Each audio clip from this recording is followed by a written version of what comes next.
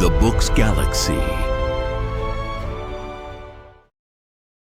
Pride and Prejudice. Chapter 1. It is a truth universally acknowledged that a single man in possession of a good fortune must be in want of a wife. However little known the feelings or views of such a man may be on his first entering a neighborhood, this truth is so well fixed in the minds of the surrounding families that he is considered as the rightful property of some one or other of their daughters. "My dear Mr. Bennet," said his lady to him one day, "have you heard that Netherfield Park is let at last?" Mr. Bennet replied that he had not. "But it is," returned she, "for Mrs. Long has just been here, and she told me all about it." Mr. Bennet made no answer. "Do not you want to know who has taken it?" cried his wife impatiently. "You want to tell me, and I have no objection to hearing it." This was invitation enough. "Why, my dear, you must know Mrs. Long says that Netherfield is taken by a young man of large fortune from the north of England, that he came down on Monday in a chaise and four to see the place, and was so much delighted with it that he agreed with Mr. Morris immediately that he is to take possession before Michaelmas, and some of his servants are to be in the house by the end of next week." "What is his name?" "Bingley." "Is he married or single?" "Oh, single, my dear, to be sure. A single man of large fortune, 4,000 or 5,000 a year. What a fine thing for our girls." "How so? How can it affect them?" "My dear Mr. Bennet," replied his wife, "how can you be so tiresome? You must know that I am thinking of his marrying one of them." "Is that his design in settling here?" "Design? Nonsense, how can you talk so? But it is very likely that he may fall in love with one of them, and therefore you must visit him as soon as he comes." "I see no occasion for that. You and the girls may go, or you may send them by themselves, which perhaps will be still better, for as you are as handsome as any of them, Mr. Bingley might like you the best of the party." "My dear, you flatter me. I certainly have had my share of beauty, but I do not pretend to be anything extraordinary now. When a woman has 5 grown-up daughters, she ought to give over thinking of her own beauty. In such cases, a woman has not often much beauty to think of. But my dear, you must indeed go and see Mr. Bingley when he comes into the neighborhood. It is more than I engage for, I assure you. But consider your daughters, only think what an establishment it would be for one of them. Sir William and Lady Lucas are determined to go, merely on that account, for in general, you know, they visit no newcomers. Indeed, you must go, for it will be impossible for us to visit him, if you do not. You are over-scrupulous, surely. I dare say Mr. Bingley will be very glad to see you, and I will send a few lines by you to assure him of my hearty consent to his marrying whichever he chooses of the girls, though I must throw in a good word for my little Lizzie. I desire you will do no such thing. Lizzie is not a bit better than the others, and I am sure she is not half so handsome as Jane, nor half so good-humored as Lydia. But you are always giving her the preference." "They have none of them much to recommend them," replied he. "They are all silly and ignorant like other girls, but Lizzie has something more of quickness than her sisters." "Mr. Bennet, how can you abuse your own children in such a way? You take delight in vexing me. You have no compassion on my poor nerves."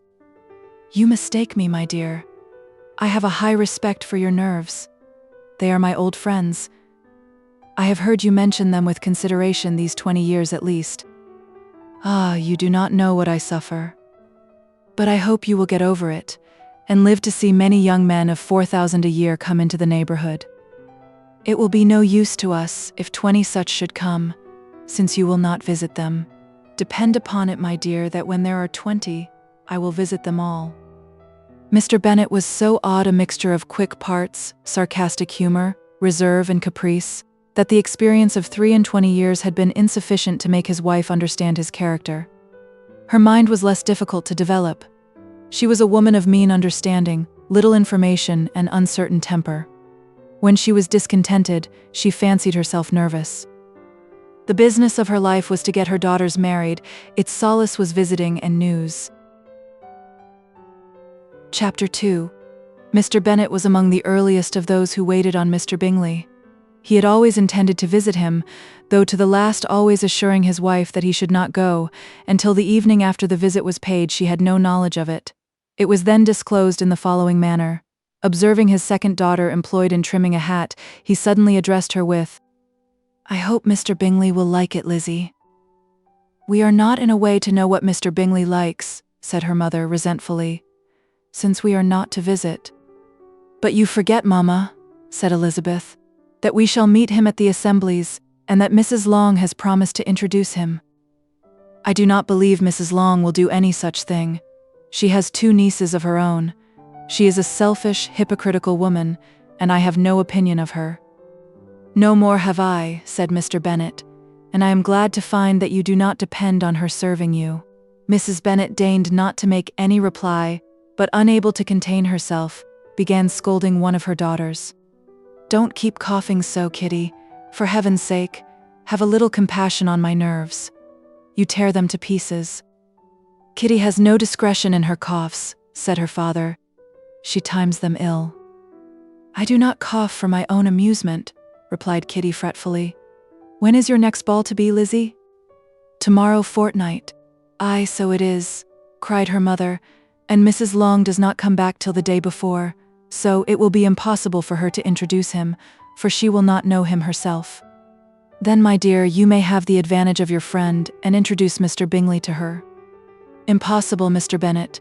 Impossible when I am not acquainted with him myself. How can you be so teasing? I honor your circumspection. A fortnight's acquaintance is certainly very little. One cannot know what a man really is by the end of a fortnight.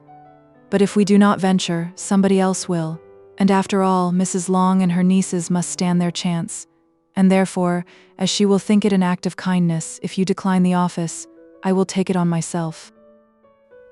The girls stared at their father. Mrs. Bennet said only, "Nonsense, nonsense." "What can be the meaning of that emphatic exclamation?" cried he. "Do you consider the forms of introduction, and the stress that is laid on them, as nonsense?" "I cannot quite agree with you there." "What say you, Mary? For you are a young lady of deep reflection, I know, and read great books and make extracts." Mary wished to say something very sensible, but knew not how. "While Mary is adjusting her ideas," he continued, "let us return to Mr. Bingley." "I am sick of Mr. Bingley," cried his wife. "I am sorry to hear that, but why did you not tell me so before? If I had known as much this morning, I certainly would not have called on him. It is very unlucky, but as I have actually paid the visit, we cannot escape the acquaintance now."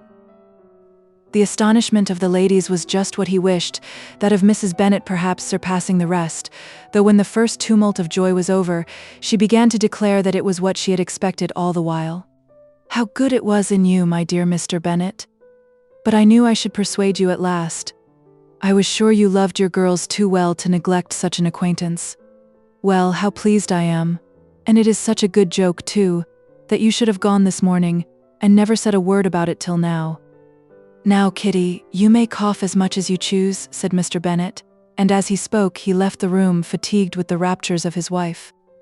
"What an excellent father you have, girls," said she when the door was shut. "I do not know how you will ever make him amends for his kindness, or me either for that matter. At our time of life it is not so pleasant, I can tell you, to be making new acquaintances every day, but for your sakes we would do anything. Lydia, my love, though you are the youngest, I dare say Mr. Bingley will dance with you at the next ball." "Oh," said Lydia stoutly, "I am not afraid, for though I am the youngest, I am the tallest." The rest of the evening was spent in conjecturing how soon he would return Mr. Bennet's visit, and determining when they should ask him to dinner. Chapter III. Not all that Mrs. Bennet, however, with the assistance of her 5 daughters, could ask on the subject, was sufficient to draw from her husband any satisfactory description of Mr. Bingley.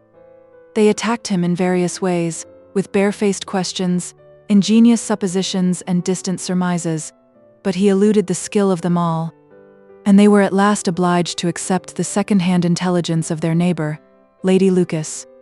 Her report was highly favourable. Sir William had been delighted with him. He was quite young, wonderfully handsome, extremely agreeable, and, to crown the whole, he meant to be at the next assembly with a large party. Nothing could be more delightful. To be fond of dancing was a certain step towards falling in love, and very lively hopes of Mr. Bingley's heart were entertained. "If I can but see one of my daughters happily settled at Netherfield," said Mrs. Bennet to her husband, "and all the others equally well married, I shall have nothing to wish for." In a few days Mr. Bingley returned Mr. Bennet's visit and sat about 10 minutes with him in his library. He had entertained hopes of being admitted to a sight of the young ladies, of whose beauty he had heard much, but he saw only the father. The ladies were somewhat more fortunate, for they had the advantage of ascertaining from an upper window that he wore a blue coat and rode a black horse. An invitation to dinner was soon afterwards dispatched, and already had Mrs. Bennet planned the courses that were to do credit to her housekeeping, when an answer arrived which deferred it all. Mr. Bingley was obliged to be in town the following day, and consequently unable to accept the honor of their invitation, etc. Mrs. Bennet was quite disconcerted. She could not imagine what business he could have in town so soon after his arrival in Hertfordshire, and she began to fear that he might always be flying about from one place to another, and never settled at Netherfield as he ought to be. Lady Lucas quieted her fears a little by starting the idea of his being gone to London only to get a large party for the ball, and a report soon followed that Mr. Bingley was to bring 12 ladies and 7 gentlemen with him to the assembly. The girls grieved over such a number of ladies, but were comforted the day before the ball by hearing that, instead of 12, he had brought only 6 with him from London, his 5 sisters and a cousin. And when the party entered the assembly room, it consisted of only 5 altogether: Mr. Bingley, his 2 sisters, the husband of the eldest, and another young man. Mr. Bingley was good-looking and gentlemanlike. He had a pleasant countenance and easy, unaffected manners. His sisters were fine women, with an air of decided fashion. His brother-in-law, Mr. Hurst, merely looked the gentleman, but his friend Mr. Darcy soon drew the attention of the room by his fine, tall person, handsome features, noble mien, and the report, which was in general circulation within 5 minutes after his entrance, of his having 10,000 a year. The gentleman pronounced him to be a fine figure of a man. The ladies declared he was much handsomer than Mr. Bingley, and he was looked at with great admiration for about half the evening, till his manners gave a disgust which turned the tide of his popularity, for he was discovered to be proud, to be above his company, and above being pleased, and not all his large estate in Derbyshire could save him from having a most forbidding, disagreeable countenance, and being unworthy to be compared with his friend. Mr. Bingley had soon made himself acquainted with all the principal people in the room. He was lively and unreserved, danced every dance, was angry that the ball closed so early, and talked of giving one himself at Netherfield. Such amiable qualities must speak for themselves. What a contrast between him and his friend! Mr. Darcy danced only once with Mrs. Hurst and once with Miss Bingley, declined being introduced to any other lady, and spent the rest of the evening in walking about the room, speaking occasionally to one of his own party. His character was decided. He was the proudest, most disagreeable man in the world, and everybody hoped that he would never come there again. Amongst the most violent against him was Mrs. Bennet, whose dislike of his general behavior was sharpened into particular resentment by his having slighted one of her daughters. Elizabeth Bennet had been obliged by the scarcity of gentlemen to sit down for 2 dances, and during part of that time, Mr. Darcy had been standing near enough for her to overhear a conversation between him and Mr. Bingley, who came from the dance for a few minutes to press his friend to join it. "Come, Darcy," said he. "I must have you dance. I hate to see you standing about by yourself in this stupid manner. You had much better dance." "I certainly shall not. You know how I detest it, unless I am particularly acquainted with my partner. At such an assembly as this, it would be insupportable. Your sisters are engaged, and there is not another woman in the room whom it would not be a punishment to me to stand up with." "I would not be so fastidious as you are," cried Bingley. "For a kingdom, upon my honor, I never met with so many pleasant girls in my life as I have this evening, and there are several of them, you see, uncommonly pretty." "You are dancing with the only handsome girl in the room," said Mr. Darcy, looking at the eldest Miss Bennet. "Oh, she is the most beautiful creature I ever beheld. But there is one of her sisters sitting down just behind you, who is very pretty, and I dare say very agreeable. Do let me ask my partner to introduce you." "Which do you mean?" And turning round, he looked for a moment at Elizabeth, till, catching her eye, he withdrew his own and coldly said, "She is tolerable, but not handsome enough to tempt me, and I am in no humor at present to give consequence to young ladies who are slighted by other men.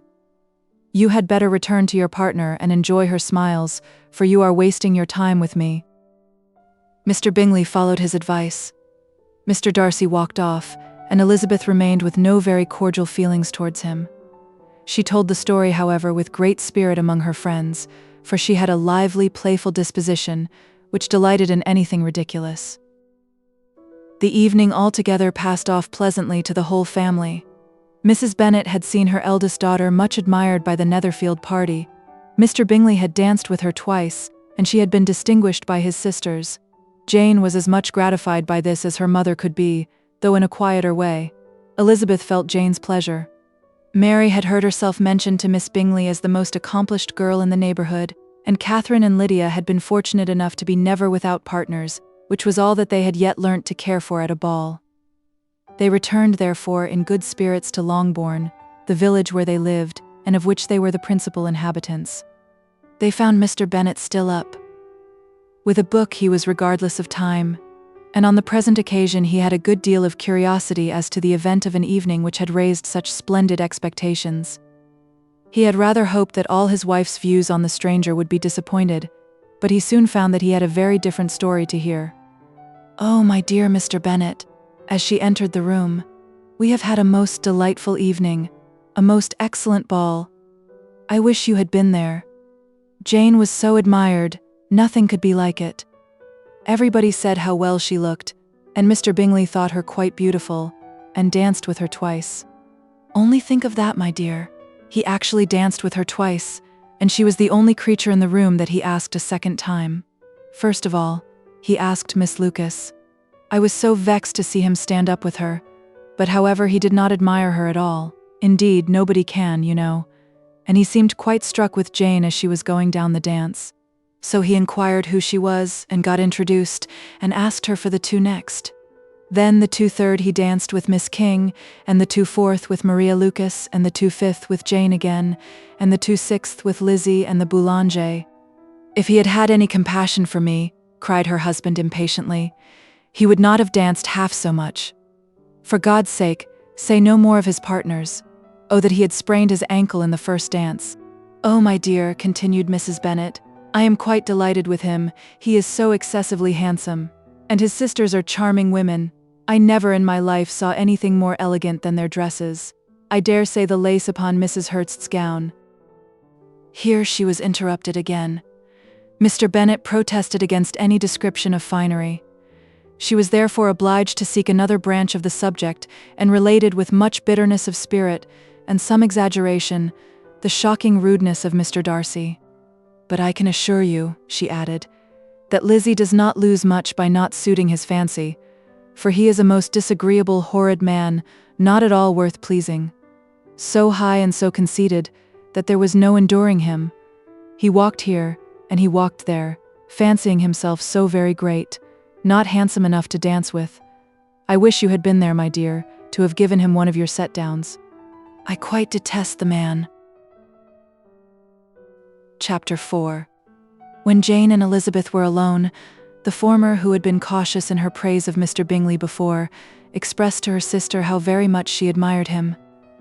He is just what a young man ought to be, said she, sensible, good-humoured, lively, and I never saw such happy manners, so much ease, with such perfect good breeding.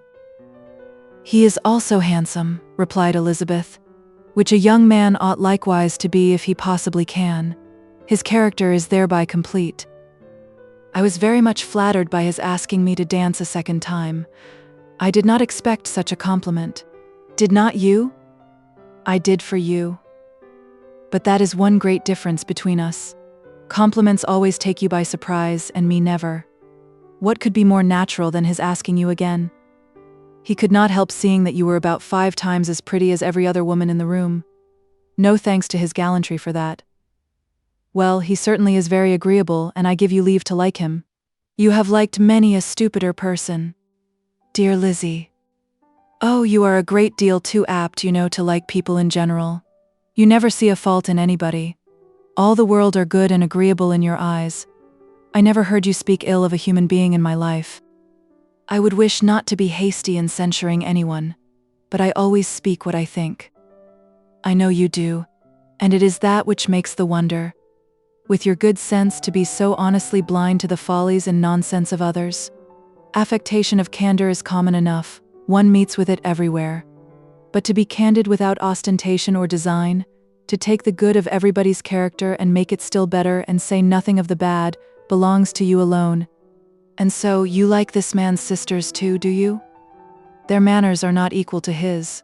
Certainly not at first, but they are very pleasing women when you converse with them.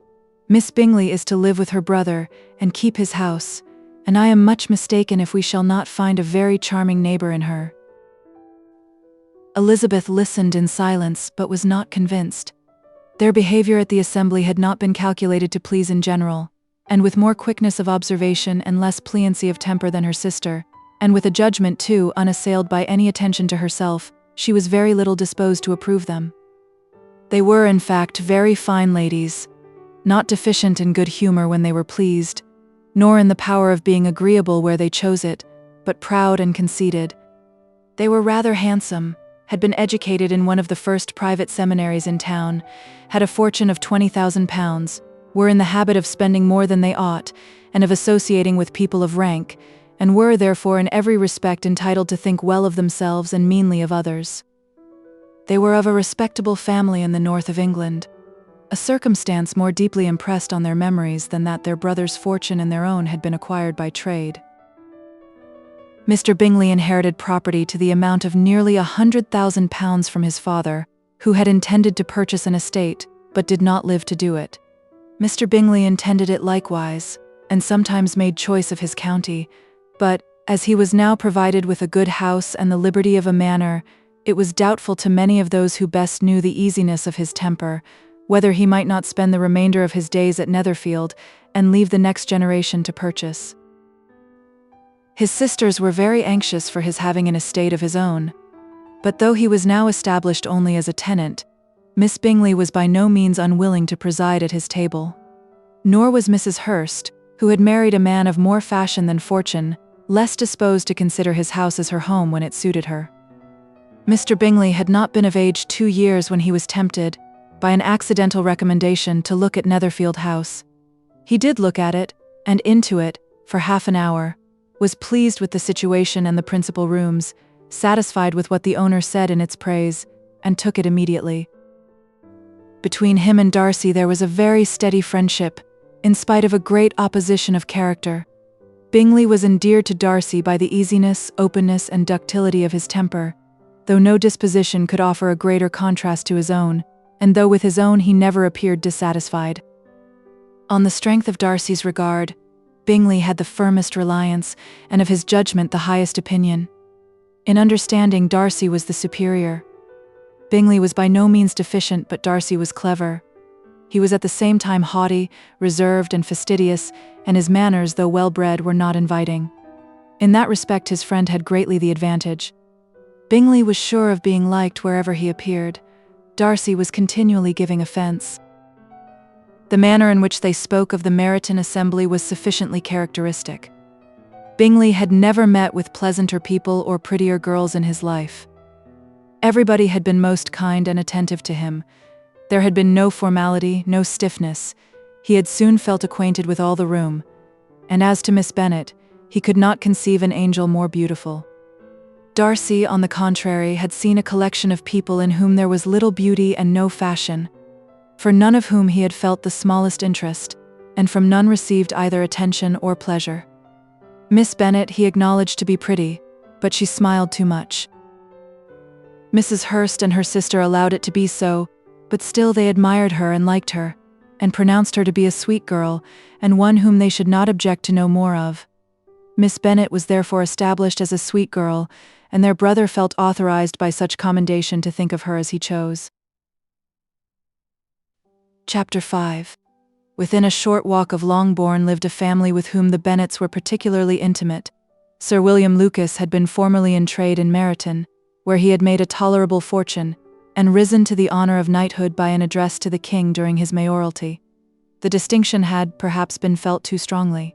It had given him a disgust to his business and to his residence in a small market town, and, quitting them both, he had removed with his family to a house about a mile from Meryton, denominated from that period Lucas Lodge, where he could think with pleasure of his own importance, and, unshackled by business, occupy himself solely in being civil to all the world. For, though elated by his rank, it did not render him supercilious. On the contrary, he was all attention to everybody. By nature inoffensive, friendly, and obliging, his presentation at St. James's had made him courteous. Lady Lucas was a very good kind of woman, not too clever to be a valuable neighbor to Mrs. Bennet. They had several children. The eldest of them, a sensible, intelligent young woman about 27, was Elizabeth's intimate friend. That the Miss Lucases and the Miss Bennets should meet to talk over a ball was absolutely necessary, and the morning after the assembly brought the former to Longbourn to hear and to communicate. "You began the evening well, Charlotte," said Mrs. Bennet, with civil self-command to Miss Lucas. "You were Mr. Bingley's first choice." "Yes, but he seemed to like his second better." "Oh, you mean Jane, I suppose, because he danced with her twice." "To be sure, that did seem as if he admired her. Indeed, I rather believe he did. I heard something about it, but I hardly know what." "Something about Mr. Robinson." "Perhaps you mean what I overheard between him and Mr. Robinson. Did not I mention it to you? Mr. Robinson's asking him how he liked our Meryton assemblies, and whether he did not think there were a great many pretty women in the room, and which he thought the prettiest, and his answering immediately to the last question, 'Oh, the eldest Miss Bennet, beyond a doubt. There cannot be two opinions on that point.' Upon my word. Well, that was very decided indeed. That does seem as if, but, however, it may all come to nothing, you know." "My overhearings were more to the purpose than yours, Eliza," said Charlotte. "Mr. Darcy is not so well worth listening to as his friend, is he? Poor Eliza, to be only just tolerable. I beg you will not put it into Lizzie's head to be vexed by his ill treatment, for he is such a disagreeable man that it would be quite a misfortune to be liked by him.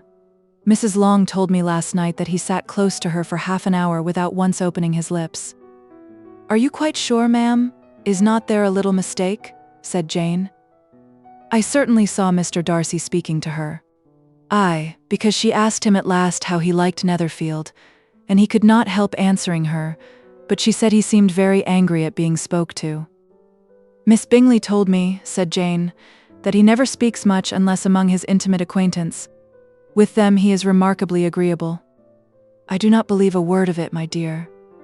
If he had been so very agreeable, he would have talked to Mrs. Long. But I can guess how it was. Everybody says that he is eat up with pride, and I dare say he had heard somehow that Mrs. Long does not keep a carriage, and had to come to the ball in a hack chaise." "I do not mind his not talking to Mrs. Long," said Miss Lucas, "but I wish he had danced with Eliza." "Another time, Lizzie," said her mother, "I would not dance with him if I were you." "I believe, ma'am, I may safely promise you never to dance with him." "His pride," said Miss Lucas, "does not offend me so much as pride often does, because there is an excuse for it. One cannot wonder that so very fine a young man, with family, fortune, everything in his favor, should think highly of himself. If I may so express it, he has a right to be proud." "That is very true," replied Elizabeth, "and I could easily forgive his pride, if he had not mortified mine." "Pride," observed Mary, who piqued herself upon the solidity of her reflections, "is a very common failing, I believe. By all that I have ever read, I am convinced that it is very common indeed, that human nature is particularly prone to it, and that there are very few of us who do not cherish a feeling of self-complacency on the score of some quality or other, real or imaginary. Vanity and pride are different things, though the words are often used synonymously. A person may be proud without being vain. Pride relates more to our opinion of ourselves, vanity to what we would have others think of us." "If I were as rich as Mr. Darcy," cried a young Lucas, who came with his sisters, "I should not care how proud I was. I would keep a pack of foxhounds and drink a bottle of wine every day." "Then you would drink a great deal more than you ought," said Mrs. Bennet. "And if I were to see you at it, I should take away your bottle directly." The boy protested that she should not. She continued to declare that she would, and the argument ended only with the visit. Chapter 6. The ladies of Longbourn soon waited on those of Netherfield. The visit was returned in due form. Miss Bennet's pleasing manners grew on the goodwill of Mrs. Hurst and Miss Bingley, and though the mother was found to be intolerable, and the younger sisters not worth speaking to, a wish of being better acquainted with them was expressed towards the two eldest. By Jane this attention was received with the greatest pleasure, but Elizabeth still saw superciliousness in their treatment of everybody, hardly excepting even her sister, and could not like them, though their kindness to Jane, such as it was, had a value as arising, in all probability, from the influence of their brother's admiration. It was generally evident, whenever they met, that he did admire her, and to her it was equally evident that Jane was yielding to the preference which she had begun to entertain for him from the first, and was in a way to be very much in love, but she considered with pleasure that it was not likely to be discovered by the world in general, since Jane united with great strength of feeling, a composure of temper and an uniform cheerfulness of manner, which would guard her from the suspicions of the impertinent. She mentioned this to her friend, Miss Lucas. "It may perhaps be pleasant," replied Charlotte, "to be able to impose on the public in such a case, but it is sometimes a disadvantage to be so very guarded. If a woman conceals her affection with the same skill from the object of it, she may lose the opportunity of fixing him, and it will then be but poor consolation to believe the world equally in the dark. There is so much of gratitude or vanity in almost every attachment, that it is not safe to leave any to itself. We can all begin freely, a slight preference is natural enough, but there are very few of us who have heart enough to be really in love without encouragement. In 9 cases out of 10, a woman had better show more affection than she feels. Bingley likes your sister undoubtedly, but he may never do more than like her, if she does not help him on. But she does help him on, as much as her nature will allow. If I can perceive her regard for him, he must be a simpleton indeed not to discover it too. Remember, Eliza, that he does not know Jane's disposition as you do. But if a woman is partial to a man, and does not endeavor to conceal it, he must find it out. Perhaps he must if he sees enough of her. But though Bingley and Jane meet tolerably often, it is never for many hours together, and as they always see each other in large mixed parties, it is impossible that every moment should be employed in conversing together. Jane should therefore make the most of every half-hour in which she can command his attention. When she is secure of him, there will be leisure for falling in love as much as she chooses. "Your plan is a good one," replied Elizabeth, "where nothing is in question but the desire of being well married, and if I were determined to get a rich husband, or any husband, I dare say I should adopt it. But these are not Jane's feelings. She is not acting by design. As yet she cannot even be certain of the degree of her own regard, nor of its reasonableness. She has known him only a fortnight. She danced 4 dances with him at Meryton. She saw him one morning at his own house, and has since dined in company with him 4 times. This is not quite enough to make her understand his character. Not as you represent it. Had she merely dined with him, she might only have discovered whether he had a good appetite. But you must remember that 4 evenings have been also spent together, and 4 evenings may do a great deal. Yes, these 4 evenings have enabled them to ascertain that they both like VIII better than commerce, but with respect to any other leading characteristic, I do not imagine that much has been unfolded. "Well," said Charlotte, "I wish Jane success with all my heart, and if she were married to him tomorrow, I should think she had as good a chance of happiness as if she were to be studying his character for a 12-month. Happiness in marriage is entirely a matter of chance. If the dispositions of the parties are ever so well known to each other, or ever so similar beforehand, it does not advance their felicity in the least. They always continue to grow sufficiently unlike afterwards to have their share of vexation, and it is better to know as little as possible of the defects of the person with whom you are to pass your life."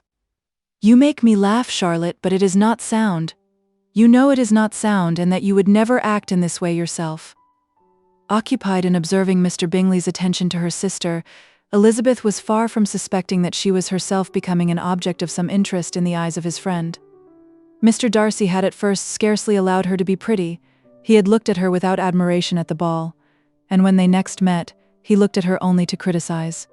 But no sooner had he made it clear to himself and his friends that she had hardly a good feature in her face, than he began to find it was rendered uncommonly intelligent by the beautiful expression of her dark eyes. To this discovery succeeded some others equally mortifying.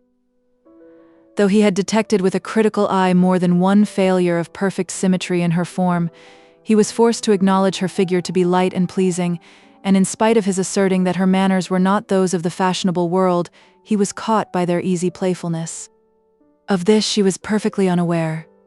To her he was only the man who made himself agreeable nowhere, and who had not thought her handsome enough to dance with. He began to wish to know more of her, and as a step towards conversing with her himself, attended to her conversation with others. His doing so drew her notice. It was at Sir William Lucas's, where a large party were assembled. "What does Mr. Darcy mean," said she to Charlotte, "by listening to my conversation with Colonel Forster? That is a question which Mr. Darcy only can answer. But if he does it any more, I shall certainly let him know that I see what he is about. He has a very satirical eye, and if I do not begin by being impertinent myself, I shall soon grow afraid of him." On his approaching them soon afterwards, though without seeming to have any intention of speaking, Miss Lucas defied her friend to mention such a subject to him, which immediately provoking Elizabeth to do it, she turned to him and said, "Did not you think, Mr. Darcy, that I expressed myself uncommonly well just now, when I was teasing Colonel Forster to give us a ball at Meryton? With great energy, but it is a subject which always makes a lady energetic. You are severe on us." "It will be her turn soon to be teased," said Miss Lucas. "I am going to open the instrument, Eliza, and you know what follows. You are a very strange creature by way of a friend, always wanting me to play and sing before anybody and everybody. If my vanity had taken a musical turn, you would have been invaluable, but as it is, I would really rather not sit down before those who must be in the habit of hearing the very best performers." On Miss Lucas's persevering, however, she added, "Very well, if it must be so, it must." And gravely glancing at Mr. Darcy, "There is a very fine old saying, which everybody here is of course familiar with, 'Keep your breath to cool your porridge,' and I shall keep mine to swell my song." Her performance was pleasing, though by no means capital. After a song or two, and before she could reply to the entreaties of several that she would sing again, she was eagerly succeeded at the instrument by her sister Mary, who, having in consequence of being the only plain one in the family worked hard for knowledge and accomplishments, was always impatient for display. Mary had neither genius nor taste, and though vanity had given her application, it had given her likewise a pedantic air and conceited manner, which would have injured a higher degree of excellence than she had reached. Elizabeth, easy and unaffected, had been listened to with much more pleasure, though not playing half so well, and Mary, at the end of a long concerto, was glad to purchase praise and gratitude by Scotch and Irish airs, at the request of her younger sisters, who with some of the Lucases and 2 or 3 officers, joined eagerly in dancing at one end of the room. Mr. Darcy stood near them in silent indignation at such a mode of passing the evening, to the exclusion of all conversation, and was too much engrossed by his own thoughts to perceive that Sir William Lucas was his neighbour, till Sir William thus began. "What a charming amusement for young people this is, Mr. Darcy. There is nothing like dancing, after all. I consider it as one of the first refinements of polished societies." "Certainly, sir, and it has the advantage also of being in vogue amongst the less polished societies of the world. Every savage can dance." Sir William only smiled. "Your friend performs delightfully," he continued, after a pause, on seeing Bingley join the group, "and I doubt not that you are an adept in the science yourself, Mr. Darcy. You saw me dance at Meryton, I believe, sir?" "Yes, indeed, and received no inconsiderable pleasure from the sight." "Do you often dance at St. James's?" "Never, sir." "Do you not think it would be a proper compliment to the place?" "It is a compliment which I never pay to any place if I can avoid it." "You have a house in town, I conclude?" Mr. Darcy bowed. "I had once some thoughts of fixing in town myself, for I am fond of superior society, but I did not feel quite certain that the air of London would agree with Lady Lucas." He paused in hopes of an answer, but his companion was not disposed to make any, and Elizabeth at that instant moving towards them, he was struck with the notion of doing a very gallant thing, and called out to her, "My dear Miss Eliza, why are not you dancing? Mr. Darcy, you must allow me to present this young lady to you as a very desirable partner." You cannot refuse to dance, I am sure, when so much beauty is before you." And taking her hand, he would have given it to Mr. Darcy, who, though extremely surprised, was not unwilling to receive it, when she instantly drew back and said with some discomposure to Sir William, "Indeed, sir, I have not the least intention of dancing. I entreat you not to suppose that I moved this way in order to beg for a partner." Mr. Darcy, with grave propriety, requested to be allowed the honor of her hand, but in vain. Elizabeth was determined, nor did Sir William at all shake her purpose by his attempt at persuasion. "You excel so much in the dance, Miss Eliza, that it is cruel to deny me the happiness of seeing you, and though this gentleman dislikes the amusement in general, he can have no objection, I am sure, to oblige us for 1/2 hour." "Mr. Darcy is all politeness," said Elizabeth, smiling. "He is indeed, but considering the inducement, my dear Miss Eliza, we cannot wonder at his complaisance, for who would object to such a partner?" Elizabeth looked archly and turned away. Her resistance had not injured her with the gentleman, and he was thinking of her with some complacency, when thus accosted by Miss Bingley. "I can guess the subject of your reverie. I should imagine not. You are considering how insupportable it would be to pass many evenings in this manner, in such society, and indeed I am quite of your opinion. I was never more annoyed. The insipidity, and yet the noise, the nothingness, and yet the self-importance of all these people. What would I give to hear your strictures on them? Your conjecture is totally wrong, I assure you. My mind was more agreeably engaged. I have been meditating on the very great pleasure which a pair of fine eyes in the face of a pretty woman can bestow." Miss Bingley immediately fixed her eyes on his face, and desired he would tell her what lady had the credit of inspiring such reflections. Mr. Darcy replied with great intrepidity, "Miss Elizabeth Bennet." "Miss Elizabeth Bennet?" repeated Miss Bingley. "I am all astonishment. How long has she been such a favourite? And pray, when am I to wish you joy?" "That is exactly the question which I expected you to ask. A lady's imagination is very rapid. It jumps from admiration to love, from love to matrimony, in a moment. I knew you would be wishing me joy. Nay, if you are so serious about it, I shall consider the matter as absolutely settled.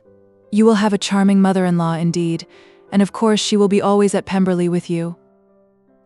He listened to her with perfect indifference, while she chose to entertain herself in this manner, and as his composure convinced her that all was safe, her wit flowed along. Chapter VII. Mr. Bennet's property consisted almost entirely in an estate of 2,000 a year, which unfortunately for his daughters was entailed in default of heirs male on a distant relation, and their mother's fortune, though ample for her situation in life, could but ill supply the deficiency of his. Her father had been an attorney in Meryton, and had left her £4,000. She had a sister married to a Mr. Phillips, who had been a clerk to their father and succeeded him in the business, and a brother settled in London in a respectable line of trade. The village of Longbourn was only 1 mile from Meryton, a most convenient distance for the young ladies, who were usually tempted thither 3 or 4 times a week, to pay their duty to their aunt, and to a milliner's shop just over the way. The 2 youngest of the family, Catherine and Lydia, were particularly frequent in these attentions. Their minds were more vacant than their sisters', and when nothing better offered, a walk to Meryton was necessary to amuse their morning hours and furnish conversation for the evening, and, however bare of news the country in general might be, they always contrived to learn some from their aunt. At present, indeed, they were well supplied both with news and happiness by the recent arrival of a militia regiment in the neighbourhood. It was to remain the whole winter, and Meryton was the headquarters. Their visits to Mrs. Phillips were now productive of the most interesting intelligence. Every day added something to their knowledge of the officers' names and connections. Their lodgings were not long a secret, and at length they began to know the officers themselves. Mr. Phillips visited them all, and this opened to his nieces a source of felicity unknown before. They could talk of nothing but officers, and Mr. Bingley's large fortune, the mention of which gave animation to their mother, was worthless in their eyes when opposed to the regimentals of an ensign. After listening one morning to their effusions on this subject, Mr. Bennet coolly observed, "From all that I can collect by your manner of talking, you must be 2 of the silliest girls in the country. I have suspected it some time, but I am now convinced." Catherine was disconcerted and made no answer, but Lydia, with perfect indifference, continued to express her admiration of Captain Carter, and her hope of seeing him in the course of the day, as he was going the next morning to London. "I am astonished, my dear," said Mrs. Bennet, "that you should be so ready to think your own children silly. If I wish to think slightingly of anybody's children, it should not be of my own, however. If my children are silly, I must hope to be always sensible of it. Yes, but as it happens, they are all of them very clever. This is the only point, I flatter myself, on which we do not agree. I had hoped that our sentiments coincided in every particular, but I must so far differ from you as to think our two youngest daughters uncommonly foolish. My dear Mr. Bennet, you must not expect such girls to have the sense of their father and mother. When they get to our age, I dare say they will not think about officers any more than we do. I remember the time when I liked a red coat myself very well, and indeed so I do still at my heart. And if a smart young colonel, with 5,000 or 6,000 a year, should want one of my girls, I shall not say nay to him, and I thought Colonel Forster looked very becoming the other night at Sir William's in his regimentals." "Mamma," cried Lydia, "my aunt says that Colonel Forster and Captain Carter do not go so often to Miss Watson's as they did when they first came. She sees them now very often standing in Clark's library." Mrs. Bennet was prevented replying by the entrance of the footman with a note for Miss Bennet. It came from Netherfield, and the servant waited for an answer. Mrs. Bennet's eyes sparkled with pleasure, and she was eagerly calling out, while her daughter read, "Well, Jane, who is it from? What is it about? What does he say? Well, Jane, make haste and tell us. Make haste, my love." "It is from Miss Bingley," said Jane, and then read it aloud. "My dear friend, if you are not so compassionate as to dine today with Louisa and me, we shall be in danger of hating each other for the rest of our lives, for a whole day's tete-a-tete between two women can never end without a quarrel. Come as soon as you can on the receipt of this. My brother and the gentlemen are to dine with the officers. Yours ever, Caroline Bingley." "With the officers?" cried Lydia. "I wonder my aunt did not tell us of that." "Dining out?" said Mrs. Bennet. "That is very unlucky." "Can I have the carriage?" said Jane. "No, my dear, you had better go on horseback, because it seems likely to rain, and then you must stay all night." "That would be a good scheme," said Elizabeth, "if you were sure that they would not offer to send her home. Oh, but the gentlemen will have Mr. Bingley's chaise to go to Meryton, and the Hursts have no horses to theirs. I had much rather go in the coach." "But my dear, your father cannot spare the horses, I am sure. They are wanted in the farm, Mr. Bennet, are not they?" "They are wanted in the farm much oftener than I can get them." "But if you have got them today," said Elizabeth, "my mother's purpose will be answered. She did at last extort from her father an acknowledgment that the horses were engaged." Jane was therefore obliged to go on horseback, and her mother attended her to the door with many cheerful prognostics of a bad day. Her hopes were answered. Jane had not been gone long before it rained hard. Her sisters were uneasy for her, but her mother was delighted. The rain continued the whole evening without intermission. Jane certainly could not come back. "This was a lucky idea of mine, indeed," said Mrs. Bennet, more than once, as if the credit of making it rain were all her own. Till the next morning, however, she was not aware of all the felicity of her contrivance. Breakfast was scarcely over when a servant from Netherfield brought the following note for Elizabeth. "My dearest Lizzie, I find myself very unwell this morning, which, I suppose, is to be imputed to my getting wet through yesterday. My kind friends will not hear of my returning home till I am better. They insist also on my seeing Mr. Jones, therefore do not be alarmed if you should hear of his having been to me. And, excepting a sore throat and a headache, there is not much the matter with me. Yours, etc." "Well, my dear," said Mr. Bennet, when Elizabeth had read the note aloud, "if your daughter should have a dangerous fit of illness, if she should die, it would be a comfort to know that it was all in pursuit of Mr. Bingley and under your orders. Oh, I am not at all afraid of her dying. People do not die of little trifling colds. She will be taken good care of. As long as she stays there, it is all very well. I would go and see her if I could have the carriage." Elizabeth, feeling really anxious, determined to go to her, though the carriage was not to be had. and as she was no horsewoman, walking was her only alternative. She declared her resolution. "How can you be so silly," cried her mother, "as to think of such a thing, in all this dirt? You will not be fit to be seen when you get there." "I shall be very fit to see Jane, which is all I want." "Is this a hint to me, Lizzie?" said her father. "To send for the horses?" "No, indeed. I do not wish to avoid the walk. The distance is nothing, when one has a motive, only 3 miles. I shall be back by dinner." "I admire the activity of your benevolence," observed Mary, "but every impulse of feeling should be guided by reason, and, in my opinion, exertion should always be in proportion to what is required." "We will go as far as Meryton with you," said Catherine and Lydia. Elizabeth accepted their company, and the 3 young ladies set off together. "If we make haste," said Lydia as they walked along, "perhaps we may see something of Captain Carter before he goes." In Meryton they parted. The 2 youngest repaired to the lodgings of one of the officers' wives, and Elizabeth continued her walk alone, crossing field after field at a quick pace, jumping over stiles and springing over puddles, with impatient activity, and finding herself at last within view of the house, with weary ankles, dirty stockings, and a face glowing with the warmth of exercise. She was shown into the breakfast parlor, where all but Jane were assembled, and where her appearance created a great deal of surprise. That she should have walked 3 miles so early in the day in such dirty weather, and by herself, was almost incredible to Mrs. Hurst and Miss Bingley, and Elizabeth was convinced that they held her in contempt for it. She was received, however, very politely by them, and in their brother's manners there was something better than politeness.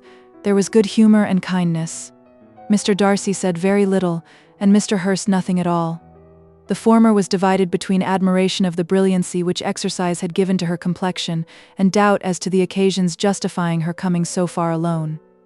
The latter was thinking only of his breakfast. Her inquiries after her sister were not very favorably answered. Miss Bennet had slept ill, and though up, was very feverish, and not well enough to leave her room. Elizabeth was glad to be taken to her immediately, and Jane, who had only been withheld by the fear of giving alarm or inconvenience, from expressing in her note how much she longed for such a visit, was delighted at her entrance. She was not equal, however, to much conversation, and when Miss Bingley left them together, could attempt little beside expressions of gratitude for the extraordinary kindness she was treated with.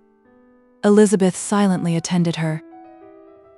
When breakfast was over, they were joined by the sisters, and Elizabeth began to like them herself, when she saw how much affection and solicitude they showed for Jane.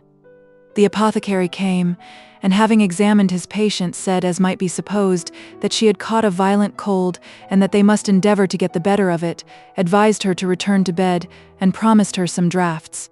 The advice was followed readily, for the feverish symptoms increased, and her head ached acutely. Elizabeth did not quit her room for a moment, nor were the other ladies often absent. The gentlemen being out, they had in fact nothing to do elsewhere. When the clock struck 3, Elizabeth felt that she must go, and very unwillingly said so. Miss Bingley offered her the carriage, and she only wanted a little pressing to accept it. When Jane testified such concern at parting with her that Miss Bingley was obliged to convert the offer of the chaise into an invitation to remain at Netherfield for the present, Elizabeth most thankfully consented, and a servant was dispatched to Longbourn to acquaint the family with her stay, and bring back a supply of clothes. Chapter 8. At 5 o'clock the 2 ladies retired to dress, and at 6:30 Elizabeth was summoned to dinner. To the civil inquiries which then poured in, and amongst which she had the pleasure of distinguishing the much superior solicitude of Mr. Bingley, she could not make a very favourable answer. Jane was by no means better. The sisters, on hearing this, repeated 3 or 4 times how much they were grieved, how shocking it was to have a bad cold, and how excessively they disliked being ill themselves, and then thought no more of the matter, and their indifference towards Jane, when not immediately before them, restored Elizabeth to the enjoyment of all her original dislike. Their brother, indeed, was the only one of the party whom she could regard with any complacency. His anxiety for Jane was evident, and his attentions to herself most pleasing, and they prevented her feeling herself so much an intruder, as she believed she was considered by the others. She had very little notice from any but him. Miss Bingley was engrossed by Mr. Darcy, her sister scarcely less so. And as for Mr. Hurst, by whom Elizabeth sat, he was an indolent man, who lived only to eat, drink, and play at cards, who, when he found her prefer a plain dish to a ragout, had nothing to say to her. When dinner was over, she returned directly to Jane, and Miss Bingley began abusing her as soon as she was out of the room. Her manners were pronounced to be very bad indeed, a mixture of pride and impertinence. She had no conversation, no style, no taste, no beauty. Mrs. Hurst thought the same and added, "She has nothing, in short, to recommend her, but being an excellent walker. I shall never forget her appearance this morning. She really looked almost wild." "She did indeed, Louisa. I could hardly keep my countenance. Very nonsensical to come at all.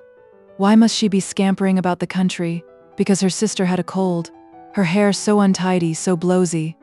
Yes, and her petticoat. I hope you saw her petticoat, 6 inches deep in mud. I am absolutely certain. And the gown which had been let down to hide it not doing its office."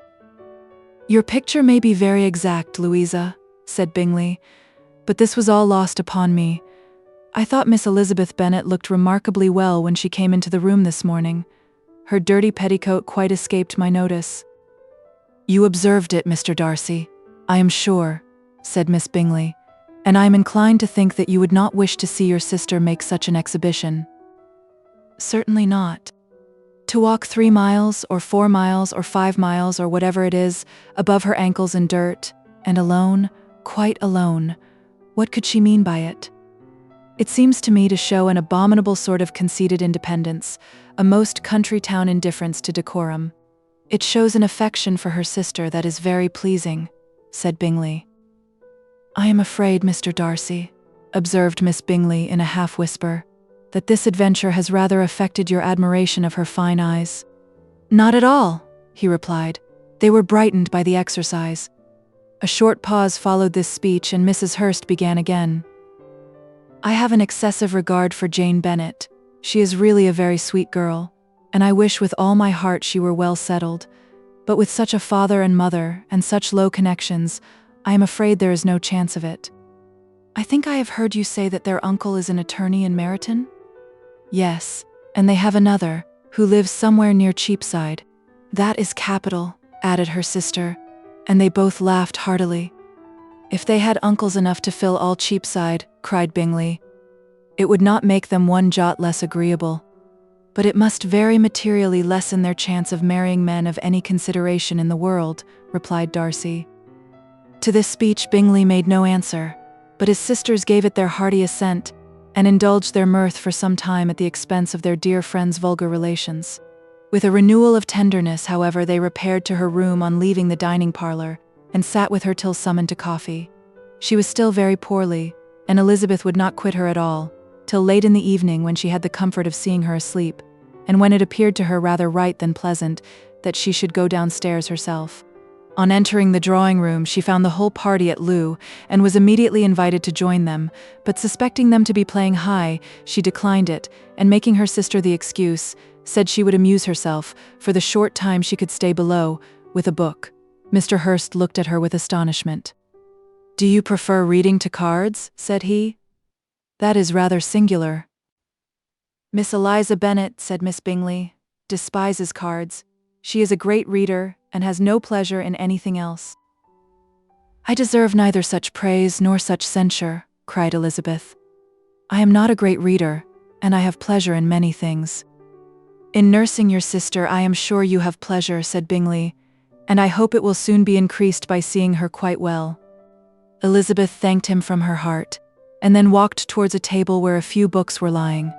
He immediately offered to fetch her others, all that his library afforded. "And I wish my collection were larger for your benefit and my own credit. But I am an idle fellow, and though I have not many, I have more than I ever looked into." Elizabeth assured him that she could suit herself perfectly with those in the room. "I am astonished," said Miss Bingley, "that my father should have left so small a collection of books. What a delightful library you have at Pemberley, Mr. Darcy." "It ought to be good," he replied. "It has been the work of many generations.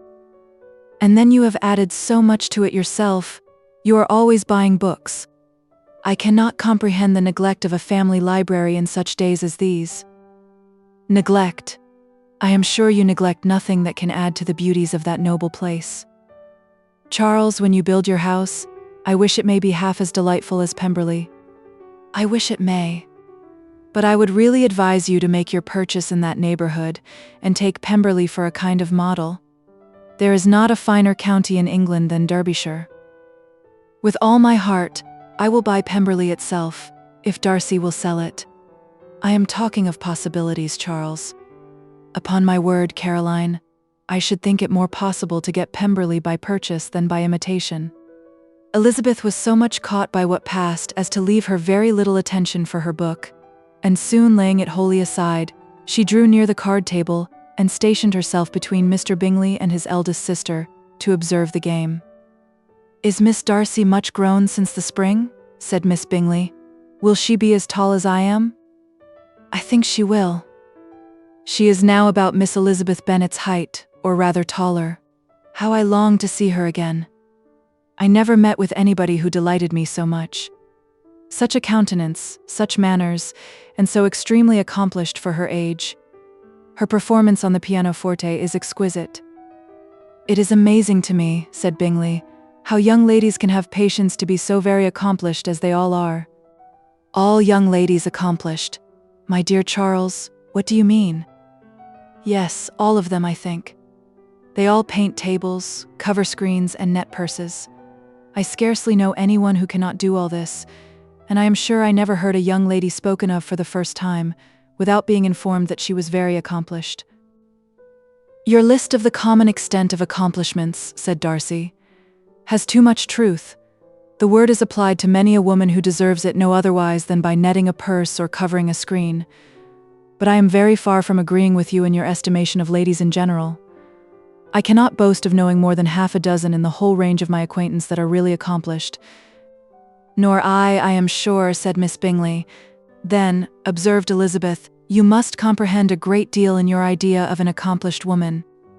"Yes, I do comprehend a great deal in it." "Oh, certainly," cried his faithful assistant. "No one can be really esteemed accomplished who does not greatly surpass what is usually met with. A woman must have a thorough knowledge of music, singing, drawing, dancing, and the modern languages to deserve the word, and besides all this, she must possess a certain something in her air and manner of walking, the tone of her voice, her address and expressions, or the word will be but half deserved. All this she must possess," added Darcy, "and to all she must yet add something more substantial in the improvement of her mind by extensive reading. I am no longer surprised at your knowing only 6 accomplished women. I rather wonder now at your knowing any. Are you so severe upon your own sex as to doubt the possibility of all this? I never saw such a woman. I never saw such capacity, and taste, and application, and elegance as you describe, united." Mrs. Hurst and Miss Bingley both cried out against the injustice of her implied doubt, and were both protesting that they knew many women who answered this description, when Mr. Hurst called them to order, with bitter complaints of their inattention to what was going forward. As all conversation was thereby at an end, Elizabeth soon afterwards left the room. "Eliza Bennet," said Miss Bingley, when the door was closed on her, "is one of those young ladies who seek to recommend themselves to the other sex by undervaluing their own, and with many men I dare say it succeeds, but in my opinion it is a paltry device, a very mean art." "Undoubtedly," replied Darcy, to whom this remark was chiefly addressed, "there is meanness in all the arts which ladies sometimes condescend to employ for captivation. Whatever bears affinity to cunning is despicable." Miss Bingley was not so entirely satisfied with this reply as to continue the subject. Elizabeth joined them again only to say that her sister was worse, and that she could not leave her. Bingley urged Mr. Jones's being sent for immediately, while his sisters, convinced that no country advice could be of any service, recommended an express to town for one of the most eminent physicians. This she would not hear of, but she was not so unwilling to comply with their brother's proposal, and it was settled that Mr. Jones should be sent for early in the morning, if Miss Bennet were not decidedly better. Bingley was quite uncomfortable. His sisters declared that they were miserable. They solaced their wretchedness, however, by duets after supper, while he could find no better relief to his feelings than by giving his housekeeper directions that every possible attention might be paid to the sick lady and her sister. Chapter 9.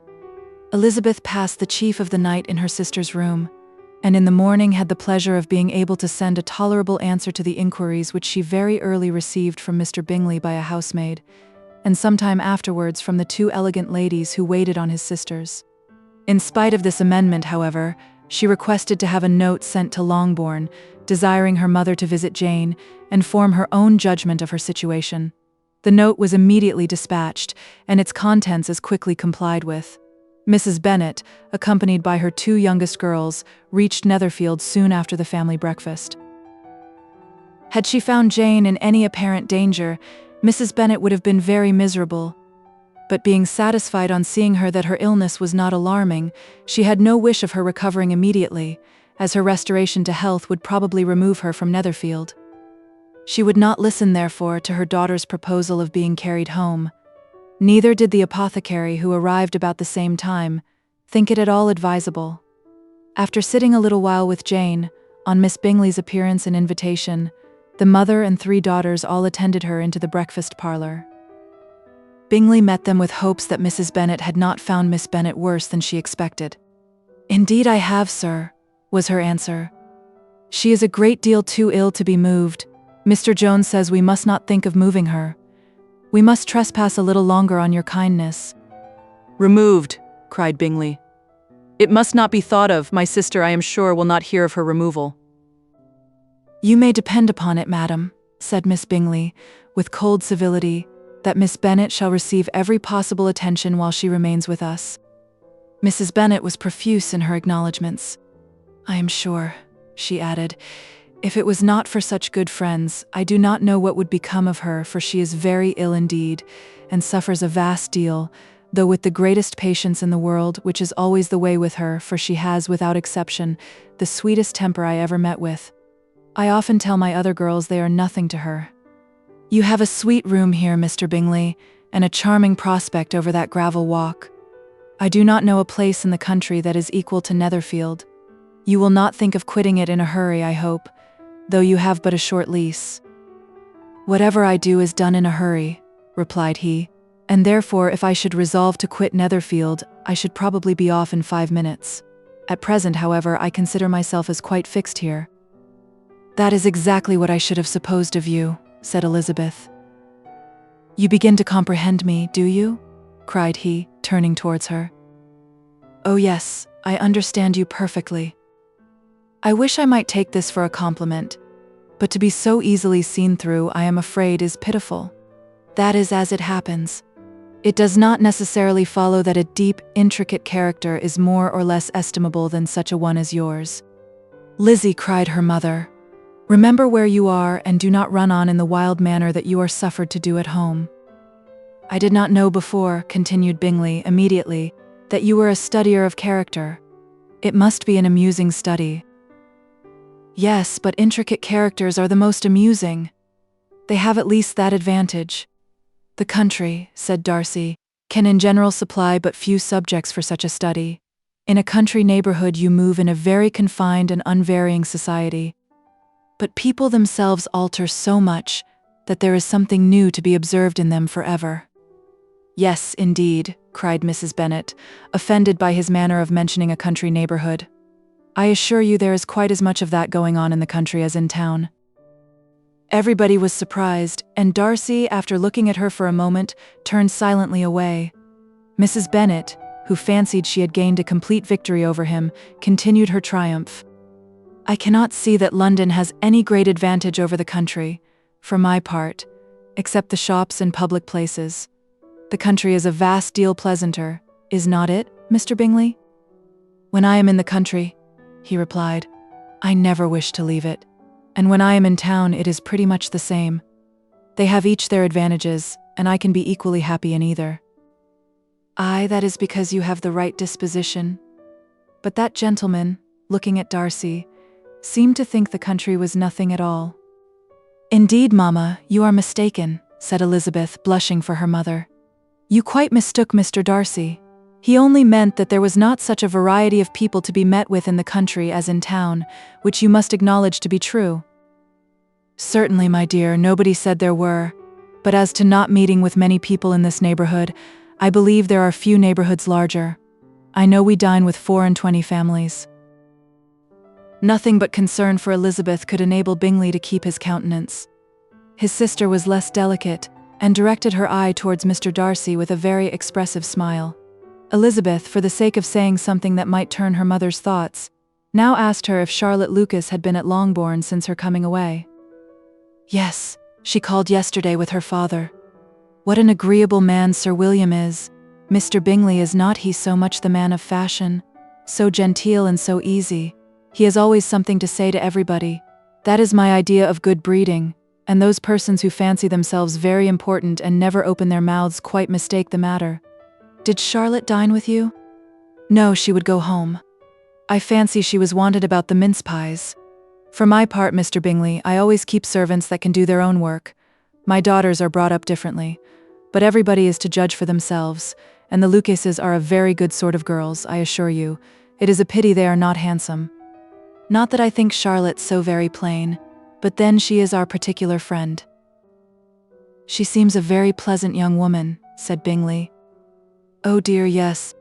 But you must own she is very plain. Lady Lucas herself has often said so, and envied me Jane's beauty. I do not like to boast of my own child, but to be sure, Jane, one does not often see anybody better looking. It is what everybody says. I do not trust my own partiality. When she was only 15, there was a gentleman at my brother Gardiner's in town so much in love with her, that my sister-in-law was sure he would make her an offer before we came away. But however, he did not. Perhaps he thought her too young. However, he wrote some verses on her, and very pretty they were." "And so ended his affection," said Elizabeth impatiently. "There has been many a one, I fancy, overcome in the same way. I wonder who first discovered the efficacy of poetry in driving away love." "I have been used to consider poetry as the food of love," said Darcy. "Of a fine, stout, healthy love it may. Everything nourishes what is strong already, but if it be only a slight, thin sort of inclination, I am convinced that one good sonnet will starve it entirely away." Darcy only smiled, and the general pause which ensued made Elizabeth tremble lest her mother should be exposing herself again. She longed to speak but could think of nothing to say, and after a short silence Mrs. Bennet began repeating her thanks to Mr. Bingley for his kindness to Jane, with an apology for troubling him also with Lizzie. Mr. Bingley was unaffectedly civil in his answer, and forced his younger sister to be civil also, and say what the occasion required. She performed her part, indeed, without much graciousness, but Mrs. Bennet was satisfied, and soon afterwards ordered her carriage. Upon this signal, the youngest of her daughters put herself forward. The two girls had been whispering to each other during the whole visit, and the result of it was that the youngest should tax Mr. Bingley with having promised on his first coming into the country to give a ball at Netherfield. Lydia was a stout, well-grown girl of 15, with a fine complexion and good-humored countenance, a favorite with her mother, whose affection had brought her into public at an early age. She had high animal spirits and a sort of natural self-consequence which the attentions of the officers, to whom her uncle's good dinners and her own easy manners recommended her, had increased into assurance. She was very equal, therefore, to address Mr. Bingley on the subject of the ball, and abruptly reminded him of his promise, adding that it would be the most shameful thing in the world if he did not keep it. His answer to this sudden attack was delightful to her mother's ear. "I am perfectly ready, I assure you, to keep my engagement, and when your sister is recovered you shall, if you please, name the very day of the ball, but you would not wish to be dancing while she is ill?" Lydia declared herself satisfied. Oh yes, it would be much better to wait till Jane was well, and by that time, most likely Captain Carter would be at Meryton again. "And when you have given your ball," she added, "I shall insist on their giving one also. I shall tell Colonel Forster it will be quite a shame if he does not." Mrs. Bennet and her daughters then departed, and Elizabeth returned instantly to Jane, leaving her own and her relations' behaviour to the remarks of the two ladies and Mr. Darcy, the latter of whom, however, could not be prevailed on to join in their censure of her, in spite of all Miss Bingley's witticisms on fine eyes. Chapter 10. The day passed much as the day before had done. Mrs. Hurst and Miss Bingley had spent some hours of the morning with the invalid, who continued though slowly to mend, and in the evening, Elizabeth joined their party in the drawing-room. The loo table, however, did not appear. Mr. Darcy was writing, and Miss Bingley, seated near him, was watching the progress of his letter, and repeatedly calling off his attention by messages to his sister. Mr. Hurst and Mr. Bingley were at piquet, and Mrs. Hurst was observing their game. Elizabeth took up some needlework, and was sufficiently amused in attending to what passed between Darcy and his companion. The perpetual commendations of the lady either on his handwriting, or on the evenness of his lines, or on the length of his letter, with the perfect unconcern with which her praises were received, formed a curious dialogue, and was exactly in unison with her opinion of each. "How delighted Miss Darcy will be to receive such a letter." He made no answer. "You write uncommonly fast." "You are mistaken. I write rather slowly." "How many letters you must have occasion to write in the course of a year. Letters of business, too. How odious I should think them." "It is fortunate, then, that they fall to my lot instead of to yours. Pray tell your sister that I long to see her." "I have already told her so once, by your desire." "I am afraid you do not like your pen. Let me mend it for you. I mend pens remarkably well." "Thank you, but I always mend my own." "How can you contrive to write so even?" He was silent. "Tell your sister I am delighted to hear of her improvement on the harp, and pray let her know that I am quite in raptures with her beautiful little design for a table, and I think it infinitely superior to Miss Grantley's. Will you give me leave to defer your raptures till I write again? At present I have not room to do them justice." "Oh, it is of no consequence. I shall see her in January. But do you always write such charming long letters to her, Mr. Darcy?" "They are generally long, but whether always charming it is not for me to determine. It is a rule with me, that a person who can write a long letter with ease cannot write ill." "That will not do for a compliment to Darcy, Caroline," cried her brother, "because he does not write with ease. He studies too much for words of 4 syllables. Do not you, Darcy? My style of writing is very different from yours." "Oh," cried Miss Bingley, "Charles writes in the most careless way imaginable. He leaves out half his words and blots the rest. My ideas flow so rapidly that I have not time to express them, by which means my letters sometimes convey no ideas at all to my correspondents." "Your humility, Mr. Bingley," said Elizabeth, "must disarm reproof." "Nothing is more deceitful," said Darcy, "than the appearance of humility. It is often only carelessness of opinion, and sometimes an indirect boast." "And which of the two do you call my little recent piece of modesty?" "The indirect boast, for you are really proud of your defects in writing, because you consider them as proceeding from a rapidity of thought and carelessness of execution, which, if not estimable, you think at least highly interesting. The power of doing anything with quickness is always much prized by the possessor, and often without any attention to the imperfection of the performance. When you told Mrs. Bennet this morning that if you ever resolved on quitting Netherfield you should be gone in 5 minutes, you meant it to be a sort of panegyric, of compliment to yourself, and yet what is there so very laudable in a precipitance which must leave very necessary business undone, and can be of no real advantage to yourself or anyone else?"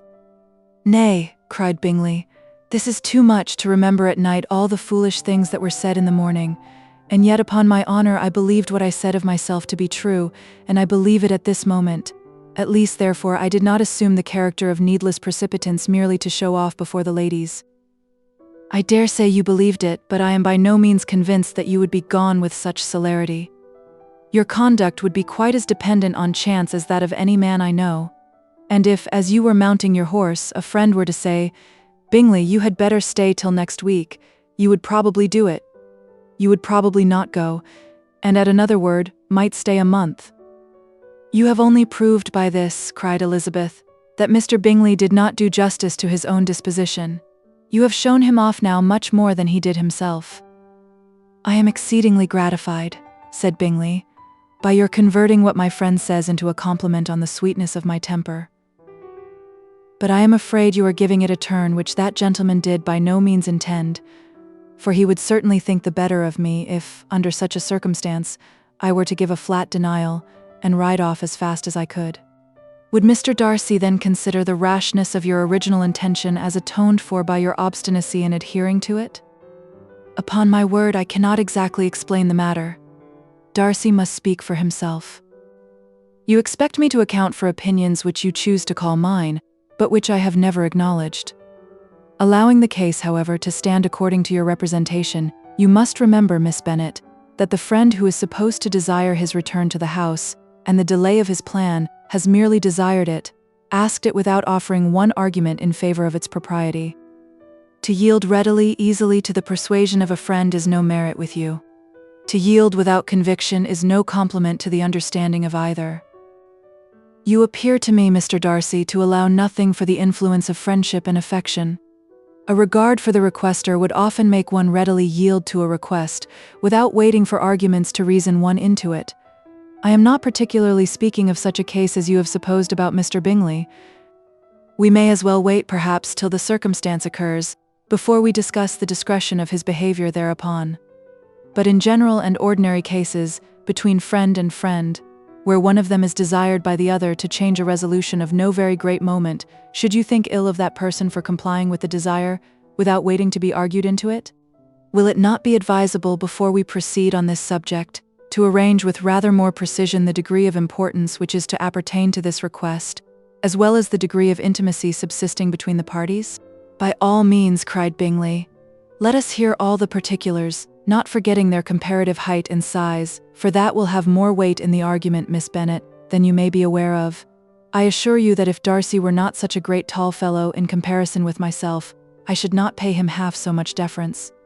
I declare I do not know a more awful object than Darcy on particular occasions and in particular places, at his own house especially, and of a Sunday evening when he has nothing to do. Mr. Darcy smiled, but Elizabeth thought she could perceive that he was rather offended, and therefore checked her laugh. Miss Bingley warmly resented the indignity he had received in an expostulation with her brother for talking such nonsense.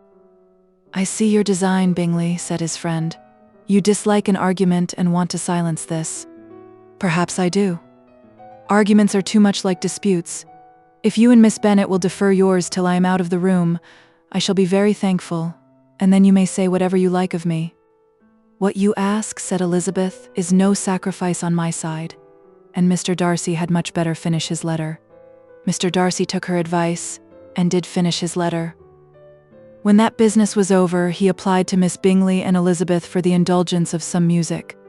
Miss Bingley moved with alacrity to the pianoforte, and after a polite request that Elizabeth would lead the way, which the other as politely and more earnestly negatived, she seated herself. Mrs. Hurst sang with her sister, and while they were thus employed, Elizabeth could not help observing, as she turned over some music books that lay on the instrument, how frequently Mr. Darcy's eyes were fixed on her.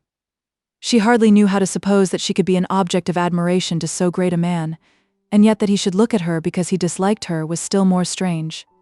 She could only imagine, however, at last, that she drew his notice because there was something about her more wrong and reprehensible, according to his ideas of right, than in any other person present.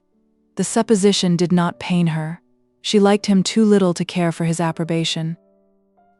After playing some Italian songs, Miss Bingley varied the charm by a lively Scotch air, and soon afterwards Mr. Darcy, drawing near Elizabeth, said to her, "Do you not feel a great inclination, Miss Bennet, to seize such an opportunity of dancing a reel?" She smiled, but made no answer. He repeated the question with some surprise at her silence.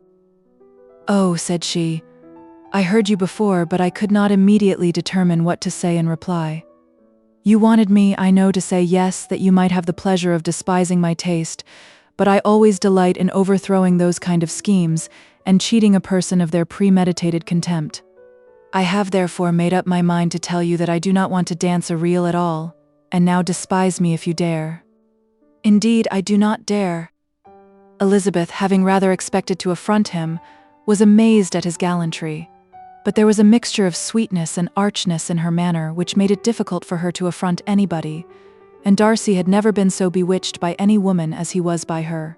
He really believed that, were it not for the inferiority of her connections, he should be in some danger. Miss Bingley saw or suspected enough to be jealous, and her great anxiety for the recovery of her dear friend Jane received some assistance from her desire of getting rid of Elizabeth. She often tried to provoke Darcy into disliking her guest, by talking of their supposed marriage, and planning his happiness in such an alliance. "I hope," said she, as they were walking together in the shrubbery the next day, "you will give your mother-in-law a few hints, when this desirable event takes place, as to the advantage of holding her tongue, and if you can compass it, to cure the younger girls of running after the officers. And, if I may mention so delicate a subject, endeavor to check that little something bordering on conceit and impertinence which your lady possesses. Have you anything else to propose for my domestic felicity? Oh yes. Do let the portraits of your uncle and Aunt Phillips be placed in the gallery at Pemberley. Put them next to your great-uncle the judge. They are in the same profession, you know, only in different lines. As for your Elizabeth's picture, you must not attempt to have it taken, for what painter could do justice to those beautiful eyes? It would not be easy, indeed, to catch their expression, but their color and shape, and the eyelashes so remarkably fine, might be copied."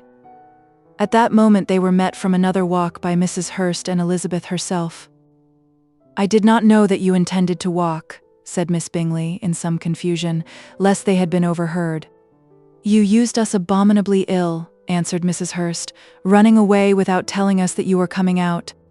Then, taking the disengaged arm of Mr. Darcy, she left Elizabeth to walk by herself. The path just admitted three. Mr. Darcy felt their rudeness, and immediately said, "This walk is not wide enough for our party. We had better go into the avenue." But Elizabeth, who had not the least inclination to remain with them, laughingly answered, "No, no, stay where you are. You are charmingly grouped and appear to uncommon advantage. The picturesque would be spoilt by admitting a fourth. Goodbye." She then ran gaily off, rejoicing as she rambled about, in the hope of being at home again in a day or two. Jane was already so much recovered as to intend leaving her room for a couple of hours that evening. Chapter 11. When the ladies removed after dinner, Elizabeth ran up to her sister, and seeing her well guarded from cold, attended her into the drawing-room, where she was welcomed by her two friends with many professions of pleasure, and Elizabeth had never seen them so agreeable as they were during the hour which passed before the gentlemen appeared. Their powers of conversation were considerable. They could describe an entertainment with accuracy, relate an anecdote with humor, and laugh at their acquaintance with spirit. But when the gentlemen entered, Jane was no longer the first object. Miss Bingley's eyes were instantly turned towards Darcy, and she had something to say to him before he had advanced many steps. He addressed himself directly to Miss Bennet with a polite congratulation. Mr. Hurst also made her a slight bow, and said he was very glad, but diffuseness and warmth remained for Bingley's salutation. He was full of joy and attention.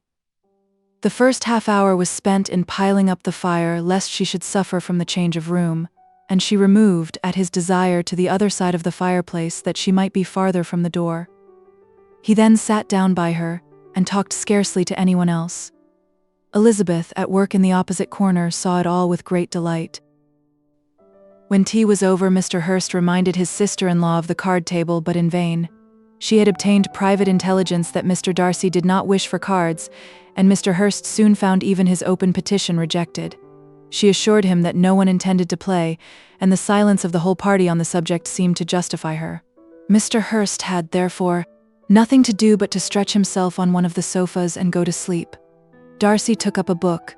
Miss Bingley did the same, and Mrs. Hurst, principally occupied in playing with her bracelets and rings, joined now and then in her brother's conversation with Miss Bennet. Miss Bingley's attention was quite as much engaged in watching Mr. Darcy's progress through his book as in reading her own, and she was perpetually either making some inquiry or looking at his page. She could not win him, however, to any conversation. He merely answered her question and read on.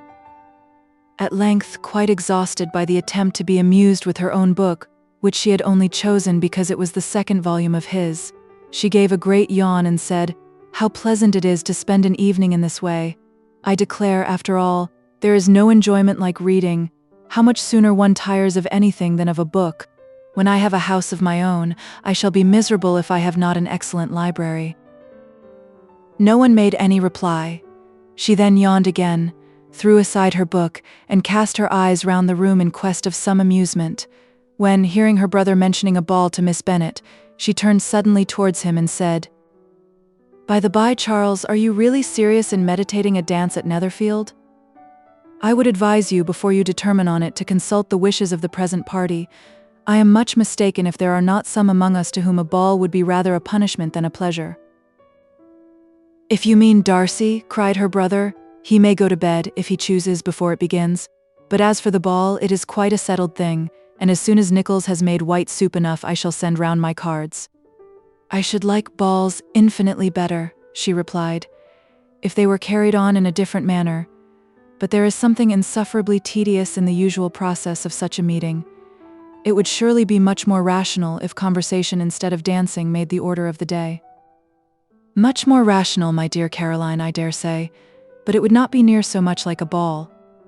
Miss Bingley made no answer, and soon afterwards got up and walked about the room.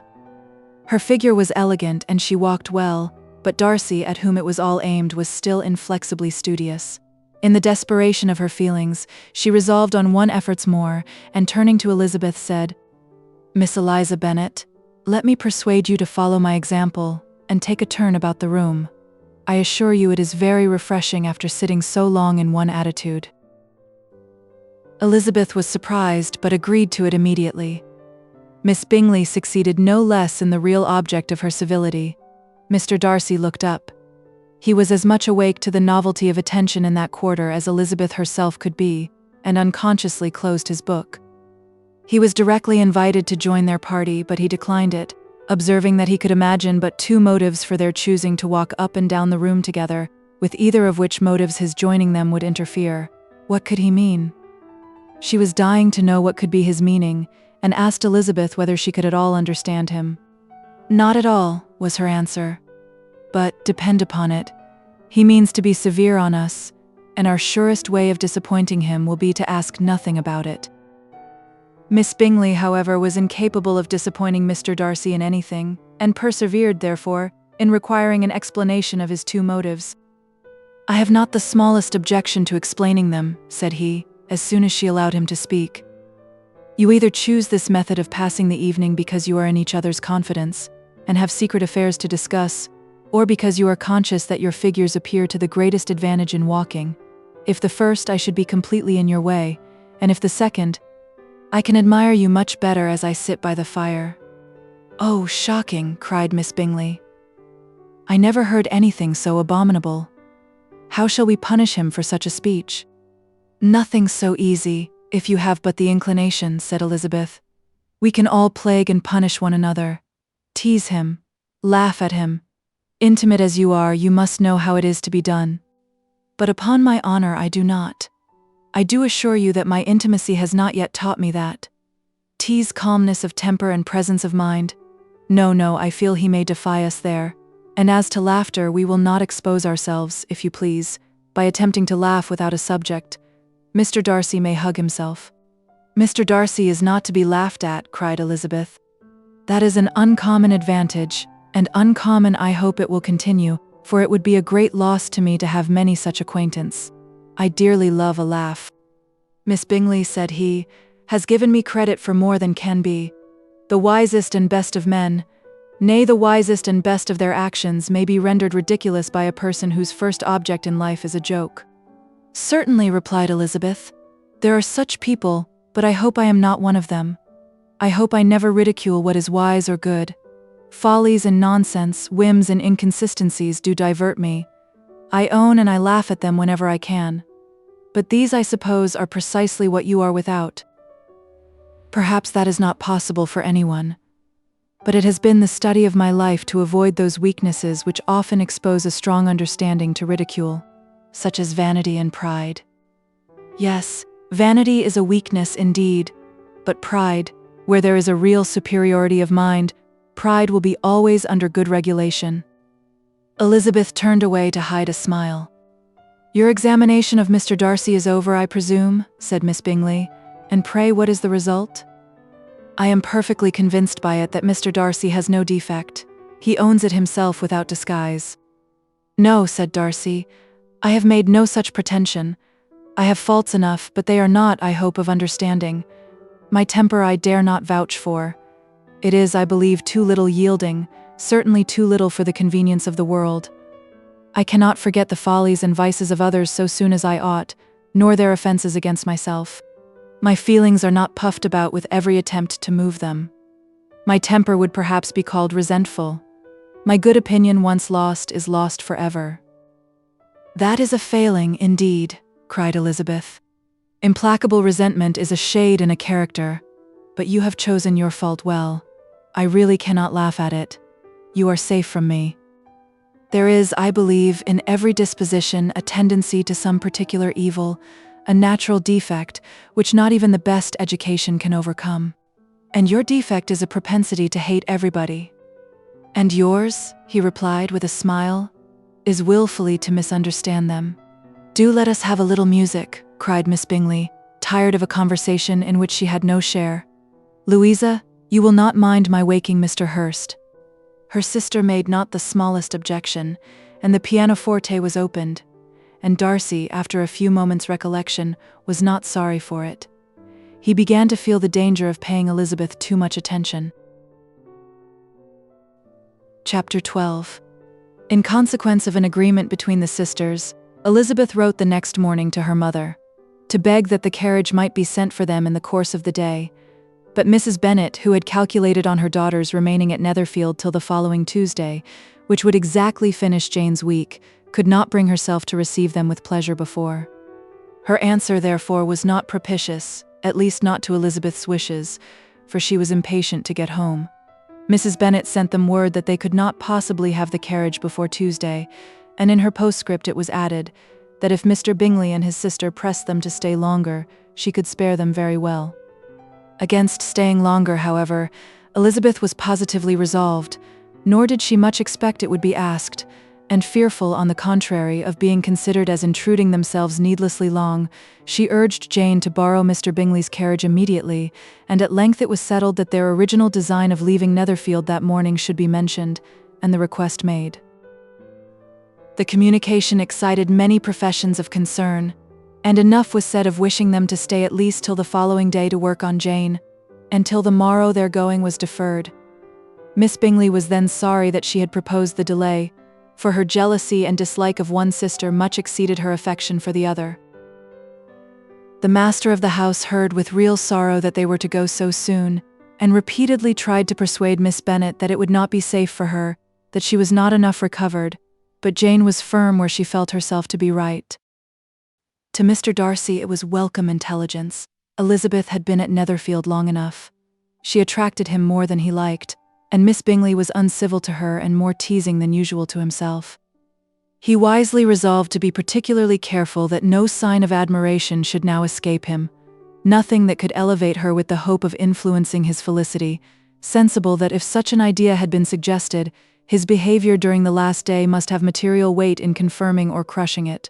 Steady to his purpose, he scarcely spoke 10 words to her through the whole of Saturday, and though they were at one time left by themselves for half an hour, he adhered most conscientiously to his book, and would not even look at her. On Sunday, after morning service, the separation, so agreeable to almost all, took place. Miss Bingley's civility to Elizabeth increased at last very rapidly, as well as her affection for Jane, and when they parted, after assuring the latter of the pleasure it would always give her to see her either at Longbourn or Netherfield, and embracing her most tenderly, she even shook hands with the former.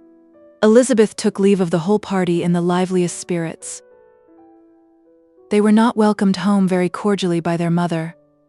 Mrs. Bennet wondered at their coming, and thought them very wrong to give so much trouble, and was sure Jane would have caught cold again. But their father, though very laconic in his expressions of pleasure, was really glad to see them. He had felt their importance in the family circle. The evening conversation, when they were all assembled, had lost much of its animation, and almost all its sense, by the absence of Jane and Elizabeth. They found Mary, as usual, deep in the study of thorough base and human nature, and had some new extracts to admire, and some new observations of threadbare morality to listen to. Catherine and Lydia had information for them of a different sort. Much had been done and much had been said in the regiment since the preceding Wednesday. Several of the officers had dined lately with their uncle. A private had been flogged, and it had actually been hinted that Colonel Forster was going to be married. Chapter 13. "I hope, my dear," said Mr. Bennet to his wife, as they were at breakfast the next morning, "that you have ordered a good dinner today, because I have reason to expect an addition to our family party." "Who do you mean, my dear?" "I know of nobody that is coming, I am sure, unless Charlotte Lucas should happen to call in, and I hope my dinners are good enough for her. I do not believe she often sees such at home. The person of whom I speak is a gentleman and a stranger." Mrs. Bennet's eyes sparkled. "A gentleman and a stranger. It is Mr. Bingley, I am sure. Why, Jane, you never dropped a word of this, you sly thing. Well, I am sure I shall be extremely glad to see Mr. Bingley. But good Lord, how unlucky, there is not a bit of fish to be got today.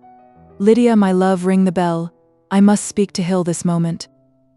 "It is not Mr. Bingley," said her husband. "It is a person whom I never saw in the whole course of my life." This roused a general astonishment, and he had the pleasure of being eagerly questioned by his wife and 5 daughters at once. After amusing himself some time with their curiosity, he thus explained, "About a month ago I received this letter, and about a fortnight ago I answered it, for I thought it a case of some delicacy and requiring early attention. It is from my cousin, Mr. Collins, who, when I am dead, may turn you all out of this house as soon as he pleases." "Oh, my dear," cried his wife, "I cannot bear to hear that mentioned. Pray do not talk of that odious man. I do think it is the hardest thing in the world, that your estate should be entailed away from your own children, and I am sure if I had been you, I should have tried long ago to do something or other about it." Jane and Elizabeth attempted to explain to her the nature of an entail.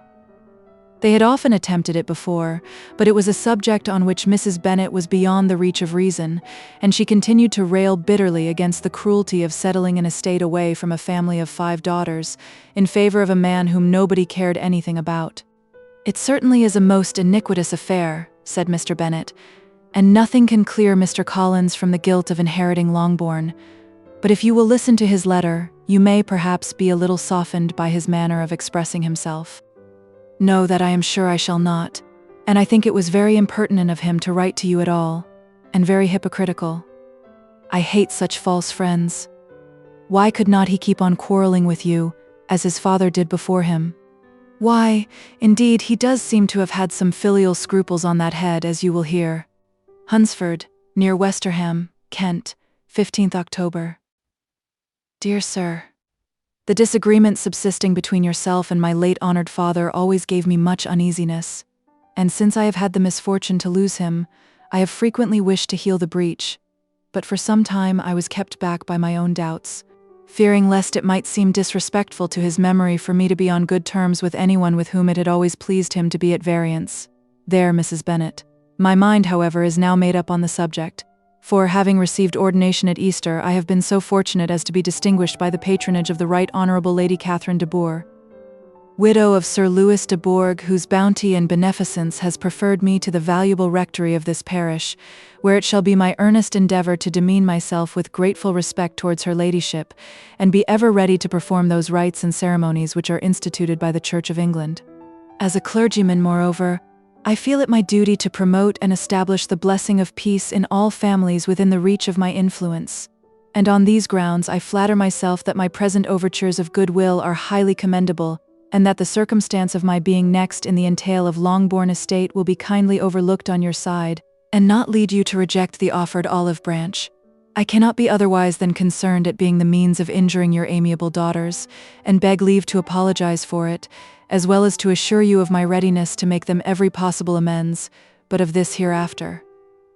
If you should have no objection to receive me into your house, I propose myself the satisfaction of waiting on you and your family, Monday, November 18th by 4 o'clock, and shall probably trespass on your hospitality till the Saturday se'nnight following, which I can do without any inconvenience, as Lady Catherine is far from objecting to my occasional absence on a Sunday, provided that some other clergyman is engaged to do the duty of the day. I remain, dear sir, with respectful compliments to your lady and daughters, your well-wisher and friend, William Collins. At 4 o'clock, therefore, we may expect this peacemaking gentleman, said Mr. Bennet, as he folded up the letter. He seems to be a most conscientious and polite young man, upon my word, and I doubt not will prove a valuable acquaintance, especially if Lady Catherine should be so indulgent as to let him come to us again. There is some sense in what he says about the girls, however, and if he is disposed to make them any amends, I shall not be the person to discourage him. Though it is difficult, said Jane, to guess in what way he can mean to make us the atonement he thinks our due. The wish is certainly to his credit. Elizabeth was chiefly struck with his extraordinary deference for Lady Catherine, and his kind intention of christening, marrying and burying his parishioners whenever it were required. He must be an oddity, I think, said she. I cannot make him out. There is something very pompous in his style. And what can he mean by apologizing for being next in the entail? We cannot suppose he would help it, if he could. Can he be a sensible man, sir? No, my dear, I think not. I have great hopes of finding him quite the reverse. There is a mixture of servility and self-importance in his letter which promises well. I am impatient to see him. In point of composition, said Mary, his letter does not seem defective. The idea of the olive branch perhaps is not wholly new, yet I think it is well expressed. To Catherine and Lydia neither the letter nor its writer were in any degree interesting. It was next to impossible that their cousin should come in a scarlet coat, and it was now some weeks since they had received pleasure from the society of a man in any other color. As for their mother, Mr. Collins's letter had done away much of her ill will, and she was preparing to see him with a degree of composure which astonished her husband and daughters. Mr. Collins was punctual to his time, and was received with great politeness by the whole family. Mr. Bennet indeed said little, but the ladies were ready enough to talk, and Mr. Collins seemed neither in need of encouragement, nor inclined to be silent himself. He was a tall, heavy-looking young man of 25. His air was grave and stately, and his manners were very formal. He had not been long seated before he complimented Mrs. Bennet on having so fine a family of daughters, said he had heard much of their beauty, but that, in this instance, fame had fallen short of the truth, and added that he did not doubt her seeing them all in due time well disposed of in marriage. This gallantry was not much to the taste of some of his hearers, but Mrs. Bennet, who quarreled with no compliments, answered most readily. You are very kind, sir, I am sure, and I wish with all my heart it may prove so, for else they will be destitute enough. Things are settled so oddly. You allude, perhaps, to the entail of this estate. Ah, sir, I do indeed. It is a grievous affair to my poor girls, you must confess. Not that I mean to find fault with you, for such things I know are all chance in this world. There is no knowing how estates will go when once they come to be entailed. I am very sensible, madam, of the hardship to my fair cousins, and could say much on the subject, but that I am cautious of appearing forward and precipitate. But I can assure the young ladies that I come prepared to admire them. At present I will not say more, but perhaps when we are better acquainted. He was interrupted by a summons to dinner, and the girls smiled on each other. They were not the only objects of Mr. Collins's admiration. The hall, the dining room, and all its furniture were examined and praised, and his commendation of everything would have touched Mrs. Bennet's heart, but for the mortifying supposition of his viewing it all as his own future property. The dinner, too, in its turn was highly admired, and he begged to know to which of his fair cousins the excellence of its cookery was owing. But here he was set right by Mrs. Bennet, who assured him with some asperity that they were very well able to keep a good cook, and that her daughters had nothing to do in the kitchen. He begged pardon for having displeased her. In a softened tone she declared herself not at all offended, but he continued to apologize for about a quarter of an hour. Chapter 14. During dinner Mr. Bennet scarcely spoke at all, but when the servants were withdrawn he thought it time to have some conversation with his guest, and therefore started a subject in which he expected him to shine, by observing that he seemed very fortunate in his patroness. Lady Catherine de Bourgh's attention to his wishes, and consideration for his comfort, appeared very remarkable. Mr. Bennet could not have chosen better. Mr. Collins was eloquent in her praise. The subject elevated him to more than usual solemnity of manner, and with a most important aspect, he protested that he had never in his life witnessed such behavior in a person of rank, such affability and condescension as he had himself experienced from Lady Catherine. She had been graciously pleased to approve of both the discourses which he had already had the honor of preaching before her. She had also asked him twice to dine at Rosings, and had sent for him only the Saturday before, to make up her pool of quadrille in the evening. Lady Catherine was reckoned proud by many people he knew, but he had never seen anything but affability in her. She had always spoken to him as she would to any other gentleman. She made not the smallest objection to his joining in the society of the neighborhood, nor to his leaving his parish occasionally for a week or two to visit his relations. She had even condescended to advise him to marry as soon as he could, provided he chose with discretion, and had once paid him a visit in his humble parsonage, where she had perfectly approved all the alterations he had been making, and had even vouchsafed to suggest some herself, some shelves in the closets upstairs. "That is all very proper and civil, I am sure," said Mrs. Bennet, "and I dare say she is a very agreeable woman. It is a pity that great ladies in general are not more like her. Does she live near you, sir?" "The garden in which stands my humble abode is separated only by a lane from Rosings Park, her ladyship's residence." "I think you said she was a widow, sir. Has she any family?" "She has one only daughter, the heiress of Rosings, and a very extensive property." "Ah," cried Mrs. Bennet, shaking her head, "then she is better off than many girls. And what sort of young lady is she? Is she handsome?" "She is a most charming young lady indeed. Lady Catherine herself says that, in point of true beauty, Miss de Bourgh is far superior to the handsomest of her sex, because there is that in her features which marks the young woman of distinguished birth. She is unfortunately of a sickly constitution, which has prevented her making that progress in many accomplishments which she could not otherwise have failed of, as I am informed by the lady who superintended her education, and who still resides with them. But she is perfectly amiable, and often condescends to drive by my humble abode in her little phaeton and ponies." "Has she been presented?" "I do not remember her name among the ladies at court. Her indifferent state of health unhappily prevents her being in town, and by that means, as I told Lady Catherine myself one day, has deprived the British court of its brightest ornament. Her ladyship seemed pleased with the idea, and you may imagine that I am happy on every occasion to offer those little delicate compliments which are always acceptable to ladies. I have more than once observed to Lady Catherine that her charming daughter seemed born to be a duchess, and that the most elevated rank, instead of giving her consequence, would be adorned by her. These are the kind of little things which please her ladyship, and it is a sort of attention which I conceive myself peculiarly bound to pay." "You judge very properly," said Mr. Bennet, "and it is happy for you that you possess the talent of flattering with delicacy. May I ask whether these pleasing attentions proceed from the impulse of the moment, or are the result of previous study?" "They arise chiefly from what is passing at the time, and though I sometimes amuse myself with suggesting and arranging such little elegant compliments as may be adapted to ordinary occasions, I always wish to give them as unstudied an air as possible." Mr. Bennet's expectations were fully answered. His cousin was as absurd as he had hoped, and he listened to him with the keenest enjoyment, maintaining at the same time the most resolute composure of countenance, and, except in an occasional glance at Elizabeth, requiring no partner in his pleasure. By tea-time, however, the dose had been enough, and Mr. Bennet was glad to take his guest into the drawing-room again, and when tea was over, glad to invite him to read aloud to the ladies. Mr. Collins readily assented, and a book was produced, but on beholding it, for everything announced it to be from a circulating library, he started back, and begging pardon protested that he never read novels. Kitty stared at him, and Lydia exclaimed. Other books were produced, and after some deliberation he chose Fordyce's Sermons.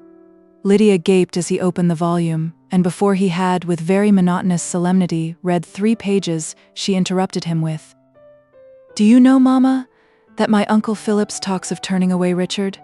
And if he does, Colonel Forster will hire him. My aunt told me so herself on Saturday. I shall walk to Meryton tomorrow to hear more about it, and to ask when Mr. Denny comes back from town." Lydia was bid by her 2 eldest sisters to hold her tongue, but Mr. Collins, much offended, laid aside his book and said, "I have often observed how little young ladies are interested by books of a serious stamp, though written solely for their benefit. It amazes me, I confess, for certainly there can be nothing so advantageous to them as instruction, but I will no longer importune my young cousin." Then, turning to Mr. Bennet, he offered himself as his antagonist at backgammon. Mr. Bennet accepted the challenge, observing that he acted very wisely in leaving the girls to their own trifling amusements. Mrs. Bennet and her daughters apologized most civilly for Lydia's interruption, and promised that it should not occur again, if he would resume his book. But Mr. Collins, after assuring them that he bore his young cousin no ill will, and should never resent her behavior as any affront, seated himself at another table with Mr. Bennet, and prepared for backgammon. Chapter 15. Mr. Collins was not a sensible man, and the deficiency of nature had been but little assisted by education or society, the greatest part of his life having been spent under the guidance of an illiterate and miserly father, and though he belonged to one of the universities, he had merely kept the necessary terms without forming at it any useful acquaintance. The subjection in which his father had brought him up had given him originally great humility of manner, but it was now a good deal counteracted by the self-conceit of a weak head, living in retirement, and the consequential feelings of early and unexpected prosperity.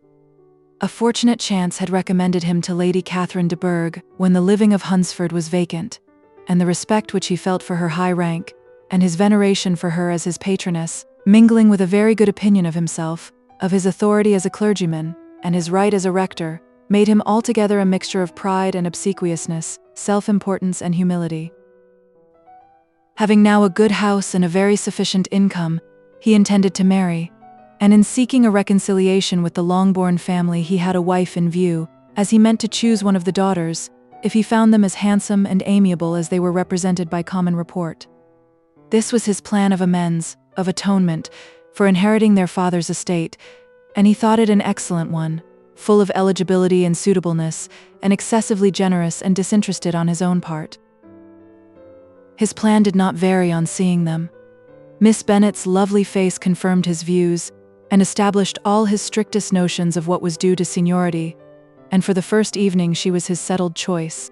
The next morning, however, made an alteration, for in a quarter of an hour's tête-à-tête with Mrs. Bennet before breakfast, a conversation beginning with his parsonage house, and leading naturally to the avowal of his hopes that a mistress for it might be found at Longbourn, produced from her, amid very complaisant smiles and general encouragement, a caution against the very Jane he had fixed on. As to her younger daughters, she could not take upon her to say, she could not positively answer, but she did not know of any prepossession. Her eldest daughter, she must just mention, she felt it incumbent on her to hint, was likely to be very soon engaged. Mr. Collins had only to change from Jane to Elizabeth, and it was soon done while Mrs. Bennet was stirring the fire. Elizabeth, equally next to Jane in birth and beauty, succeeded her, of course. Mrs. Bennet treasured up the hint, and trusted that she might soon have 2 daughters married, and the man whom she could not bear to speak of the day before was now high in her good graces. Lydia's intention of walking to Meryton was not forgotten. Every sister except Mary agreed to go with her, and Mr. Collins was to attend them, at the request of Mr. Bennet, who was most anxious to get rid of him, and have his library to himself, for thither Mr. Collins had followed him after breakfast, and there he would continue, nominally engaged with one of the largest folios in the collection, but really talking to Mr. Bennet, with little cessation, of his house and garden at Hunsford. Such doings discomposed Mr. Bennet exceedingly. In his library he had been always sure of leisure and tranquillity, and though prepared, as he told Elizabeth, to meet with folly and conceit in every other room in the house, he was used to be free from them there. His civility, therefore, was most prompt in inviting Mr. Collins to join his daughters in their walk, and Mr. Collins, being in fact much better fitted for a walker than a reader, was extremely well pleased to close his large book and go. In pompous nothings on his side, and civil assents on that of his cousins, their time passed till they entered Meryton. The attention of the younger ones was then no longer to be gained by him. Their eyes were immediately wandering up the street in quest of the officers, and nothing less than a very smart bonnet, indeed, or a really new muslin in a shop window could recall them. But the attention of every lady was soon caught by a young man, whom they had never seen before, of most gentlemanlike appearance, walking with an officer on the other side of the way. The officer was the very Mr. Denny concerning whose return from London Lydia came to inquire, and he bowed as they passed. All were struck with the stranger's air. All wondered who he could be, and Kitty and Lydia, determined if possible to find out, led the way across the street, under pretense of wanting something in an opposite shop, and fortunately had just gained the pavement when the two gentlemen, turning back, had reached the same spot. Mr. Denny addressed them directly and entreated permission to introduce his friend, Mr. Wickham, who had returned with him the day before from town, and he was happy to say had accepted a commission in their corps. This was exactly as it should be, for the young man wanted only regimentals to make him completely charming. His appearance was greatly in his favor. He had all the best parts of beauty, a fine countenance, a good figure, and very pleasing address. The introduction was followed up on his side by a happy readiness of conversation, a readiness at the same time perfectly correct and unassuming. And the whole party were still standing and talking together very agreeably, when the sound of horses drew their notice, and Darcy and Bingley were seen riding down the street. On distinguishing the ladies of the group, the two gentlemen came directly towards them and began the usual civilities. Bingley was the principal spokesman, and Miss Bennet the principal object. He was then, he said, on his way to Longbourn on purpose to inquire after her.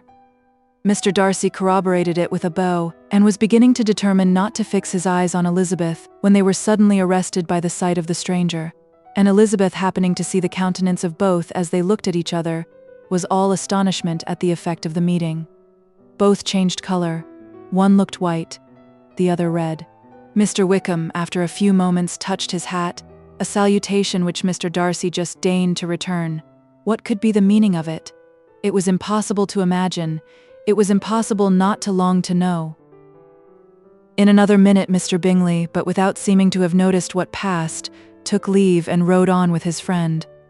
Mr. Denny and Mr. Wickham walked with the young ladies to the door of Mr. Phillips's house, and then made their bows, in spite of Miss Lydia's pressing entreaties that they would come in, and even in spite of Mrs. Phillips's throwing up the parlor window and loudly seconding the invitation. Mrs. Phillips was always glad to see her nieces, and the two eldest, from their recent absence, were particularly welcome, and she was eagerly expressing her surprise at their sudden return home, which, as their own carriage had not fetched them, she should have known nothing about if she had not happened to see Mr. Jones's shop-boy in the street, who had told her that they were not to send any more drafts to Netherfield, because the Miss Bennets were come away, when her civility was claimed towards Mr. Collins by Jane's introduction of him. She received him with her very best politeness, which he returned with as much more, apologizing for his intrusion, without any previous acquaintance with her, which he could not help flattering himself, however, might be justified by his relationship to the young ladies who introduced him to her notice. Mrs. Phillips was quite awed by such an excess of good breeding, but her contemplation of one stranger was soon put an end to by exclamations and inquiries about the other, of whom, however, she could only tell her nieces what they already knew, that Mr. Denny had brought him from London, and that he was to have a lieutenant's commission in this shire. She had been watching him the last hour, she said, as he walked up and down the street, and had Mr. Wickham appeared, Kitty and Lydia would certainly have continued the occupation, but unluckily no one passed the windows now except a few of the officers, who in comparison with the stranger were become stupid, disagreeable fellows.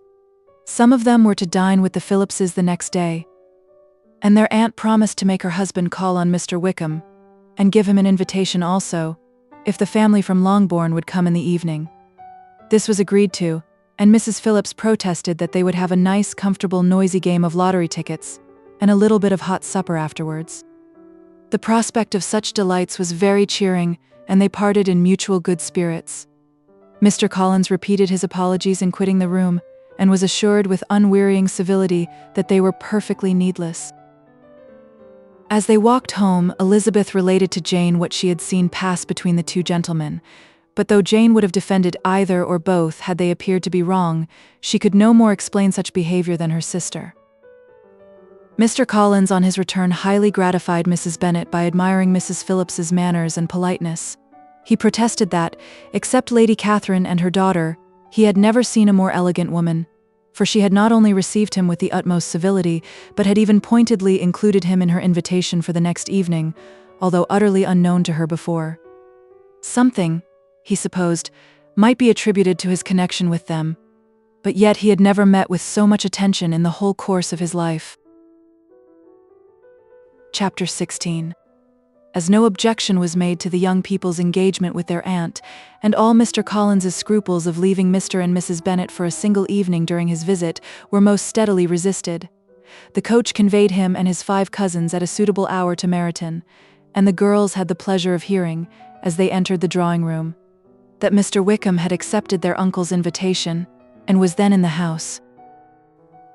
When this information was given and they had all taken their seats, Mr. Collins was at leisure to look around him and admire, and he was so much struck with the size and furniture of the apartment that he declared he might almost have supposed himself in the small summer breakfast parlor at Rosings, a comparison that did not at first convey much gratification.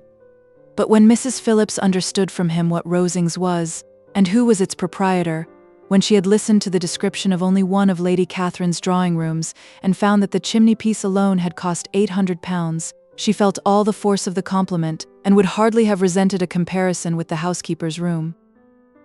In describing to her all the grandeur of Lady Catherine and her mansion, with occasional digressions in praise of his own humble abode, and the improvements it was receiving, he was happily employed until the gentlemen joined them, and he found in Mrs. Phillips a very attentive listener, whose opinion of his consequence increased with what she heard, and who was resolving to retail it all among her neighbors as soon as she could.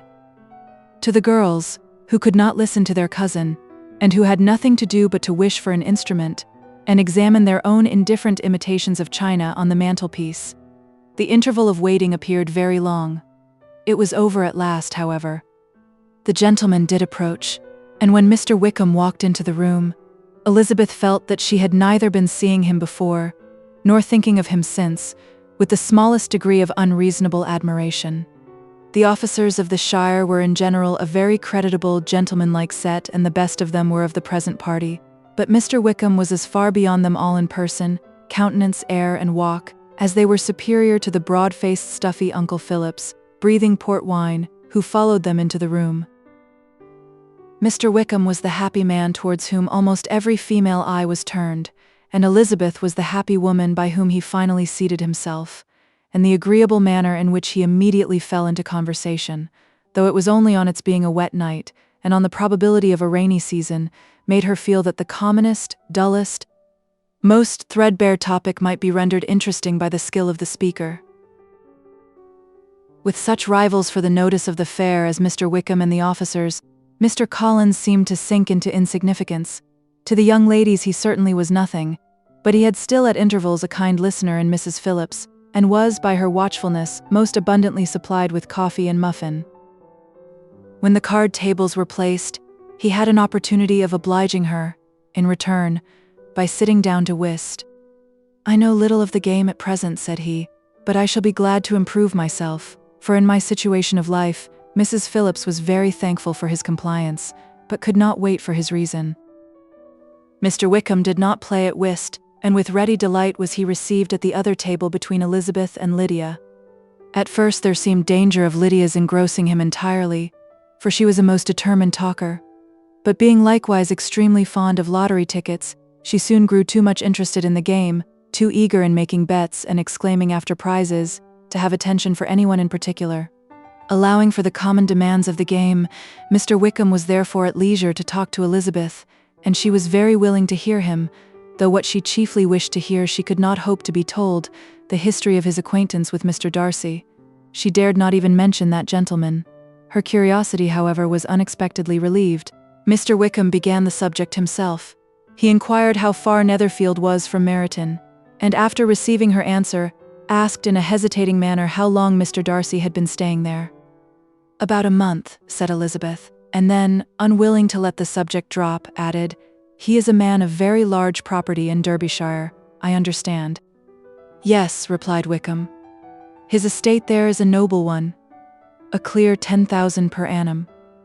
You could not have met with a person more capable of giving you certain information on that head than myself, for I have been connected with his family, in a particular manner, from my infancy." Elizabeth could not but look surprised. "You may well be surprised, Miss Bennet, at such an assertion, after seeing, as you probably might, the very cold manner of our meeting yesterday. Are you much acquainted with Mr. Darcy?" "As much as I ever wished to be," cried Elizabeth warmly. "I have spent 4 days in the same house with him, and I think him very disagreeable." "I have no right to give my opinion," said Wickham, "as to his being agreeable or otherwise. I am not qualified to form one. I have known him too long and too well to be a fair judge. It is impossible for me to be impartial. But I believe your opinion of him would in general astonish, and perhaps you would not express it quite so strongly anywhere else. Here you are in your own family. Upon my word, I say no more here than I might say in any house in the neighborhood, except Netherfield. He is not at all liked in Hertfordshire. Everybody is disgusted with his pride. You will not find him more favorably spoken of by anyone." "I cannot pretend to be sorry," said Wickham after a short interruption, "that he or that any man should not be estimated beyond their deserts, but with him I believe it does not often happen. The world is blinded by his fortune and consequence, or frightened by his high and imposing manners, and sees him only as he chooses to be seen. I should take him, even on my slight acquaintance, to be an ill-tempered man." Wickham only shook his head. "I wonder," said he, at the next opportunity of speaking, "whether he is likely to be in this country much longer. I do not at all know, but I heard nothing of his going away when I was at Netherfield. I hope your plans in favor of the Shire will not be affected by his being in the neighborhood." "Oh no, it is not for me to be driven away by Mr. Darcy. If he wishes to avoid seeing me, he must go. We are not on friendly terms, and it always gives me pain to meet him. But I have no reason for avoiding him but what I might proclaim to all the world, a sense of very great ill-usage and most painful regrets at his being what he is. His father, Miss Bennet, the late Mr. Darcy, was one of the best men that ever breathed, and the truest friend I ever had, and I can never be in company with this Mr. Darcy without being grieved to the soul by 1,000 tender recollections. His behavior to myself has been scandalous, but I verily believe I could forgive him anything and everything, rather than his disappointing the hopes and disgracing the memory of his father." Elizabeth found the interest of the subject increase, and listened with all her heart, but the delicacy of it prevented further inquiry. Mr. Wickham began to speak on more general topics, Meryton, the neighborhood, the society, appearing highly pleased with all that he had yet seen, and speaking of the latter especially with gentle but very intelligible gallantry. "It was the prospect of constant society and good society," he added, "which was my chief inducement to enter the Shire. I know it to be a most respectable, agreeable corps, and my friend Denny tempted me further by his account of their present quarters, and the very great attentions and excellent acquaintance Meryton had procured them. Society, I own, is necessary to me. I have been a disappointed man, and my spirits will not bear solitude. I must have employment and society. A military life is not what I was intended for, but circumstances have now made it eligible. The church ought to have been my profession. I was brought up for the church, and I should at this time have been in possession of a most valuable living, had it pleased the gentleman we were speaking of just now. Indeed. Yes, the late Mr. Darcy bequeathed me the next presentation of the best living in his gift. He was my godfather, and excessively attached to me. I cannot do justice to his kindness. He meant to provide for me amply, and thought he had done it. But when the living fell, it was given elsewhere." "Good heavens," cried Elizabeth. "But how could that be? How could his will be disregarded? Why did not you seek legal redress?" "There was just such an informality in the terms of the bequest as to give me no hope from law.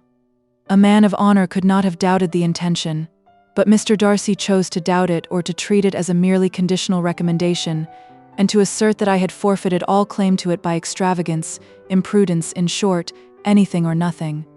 Certain it is that the living became vacant 2 years ago, exactly as I was of an age to hold it, and that it was given to another man. And no less certain is it that I cannot accuse myself of having really done anything to deserve to lose it. I have a warm, unguarded temper, and I may perhaps have sometimes spoken my opinion of him, and to him, too freely. I can recall nothing worse. But the fact is, that we are very different sort of men, and that he hates me. This is quite shocking. He deserves to be publicly disgraced. Some time or other he will be, but it shall not be by me. Till I can forget his father, I can never defy or expose him." Elizabeth honored him for such feelings, and thought him handsomer than ever as he expressed them.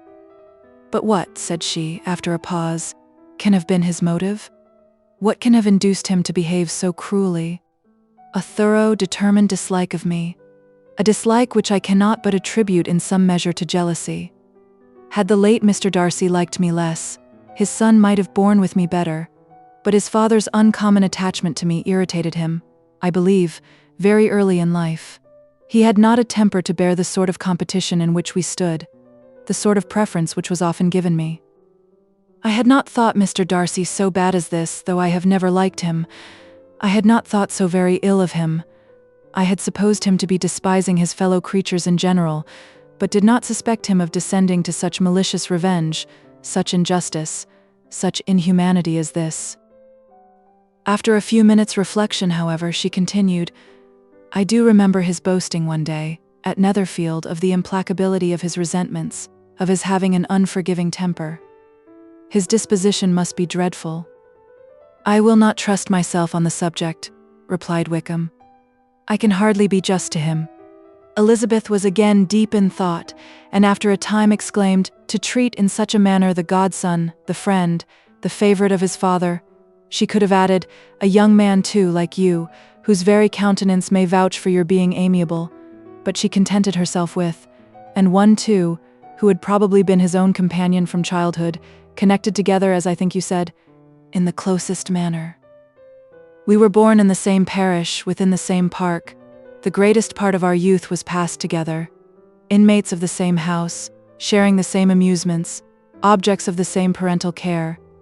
My father began life in the profession which your uncle, Mr. Phillips, appears to do so much credit to, but he gave up everything to be of use to the late Mr. Darcy, and devoted all his time to the care of the Pemberley property.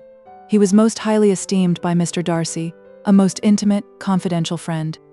Mr. Darcy often acknowledged himself to be under the greatest obligations to my father's active superintendence, and when, immediately before my father's death, Mr. Darcy gave him a voluntary promise of providing for me, I am convinced that he felt it to be as much a debt of gratitude to him as of affection to myself." "How strange!" cried Elizabeth. "How abominable!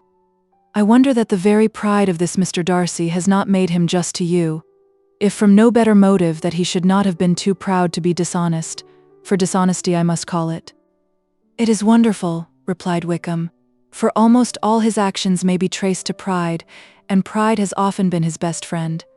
It has connected him nearer with virtue than any other feeling, but we are none of us consistent, and in his behavior to me there were stronger impulses even than pride." "Can such abominable pride as his have ever done him good?" "Yes. It has often led him to be liberal and generous, to give his money freely, to display hospitality, to assist his tenants, and relieve the poor. Family pride and filial pride, for he is very proud of what his father was, have done this. Not to appear to disgrace his family, to degenerate from the popular qualities, or lose the influence of the Pemberley house, is a powerful motive. He has also brotherly pride, which, with some brotherly affection, makes him a very kind and careful guardian of his sister, and you will hear him generally cried up as the most attentive and best of brothers." "What sort of a girl is Miss Darcy?" He shook his head. "I wish I could call her amiable. It gives me pain to speak ill of a Darcy, but she is too much like her brother. Very, very proud. As a child she was affectionate and pleasing and extremely fond of me, and I have devoted hours and hours to her amusement. But she is nothing to me now. She is a handsome girl, about 15 or 16, and, I understand, highly accomplished. Since her father's death her home has been London, where a lady lives with her, and superintends her education." After many pauses and many trials of other subjects, Elizabeth could not help reverting once more to the first and saying, "I am astonished at his intimacy with Mr. Bingley. How can Mr. Bingley, who seems good humour itself, and is, I really believe, truly amiable, be in friendship with such a man? How can they suit each other? Do you know Mr. Bingley?" "Not at all. He is a sweet-tempered, amiable, charming man. He cannot know what Mr. Darcy is." "Probably not, but Mr. Darcy can please where he chooses. He does not want abilities. He can be a conversable companion if he thinks it worth his while. Among those who are at all his equals in consequence, he is a very different man from what he is to the less prosperous. His pride never deserts him, but with the rich he is liberal-minded, just, sincere, rational, honorable, and perhaps agreeable, allowing something for fortune and figure. The whist party soon afterwards breaking up, the players gathered round the other table, and Mr. Collins took his station between his cousin Elizabeth and Mrs. Phillips. The usual inquiries as to his success were made by the latter. It had not been very great. He had lost every point. But when Mrs. Phillips began to express her concern thereupon, he assured her, with much earnest gravity, that it was not of the least importance, that he considered the money as a mere trifle, and begged she would not make herself uneasy. "I know very well, madam," said he, "that when persons sit down to a card table they must take their chance of these things, and happily I am not in such circumstances as to make 5 shillings any object. There are undoubtedly many who could not say the same, but, thanks to Lady Catherine de Bourgh, I am removed far beyond the necessity of regarding little matters." Mr. Wickham's attention was caught, and after observing Mr. Collins for a few moments, he asked Elizabeth in a low voice whether her relations were very intimately acquainted with the family of de Bourgh. "Lady Catherine de Bourgh," she replied, "has very lately given him a living. I hardly know how Mr. Collins was first introduced to her notice, but he certainly has not known her long. You know, of course, that Lady Catherine de Bourgh and Lady Anne Darcy were sisters, consequently that she is aunt to the present Mr. Darcy." "No, indeed, I did not. I knew nothing at all of Lady Catherine's connections. I never heard of her existence till the day before yesterday. Her daughter, Miss de Bourgh, will have a very large fortune, and it is believed that she and her cousin will unite the 2 estates." This information made Elizabeth smile, as she thought of poor Miss Bingley. Vain indeed must be all her attentions, vain and useless her affection for his sister and her praise of himself, if he were already self-destined to another. "Mr. Collins," said she, "speaks highly both of Lady Catherine and her daughter, but, from some particulars that he has related of her ladyship, I suspect his gratitude misleads him, and that, in spite of her being his patroness, she is an arrogant, conceited woman." "I believe her to be both in a great degree," replied Wickham. "I have not seen her for many years, but I very well remember that I never liked her, and that her manners were dictatorial and insolent. She has the reputation of being remarkably sensible and clever, but I rather believe she derives part of her abilities from her rank and fortune, part from her authoritative manner, and the rest from the pride of her nephew, who chooses that everyone connected with him should have an understanding of the first class." Elizabeth allowed that he had given a very rational account of it, and they continued talking together with mutual satisfaction till supper put an end to cards, and gave the rest of the ladies their share of Mr. Wickham's attentions. There could be no conversation in the noise of Mrs. Phillips's supper party, but his manners recommended him to everybody. Whatever he said was said well, and whatever he did, done gracefully. Elizabeth went away with her head full of him. She could think of nothing but of Mr. Wickham, and of what he had told her, all the way home. But there was not time for her even to mention his name as they went, for neither Lydia nor Mr. Collins were once silent. Lydia talked incessantly of lottery tickets, of the fish she had lost and the fish she had won, and Mr. Collins, in describing the civility of Mr. and Mrs. Phillips, protesting that he did not in the least regard his losses at whist, enumerating all the dishes at supper, and repeatedly fearing that he crowded his cousins, had more to say than he could well manage before the carriage stopped at Longbourn House. Chapter 17. Elizabeth related to Jane the next day what had passed between Mr. Wickham and herself. Jane listened with astonishment and concern.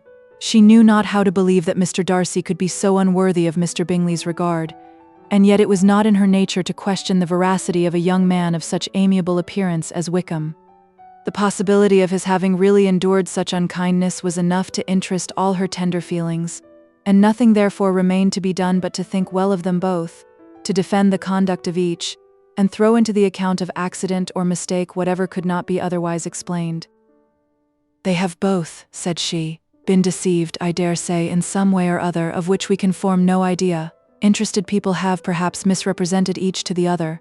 It is, in short, impossible for us to conjecture the causes or circumstances which may have alienated them, without actual blame on either side." "Very true indeed, and now, my dear Jane, what have you got to say in behalf of the interested people who have probably been concerned in the business? Do clear them too, or we shall be obliged to think ill of somebody. Laugh as much as you choose, but you will not laugh me out of my opinion, my dearest Lizzie. Do but consider in what a disgraceful light it places Mr. Darcy to be treating his father's favourite in such a manner, one whom his father had promised to provide for. It is impossible. No man of common humanity, no man who had any value for his character could be capable of it. Can his most intimate friends be so excessively deceived in him? Oh no. I can much more easily believe Mr. Bingley's being imposed on than that Mr. Wickham should invent such a history of himself as he gave me last night. Names, facts, everything mentioned without ceremony. If it be not so, let Mr. Darcy contradict it. Besides, there was truth in his looks. It is difficult, indeed, it is distressing. One does not know what to think. I beg your pardon. One knows exactly what to think. But Jane could think with certainty on only one point, that Mr. Bingley, if he had been imposed on, would have much to suffer when the affair became public. The two young ladies were summoned from the shrubbery where this conversation passed by the arrival of some of the very persons of whom they had been speaking. Mr. Bingley and his sisters came to give their personal invitation for the long-expected ball at Netherfield, which was fixed for the following Tuesday. The two ladies were delighted to see their dear friend again, called it an age since they had met, and repeatedly asked what she had been doing with herself since their separation. To the rest of the family they paid little attention, avoiding Mrs. Bennet as much as possible, saying not much to Elizabeth, and nothing at all to the others. They were soon gone again, rising from their seats with an activity which took their brother by surprise, and hurrying off as if eager to escape from Mrs. Bennet's civilities. The prospect of the Netherfield ball was extremely agreeable to every female of the family. Mrs. Bennet chose to consider it as given in compliment to her eldest daughter, and was particularly flattered by receiving the invitation from Mr. Bingley himself, instead of a ceremonious card. Jane pictured to herself a happy evening in the society of her two friends and the attentions of their brother, and Elizabeth thought with pleasure of dancing a great deal with Mr. Wickham, and of seeing a confirmation of everything in Mr. Darcy's look and behaviour. The happiness anticipated by Catherine and Lydia depended less on any single event or any particular person, for though they each, like Elizabeth, meant to dance half the evening with Mr. Wickham, he was by no means the only partner who could satisfy them, and a ball was, at any rate, a ball. And even Mary could assure her family that she had no disinclination for it. "While I can have my mornings to myself," said she, "it is enough. I think it is no sacrifice to join occasionally in evening engagements. Society has claims on us all, and I profess myself one of those who consider intervals of recreation and amusement as desirable for everybody." Elizabeth's spirits were so high on the occasion that though she did not often speak unnecessarily to Mr. Collins, she could not help asking him whether he intended to accept Mr. Bingley's invitation, and if he did, whether he would think it proper to join in the evening's amusement, and she was rather surprised to find that he entertained no scruple whatever on that head, and was very far from dreading a rebuke, either from the Archbishop or Lady Catherine de Bourgh, by venturing to dance. "I am by no means of opinion, I assure you," said he, "that a ball of this kind given by a young man of character to respectable people can have any evil tendency, and I am so far from objecting to dancing myself that I shall hope to be honoured with the hands of all my fair cousins in the course of the evening, and I take this opportunity of soliciting yours, Miss Elizabeth, for the two first dances especially, a preference which I trust my cousin Jane will attribute to the right cause, and not to any disrespect for her." Elizabeth felt herself completely taken in. She had fully proposed being engaged by Wickham for those very dances, and to have Mr. Collins instead, her liveliness had been never worse timed. There was no help for it, however. Mr. Wickham's happiness and her own was perforce delayed a little longer, and Mr. Collins's proposal accepted with as good a grace as she could. She was not the better pleased with his gallantry from the idea it suggested of something more.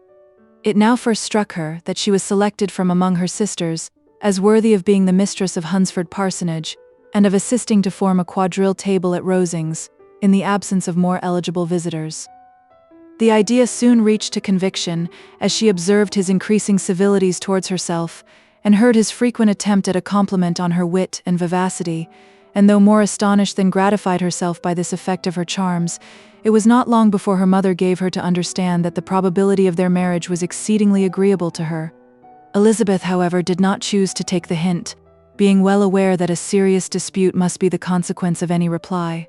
Mr. Collins might never make the offer, and till he did, it was useless to quarrel about him.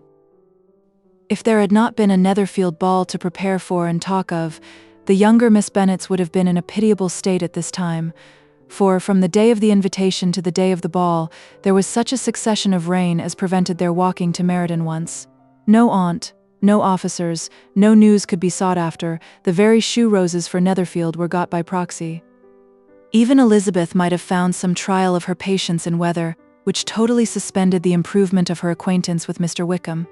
And nothing less than a dance on Tuesday could have made such a Friday, Saturday, Sunday, and Monday endurable to Kitty and Lydia.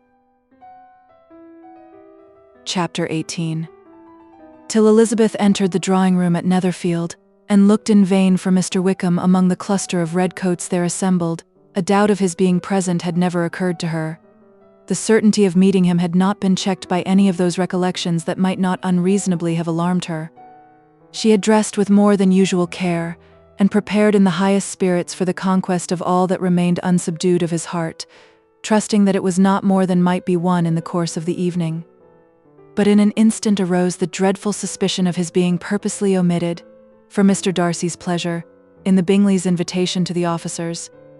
And though this was not exactly the case, the absolute fact of his absence was pronounced by his friend Mr. Denny, to whom Lydia eagerly applied, and who told them that Wickham had been obliged to go to town on business the day before, and was not yet returned, adding with a significant smile, "I do not imagine his business would have called him away just now, if he had not wished to avoid a certain gentleman here." This part of his intelligence, though unheard by Lydia, was caught by Elizabeth, and, as it assured her that Darcy was not less answerable for Wickham's absence than if her first surmise had been just, every feeling of displeasure against the former was so sharpened by immediate disappointment, that she could hardly reply with tolerable civility to the polite inquiries which he directly afterwards approached to make. Attention, forbearance, patience with Darcy, was injury to Wickham. She was resolved against any sort of conversation with him, and turned away with a degree of ill humor which she could not wholly surmount even in speaking to Mr. Bingley, whose blind partiality provoked her. But Elizabeth was not formed for ill humor, and though every prospect of her own was destroyed for the evening, it could not dwell long on her spirits, and, having told all her griefs to Charlotte Lucas, whom she had not seen for a week, she was soon able to make a voluntary transition to the oddities of her cousin, and to point him out to her particular notice. The two first dances, however, brought a return of distress. They were dances of mortification. Mr. Collins, awkward and solemn, apologizing instead of attending, and often moving wrong without being aware of it, gave her all the shame and misery which a disagreeable partner for a couple of dances can give. The moment of her release from him was ecstasy. She danced next with an officer, and had the refreshment of talking of Wickham, and of hearing that he was universally liked. When those dances were over, she returned to Charlotte Lucas, and was in conversation with her, when she found herself suddenly addressed by Mr. Darcy, who took her so much by surprise in his application for her hand, that, without knowing what she did, she accepted him. He walked away again immediately, and she was left to fret over her own want of presence of mind. Charlotte tried to console her. "I dare say you will find him very agreeable." "Heaven forbid. That would be the greatest misfortune of all, to find a man agreeable whom one is determined to hate. Do not wish me such an evil." When the dancing recommenced, however, and Darcy approached to claim her hand, Charlotte could not help cautioning her, in a whisper, not to be a simpleton, and allow her fancy for Wickham to make her appear unpleasant in the eyes of a man oftentimes his consequence. Elizabeth made no answer, and took her place in the set, amazed at the dignity to which she was arrived in being allowed to stand opposite to Mr. Darcy, and reading in her neighbours' looks their equal amazement in beholding it. They stood for some time without speaking a word, and she began to imagine that their silence was to last through the two dances, and at first was resolved not to break it, till suddenly fancying that it would be the greater punishment to her partner to oblige him to talk, she made some slight observation on the dance. He replied, and was again silent. After a pause of some minutes, she addressed him a second time, with, "It is your turn to say something now, Mr. Darcy. I talked about the dance, and you ought to make some kind of remark on the size of the room or the number of couples." He smiled and assured her that whatever she wished him to say should be said. "Very well, that reply will do for the present. Perhaps by and by I may observe that private balls are much pleasanter than public ones, but now we may be silent." "Do you talk by rule, then, while you are dancing?" "Sometimes. One must speak a little, you know. It would look odd to be entirely silent for half an hour together, and yet, for the advantage of some, conversation ought to be so arranged as that they may have the trouble of saying as little as possible." "Are you consulting your own feelings in the present case? Or do you imagine that you are gratifying mine?" "Both," replied Elizabeth archly, "for I have always seen a great similarity in the turn of our minds. We are each of an unsocial, taciturn disposition, unwilling to speak, unless we expect to say something that will amaze the whole room and be handed down to posterity with all the éclat of a proverb." "This is no very striking resemblance of your own character, I am sure," said he. "How near it may be to mine, I cannot pretend to say. You think it a faithful portrait, undoubtedly. I must not decide on my own performance." He made no answer, and they were again silent till they had gone down the dance, when he asked her if she and her sisters did not very often walk to Meryton. She answered in the affirmative, and, unable to resist the temptation, added, "When you met us there the other day, we had just been forming a new acquaintance." The effect was immediate. A deeper shade de hauteur overspread his features, but he said not a word, and Elizabeth, though blaming herself for her own weakness, could not go on. At length Darcy spoke, and in a constrained manner said, "Mr. Wickham is blessed with such happy manners as may ensure his making friends. Whether he may be equally capable of retaining them is less certain." "He has been so unlucky as to lose your friendship," replied Elizabeth with emphasis, "and in a manner which he is likely to suffer from all his life." Darcy made no answer, and seemed desirous of changing the subject. At that moment Sir William Lucas appeared close to them, meaning to pass through the set to the other side of the room, but, on perceiving Mr. Darcy, he stopped, with a bow of superior courtesy, to compliment him on his dancing and his partner. "I have been most highly gratified indeed, my dear sir. Such very superior dancing is not often seen. It is evident that you belong to the first circles.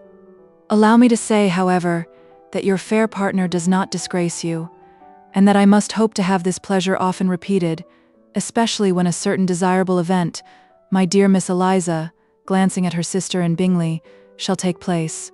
What congratulations will then flow in. I appeal to Mr. Darcy, but let me not interrupt you, sir. You will not thank me for detaining you from the bewitching converse of that young lady, whose bright eyes are also upbraiding me." The latter part of this address was scarcely heard by Darcy, but Sir William's allusion to his friend seemed to strike him forcibly, and his eyes were directed, with a very serious expression, towards Bingley and Jane, who were dancing together. Recovering himself, however, shortly, he turned to his partner and said, "Sir William's interruption has made me forget what we were talking of." "I do not think we were speaking at all. Sir William could not have interrupted any two people in the room who had less to say for themselves. We have tried 2 or 3 subjects already without success, and what we are to talk of next I cannot imagine." "What think you of books?" said he, smiling. Books? Oh no, I am sure we never read the same or not with the same feelings. "I am sorry you think so, but if that be the case there can at least be no want of subject. We may compare our different opinions." "No, I cannot talk of books in a ballroom. My head is always full of something else." "The present always occupies you in such scenes, does it?" said he with a look of doubt. "Yes, always," she replied, without knowing what she said, for her thoughts had wandered far from the subject, as soon afterwards appeared by her suddenly exclaiming, "I remember hearing you once say, Mr. Darcy, that you hardly ever forgave, that your resentment once created was unappeasable. You are very cautious, I suppose, as to its being created." "I am," said he with a firm voice, "and never allow yourself to be blinded by prejudice." "I hope not. It is particularly incumbent on those who never change their opinion to be secure of judging properly at first. May I ask to what these questions tend?" "Merely to the illustration of your character," said she, endeavoring to shake off her gravity. "I am trying to make it out. And what is your success? She shook her head. I do not get on at all. I hear such different accounts of you as puzzle me exceedingly. I can readily believe, answered he, gravely, that reports may vary greatly with respect to me, and I could wish, Miss Bennet, that you were not to sketch my character at the present moment, as there is reason to fear that the performance would reflect no credit on either. But if I do not take your likeness now, I may never have another opportunity. I would by no means suspend any pleasure of yours, he coldly replied. She said no more, and they went down the other dance and parted in silence, on each side dissatisfied, though not to an equal degree, for in Darcy's breast there was a tolerably powerful feeling towards her, which soon procured her pardon, and directed all his anger against another. They had not long separated when Miss Bingley came towards her, and with an expression of civil disdain thus accosted her. So, Miss Eliza, I hear you are quite delighted with George Wickham? Your sister has been talking to me about him and asking me 1,000 questions, and I find that the young man forgot to tell you among his other communications that he was the son of old Wickham, the late Mr. Darcy's steward. Let me recommend you, however, as a friend, not to give implicit confidence to all his assertions, for as to Mr. Darcy's using him ill, it is perfectly false, for on the contrary, he has been always remarkably kind to him, though George Wickham has treated Mr. Darcy in a most infamous manner. I do not know the particulars, but I know very well that Mr. Darcy is not in the least to blame, that he cannot bear to hear George Wickham mentioned, and that though my brother thought he could not well avoid including him in his invitation to the officers, he was excessively glad to find that he had taken himself out of the way. His coming into the country at all is a most insolent thing indeed, and I wonder how he could presume to do it. I pity you, Miss Eliza, for this discovery of your favourite's guilt, but really, considering his descent, one could not expect much better. His guilt and his descent appear, by your account, to be the same, said Elizabeth angrily, for I have heard you accuse him of nothing worse than of being the son of Mr. Darcy's steward, and of that I can assure you he informed me himself. I beg your pardon, replied Miss Bingley, turning away with a sneer. Excuse my interference, it was kindly meant. Insolent girl, said Elizabeth to herself. You are much mistaken if you expect to influence me by such a paltry attack as this. I see nothing in it but your own wilful ignorance and the malice of Mr. Darcy. She then sought her eldest sister, who had undertaken to make inquiries on the same subject of Bingley. Jane met her with a smile of such sweet complacency, a glow of such happy expression, as sufficiently marked how well she was satisfied with the occurrences of the evening. Elizabeth instantly read her feelings, and at that moment solicitude for Wickham, resentment against his enemies, and everything else, gave way before the hope of Jane's being in the fairest way for happiness. I want to know, said she, with a countenance no less smiling than her sister's, what you have learnt about Mr. Wickham. But perhaps you have been too pleasantly engaged to think of any third person, in which case you may be sure of my pardon. No, replied Jane. I have not forgotten him, but I have nothing satisfactory to tell you. Mr. Bingley does not know the whole of his history, and is quite ignorant of the circumstances which have principally offended Mr. Darcy, but he will vouch for the good conduct, the probity and honour of his friend, and is perfectly convinced that Mr. Wickham has deserved much less attention from Mr. Darcy than he has received, and I am sorry to say that by his account, as well as his sister's, Mr. Wickham is by no means a respectable young man. I am afraid he has been very imprudent and has deserved to lose Mr. Darcy's regard. Mr. Bingley does not know Mr. Wickham himself. No, he never saw him till the other morning at Meryton. This account, then, is what he has received from Mr. Darcy. I am perfectly satisfied. But what does he say of the living? He does not exactly recollect the circumstances, though he has heard them from Mr. Darcy more than once, but he believes that it was left to him conditionally only. I have not a doubt of Mr. Bingley's sincerity, said Elizabeth warmly, but you must excuse my not being convinced by assurances only. Mr. Bingley's defense of his friend was a very able one, I dare say, but since he is unacquainted with several parts of the story, and has learnt the rest from that friend himself, I shall venture still to think of both gentlemen as I did before. She then changed the discourse to one more gratifying to each, and on which there could be no difference of sentiment. Elizabeth listened with delight to the happy though modest hopes which Jane entertained of Bingley's regard, and said all in her power to heighten her confidence in it. On their being joined by Mr. Bingley himself, Elizabeth withdrew to Miss Lucas, to whose inquiry after the pleasantness of her last partner she had scarcely replied, before Mr. Collins came up to them, and told her with great exultation that he had just been so fortunate as to make a most important discovery. "I have found out," said he, "by a singular accident, that there is now in the room a near relation to my patroness. I happened to overhear the gentleman himself mentioning to the young lady who does the honours of this house the names of his cousin Miss de Bourgh, and of her mother, Lady Catherine. How wonderfully these sort of things occur! Who would have thought of my meeting with, perhaps, a nephew of Lady Catherine de Bourgh in this assembly? I am most thankful that the discovery is made in time for me to pay my respects to him, which I am now going to do, and trust he will excuse my not having done it before. My total ignorance of the connection must plead my apology." "You are not going to introduce yourself to Mr. Darcy?" "Indeed I am. I shall entreat his pardon for not having done it earlier. I believe him to be Lady Catherine's nephew. It will be in my power to assure him that her ladyship was quite well yesterday se'nnight."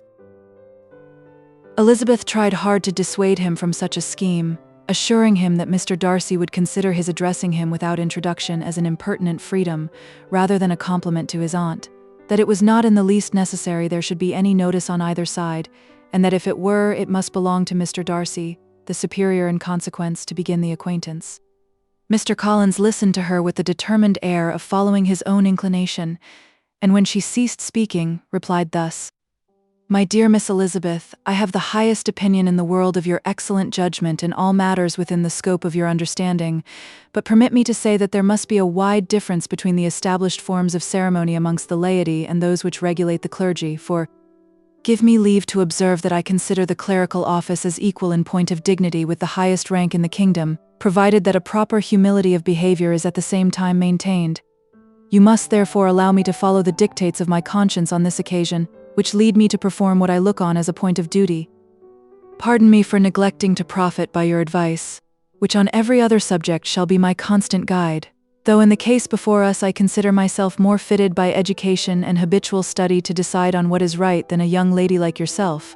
And with a low bow he left her to attack Mr. Darcy, whose reception of his advances she eagerly watched, and whose astonishment at being so addressed was very evident. Her cousin prefaced his speech with a solemn bow, and though she could not hear a word of it, she felt as if hearing it all, and saw in the motion of his lips the words apology, Hunsford, and Lady Catherine de Bourgh. It vexed her to see him expose himself to such a man. Mr. Darcy was eyeing him with unrestrained wonder, and when at last Mr. Collins allowed him to speak, replied with an air of distant civility. Mr. Collins, however, was not discouraged from speaking again, and Mr. Darcy's contempt seemed abundantly increasing with the length of his second speech, and at the end of it he only made him a slight bow, and moved another way. Mr. Collins then returned to Elizabeth. "I have no reason, I assure you," said he, "to be dissatisfied with my reception."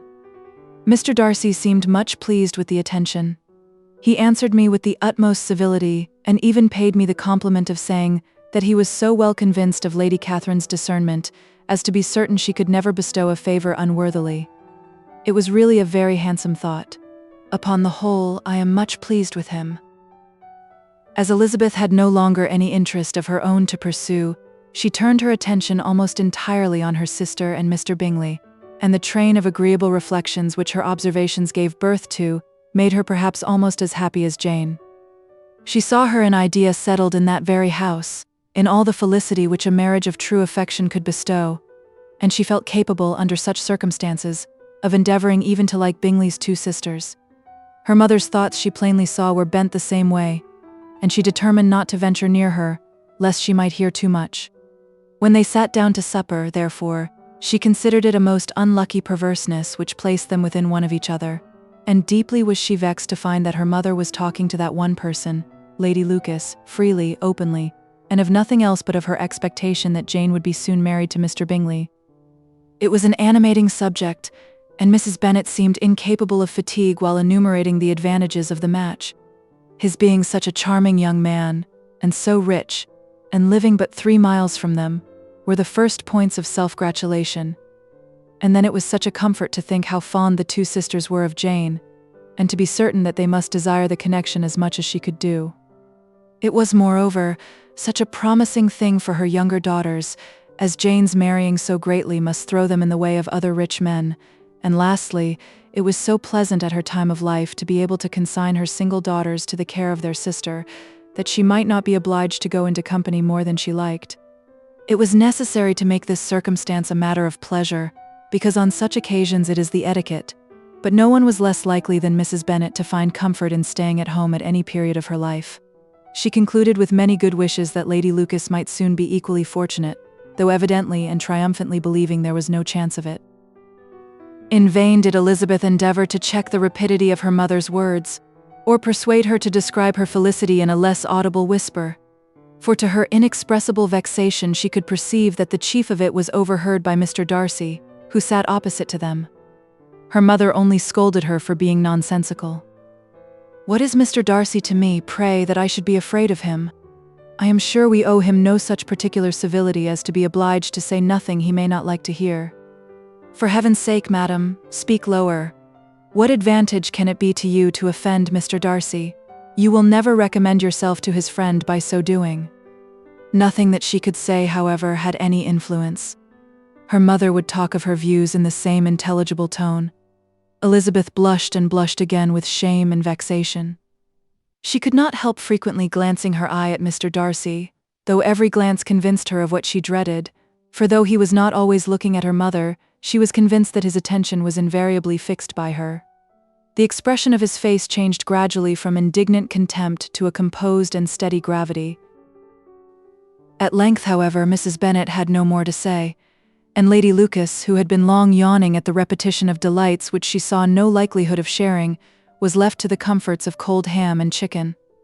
Elizabeth now began to revive, but not long was the interval of tranquillity, for when supper was over, singing was talked of, and she had the mortification of seeing Mary, after very little entreaty, preparing to oblige the company. By many significant looks and silent entreaties did she endeavour to prevent such a proof of complaisance, but in vain. Mary would not understand them. Such an opportunity of exhibiting was delightful to her, and she began her song. Elizabeth's eyes were fixed on her, with most painful sensations, and she watched her progress through the several stanzas with an impatience which was very ill rewarded at their close. For Mary, on receiving amongst the thanks of the table the hint of a hope that she might be prevailed on to favour them again, after the pause of half a minute began another. Mary's powers were by no means fitted for such a display. Her voice was weak and her manner affected. Elizabeth was in agonies. She looked at Jane to see how she bore it, but Jane was very composedly talking to Bingley. She looked at his two sisters and saw them making signs of derision at each other, and at Darcy, who continued, however, impenetrably grave. She looked at her father to entreat his interference, lest Mary should be singing all night. He took the hint, and when Mary had finished her second song, said aloud, "That will do extremely well, child. You have delighted us long enough. Let the other young ladies have time to exhibit." Mary, though pretending not to hear, was somewhat disconcerted, and Elizabeth, sorry for her and sorry for her father's speech, was afraid her anxiety had done no good. Others of the party were now applied to. "If I," said Mr. Collins, "were so fortunate as to be able to sing, I should have great pleasure, I am sure, in obliging the company with an air, for I consider music as a very innocent diversion, and perfectly compatible with the profession of a clergyman. I do not mean, however, to assert that we can be justified in devoting too much of our time to music, for there are certainly other things to be attended to. The rector of a parish has much to do. In the first place, he must make such an agreement for tithes as may be beneficial to himself and not offensive to his patron. He must write his own sermons, and the time that remains will not be too much for his parish duties, and the care and improvement of his dwelling, which he cannot be excused from making as comfortable as possible. And I do not think it of light importance that he should have attentive and conciliatory manners towards everybody, especially towards those to whom he owes his preferment. I cannot acquit him of that duty, nor could I think well of the man who should omit an occasion of testifying his respect towards anybody connected with the family." And with a bow to Mr. Darcy, he concluded his speech, which had been spoken so loud as to be heard by half the room. Many stared, many smiled, but no one looked more amused than Mr. Bennet himself, while his wife seriously commended Mr. Collins for having spoken so sensibly, and observed in a half-whisper to Lady Lucas that he was a remarkably clever, good kind of young man. To Elizabeth it appeared that had her family made an agreement to expose themselves as much as they could during the evening, it would have been impossible for them to play their parts with more spirit or finer success, and happy did she think it for Bingley and her sister that some of the exhibition had escaped his notice, and that his feelings were not of a sort to be much distressed by the folly which he must have witnessed. That his two sisters and Mr. Darcy, however, should have such an opportunity of ridiculing her relations was bad enough, and she could not determine whether the silent contempt of the gentlemen or the insolent smiles of the ladies were more intolerable. The rest of the evening brought her little amusement. She was teased by Mr. Collins, who continued most perseveringly by her side, and though he could not prevail with her to dance with him again, put it out of her power to dance with others. In vain did she entreat him to stand up with somebody else, and offered to introduce him to any young lady in the room.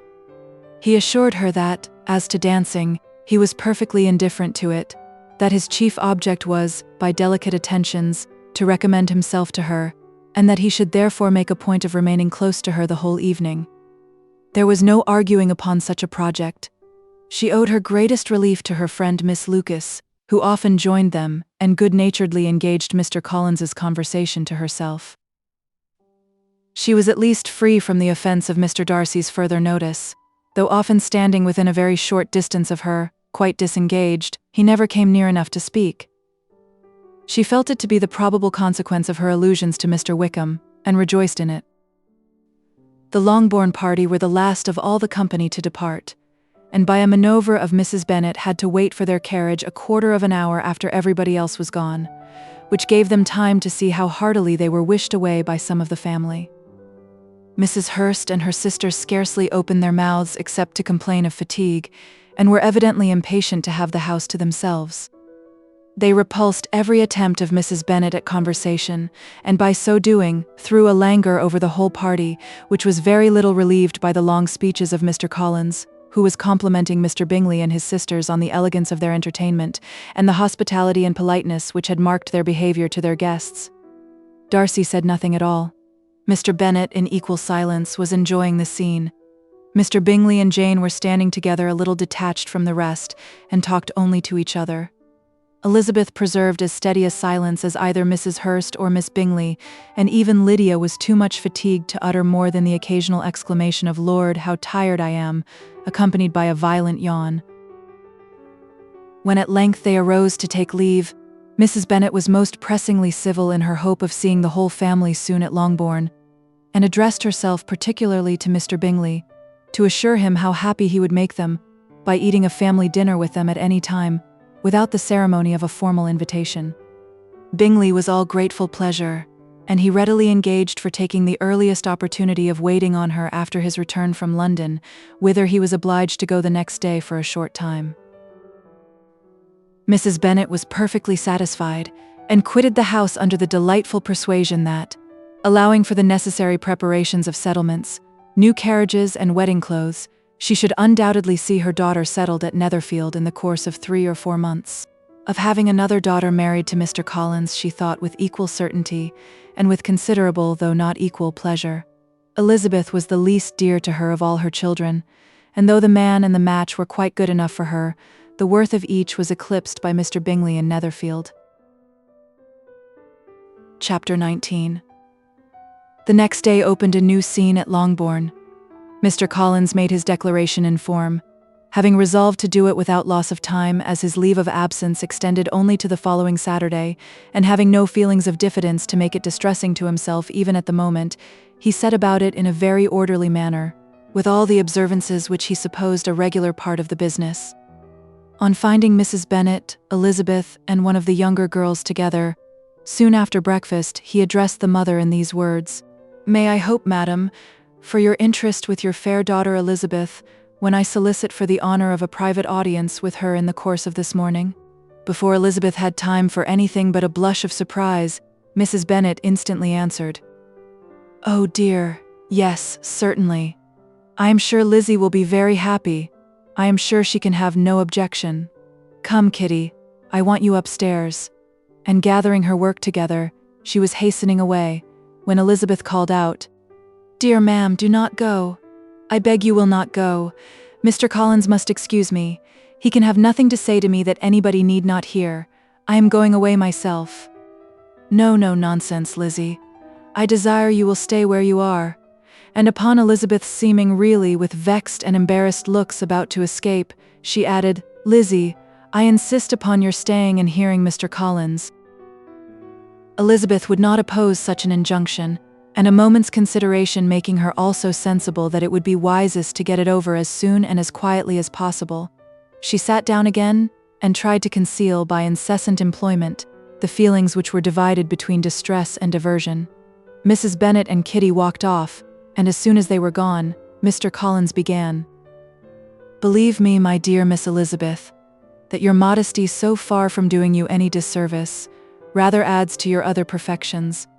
You would have been less amiable in my eyes had there not been this little unwillingness, but allow me to assure you that I have your respected mother's permission for this address. You can hardly doubt the purport of my discourse, however your natural delicacy may lead you to dissemble.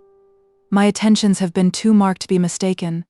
Almost as soon as I entered the house, I singled you out as the companion of my future life. But before I am run away with by my feelings on this subject, perhaps it will be advisable for me to state my reasons for marrying, and moreover for coming into Hertfordshire with the design of selecting a wife, as I certainly did."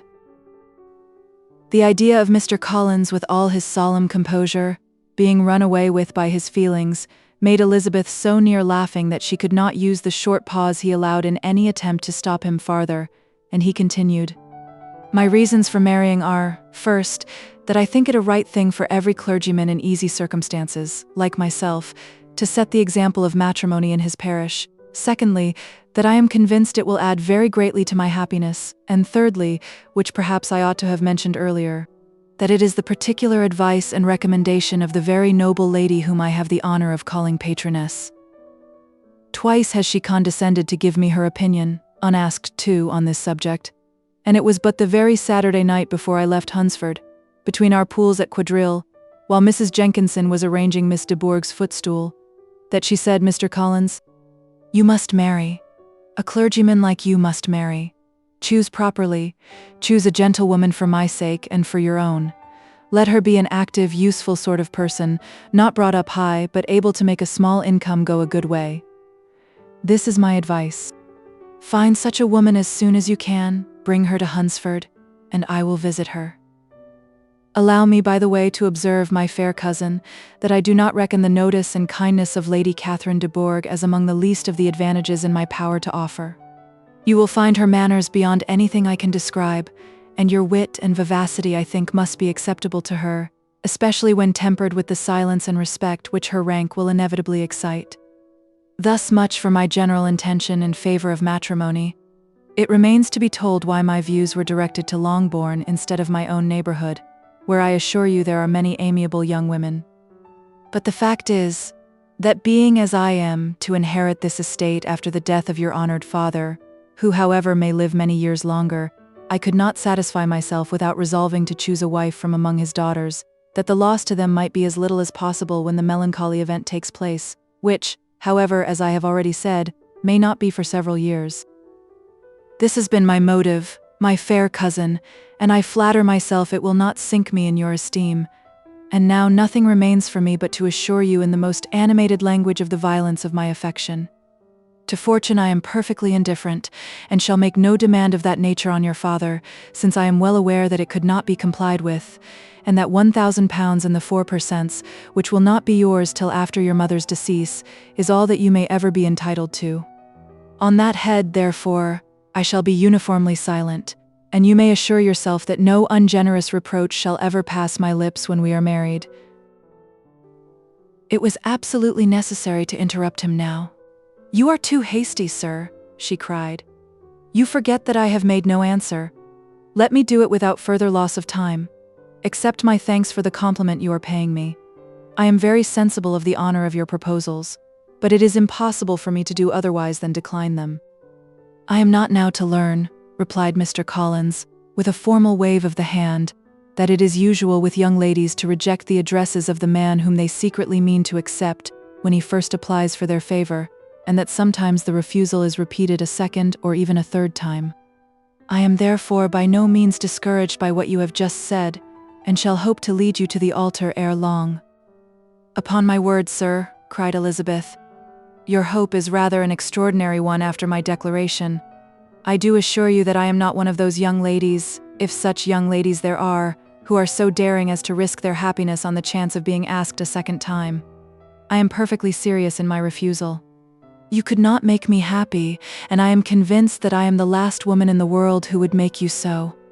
Nay, were your friend Lady Catherine to know me, I am persuaded she would find me in every respect ill qualified for the situation."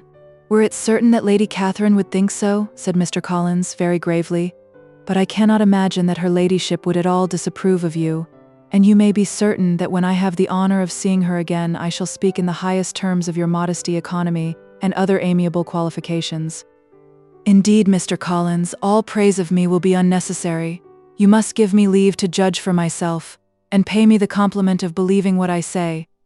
I wish you very happy and very rich, and by refusing your hand, do all in my power to prevent your being otherwise. In making me the offer, you must have satisfied the delicacy of your feelings with regard to my family, and may take possession of Longbourn estate whenever it falls, without any self-reproach. This matter may be considered, therefore, as finally settled." And rising as she thus spoke, she would have quitted the room, had not Mr. Collins thus addressed her. "When I do myself the honor of speaking to you next on the subject, I shall hope to receive a more favorable answer than you have now given me. Though I am far from accusing you of cruelty at present, because I know it to be the established custom of your sex to reject a man on the first application, and, perhaps, you have even now said as much to encourage my suit as would be consistent with the true delicacy of the female character." "Really, Mr. Collins," cried Elizabeth with some warmth, "you puzzle me exceedingly. If what I have hitherto said can appear to you in the form of encouragement, I know not how to express my refusal in such a way as may convince you of its being one.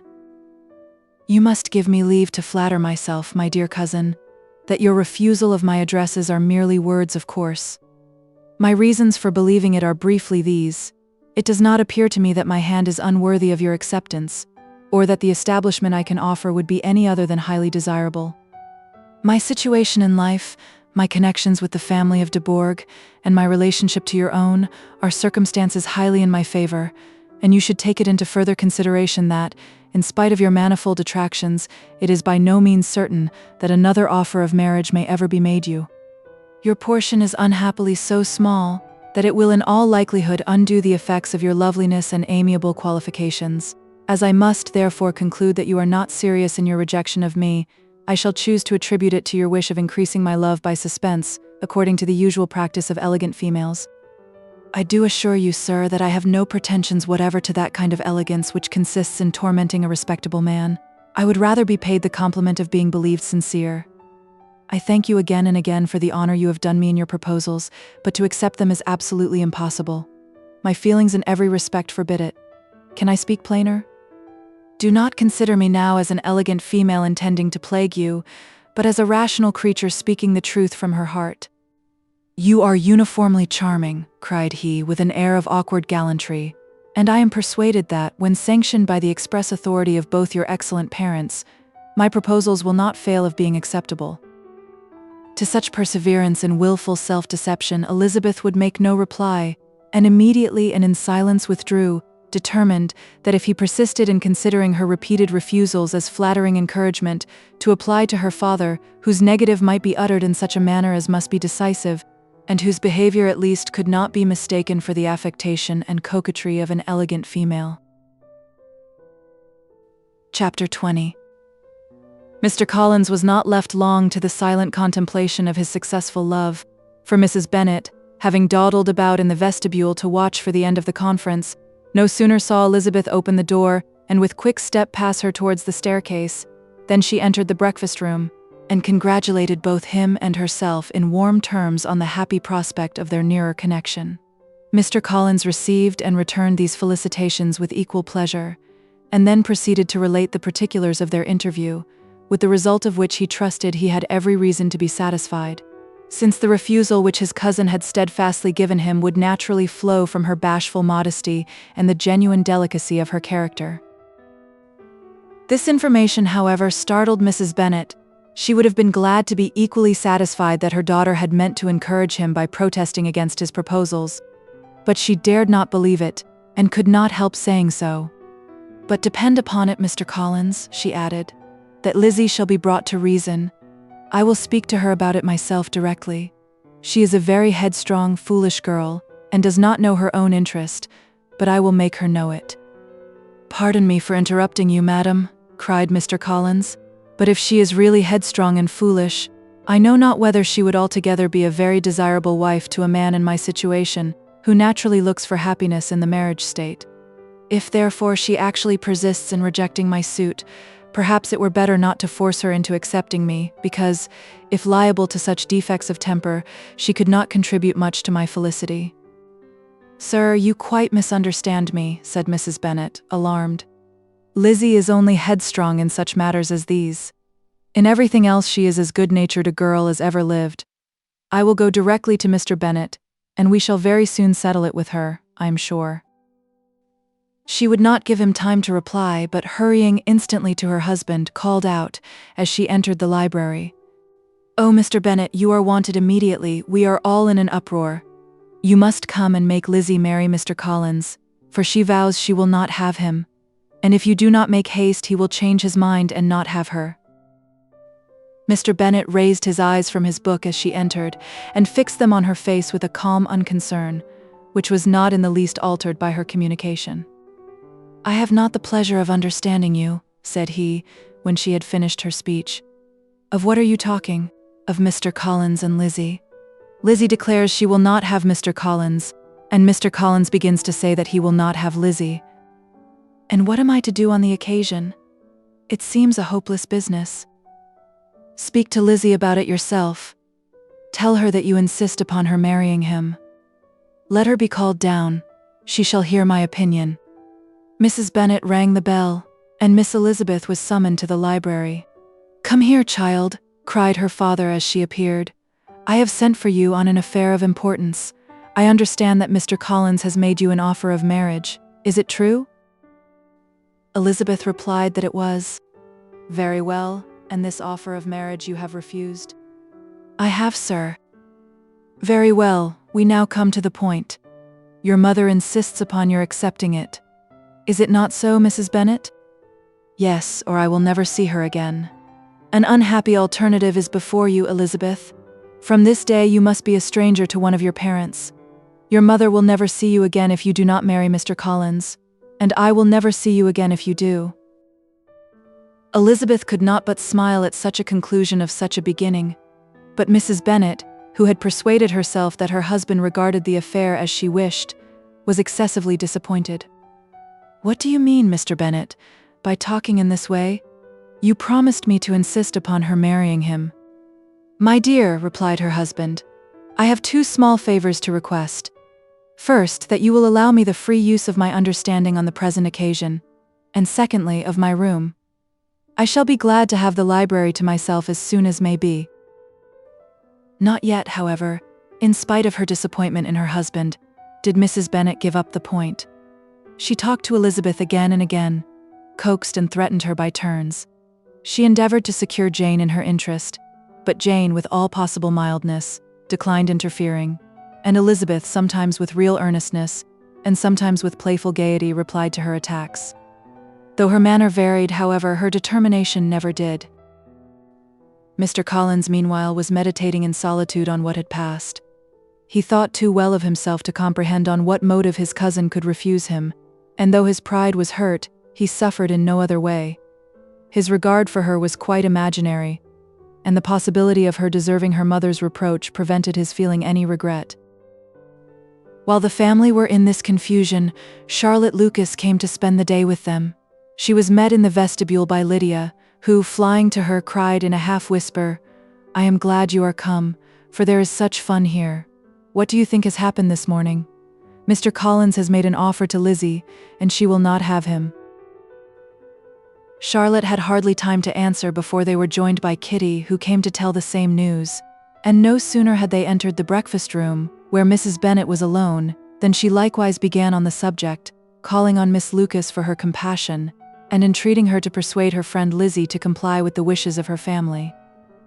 "Pray do, my dear Miss Lucas," she added in a melancholy tone, "for nobody is on my side, nobody takes part with me. I am cruelly used, nobody feels for my poor nerves." Charlotte's reply was spared by the entrance of Jane and Elizabeth. "Aye, there she comes," continued Mrs. Bennet, looking as unconcerned as may be and caring no more for us than if we were at York, provided she can have her own way. "But I tell you what, Miss Lizzie, if you take it into your head to go on refusing every offer of marriage in this way, you will never get a husband at all, and I am sure I do not know who is to maintain you when your father is dead. I shall not be able to keep you, and so I warn you. I have done with you from this very day. I told you in the library, you know, that I should never speak to you again, and you will find me as good as my word. I have no pleasure in talking to undutiful children, not that I have much pleasure indeed in talking to anybody. People who suffer as I do from nervous complaints can have no great inclination for talking. Nobody can tell what I suffer, but it is always so. Those who do not complain are never pitied." Her daughters listened in silence to this effusion, sensible that any attempt to reason with or soothe her would only increase the irritation.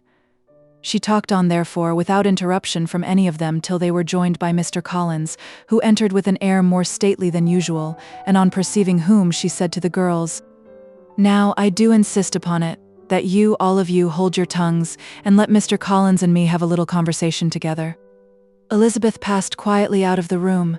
Jane and Kitty followed, but Lydia stood her ground, determined to hear all she could, and Charlotte, detained first by the civility of Mr. Collins, whose inquiries after herself and all her family were very minute, and then by a little curiosity, satisfied herself with walking to the window and pretending not to hear. In a doleful voice, Mrs. Bennet thus began the projected conversation. "Oh, Mr. Collins." "My dear madam," replied he, "let us be forever silent on this point. Far be it from me," he presently continued, in a voice that marked his displeasure, "to resent the behavior of your daughter. Resignation to inevitable evils is the duty of us all, the peculiar duty of a young man who has been so fortunate as I have been in early preferment, and I trust I am resigned. Perhaps not the less so from feeling a doubt of my positive happiness had my fair cousin honored me with her hand, for I have often observed that resignation is never so perfect as when the blessing denied begins to lose somewhat of its value in our estimation. You will not, I hope, consider me as showing any disrespect to your family, my dear madam, by thus withdrawing my pretensions to your daughter's favor, without having paid yourself and Mr. Bennet the compliment of requesting you to interpose your authority in my behalf. My conduct may, I fear, be objectionable in having accepted my dismission from your daughter's lips instead of your own, but we are all liable to error. I have certainly meant well through the whole affair. My object has been to secure an amiable companion for myself, with due consideration for the advantage of all your family, and if my manner has been at all reprehensible, I here beg leave to apologize. Chapter 21. The discussion of Mr. Collins's offer was now nearly at an end, and Elizabeth had only to suffer from the uncomfortable feelings necessarily attending it, and occasionally from some peevish allusion of her mother. As for the gentleman himself, his feelings were chiefly expressed, not by embarrassment or dejection, or by trying to avoid her, but by stiffness of manner and resentful silence. He scarcely ever spoke to her, and the assiduous attentions which he had been so sensible of himself were transferred for the rest of the day to Miss Lucas, whose civility in listening to him was a seasonable relief to them all, and especially to her friend. The morrow produced no abatement of Mrs. Bennet's ill humor or ill health. Mr. Collins was also in the same state of angry pride. Elizabeth had hoped that his resentment might shorten his visit, but his plan did not appear in the least affected by it. He was always to have gone on Saturday, and to Saturday he still meant to stay. After breakfast, the girls walked to Meryton to inquire if Mr. Wickham were returned, and to lament over his absence from the Netherfield ball. He joined them on their entering the town, and attended them to their aunt's, where his regret and vexation and the concern of everybody were well talked over. To Elizabeth, however, he voluntarily acknowledged that the necessity of his absence had been self-imposed. "I found," said he, "as the time drew near, that I had better not meet Mr. Darcy, that to be in the same room, the same party with him for so many hours together, might be more than I could bear, and that scenes might arise unpleasant to more than myself. She highly approved his forbearance, and they had leisure for a full discussion of it, and for all the commendations which they civilly bestowed on each other, as Wickham and another officer walked back with them to Longbourn, and during the walk he particularly attended to her. His accompanying them was a double advantage. She felt all the compliment it offered to herself, and it was most acceptable as an occasion of introducing him to her father and mother. Soon after their return, a letter was delivered to Miss Bennet. It came from Netherfield and was opened immediately. The envelope contained a sheet of elegant, little hot-pressed paper, well covered with a lady's fair, flowing hand, and Elizabeth saw her sister's countenance change as she read it, and saw her dwelling intently on some particular passages. Jane recollected herself soon, and putting the letter away, tried to join, with her usual cheerfulness, in the general conversation, but Elizabeth felt an anxiety on the subject which drew off her attention even from Wickham, and no sooner had he and his companion taken leave, than a glance from Jane invited her to follow her upstairs. When they had gained their own room, Jane, taking out her letter, said, "This is from Caroline Bingley. What it contains has surprised me a good deal. The whole party have left Netherfield by this time, and are on their way to town, and without any intention of coming back again. You shall hear what she says." She then read the first sentence aloud, which comprised the information of their having just resolved to follow their brother to town directly, and of their meaning to dine that day in Grosvenor Street, where Mr. Hurst had a house. The next was in these words: "I do not pretend to regret anything I shall leave in Hertfordshire except your society, my dearest friend.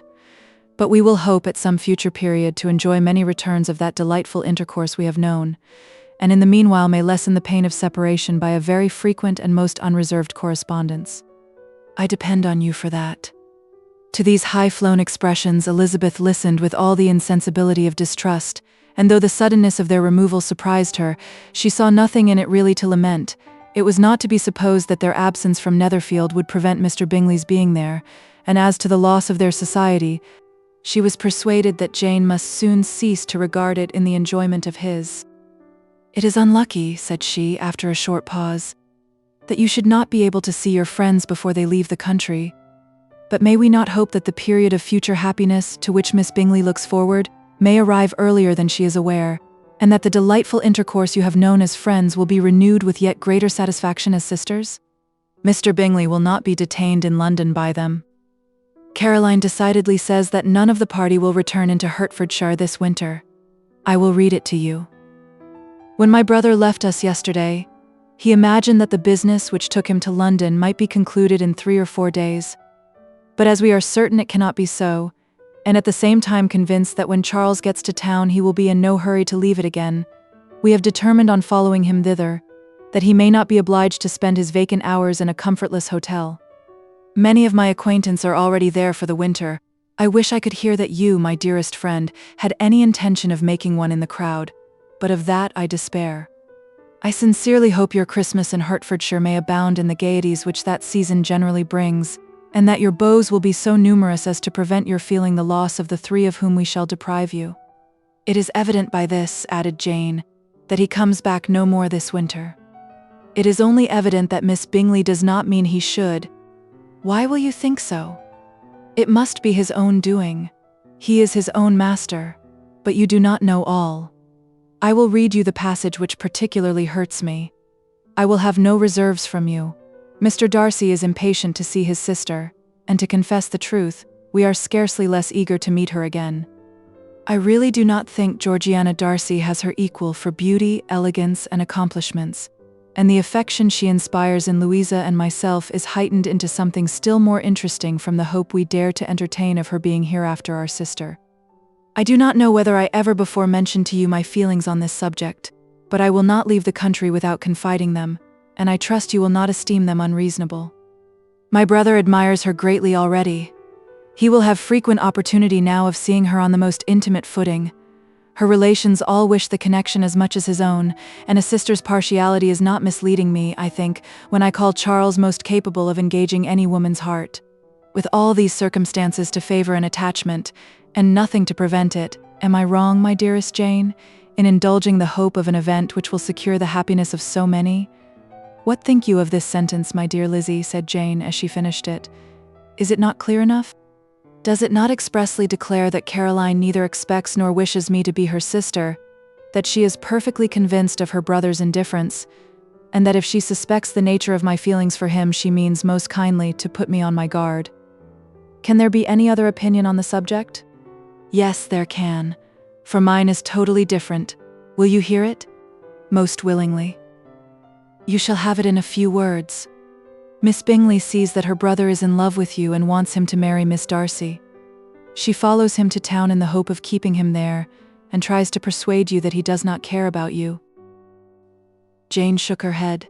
Indeed, Jane, you ought to believe me. No one who has ever seen you together can doubt his affection. Miss Bingley, I'm sure, cannot. She is not such a simpleton. Could she have seen half as much love in Mr. Darcy for herself, she would have ordered her wedding clothes. But the case is this. We are not rich enough or grand enough for them, and she is the more anxious to get Miss Darcy for her brother, from the notion that when there has been one intermarriage, she may have less trouble in achieving a second, in which there is certainly some ingenuity, and I dare say it would succeed if Miss de Bourgh were out of the way. But, my dearest Jane, you cannot seriously imagine that, because Miss Bingley tells you her brother greatly admires Miss Darcy. He is in the smallest degree less sensible of your merit than when he took leave of you on Tuesday, or that it will be in her power to persuade him that, instead of being in love with you, he is very much in love with her friend. If we thought alike of Miss Bingley, replied Jane, your representation of all this might make me quite easy. But I know the foundation is unjust. Caroline is incapable of willfully deceiving anyone, and all that I can hope in this case is that she is deceived herself. That is right. You could not have started a more happy idea, since you will not take comfort in mine. Believe her to be deceived by all means. You have now done your duty by her and must fret no longer. But, my dear sister, can I be happy, even supposing the best, in accepting a man whose sisters and friends are all wishing him to marry elsewhere? You must decide for yourself, said Elizabeth, and if, upon mature deliberation, you find that the misery of disobliging his two sisters is more than equivalent to the happiness of being his wife, I advise you by all means to refuse him.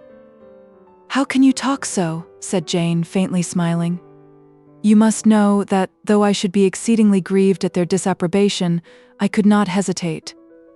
I did not think you would, and that being the case, I cannot consider your situation with much compassion. But if he returns no more this winter, my choice will never be required. 1,000 things may arise in 6 months. The idea of his returning no more Elizabeth treated with the utmost contempt. It appeared to her merely the suggestion of Caroline's interested wishes, and she could not for a moment suppose that those wishes, however openly or artfully spoken, could influence a young man so totally independent of everyone. She represented to her sister as forcibly as possible what she felt on the subject, and had soon the pleasure of seeing its happy effect. Jane's temper was not desponding, and she was gradually led to hope, though the diffidence of affection sometimes overcame the hope, that Bingley would return to Netherfield, and answer every wish of her heart. They agreed that Mrs. Bennet should only hear of the departure of the family, without being alarmed on the score of the gentleman's conduct. But even this partial communication gave her a great deal of concern, and she bewailed it as exceedingly unlucky that the ladies should happen to go away just as they were all getting so intimate together. After lamenting it, however, at some length, she had the consolation of thinking that Mr. Bingley would be soon down again, and soon dining at Longbourn, and the conclusion of all was the comfortable declaration that though he had been invited only to a family dinner, she would take care to have 2 full courses. Chapter 22. The Bennets were engaged to dine with the Lucases, and again, during the chief of the day, was Miss Lucas so kind as to listen to Mr. Collins. Elizabeth took an opportunity of thanking her. "It keeps him in good humor," said she, "and I am more obliged to you than I can express." Charlotte assured her friend of her satisfaction in being useful, and that it amply repaid her for the little sacrifice of her time. This was very amiable, but Charlotte's kindness extended farther than Elizabeth had any conception of. Its object was nothing less than to secure her from any return of Mr. Collins's addresses, by engaging them towards herself. Such was Miss Lucas's scheme, and appearances were so favorable that when they parted at night, she would have felt almost sure of success if he had not been to leave Hertfordshire so very soon. But here she did injustice to the fire and independence of his character, for it led him to escape out of Longbourn House the next morning with admirable slyness, and hasten to Lucas Lodge to throw himself at her feet. He was anxious to avoid the notice of his cousins, from a conviction that, if they saw him depart, they could not fail to conjecture his design, and he was not willing to have the attempt known till its success could be known likewise, for, though feeling almost secure, and with reason, for Charlotte had been tolerably encouraging, he was comparatively diffident since the adventure of Wednesday. His reception, however, was of the most flattering kind. Miss Lucas perceived him from an upper window as he walked towards the house, and instantly set out to meet him accidentally in the lane. But little had she dared to hope that so much love and eloquence awaited her there. In as short a time as Mr. Collins's long speeches would allow, everything was settled between them to the satisfaction of both, and as they entered the house he earnestly entreated her to name the day that was to make him the happiest of men, and though such a solicitation must be waived for the present, the lady felt no inclination to trifle with his happiness. The stupidity with which he was favored by nature must guard his courtship from any charm that could make a woman wish for its continuance, and Miss Lucas, who accepted him solely from the pure and disinterested desire of an establishment, cared not how soon that establishment were gained. Sir William and Lady Lucas were speedily applied to for their consent, and it was bestowed with a most joyful alacrity. Mr. Collins's present circumstances made it a most eligible match for their daughter, to whom they could give little fortune, and his prospects of future wealth were exceedingly fair. Lady Lucas began directly to calculate, with more interest than the matter had ever excited before, how many years longer Mr. Bennet was likely to live, and Sir William gave it as his decided opinion that whenever Mr. Collins should be in possession of the Longbourn estate, it would be highly expedient that both he and his wife should make their appearance at St. James's. The whole family, in short, were properly overjoyed on the occasion. The younger girls formed hopes of coming out a year or two sooner than they might otherwise have done, and the boys were relieved from their apprehension of Charlotte's dying an old maid. Charlotte herself was tolerably composed. She had gained her point, and had time to consider of it. Her reflections were in general satisfactory. Mr. Collins, to be sure, was neither sensible nor agreeable. His society was irksome, and his attachment to her must be imaginary, but still he would be her husband. Without thinking highly either of men or of matrimony, marriage had always been her object. It was the only honorable provision for well-educated young women of small fortune, and however uncertain of giving happiness, must be their pleasantest preservative from want. This preservative she had now obtained, and at the age of 27, without having ever been handsome, she felt all the good luck of it. The least agreeable circumstance in the business was the surprise it must occasion to Elizabeth Bennet, whose friendship she valued beyond that of any other person. Elizabeth would wonder, and probably would blame her, and though her resolution was not to be shaken, her feelings must be hurt by such a disapprobation. She resolved to give her the information herself, and therefore charged Mr. Collins, when he returned to Longbourn to dinner, to drop no hint of what had passed before any of the family. A promise of secrecy was of course very dutifully given, but it could not be kept without difficulty, for the curiosity excited by his long absence burst forth in such very direct questions on his return, as required some ingenuity to evade, and he was at the same time exercising great self-denial, for he was longing to publish his prosperous love. As he was to begin his journey too early on the morrow to see any of the family, the ceremony of leave-taking was performed when the ladies moved for the night, and Mrs. Bennet, with great politeness and cordiality, said how happy they should be to see him at Longbourn again, whenever his other engagements might allow him to visit them. "My dear madam," he replied, "this invitation is particularly gratifying, because it is what I have been hoping to receive, and you may be very certain that I shall avail myself of it as soon as possible." They were all astonished, and Mr. Bennet, who could by no means wish for so speedy a return, immediately said, "But is there not danger of Lady Catherine's disapprobation here, my good sir? You had better neglect your relations than run the risk of offending your patroness." "My dear sir," replied Mr. Collins, "I am particularly obliged to you for this friendly caution, and you may depend upon my not taking so material a step without her ladyship's concurrence. You cannot be too much on your guard. risk anything rather than her displeasure. And if you find it likely to be raised by your coming to us again, which I should think exceedingly probable, stay quietly at home, and be satisfied that we shall take no offense.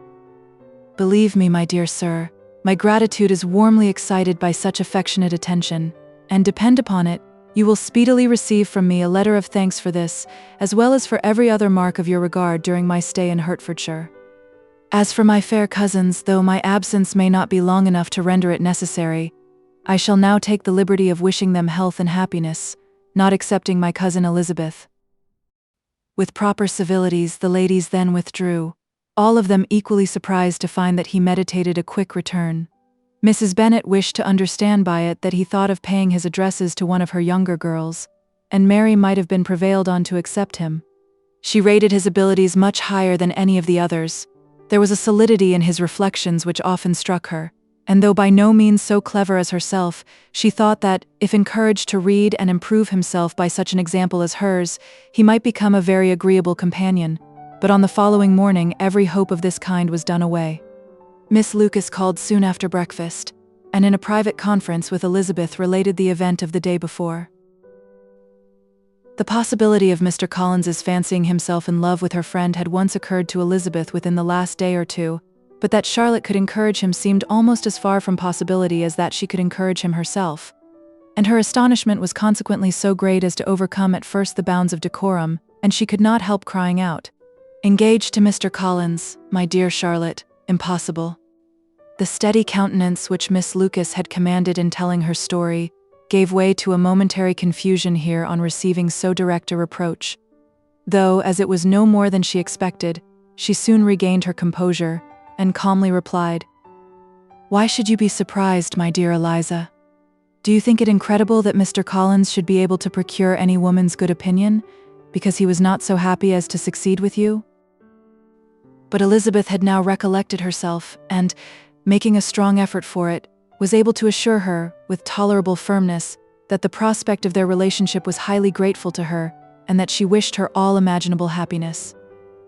"I see what you are feeling," replied Charlotte. "You must be surprised, very much surprised, so lately as Mr. Collins was wishing to marry you. But when you have had time to think it all over, I hope you will be satisfied with what I have done. I am not romantic, you know. I never was.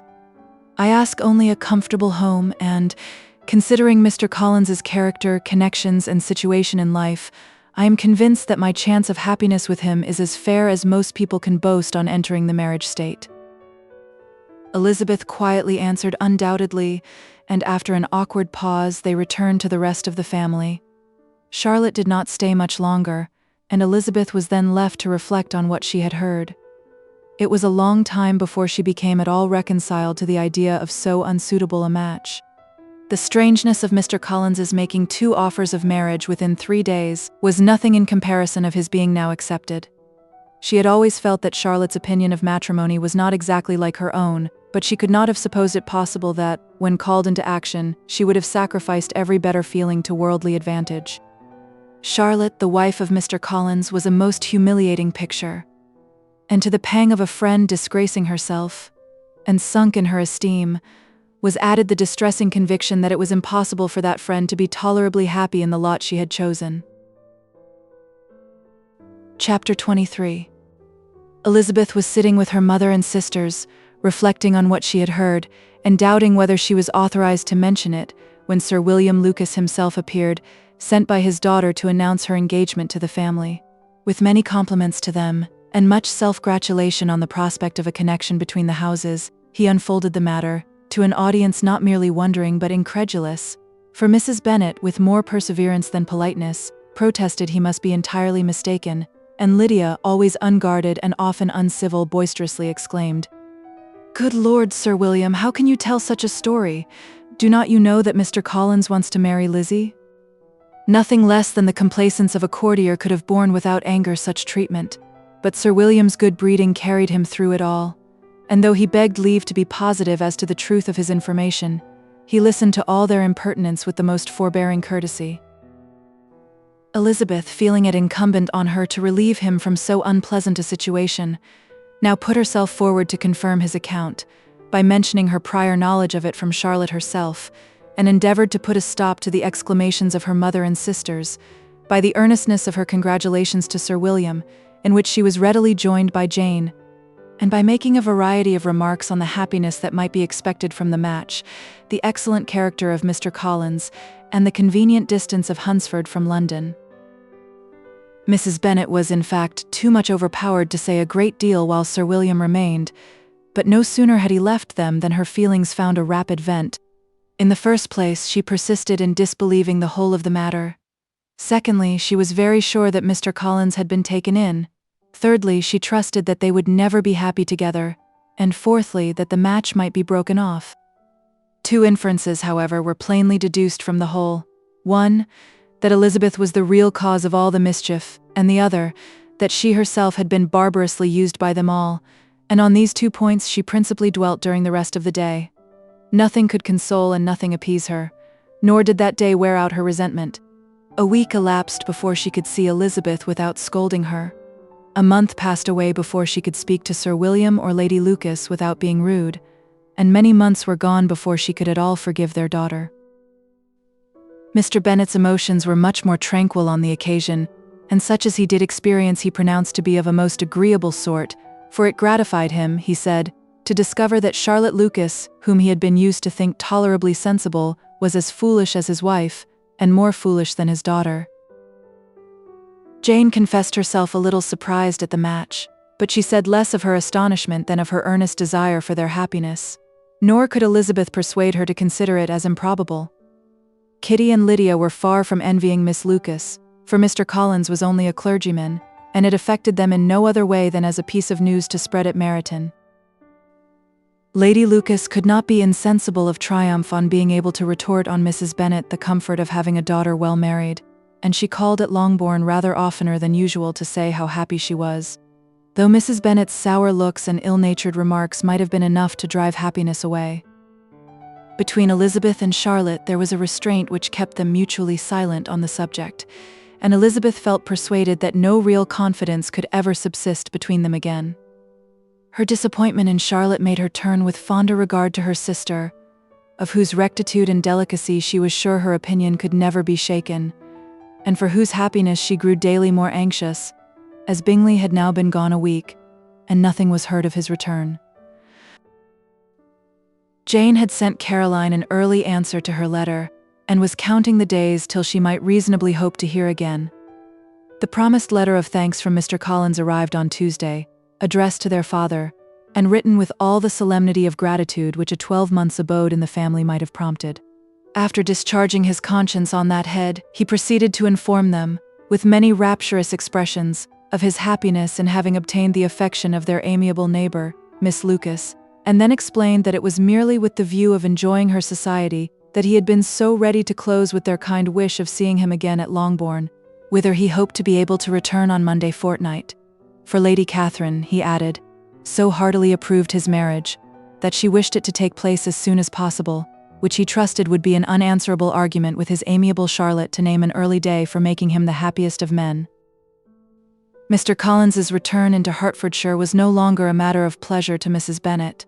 On the contrary, she was as much disposed to complain of it as her husband. It was very strange that he should come to Longbourn instead of to Lucas Lodge. It was also very inconvenient and exceedingly troublesome.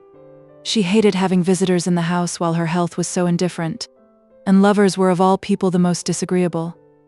Such were the gentle murmurs of Mrs. Bennet, and they gave way only to the greater distress of Mr. Bingley's continued absence. Neither Jane nor Elizabeth were comfortable on this subject. Day after day passed away without bringing any other tidings of him than the report which shortly prevailed in Meryton of his coming no more to Netherfield the whole winter, a report which highly incensed Mrs. Bennet, and which she never failed to contradict as a most scandalous falsehood. Even Elizabeth began to fear, not that Bingley was indifferent, but that his sisters would be successful in keeping him away. Unwilling as she was to admit an idea so destructive to Jane's happiness, and so dishonorable to the stability of her lover, she could not prevent its frequently recurring. The united efforts of his 2 unfeeling sisters, and of his overpowering friend, assisted by the attractions of Miss Darcy and the amusements of London, might be too much, she feared, for the strength of his attachment. As for Jane, her anxiety under this suspense was, of course, more painful than Elizabeth's, but whatever she felt she was desirous of concealing, and between herself and Elizabeth, therefore, the subject was never alluded to. But as no such delicacy restrained her mother, an hour seldom passed in which she did not talk of Bingley, express her impatience for his arrival, or even require Jane to confess that if he did not come back, she should think herself very ill-used. It needed all Jane's steady mildness to bear these attacks with tolerable tranquillity. Mr. Collins returned most punctually on the Monday fortnight, but his reception at Longbourn was not quite so gracious as it had been on his first introduction. He was too happy, however, to need much attention, and luckily for the others, the business of love-making relieved them from a great deal of his company. The chief of every day was spent by him at Lucas Lodge, and he sometimes returned to Longbourn only in time to make an apology for his absence before the family went to bed. Mrs. Bennet was really in a most pitiable state. The very mention of anything concerning the match threw her into an agony of ill humor, and wherever she went she was sure of hearing it talked of. The sight of Miss Lucas was odious to her. As her successor in that house, she regarded her with jealous abhorrence. Whenever Charlotte came to see them, she concluded her to be anticipating the hour of possession, and whenever she spoke in a low voice to Mr. Collins, was convinced that they were talking of the Longbourn estate, and resolving to turn herself and her daughters out of the house as soon as Mr. Bennet was dead. She complained bitterly of all this to her husband. "Indeed, Mr. Bennet," said she, "it is very hard to think that Charlotte Lucas should ever be mistress of this house, that I should be forced to make way for her, and live to see her take my place in it. My dear, do not give way to such gloomy thoughts. Let us hope for better things. Let us flatter ourselves that I may be the survivor." This was not very consoling to Mrs. Bennet, and therefore, instead of making any answer, she went on as before. "I cannot bear to think that they should have all this estate. If it was not for the entail, I should not mind it." "What should not you mind?" "I should not mind anything at all. Let us be thankful that you are preserved from a state of such insensibility." "I never can be thankful, Mr. Bennet, for anything about the entail. How anyone could have the conscience to entail away an estate from one's own daughters I cannot understand, and all for the sake of Mr. Collins too. Why should he have it more than anybody else?" "I leave it to yourself to determine," said Mr. Bennet. Chapter 24. Miss Bingley's letter arrived and put an end to doubt. The very first sentence conveyed the assurance of their being all settled in London for the winter, and concluded with her brother's regret at not having had time to pay his respects to his friends in Hertfordshire before he left the country. Hope was over, entirely over, and when Jane could attend to the rest of the letter, she found little, except the professed affection of the writer, that could give her any comfort. Miss Darcy's praise occupied the chief of it. Her many attractions were again dwelt on, and Caroline boasted joyfully of their increasing intimacy, and ventured to predict the accomplishment of the wishes which had been unfolded in her former letter. She wrote also with great pleasure of her brother's being an inmate of Mr. Darcy's house, and mentioned with raptures some plans of the latter with regard to new furniture. Elizabeth, to whom Jane very soon communicated the chief of all this, heard it in silent indignation. Her heart was divided between concern for her sister and resentment against all others. To Caroline's assertion of her brother's being partial to Miss Darcy, she paid no credit.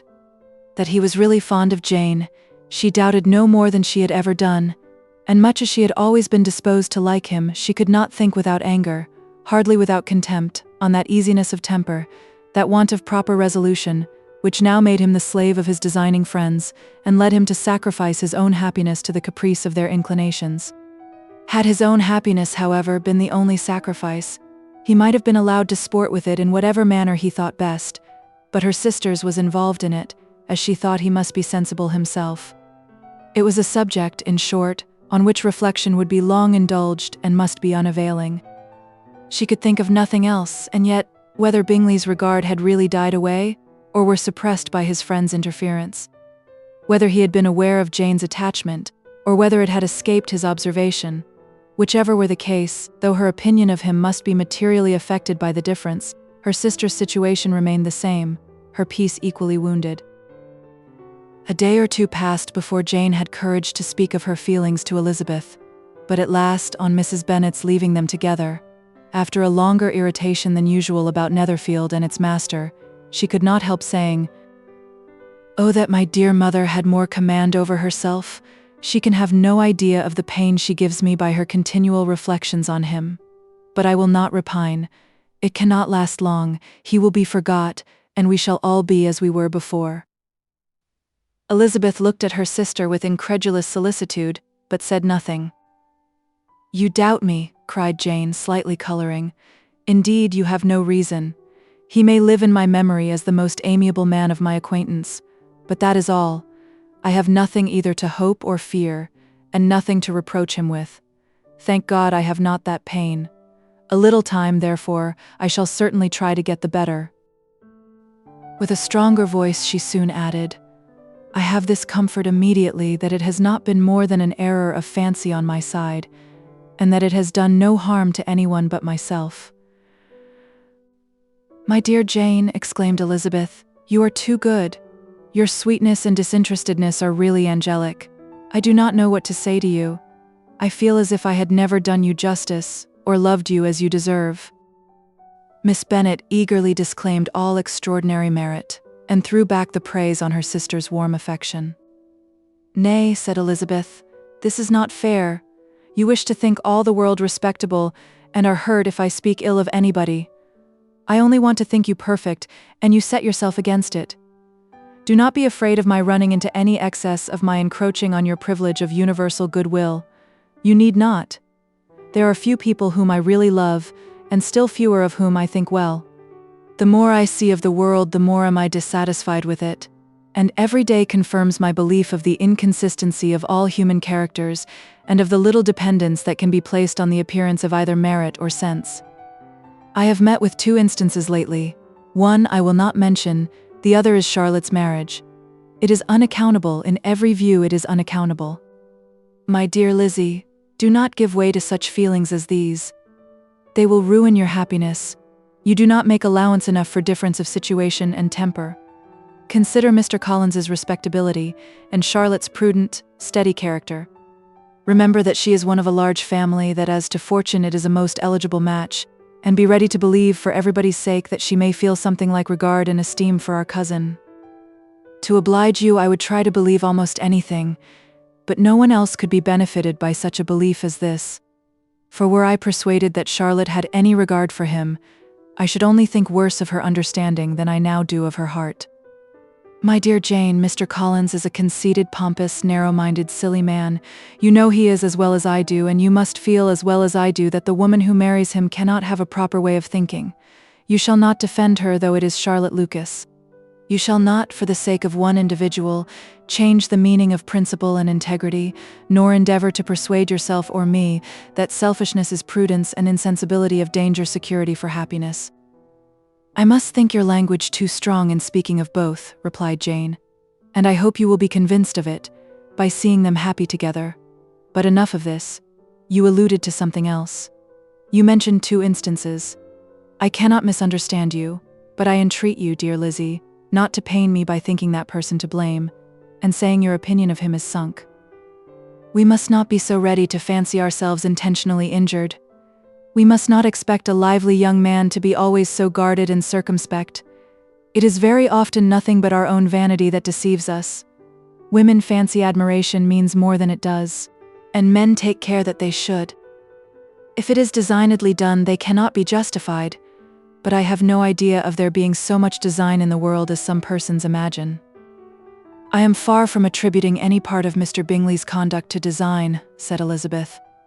But, without scheming to do wrong, or to make others unhappy, there may be error, and there may be misery.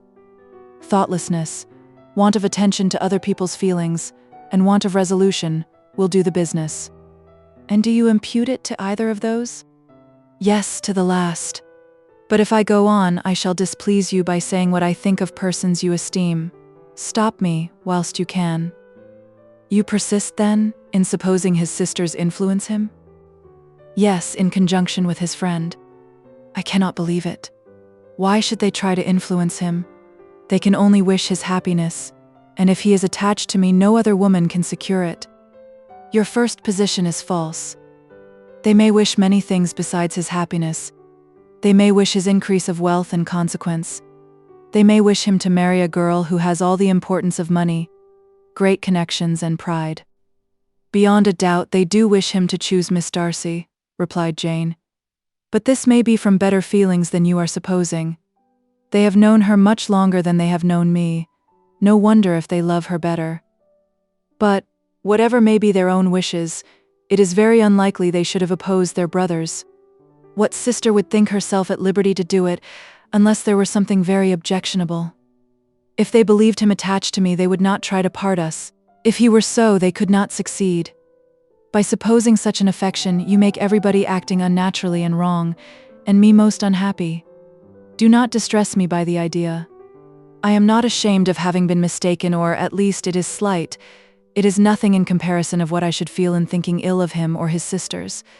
Let me take it in the best light, in the light in which it may be understood.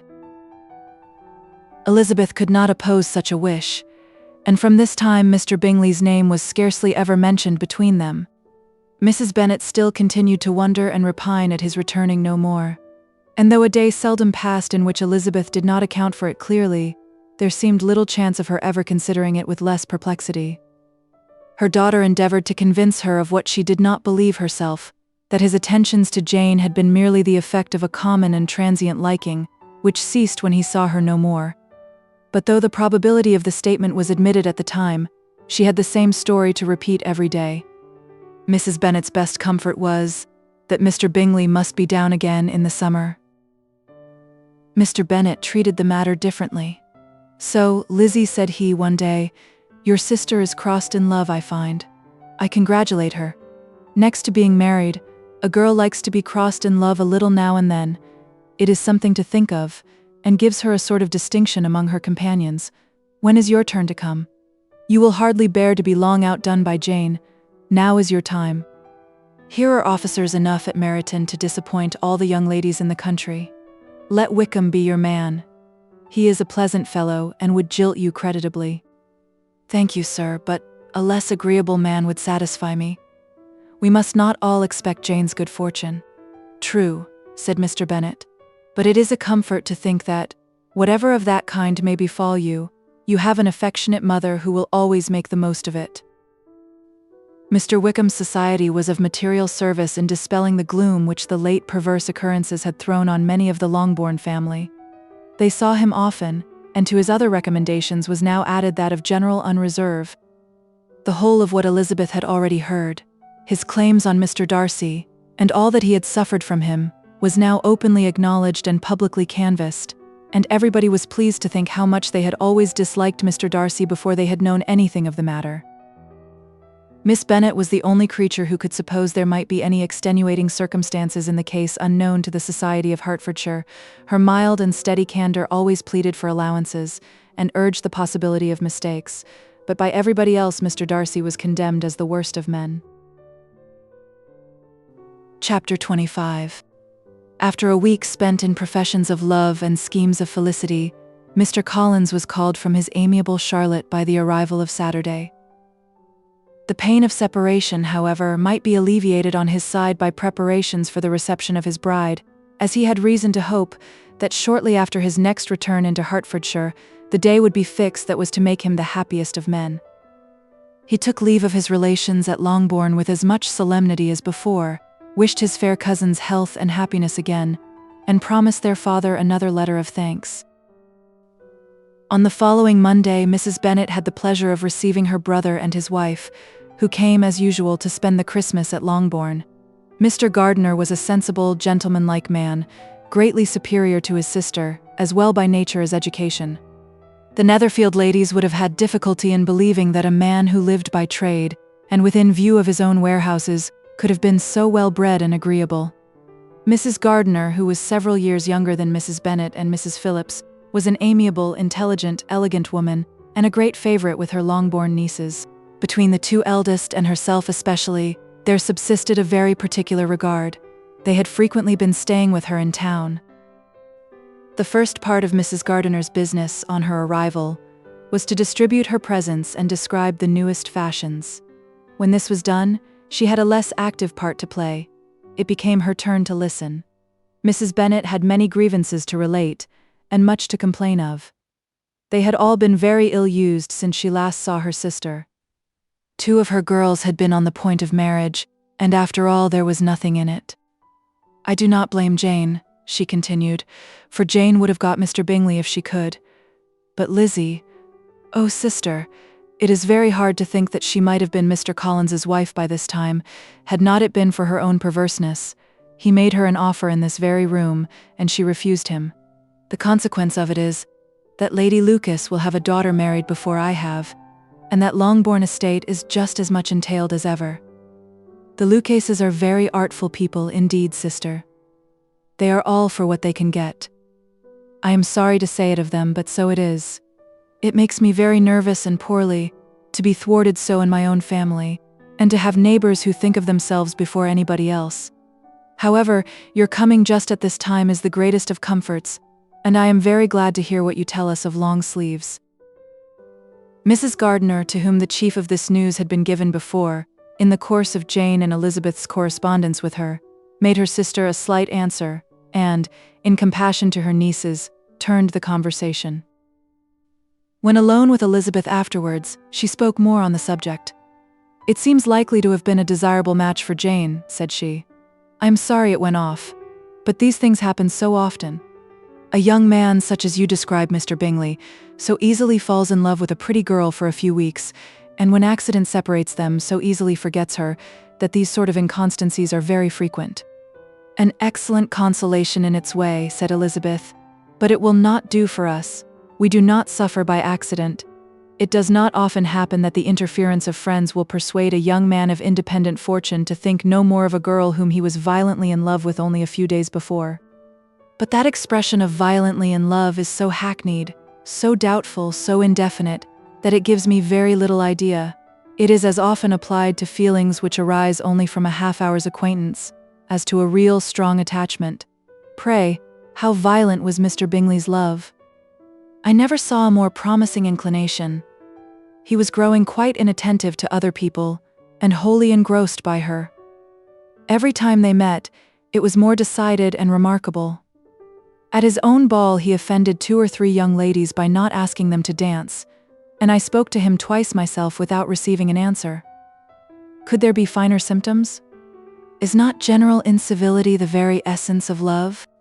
Oh yes, of that kind of love which I suppose him to have felt. Poor Jane, I am sorry for her because, with her disposition, she may not get over it immediately. It had better have happened to you, Lizzie. You would have laughed yourself out of it sooner. But do you think she would be prevailed on to go back with us? Change of scene might be of service, and perhaps a little relief from home may be as useful as anything." Elizabeth was exceedingly pleased with this proposal, and felt persuaded of her sister's ready acquiescence. "I hope," added Mrs. Gardiner, "that no consideration with regard to this young man will influence her. We live in so different a part of town, all our connections are so different, and, as you well know, we go out so little, that it is very improbable they should meet at all, unless he really comes to see her. And that is quite impossible, for he is now in the custody of his friend, and Mr. Darcy would no more suffer him to call on Jane in such a part of London. My dear aunt, how could you think of it? Mr. Darcy may, perhaps, have heard of such a place as Gracechurch Street, but he would hardly think a month's ablution enough to cleanse him from its impurities, were he once to enter it, and depend upon it, Mr. Bingley never stirs without him. So much the better. I hope they will not meet at all. But does not Jane correspond with his sister? She will not be able to help calling. She will drop the acquaintance entirely. But, in spite of the certainty in which Elizabeth affected to place this point, as well as the still more interesting one of Bingley's being withheld from seeing Jane, she felt a solicitude on the subject which convinced her, on examination, that she did not consider it entirely hopeless. It was possible, and sometimes she thought it probable, that his affection might be reanimated, and the influence of his friends successfully combated by the more natural influence of Jane's attractions. Miss Bennet accepted her aunt's invitation with pleasure, and the Bingleys were no otherwise in her thoughts at the same time than as she hoped, by Caroline's not living in the same house with her brother, she might occasionally spend a morning with her, without any danger of seeing him. The Gardiners stayed a week at Longbourn, And what with the Phillipses, the Lucases, and the officers, there was not a day without its engagement. Mrs. Bennet had so carefully provided for the entertainment of her brother and sister that they did not once sit down to a family dinner. When the engagement was for home, some of the officers always made part of it, of which officers Mr. Wickham was sure to be one, and on these occasions Mrs. Gardiner, rendered suspicious by Elizabeth's warm commendation of him, narrowly observed them both, without supposing them, from what she saw, to be very seriously in love. Their preference of each other was plain enough to make her a little uneasy, and she resolved to speak to Elizabeth on the subject before she left Hertfordshire, and represent to her the imprudence of encouraging such an attachment. To Mrs. Gardiner, Wickham had one means of affording pleasure, unconnected with his general powers. About 10 or a dozen years ago, before her marriage, she had spent a considerable time in that very part of Derbyshire to which he belonged. They had therefore many acquaintance in common, and though Wickham had been little there since the death of Darcy's father, 5 years before, it was yet in his power to give her fresher intelligence of her former friends than she had been in the way of procuring. Mrs. Gardiner had seen Pemberley, and known the late Mr. Darcy by character perfectly well. Here, consequently, was an inexhaustible subject of discourse, in comparing her recollection of Pemberley with the minute description which Wickham could give, and in bestowing her tribute of praise on the character of its late possessor, she was delighting both him and herself. On being made acquainted with the present Mr. Darcy's treatment of him, she tried to remember something of that gentleman's reputed disposition, when quite a lad, which might agree with it, and was confident, at last, that she recollected having heard Mr. Fitzwilliam Darcy formerly spoken of as a very proud, ill-natured boy. Chapter 26. Mrs. Gardiner's caution to Elizabeth was punctually and kindly given on the first favourable opportunity of speaking to her alone. After honestly telling her what she thought, she thus went on. "You are too sensible a girl, Lizzie, to fall in love merely because you are warned against it, and therefore I am not afraid of speaking openly. Seriously, I would have you be on your guard. Do not involve yourself, or endeavour to involve him in an affection which the want of fortune would make so very imprudent. I have nothing to say against him. He is a most interesting young man, and if he had the fortune he ought to have, I should think you could not do better. But as it is, you must not let your fancy run away with you. You have sense, and we all expect you to use it. Your father would depend on your resolution and good conduct, I am sure. You must not disappoint your father." "My dear aunt, this is being serious indeed." "Yes, and I hope to engage you to be serious likewise." "Well then, you need not be under any alarm. I will take care of myself, and of Mr. Wickham too. He shall not be in love with me, if I can prevent it." "Elizabeth, you are not serious now." "I beg your pardon. I will try again. At present I am not in love with Mr. Wickham. No, I certainly am not. But he is, beyond all comparison, the most agreeable man I ever saw, and if he becomes really attached to me, I believe it will be better that he should not. I see the imprudence of it. Oh, that abominable Mr. Darcy! My father's opinion of me does me the greatest honour, and I should be miserable to forfeit it. My father, however, is partial to Mr. Wickham. In short, my dear aunt, I should be very sorry to be the means of making any of you unhappy.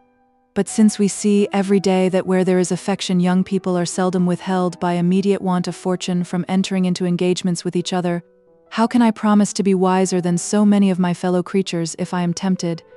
Or how am I even to know that it would be wiser to resist? All that I can promise you, therefore, is not to be in a hurry. I will not be in a hurry to believe myself his first object.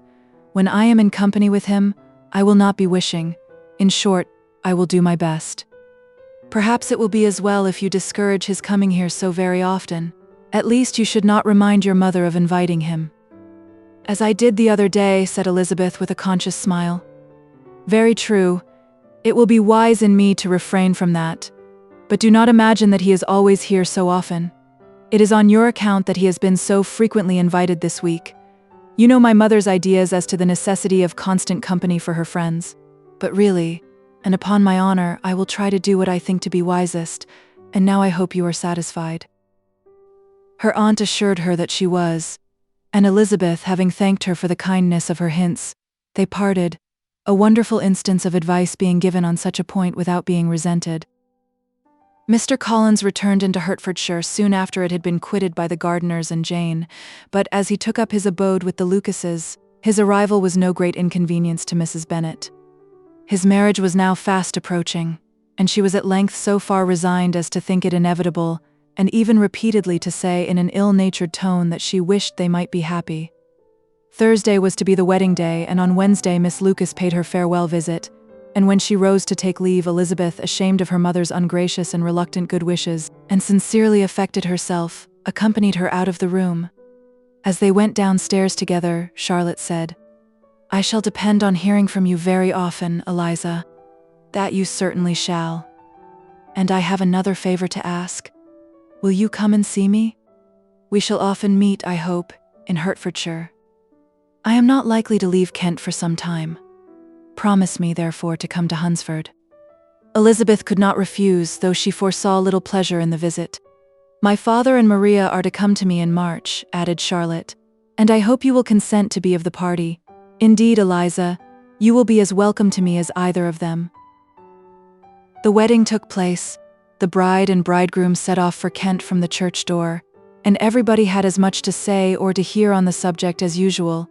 Elizabeth soon heard from her friend, and their correspondence was as regular and frequent as it ever had been.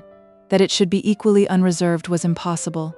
Elizabeth could never address her without feeling that all the comfort of intimacy was over, and though determined not to slacken as a correspondent, it was for the sake of what had been rather than what was. Charlotte's first letters were received with a good deal of eagerness. There could not but be curiosity to know how she would speak of her new home, how she would like Lady Catherine, and how happy she would dare pronounce herself to be, though when the letters were read, Elizabeth felt that Charlotte expressed herself on every point exactly as she might have foreseen. She wrote cheerfully, seemed surrounded with comforts, and mentioned nothing which she could not praise. The house, furniture, neighborhood, and roads were all to her taste, and Lady Catherine's behavior was most friendly and obliging. It was Mr. Collins's picture of Hunsford and Rosings rationally softened, and Elizabeth perceived that she must wait for her own visit there to know the rest. Jane had already written a few lines to her sister to announce their safe arrival in London, and when she wrote again, Elizabeth hoped it would be in her power to say something of the Bingleys. Her impatience for this second letter was as well rewarded as impatience generally is. Jane had been a week in town, without either seeing or hearing from Caroline. She accounted for it, however, by supposing that her last letter to her friend from Longbourn had by some accident been lost. "My aunt," she continued, "is going tomorrow into that part of the town, and I shall take the opportunity of calling in Grosvenor Street." She wrote again when the visit was paid, and she had seen Miss Bingley. "I did not think Caroline in spirits," were her words, "but she was very glad to see me, and reproached me for giving her no notice of my coming to London. I was right, therefore. My last letter had never reached her. I inquired after their brother, of course. He was well, but so much engaged with Mr. Darcy that they scarcely ever saw him. I found that Miss Darcy was expected to dinner. I wish I could see her. My visit was not long, as Caroline and Mrs. Hurst were going out. I dare say I shall soon see them here." Elizabeth shook her head over this letter. It convinced her that accident only could discover to Mr. Bingley her sister's being in town. 4 weeks passed away, and Jane saw nothing of him. She endeavored to persuade herself that she did not regret it, but she could no longer be blind to Miss Bingley's inattention. After waiting at home every morning for a fortnight, and inventing every evening a fresh excuse for her, the visitor did at last appear, but the shortness of her stay and, yet more, the alteration of her manner would allow Jane to deceive herself no longer. The letter which she wrote on this occasion to her sister will prove what she felt. "My dearest Lizzie will, I am sure, be incapable of triumphing in her better judgment at my expense when I confess myself to have been entirely deceived in Miss Bingley's regard for me. But, my dear sister, though the event has proved you right, do not think me obstinate if I still assert that, considering what her behavior was, my confidence was as natural as your suspicion. I do not at all comprehend her reason for wishing to be intimate with me, but if the same circumstances were to happen again, I am sure I should be deceived again. Caroline did not return my visit till yesterday, and not a note, not a line, did I receive in the meantime. When she did come, It was very evident that she had no pleasure in it. She made a slight formal apology for not calling before, said not a word of wishing to see me again, and was, in every respect, so altered a creature that when she went away I was perfectly resolved to continue the acquaintance no longer. I pity, though I cannot help blaming her. She was very wrong in singling me out as she did. I can safely say that every advance to intimacy began on her side, but I pity her, because she must feel that she has been acting wrong, and because I am very sure that anxiety for her brother is the cause of it.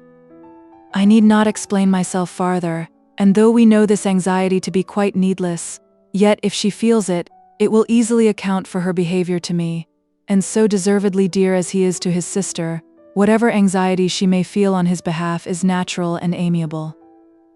I cannot but wonder, however, at her having any such fears now, because if he had at all cared about me, we must have met long, long ago. He knows of my being in town, I am certain, from something she said herself, and yet it would seem by her manner of talking as if she wanted to persuade herself that he is really partial to Miss Darcy.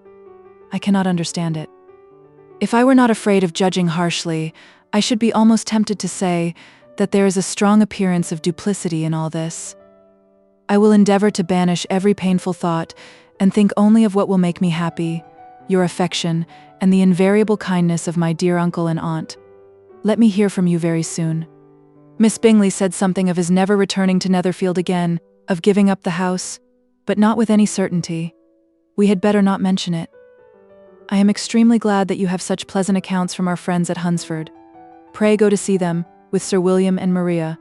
I am sure you will be very comfortable there. Yours, etc. This letter gave Elizabeth some pain, but her spirits returned as she considered that Jane would no longer be duped, by the sister at least. All expectation from the brother was now absolutely over. She would not even wish for any renewal of his attentions. His character sunk on every review of it, and, as a punishment for him, as well as a possible advantage to Jane, she seriously hoped he might really soon marry Mr. Darcy's sister, as, by Wickham's account, she would make him abundantly regret what he had thrown away. Mrs. Gardiner about this time reminded Elizabeth of her promise concerning that gentleman, and required information, and Elizabeth had such to send as might rather give contentment to her aunt than to herself. His apparent partiality had subsided, his attentions were over, he was the admirer of someone else. Elizabeth was watchful enough to see it all, but she could see it and write of it without material pain. Her heart had been but slightly touched, and her vanity was satisfied with believing that she would have been his only choice, had fortune permitted it. The sudden acquisition of £10,000 was the most remarkable charm of the young lady to whom he was now rendering himself agreeable, but Elizabeth, less clear-sighted perhaps in this case than in Charlotte's, did not quarrel with him for his wish of independence. Nothing, on the contrary, could be more natural, and while able to suppose that it cost him a few struggles to relinquish her, she was ready to allow it a wise and desirable measure for both, and could very sincerely wish him happy. All this was acknowledged to Mrs. Gardiner, and after relating the circumstances, she thus went on. I am now convinced, my dear aunt, that I have never been much in love, for had I really experienced that pure and elevating passion, I should at present detest his very name, and wish him all manner of evil. But my feelings are not only cordial towards him, they are even impartial towards Miss King. I cannot find out that I hate her at all, or that I am in the least unwilling to think her a very good sort of girl. There can be no love in all this. My watchfulness has been effectual, and though I should certainly be a more interesting object to all my acquaintance, were I distractedly in love with him, I cannot say that I regret my comparative insignificance. Importance may sometimes be purchased too dearly. Kitty and Lydia take his defection much more to heart than I do. They are young in the ways of the world, and not yet open to the mortifying conviction that handsome young men must have something to live on as well as the plain. Chapter 27. With no greater events than these in the Longbourn family, and otherwise diversified by little beyond the walks to Meriden, sometimes dirty and sometimes cold, did January and February pass away. March was to take Elizabeth to Hunsford. She had not at first thought very seriously of going thither, but Charlotte, she soon found, was depending on the plan, and she gradually learned to consider it herself with greater pleasure as well as greater certainty. absence had increased her desire of seeing Charlotte again, and weakened her disgust of Mr. Collins. There was novelty in the scheme, and as, with such a mother and such uncompanionable sisters, home could not be faultless, a little change was not unwelcome for its own sake. The journey would, moreover, give her a peep at Jane, and in short, as the time drew near, she would have been very sorry for any delay. Everything, however, went on smoothly, and was finally settled according to Charlotte's first sketch.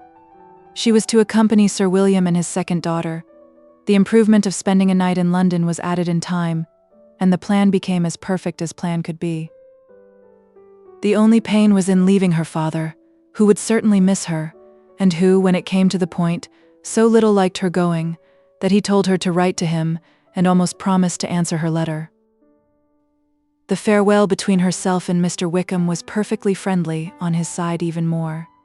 His present pursuit could not make him forget that Elizabeth had been the first to excite and to deserve his attention, the first to listen and to pity, the first to be admired, and in his manner of bidding her adieu, wishing her every enjoyment, reminding her of what she was to expect in Lady Catherine de Bourgh, and trusting their opinion of her, their opinion of everybody would always coincide, there was a solicitude, an interest, which she felt must ever attach her to him with a most sincere regard, and she parted from him convinced that, whether married or single, he must always be her model of the amiable and pleasing. Her fellow travelers the next day were not of a kind to make her think him less agreeable. Sir William Lucas, and his daughter Maria, a good-humored girl, but as empty-headed as himself, had nothing to say that could be worth hearing, and were listened to with about as much delight as the rattle of the chaise. Elizabeth loved absurdities, but she had known Sir William's too long. He could tell her nothing new of the wonders of his presentation and knighthood, and his civilities were worn out, like his information. It was a journey of only 24 miles, and they began it so early as to be in Gracechurch Street by noon.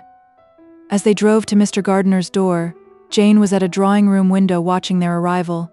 When they entered the passage, she was there to welcome them, and Elizabeth, looking earnestly in her face, was pleased to see it healthful and lovely as ever. On the stairs were a troop of little boys and girls whose eagerness for their cousin's appearance would not allow them to wait in the drawing-room, and whose shyness, as they had not seen her for a 12-month, prevented their coming lower. All was joy and kindness. The day passed most pleasantly away, the morning in bustle and shopping, and the evening at one of the theatres. Elizabeth then contrived to sit by her aunt. Their first subject was her sister, and she was more grieved than astonished to hear, in reply to her minute inquiries, that though Jane always struggled to support her spirits, there were periods of dejection. It was reasonable, however, to hope that they would not continue long. Mrs. Gardiner gave her the particulars also of Miss Bingley's visit in Gracechurch Street, and repeated conversations occurring at different times between Jane and herself, which proved that the former had, from her heart, given up the acquaintance. Mrs. Gardiner then rallied her niece on Wickham's desertion, and complimented her on bearing it so well. "But my dear Elizabeth," she added, "what sort of girl is Miss King? I should be sorry to think our friend mercenary. Pray, my dear aunt, what is the difference in matrimonial affairs between the mercenary and the prudent motive? Where does discretion end and avarice begin? Last Christmas you were afraid of his marrying me because it would be imprudent, and now, because he is trying to get a girl with only £10,000, you want to find out that he is mercenary. If you will only tell me what sort of girl Miss King is, I shall know what to think. She is a very good kind of girl, I believe. I know no harm of her." But he paid her not the smallest attention till her grandfather's death made her mistress of this fortune? No, why should he? If it were not allowable for him to gain my affections because I had no money, what occasion could there be for making love to a girl whom he did not care about, and who was equally poor? But there seems indelicacy in directing his attentions towards her so soon after this event. A man in distressed circumstances has not time for all those elegant decorums which other people may observe. If she does not object to it, why should we? Her not objecting does not justify him. It only shows her being deficient in something herself, sense or feeling. "Well," cried Elizabeth, "have it as you choose. He shall be mercenary and she shall be foolish." "No, Lizzie, that is what I do not choose. I should be sorry, to think ill of a young man who has lived so long in Derbyshire. Oh, if that is all, I have a very poor opinion of young men who live in Derbyshire, and their intimate friends who live in Hertfordshire are not much better. I am sick of them all. Thank heaven. I am going tomorrow where I shall find a man who has not one agreeable quality, who has neither manners nor sense to recommend him. Stupid men are the only ones worth knowing after all. Take care, Lizzie, that speech savors strongly of disappointment. Before they were separated by the conclusion of the play, she had the unexpected happiness of an invitation to accompany her uncle and aunt in a tour of pleasure which they proposed taking in the summer. We have not quite determined how far it shall carry us, said Mrs. Gardiner, but perhaps to the lakes. No scheme could have been more agreeable to Elizabeth, and her acceptance of the invitation was most ready and grateful. My dear, dear aunt, she rapturously cried, what delight, what felicity! You give me fresh life and vigor. Adieu to disappointment and spleen. What are men to rocks and mountains? Oh, what hours of transport we shall spend! And when we do return, it shall not be like other travelers, without being able to give one accurate idea of anything. We will know where we have gone. We will recollect what we have seen. Lakes, mountains, and rivers shall not be jumbled together in our imaginations, nor, when we attempt to describe any particular scene, will we begin quarreling about its relative situation. Let our first effusions be less insupportable than those of the generality of travelers. Chapter 28.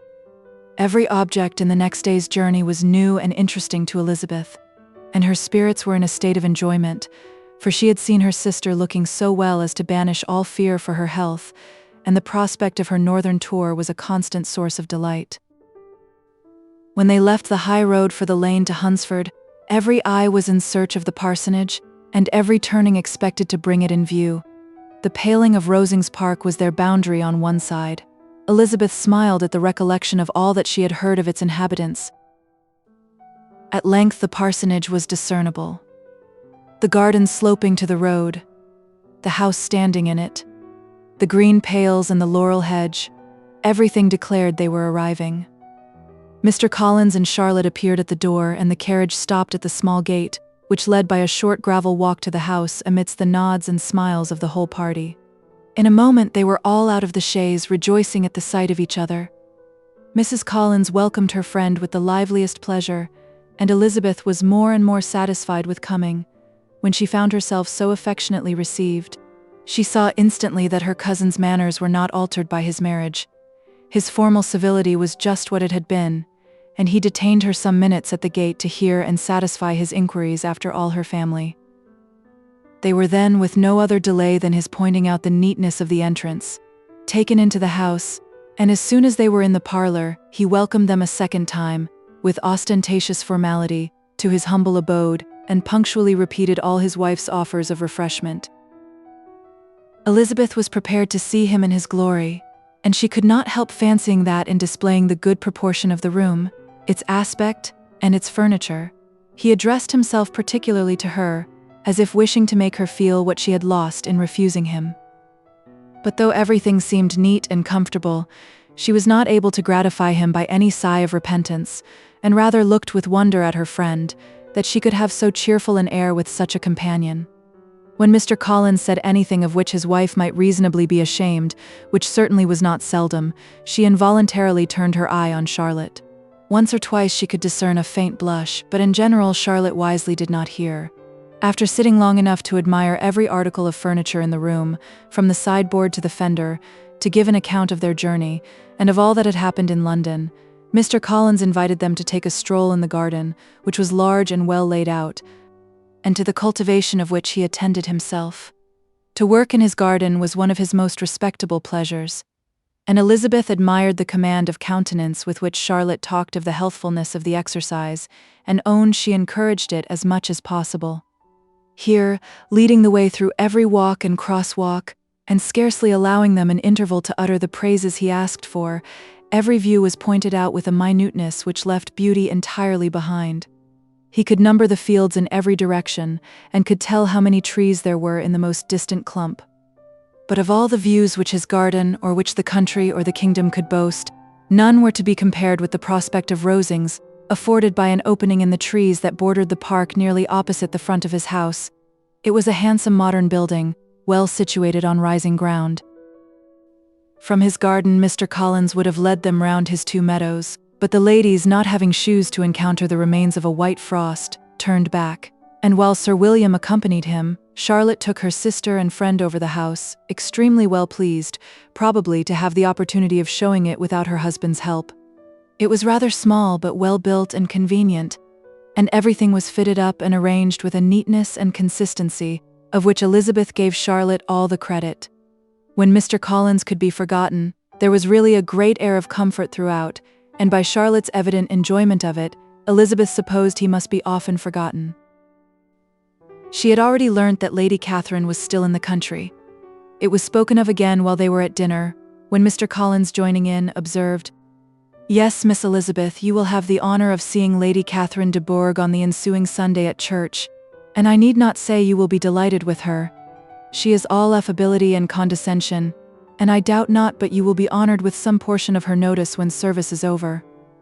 I have scarcely any hesitation in saying that she will include you and my sister Maria in every invitation with which she honours us during your stay here. Her behaviour to my dear Charlotte is charming. We dine at Rosings twice every week, and are never allowed to walk home. Her ladyship's carriage is regularly ordered for us, I should say. One of her ladyship's carriages, for she has several. Lady Catherine is a very respectable, sensible woman indeed," added Charlotte, "and a most attentive neighbour." "Very true, my dear. That is exactly what I say. She is the sort of woman whom one cannot regard with too much deference." The evening was spent chiefly in talking over Hertfordshire news and telling again what had been already written. And when it closed, Elizabeth, in the solitude of her chamber, had to meditate upon Charlotte's degree of contentment, to understand her address in guiding, and composure in bearing with, her husband, and to acknowledge that it was all done very well. She had also to anticipate how her visit would pass, the quiet tenor of their usual employments, the vexatious interruptions of Mr. Collins, and the gaieties of their intercourse with Rosings. A lively imagination soon settled it all.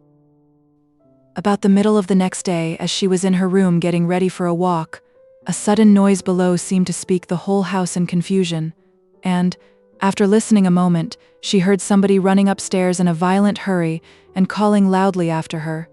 She opened the door and met Maria in the landing place, who, breathless with agitation, cried out, "Oh, my dear Eliza, pray make haste and come into the dining room, for there is such a sight to be seen. I will not tell you what it is. Make haste and come down this moment." Elizabeth asked questions in vain. Maria would tell her nothing more, and down they ran into the dining room which fronted the lane, in quest of this wonder. It was 2 ladies, stopping in a low phaeton at the garden gate. "And is this all?" cried Elizabeth. "I expected at least that the pigs were got into the garden, and here is nothing but Lady Catherine and her daughter." "La, my dear," said Maria, quite shocked at the mistake. "It is not Lady Catherine. The old lady is Mrs. Jenkinson, who lives with them. The other is Miss de Bourgh. Only look at her. She is quite a little creature. Who would have thought she could be so thin and small? She is abominably rude to keep Charlotte out of doors in all this wind. Why does she not come in?" "Oh, Charlotte says she hardly ever does. It is the greatest of favours when Miss de Bourgh comes in."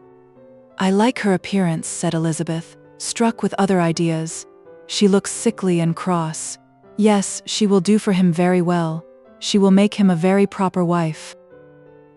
Mr. Collins and Charlotte were both standing at the gate in conversation with the ladies, and Sir William, to Elizabeth's high diversion, was stationed in the doorway, in earnest contemplation of the greatness before him, and constantly bowing whenever Miss de Bourgh looked that way. At length there was nothing more to be said. The ladies drove on, and the others returned into the house. Mr. Collins no sooner saw the 2 girls than he began to congratulate them on their good fortune, which Charlotte explained by letting them know that the whole party was asked to dine at Rosings the next day. Chapter 29. Mr. Collins's triumph in consequence of this invitation was complete. The power of displaying the grandeur of his patroness to his wondering visitors, and of letting them see her civility towards himself and his wife, was exactly what he had wished for.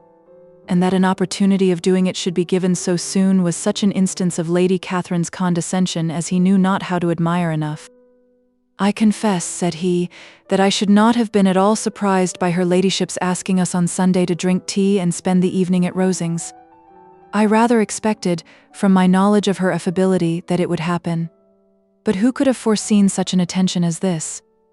Who could have imagined that we should receive an invitation to dine there? An invitation, moreover, including the whole party, so immediately after your arrival." "I am the less surprised at what has happened," replied Sir William, "from that knowledge of what the manners of the great really are, which my situation in life has allowed me to acquire. About the court, such instances of elegant breeding are not uncommon." Scarcely anything was talked of the whole day or next morning but their visit to Rosings. Mr. Collins was carefully instructing them in what they were to expect, that the sight of such rooms, so many servants, and so splendid a dinner might not wholly overpower them. When the ladies were separating for the toilette, he said to Elizabeth, "Do not make yourself uneasy, my dear cousin, about your apparel. Lady Catherine is far from requiring that elegance of dress in us which becomes herself and daughter. I would advise you merely to put on whatever of your clothes is superior to the rest. There is no occasion for anything more. Lady Catherine will not think the worse of you for being simply dressed. She likes to have the distinction of rank preserved." While they were dressing, he came 2 or 3 times to their different doors, to recommend their being quick, as Lady Catherine very much objected to be kept waiting for her dinner. Such formidable accounts of her ladyship, and her manner of living, quite frightened Maria Lucas, who had been little used to company, and she looked forward to her introduction at Rosings with as much apprehension as her father had done to his presentation at St. James's. As the weather was fine, they had a pleasant walk of about half a mile across the park. Every park has its beauty and its prospects, and Elizabeth saw much to be pleased with, though she could not be in such raptures as Mr. Collins expected the scene to inspire, and was but slightly affected by his enumeration of the windows in front of the house, and his relation of what the glazing altogether had originally cost Sir Louis de Bourgh. When they ascended the steps to the hall, Maria's alarm was every moment increasing, and even Sir William did not look perfectly calm. Elizabeth's courage did not fail her. She had heard nothing of Lady Catherine that spoke her awful from any extraordinary talents or miraculous virtue, and the mere stateliness of money and rank she thought she could witness without trepidation. From the entrance hall, of which Mr. Collins pointed out, with a rapturous air, the fine proportion and finished ornaments, they followed the servants through an antechamber to the room where Lady Catherine, her daughter, and Mrs. Jenkinson were sitting. Her ladyship with great condescension arose to receive them, and as Mrs. Collins had settled it with her husband that the office of introduction should be hers, it was performed in a proper manner, without any of those apologies and thanks which he would have thought necessary. In spite of having been at St. James's, Sir William was so completely awed by the grandeur surrounding him that he had but just courage enough to make a very low bow and take his seat without saying a word, and his daughter, frightened almost out of her senses, sat on the edge of her chair, not knowing which way to look. Elizabeth found herself quite equal to the scene, and could observe the 3 ladies before her composedly. Lady Catherine was a tall, large woman, with strongly marked features, which might once have been handsome. Her air was not conciliating, nor was her manner of receiving them such as to make her visitors forget their inferior rank. She was not rendered formidable by silence, but whatever she said was spoken in so authoritative a tone as marked her self-importance, and brought Mr. Wickham immediately to Elizabeth's mind, and from the observation of the day altogether she believed Lady Catherine to be exactly what he had represented. When, after examining the mother, in whose countenance and deportment she soon found some resemblance of Mr. Darcy, she turned her eyes on the daughter, she could almost have joined in Maria's astonishment at her being so thin and so small.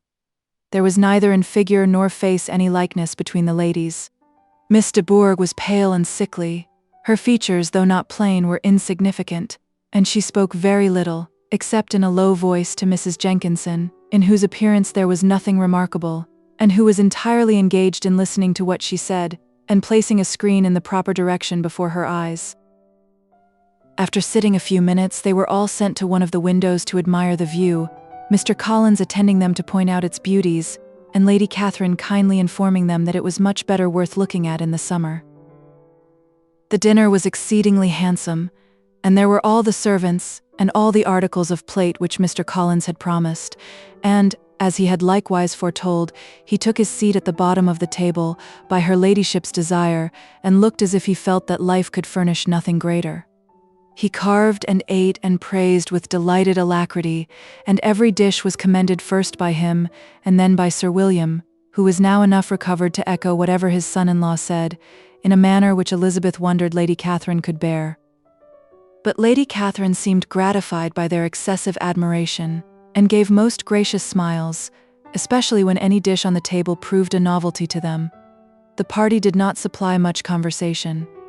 Elizabeth was ready to speak whenever there was an opening, but she was seated between Charlotte and Miss de Bourgh, the former of whom was engaged in listening to Lady Catherine, and the latter said not a word to her all the dinner time. Mrs. Jenkinson was chiefly employed in watching how little Miss de Bourgh ate, pressing her to try some other dish and fearing she was indisposed. Maria thought speaking out of the question, and the gentlemen did nothing but eat and admire. When the ladies returned to the drawing-room, there was little to be done but to hear Lady Catherine talk, which she did without any intermission till coffee came in, delivering her opinion on every subject in so decisive a manner as proved that she was not used to have her judgment controverted. She inquired into Charlotte's domestic concerns familiarly and minutely, and gave her a great deal of advice as to the management of them all, told her how everything ought to be regulated in so small a family as hers, and instructed her as to the care of her cows and her poultry. Elizabeth found that nothing was beneath this great lady's attention which could furnish her with an occasion for dictating to others. In the intervals of her discourse with Mrs. Collins, she addressed a variety of questions to Maria and Elizabeth, but especially to the latter, of whose connections she knew the least, and who, she observed to Mrs. Collins, was a very genteel, pretty kind of girl. She asked her at different times how many sisters she had, whether they were older or younger than herself, whether any of them were likely to be married, whether they were handsome, where they had been educated, what carriage her father kept, and what had been her mother's maiden name. Elizabeth felt all the impertinence of her questions, but answered them very composedly. Lady Catherine then observed, "Your father's estate is entailed on Mr. Collins, I think? For your sake," turning to Charlotte, "I am glad of it, but otherwise I see no occasion for entailing estates from the female line. It was not thought necessary in Sir Louis de Bourgh's family. Do you play and sing, Miss Bennet?" "A little." "Oh, then some time or other we shall be happy to hear you. Our instrument is a capital one, probably superior to. You shall try it some day. Do your sisters play and sing?" "One of them does." "Why did not you all learn? You ought all to have learned. The Miss Webbs all play, and their father has not so good an income as yours. Do you draw?" "No, not at all." "What, none of you?" "Not one." "That is very strange. But I suppose you had no opportunity. Your mother should have taken you to town every spring for the benefit of masters." "My mother would have no objection, but my father hates London." "Has your governess left you?" "We never had any governess." "No governess? How is that possible? 5 daughters brought up at home without a governess. I never heard of such a thing. Your mother must have been quite a slave to your education." Elizabeth could hardly help smiling as she assured her that had not been the case. "Then who taught you? Who attended to you?" "Without a governess, you must have been neglected. Compared with some families, I believe we were, but such of us as wished to learn never wanted the means. We were always encouraged to read and had all the masters that were necessary. Those who chose to be idle certainly might. I, no doubt, but that is what a governess will prevent, and if I had known your mother, I should have advised her most strenuously to engage one. I always say that nothing is to be done in education without steady and regular instruction, and nobody but a governess can give it. It is wonderful how many families I have been the means of supplying in that way. I am always glad to get a young person well placed out. 4 nieces of Mrs. Jenkinson are most delightfully situated through my means, and it was but the other day that I recommended another young person who was merely accidentally mentioned to me, and the family are quite delighted with her. Mrs. Collins, did I tell you of Lady Metcalfe's calling yesterday to thank me? She finds Miss Pope a treasure. Lady Catherine, said she, you have given me a treasure. Are any of your younger sisters out, Miss Bennet? Yes, ma'am, all. All what? All 5 out at once? Very odd. and you only the second. The younger ones out before the elder are married. Your younger sisters must be very young? Yes, my youngest is not 16. Perhaps she is full young to be much in company. But really, ma'am, I think it would be very hard upon younger sisters that they should not have their share of society and amusement, because the elder may not have the means or inclination to marry early. The last-born has as good a right to the pleasures of youth as the first, and to be kept back on such a motive, I think it would not be very likely to promote sisterly affection or delicacy of mind. Upon my word, said her ladyship, you give your opinion very decidedly for so young a person. Pray, what is your age? With 3 younger sisters grown up, replied Elizabeth, smiling. Your ladyship can hardly expect me to own it. Lady Catherine seemed quite astonished at not receiving a direct answer, and Elizabeth suspected herself to be the first creature who had ever dared to trifle with so much dignified impertinence. You cannot be more than 20, I am sure. Therefore you need not conceal your age. I am not 21. When the gentlemen had joined them and tea was over, the card tables were placed. Lady Catherine, Sir William, and Mr. and Mrs. Collins sat down to quadrille, and as Miss de Bourgh chose to play at casino, the 2 girls had the honor of assisting Mrs. Jenkinson to make up her party. Their table was superlatively stupid. Scarcely a syllable was uttered that did not relate to the game, except when Mrs. Jenkinson expressed her fears of Miss de Bourgh's being too hot or too cold, or having too much or too little light. A great deal more passed at the other table. Lady Catherine was generally speaking stating the mistakes of the 3 others, or relating some anecdote of herself. Mr. Collins was employed in agreeing to everything her ladyship said, thanking her for every fish he won, and apologizing if he thought he won too many. Sir William did not say much. He was storing his memory with anecdotes and noble names. When Lady Catherine and her daughter had played as long as they chose, the tables were broken up. The carriage was offered to Mrs. Collins, gratefully accepted, and immediately ordered.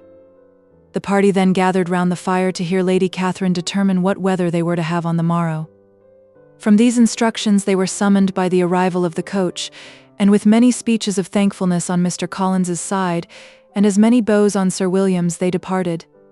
As soon as they had driven from the door, Elizabeth was called on by her cousin to give her opinion of all that she had seen at Rosings, which for Charlotte's sake she made more favourable than it really was.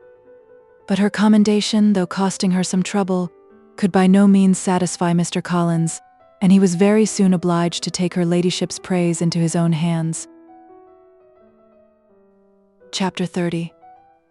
Sir William stayed only a week at Hunsford, but his visit was long enough to convince him of his daughter's being most comfortably settled, and of her possessing such a husband and such a neighbour as were not often met with.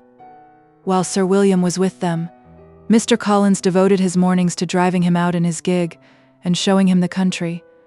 But when he went away, the whole family returned to their usual employments, and Elizabeth was thankful to find that they did not see more of her cousin by the alteration. For the chief of the time between breakfast and dinner was now passed by him either at work in the garden, or in reading and writing, and looking out of window in his own book-room, which fronted the road. The room in which the ladies sat was backwards. Elizabeth at first had rather wondered that Charlotte should not prefer the dining parlour for common use. It was a better-sized room and had a pleasanter aspect. But she soon saw that her friend had an excellent reason for what she did, for Mr. Collins would undoubtedly have been much less in his own apartment had they sat in one equally lively. And she gave Charlotte credit for the arrangement. From the drawing-room they could distinguish nothing in the lane, and were indebted to Mr. Collins for the knowledge of what carriages went along, and how often especially Miss de Bourgh drove by in her phaeton, which he never failed coming to inform them of, though it happened almost every day. She not unfrequently stopped at the parsonage, and had a few minutes' conversation with Charlotte, but was scarcely ever prevailed on to get out. Very few days passed in which Mr. Collins did not walk to Rosings, and not many in which his wife did not think it necessary to go likewise, until Elizabeth recollected that there might be other family livings to be disposed of. She could not understand the sacrifice of so many hours. Now and then they were honoured with a call from her ladyship, and nothing escaped her observation that was passing in the room during these visits. She examined into their employments, looked at their work and advised them to do it differently, found fault with the arrangement of the furniture, or detected the housemaid in negligence, and if she accepted any refreshment, seemed to do it only for the sake of finding out that Mrs. Collins's joints of meat were too large for her family. Elizabeth soon perceived that though this great lady was not in the commission of the peace for the county, she was a most active magistrate in her own parish, the minutest concerns of which were carried to her by Mr. Collins, and whenever any of the cottagers were disposed to be quarrelsome, discontented, or too poor, she sallied forth into the village to settle their differences, silence their complaints, and scold them into harmony and plenty. The entertainment of dining at Rosings was repeated about twice a week, and allowing for the loss of Sir William, and there being only one card table in the evening, every such entertainment was the counterpart of the first. Their other engagements were few, as the style of living of the neighborhood in general was beyond the Collinses' reach.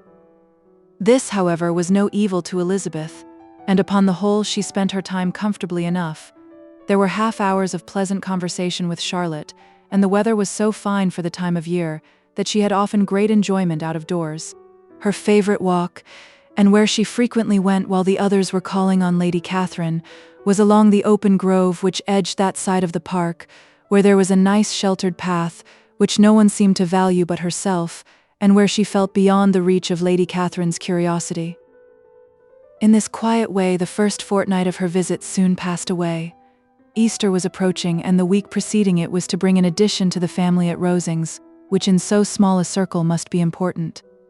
Elizabeth had heard, soon after her arrival, that Mr. Darcy was expected there in the course of a few weeks, and though there were not many of her acquaintance whom she did not prefer, his coming would furnish one comparatively new to look at in their Rosings parties, and she might be amused in seeing how hopeless Miss Bingley's designs on him were, by his behaviour to his cousin, for whom he was evidently destined by Lady Catherine, who talked of his coming with the greatest satisfaction, spoke of him in terms of the highest admiration, and seemed almost angry to find that he had already been frequently seen by Miss Lucas and herself.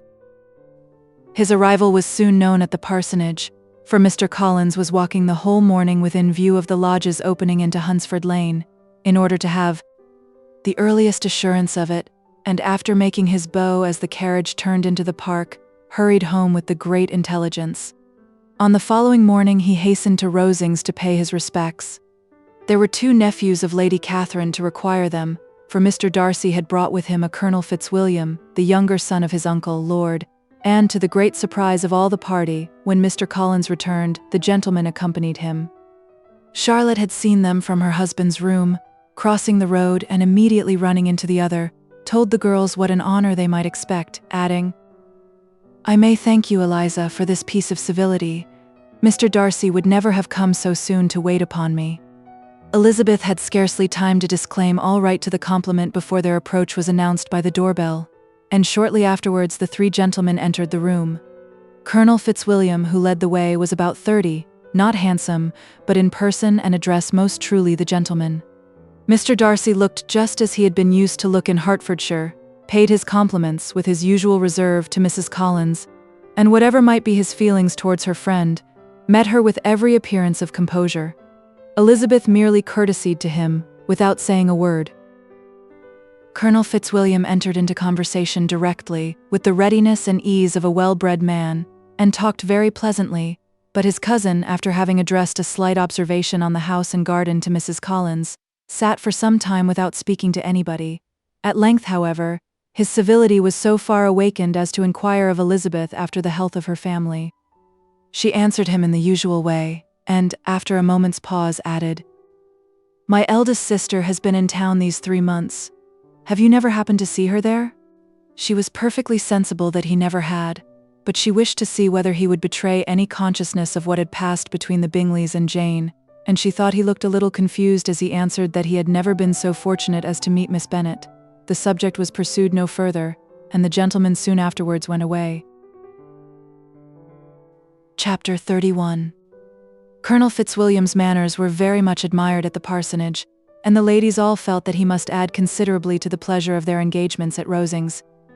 It was some days, however, before they received any invitation thither, for while there were visitors in the house they could not be necessary, and it was not till Easter Day, almost a week after the gentlemen's arrival, that they were honoured by such an attention, and then they were merely asked on leaving church to come there in the evening. For the last week they had seen very little of either Lady Catherine or her daughter. Colonel Fitzwilliam had called at the parsonage more than once during the time, but Mr. Darcy they had only seen at church. The invitation was accepted, of course, and at a proper hour they joined the party in Lady Catherine's drawing room. Her ladyship received them civilly, but it was plain that their company was by no means so acceptable as when she could get nobody else, and she was, in fact, almost engrossed by her nephews, speaking to them, especially to Darcy, much more than to any other person in the room. Colonel Fitzwilliam seemed really glad to see them. Anything was a welcome relief to him at Rosings, and Mrs. Collins's pretty friend had, moreover, caught his fancy very much. He now seated himself by her, and talked so agreeably of Kent and Hertfordshire, of travelling and staying at home, of new books and music, that Elizabeth had never been half so well entertained in that room before, and they conversed with so much spirit and flow as to draw the attention of Lady Catherine herself, as well as of Mr. Darcy. His eyes had been soon and repeatedly turned towards them with a look of curiosity, and that her ladyship after a while shared the feeling was more openly acknowledged, for she did not scruple to call out, "What is that you are saying, Fitzwilliam? What is it you are talking of? What are you telling Miss Bennet? Let me hear what it is." "We were talking of music, madam," said he, when no longer able to avoid a reply. "Of music? Then pray speak aloud. It is of all subjects my delight. I must have my share in the conversation, if you are speaking of music. There are few people in England, I suppose, who have more true enjoyment of music than myself, or a better natural taste. If I had ever learnt, I should have been a great proficient. And so would Anne, if her health had allowed her to apply. I am confident that she would have performed delightfully. How does Georgiana get on, Darcy?" Mr. Darcy spoke with affectionate praise of his sister's proficiency. "I am very glad to hear such a good account of her," said Lady Catherine, "and pray tell her from me that she cannot expect to excel if she does not practice a great deal." "I assure you, madam," he replied, "that she does not need such advice. She practices very constantly. So much the better. It cannot be done too much, and when I next write to her I shall charge her not to neglect it on any account. I often tell young ladies that no excellence in music is to be acquired without constant practice. I have told Miss Bennet several times that she will never play really well unless she practices more. And though Mrs. Collins has no instrument, she is very welcome, as I have often told her, to come to Rosings every day and play on the pianoforte in Mrs. Jenkinson's room. She would be in nobody's way, you know, in that part of the house." Mr. Darcy looked a little ashamed of his aunt's ill-breeding and made no answer. When coffee was over, Colonel Fitzwilliam reminded Elizabeth of having promised to play to him, and she sat down directly to the instrument. He drew a chair near her. Lady Catherine listened to half a song and then talked, as before, to her other nephew, till the latter walked away from her, and moving with his usual deliberation towards the pianoforte, stationed himself so as to command a full view of the fair performer's countenance. Elizabeth saw what he was doing, and at the first convenient pause turned to him with an arch smile, and said, "You mean to frighten me, Mr. Darcy, by coming in all this state to hear me. But I will not be alarmed, though your sister does play so well. There is a stubbornness about me that never can bear to be frightened at the will of others. My courage always rises with every attempt to intimidate me." "I shall not say that you are mistaken," he replied, "because you could not really believe me to entertain any design of alarming you, and I have had the pleasure of your acquaintance long enough to know that you find great enjoyment in occasionally professing opinions which, in fact, are not your own." Elizabeth laughed heartily at this picture of herself, and said to Colonel Fitzwilliam, "Your cousin will give you a very pretty notion of me, and teach you not to believe a word I say. I am particularly unlucky in meeting with a person so well able to expose my real character, in a part of the world where I had hoped to pass myself off with some degree of credit. Indeed, Mr. Darcy, it is very ungenerous in you to mention all that you knew to my disadvantage in Hertfordshire, and give me leave to say, very impolitic too, for it is provoking me to retaliate, and such things may come out as will shock your relations to hear." "I am not afraid of you," said he, smilingly. "Pray let me hear what you have to accuse him of," cried Colonel Fitzwilliam.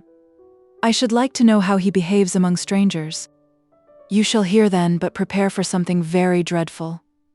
The first time of my ever seeing him in Hertfordshire, you must know, was at a ball, and at this ball what do you think he did? He danced only 4 dances. I'm sorry to pain you, but so it was. He danced only 4 dances, though gentlemen were scarce, and to my certain knowledge more than one young lady was sitting down in want of a partner. Mr. Darcy, you cannot deny the fact.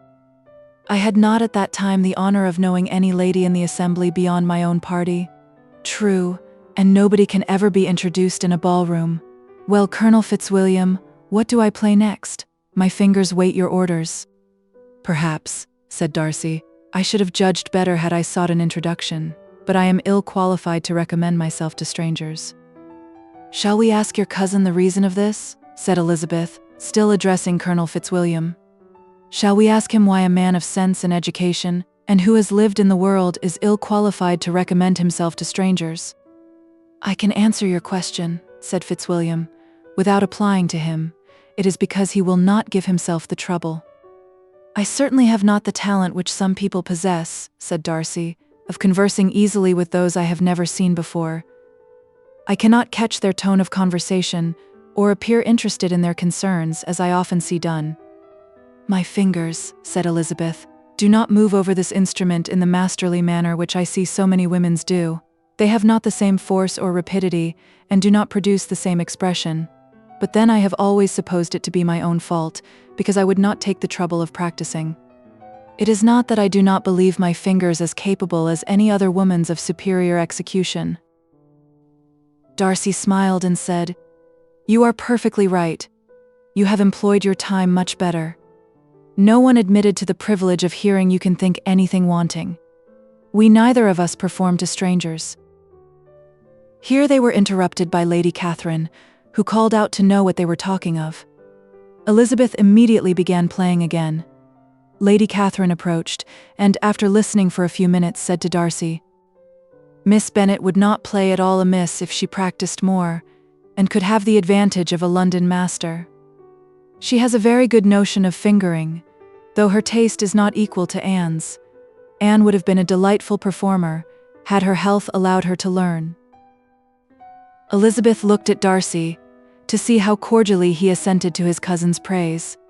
But neither at that moment nor at any other could she discern any symptom of love, and from the whole of his behavior to Miss de Bourgh, she derived this comfort for Miss Bingley, that he might have been just as likely to marry her, had she been his relation. Lady Catherine continued her remarks on Elizabeth's performance, mixing with them many instructions on execution and taste. Elizabeth received them with all the forbearance of civility, and at the request of the gentleman remained at the instrument till her ladyship's carriage was ready to take them all home. Chapter 32. Elizabeth was sitting by herself the next morning, and writing to Jane, while Mrs. Collins and Maria were gone on business into the village, when she was startled by a ring at the door, the certain signal of a visitor.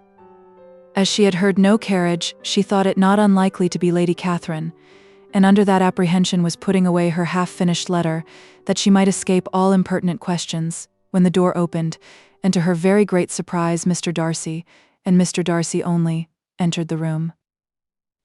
He seemed astonished too on finding her alone, and apologized for his intrusion, by letting her know that he had understood all the ladies to be within. They then sat down, and when her inquiries after Rosings were made, seemed in danger of sinking into total silence. It was absolutely necessary, therefore, to think of something, and in this emergency recollecting when she had seen him last in Hertfordshire, and feeling curious to know what he would say on the subject of their hasty departure, she observed, "How very suddenly you all quitted Netherfield last November, Mr. Darcy. It must have been a most agreeable surprise to Mr. Bingley to see you all after him so soon. For, if I recollect right, he went but the day before. He and his sisters were well, I hope, when you left London?" "Perfectly so, I thank you." She found that she was to receive no other answer, and after a short pause added, "I think I have understood that Mr. Bingley has not much idea of ever returning to Netherfield again? I have never heard him say so, but it is probable that he may spend very little of his time there in future. He has many friends, and he is at a time of life when friends and engagements are continually increasing. If he means to be but little at Netherfield, it would be better for the neighborhood that he should give up the place entirely, for then we might possibly get a settled family there.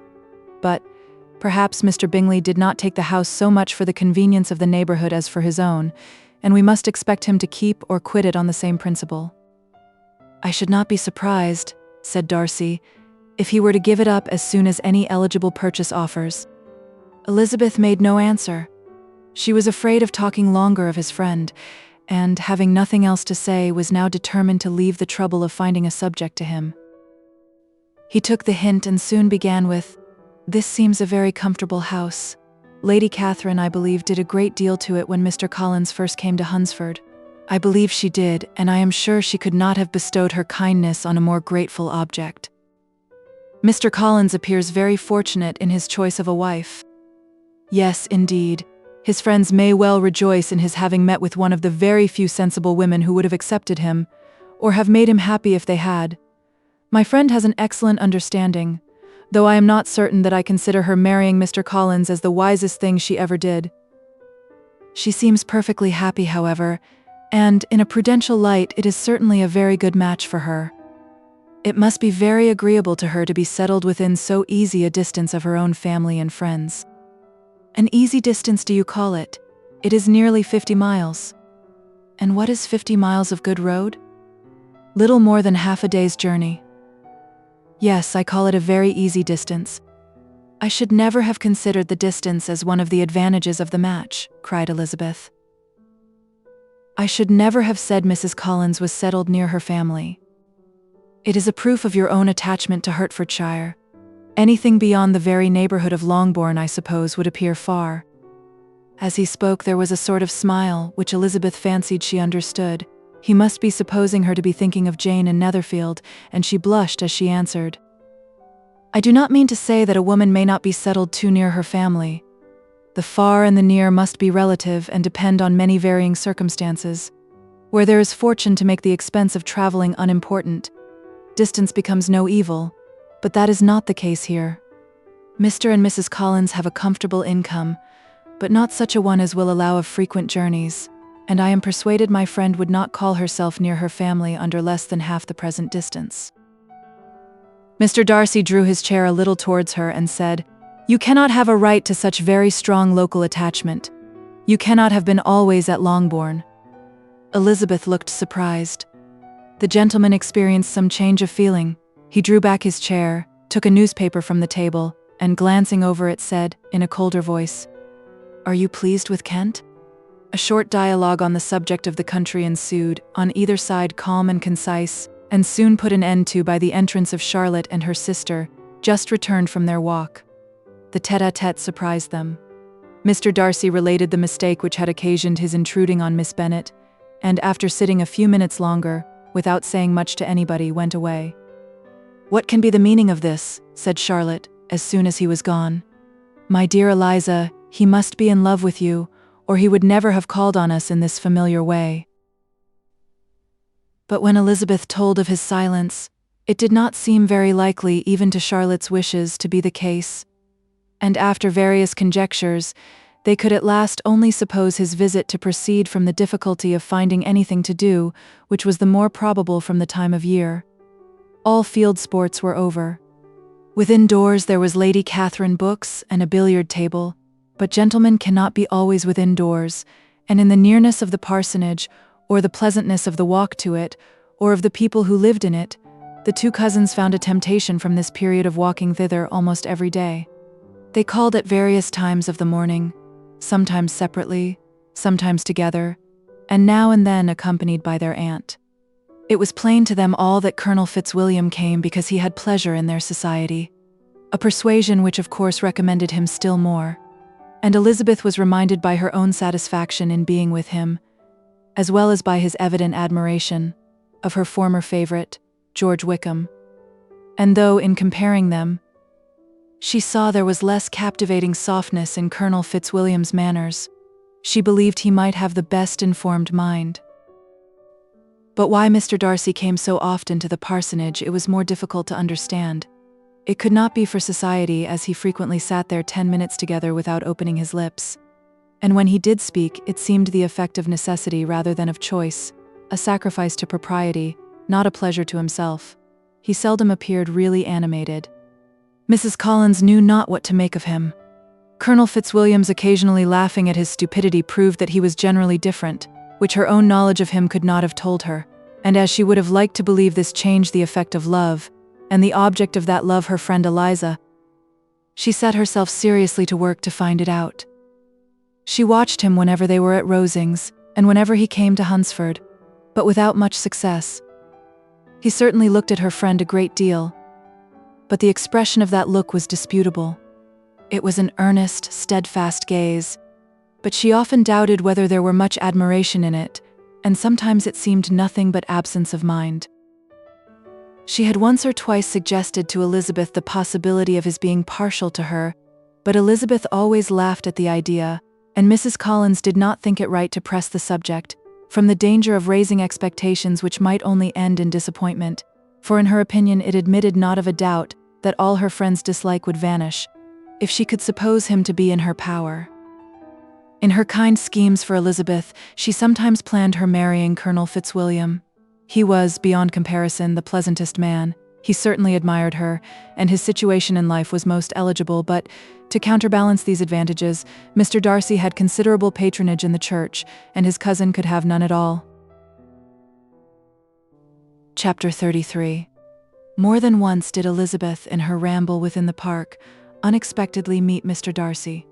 She felt all the perverseness of the mischance that should bring him where no one else was brought, and to prevent its ever happening again, took care to inform him, at first, that it was a favorite haunt of hers. How it could occur a second time, therefore, was very odd. Yet it did, and even the third. It seemed like willful ill nature, or a voluntary penance, for on these occasions it was not merely a few formal inquiries and an awkward pause and then away, but he actually thought it necessary to turn back and walk with her. He never said a great deal, nor did she give herself the trouble of talking or of listening much.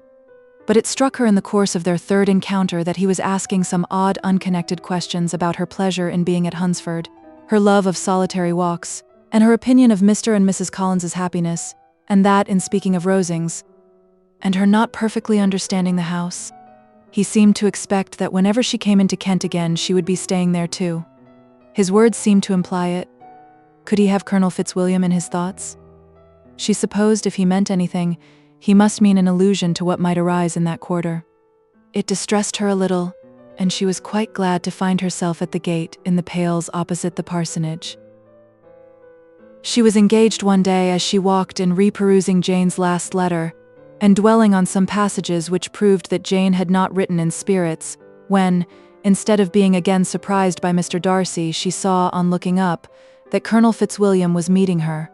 Putting away the letter immediately and forcing a smile, she said, "I did not know before that you ever walked this way." "I have been making the tour of the park," he replied, "as I generally do every year, and intended to close it with a call at the parsonage." "Are you going much farther?" "No, I should have turned in a moment." And accordingly she did turn, and they walked towards the parsonage together. "Do you certainly leave Kent on Saturday?" said she. "Yes, if Darcy does not put it off again. But I am at his disposal. He arranges the business just as he pleases. And if not able to please himself in the arrangement, he has at least great pleasure in the power of choice. I do not know anybody who seems more to enjoy the power of doing what he likes than Mr. Darcy." "He likes to have his own way very well," replied Colonel Fitzwilliam. "But so we all do. It is only that he has better means of having it than many others, because he is rich, and many others are poor. I speak feelingly.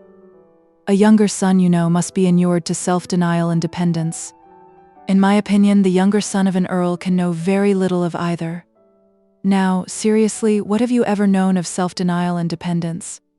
When have you been prevented by want of money from going wherever you chose or procuring anything you had a fancy for?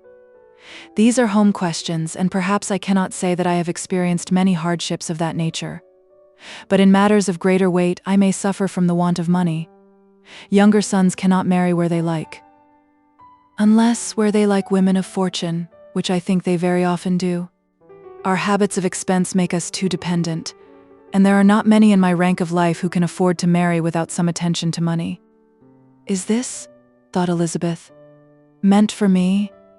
And she colored at the idea, but, recovering herself, said in a lively tone, "And pray, what is the usual price of an earl's younger son? Unless the elder brother is very sickly, I suppose you would not ask above £50,000. He answered her in the same style, and the subject dropped. To interrupt a silence which might make him fancy her affected with what had passed, she soon afterwards said, "I imagine your cousin brought you down with him chiefly for the sake of having somebody at his disposal. I wonder he does not marry, to secure a lasting convenience of that kind, but perhaps his sister does as well for the present, and as she is under his sole care, he may do what he likes with her." "No," said Colonel Fitzwilliam. "That is an advantage which he must divide with me. I am joined with him in the guardianship of Miss Darcy." "Are you indeed? And pray what sort of a guardian do you make?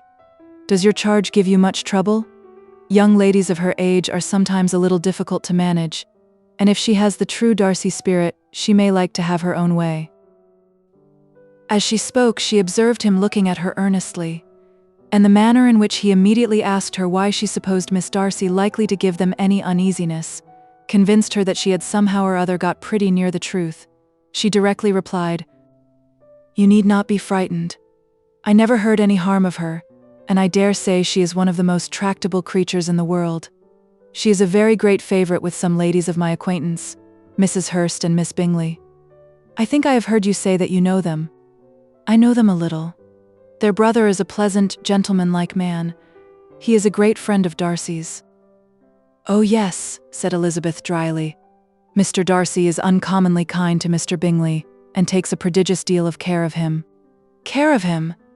"Yes, I really believe Darcy does take care of him in those points where he most wants care. From something that he told me in our journey hither, I have reason to think Bingley very much indebted to him, but I ought to beg his pardon, for I have no right to suppose that Bingley was the person meant. It was all conjecture." "What is it you mean?" "It is a circumstance which Darcy, of course, could not wish to be generally known, because if it were to get round to the lady's family, it would be an unpleasant thing. You may depend upon my not mentioning it. And remember that I have not much reason for supposing it to be Bingley. What he told me was merely this, that he congratulated himself on having lately saved a friend from the inconveniences of a most imprudent marriage, but without mentioning names or any other particulars, and I only suspected it to be Bingley from believing him the kind of young man to get into a scrape of that sort, and from knowing them to have been together the whole of last summer." "Did Mr. Darcy give you his reasons for this interference?" "I understood that there were some very strong objections against the lady." "And what arts did he use to separate them?" "He did not talk to me of his own arts," said Fitzwilliam, smiling. "He only told me what I have now told you." Elizabeth made no answer, and walked on, her heart swelling with indignation. After watching her a little, Fitzwilliam asked her why she was so thoughtful. "I am thinking of what you have been telling me," said she. "Your cousin's conduct does not suit my feelings. Why was he to be the judge? You are rather disposed to call his interference officious? I do not see what right Mr. Darcy had to decide on the propriety of his friend's inclination, or why, upon his own judgment alone, he was to determine and direct in what manner that friend was to be happy. But," she continued, recollecting herself, "as we know none of the particulars, it is not fair to condemn him. It is not to be supposed that there was much affection in the case." "That is not an unnatural surmise," said Fitzwilliam, "but it is lessening the honor of my cousin's triumph very sadly." This was spoken jestingly, but it appeared to her so just a picture of Mr. Darcy that she would not trust herself with an answer, and therefore, abruptly changing the conversation, talked on indifferent matters till they reached the parsonage. There, shut into her own room, as soon as their visitor left them, she could think without interruption of all that she had heard. It was not to be supposed that any other people could be meant than those with whom she was connected. There could not exist in the world two men over whom Mr. Darcy could have such boundless influence. That he had been concerned in the measures taken to separate Mr. Bingley and Jane, she had never doubted, but she had always attributed to Miss Bingley the principal design and arrangement of them. If his own vanity, however, did not mislead him, he was the cause. His pride and caprice were the cause of all that Jane had suffered, and still continued to suffer. He had ruined for a while every hope of happiness for the most affectionate, generous heart in the world, and no one could say how lasting an evil he might have inflicted. There were some very strong objections against the lady, were Colonel Fitzwilliam's words, and these strong objections probably were her having one uncle who was a country attorney and another who was in business in London. To Jane herself, she exclaimed, there could be no possibility of objection. All loveliness and goodness as she is, her understanding excellent, her mind improved, and her manners captivating. Neither could anything be urged against my father who, though with some peculiarities, has abilities which Mr. Darcy himself need not disdain, and respectability which he will probably never reach.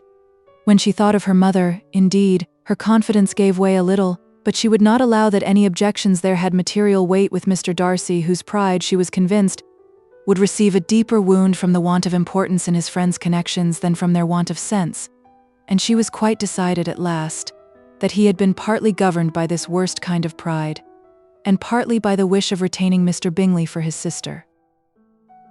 The agitation and tears which the subject occasioned brought on a headache, and it grew so much worse towards the evening that, added to her unwillingness to see Mr. Darcy, it determined her not to attend her cousins to Rosings, where they were engaged to drink tea. Mrs. Collins, seeing that she was really unwell, did not press her to go, and as much as possible prevented her husband from pressing her. But Mr. Collins could not conceal his apprehension of Lady Catherine's being rather displeased by her staying at home. Chapter 34. When they were gone, Elizabeth, as if intending to exasperate herself as much as possible against Mr. Darcy, chose for her employment the examination of all the letters which Jane had written to her since her being in Kent. They contained no actual complaint, nor was there any revival of past occurrences, or any communication of present suffering.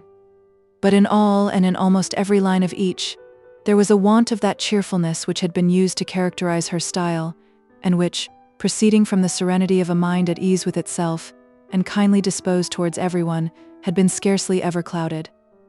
Elizabeth noticed every sentence conveying the idea of uneasiness, with an attention which it had hardly received on the first perusal. Mr. Darcy's shameful boast of what misery he had been able to inflict gave her a keener sense of her sister's sufferings. It was some consolation to think that his visit to Rosings was to end on the day after the next, and a still greater that in less than a fortnight she should herself be with Jane again, and enabled to contribute to the recovery of her spirits by all that affection could do. She could not think of Darcy's leaving Kent without remembering that his cousin was to go with him, but Colonel Fitzwilliam had made it clear that he had no intentions at all, and, agreeable as he was, she did not mean to be unhappy about him. While settling this point, she was suddenly roused by the sound of the doorbell, and her spirits were a little fluttered by the idea of its being Colonel Fitzwilliam himself, who had once before called late in the evening, and might now come to inquire particularly after her. But this idea was soon banished, and her spirits were very differently affected, when, to her utter amazement, she saw Mr. Darcy walk into the room. In a hurried manner he immediately began an inquiry after her health, imputing his visit to a wish of hearing that she were better. She answered him with cold civility. He sat down for a few moments, and then getting up walked about the room. Elizabeth was surprised, but said not a word. After a silence of several minutes, he came towards her in an agitated manner, and thus began. "In vain have I struggled, it will not do. My feelings will not be repressed. You must allow me to tell you how ardently I admire and love you." Elizabeth's astonishment was beyond expression. She stared, colored, doubted, and was silent. This he considered sufficient encouragement, and the avowal of all that he felt and had long felt for her immediately followed. He spoke well, but there were feelings besides those of the heart to be detailed, and he was not more eloquent on the subject of tenderness than of pride. His sense of her inferiority, of its being a degradation, of the family obstacles which judgment had always opposed to inclination, were dwelt on with a warmth which seemed due to the consequence he was wounding, but was very unlikely to recommend his suit. In spite of her deeply rooted dislike, she could not be insensible to the compliment of such a man's affection, and though her intentions did not vary for an instant, she was at first sorry for the pain he was to receive, till roused to resentment by his subsequent language, she lost all compassion in anger. She tried, however, to compose herself to answer him with patience, when he should have done. He concluded with representing to her the strength of that attachment which, in spite of all his endeavors, he had found impossible to conquer, and with expressing his hope that it would now be rewarded by her acceptance of his hand. As he said this, she could easily see that he had no doubt of a favorable answer. He spoke of apprehension and anxiety, but his countenance expressed real security. Such a circumstance could only exasperate farther, and when he ceased, the color rose into her cheeks and she said, "In such cases as this, it is, I believe, the established mode to express a sense of obligation for the sentiments avowed, however unequally they may be returned. It is natural that obligation should be felt, and if I could feel gratitude, I would now thank you. But I cannot. I have never desired your good opinion, and you have certainly bestowed it most unwillingly. I am sorry to have occasioned pain to anyone. It has been most unconsciously done, however, and I hope will be of short duration. The feelings which you tell me have long prevented the acknowledgement of your regard can have little difficulty in overcoming it after this explanation." Mr. Darcy, who was leaning against the mantelpiece with his eyes fixed on her face, seemed to catch her words with no less resentment than surprise. His complexion became pale with anger, and the disturbance of his mind was visible in every feature. He was struggling for the appearance of composure, and would not open his lips till he believed himself to have attained it. The pause was to Elizabeth's feelings dreadful. At length, in a voice of forced calmness, he said, "And this is all the reply which I am to have the honor of expecting. I might, perhaps, wish to be informed why, with so little endeavor at civility, I am thus rejected, but it is of small importance." "I might as well inquire," replied she, "why, with so evident a design of offending and insulting me, you chose to tell me that you liked me against your will, against your reason, and even against your character. Was not this some excuse for incivility if I was uncivil? But I have other provocations. You know I have. Had not my own feelings decided against you? Had they been indifferent? Or had they even been favorable? Do you think that any consideration would tempt me to accept the man who has been the means of ruining, perhaps forever, the happiness of a most beloved sister?" As she pronounced these words, Mr. Darcy changed color, but the emotion was short, and he listened without attempting to interrupt her while she continued. "I have every reason in the world to think ill of you. No motive can excuse the unjust and ungenerous part you acted there. You dare not, you cannot deny that you have been the principal, if not the only means of dividing them from each other, of exposing one to the censure of the world for caprice and instability, the other to its derision for disappointed hopes, and involving them both in misery of the acutest kind." She paused, and saw with no slight indignation that he was listening with an air which proved him wholly unmoved by any feeling of remorse. He even looked at her with a smile of affected incredulity. "Can you deny that you have done it?" she repeated. With assumed tranquility he then replied, "I have no wish of denying that I did everything in my power to separate my friend from your sister, or that I rejoice in my success. Towards him I have been kinder than towards myself."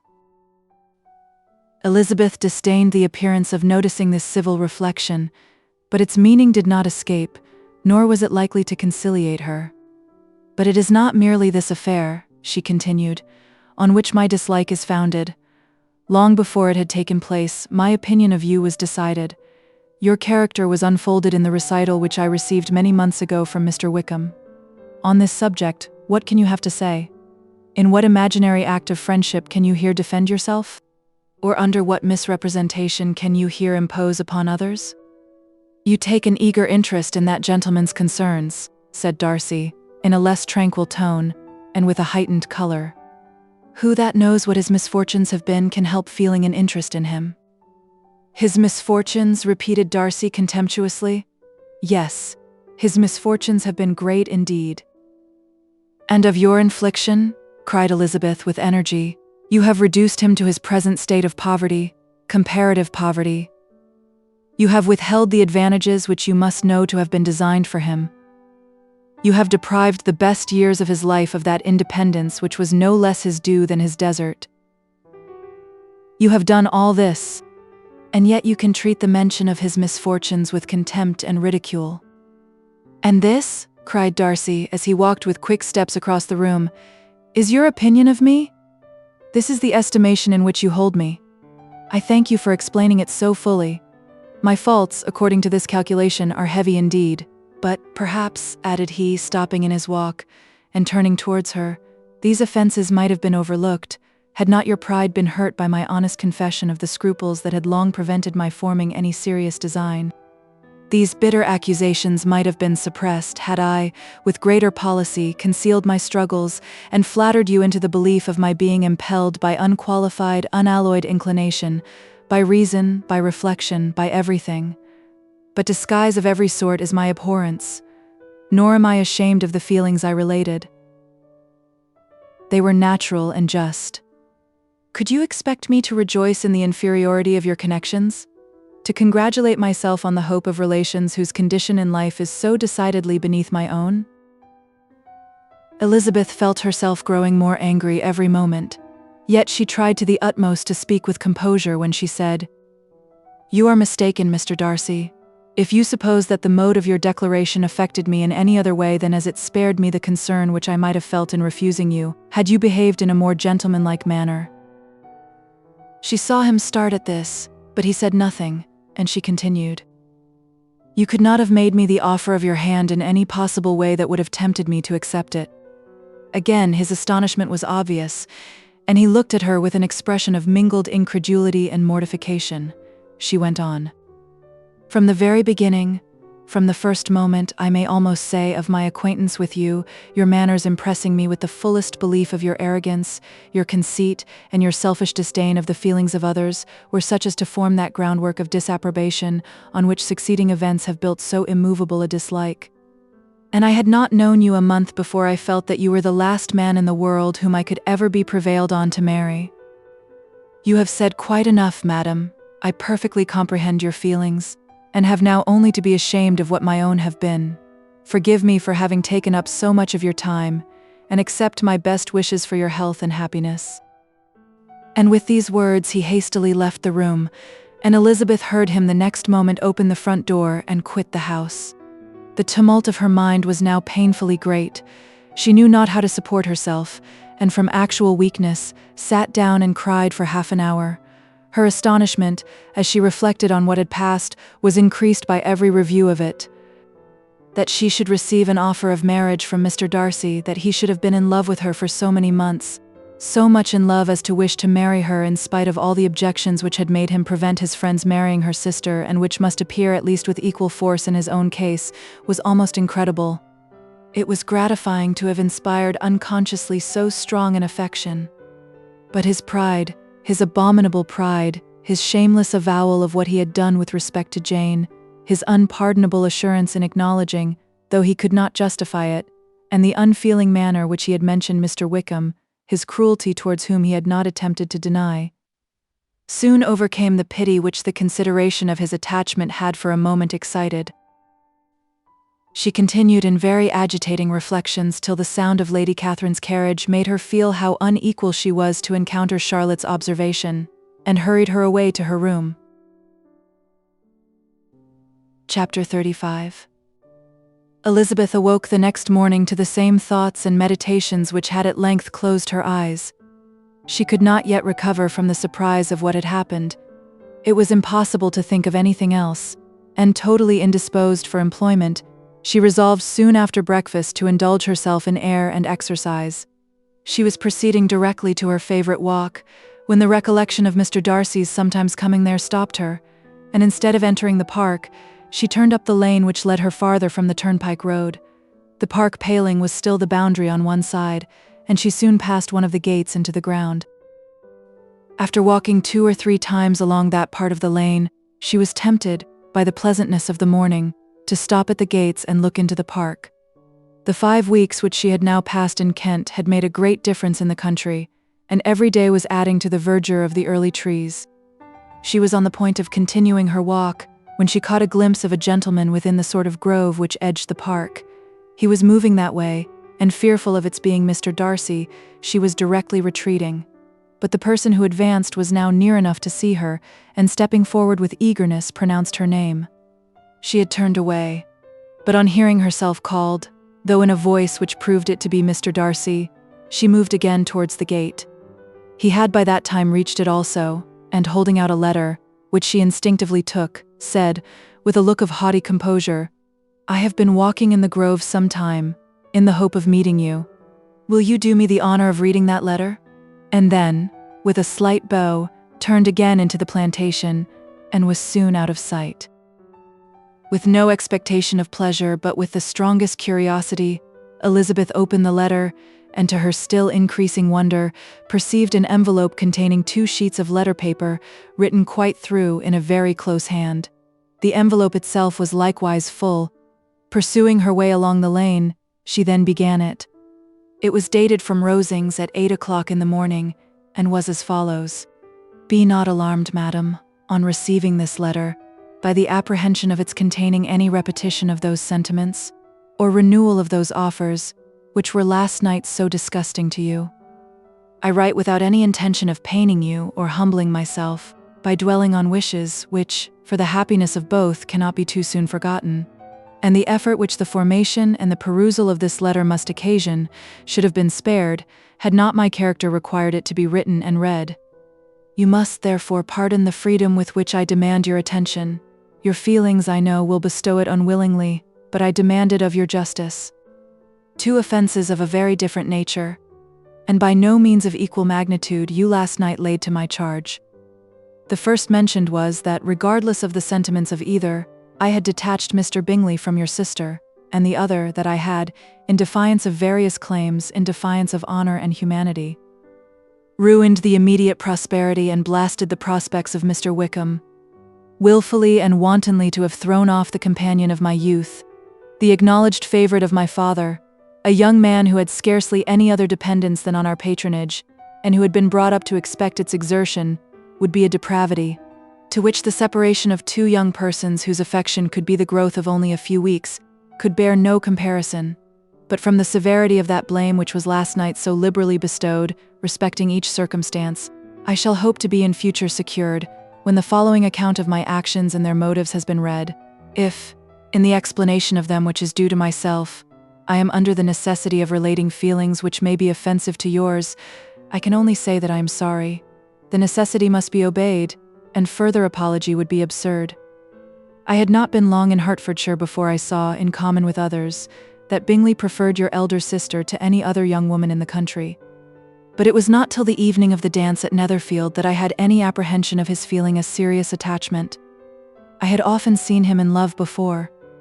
At that ball, while I had the honor of dancing with you, I was first made acquainted, by Sir William Lucas's accidental information, that Bingley's attentions to your sister had given rise to a general expectation of their marriage. He spoke of it as a certain event, of which the time alone could be undecided. From that moment I observed my friend's behavior attentively, and I could then perceive that his partiality for Miss Bennet was beyond what I had ever witnessed in him. Your sister I also watched. Her look and manners were open, cheerful, and engaging as ever, but without any symptom of peculiar regard, and I remained convinced from the evening's scrutiny that though she received his attentions with pleasure, she did not invite them by any participation of sentiment. If you have not been mistaken here, I must have been in an error. Your superior knowledge of your sister must make the latter probable. If it be so, if I have been misled by such error to inflict pain on her, your resentment has not been unreasonable. But I shall not scruple to assert that the serenity of your sister's countenance and air was such as might have given the most acute observer a conviction that, however amiable her temper, her heart was not likely to be easily touched.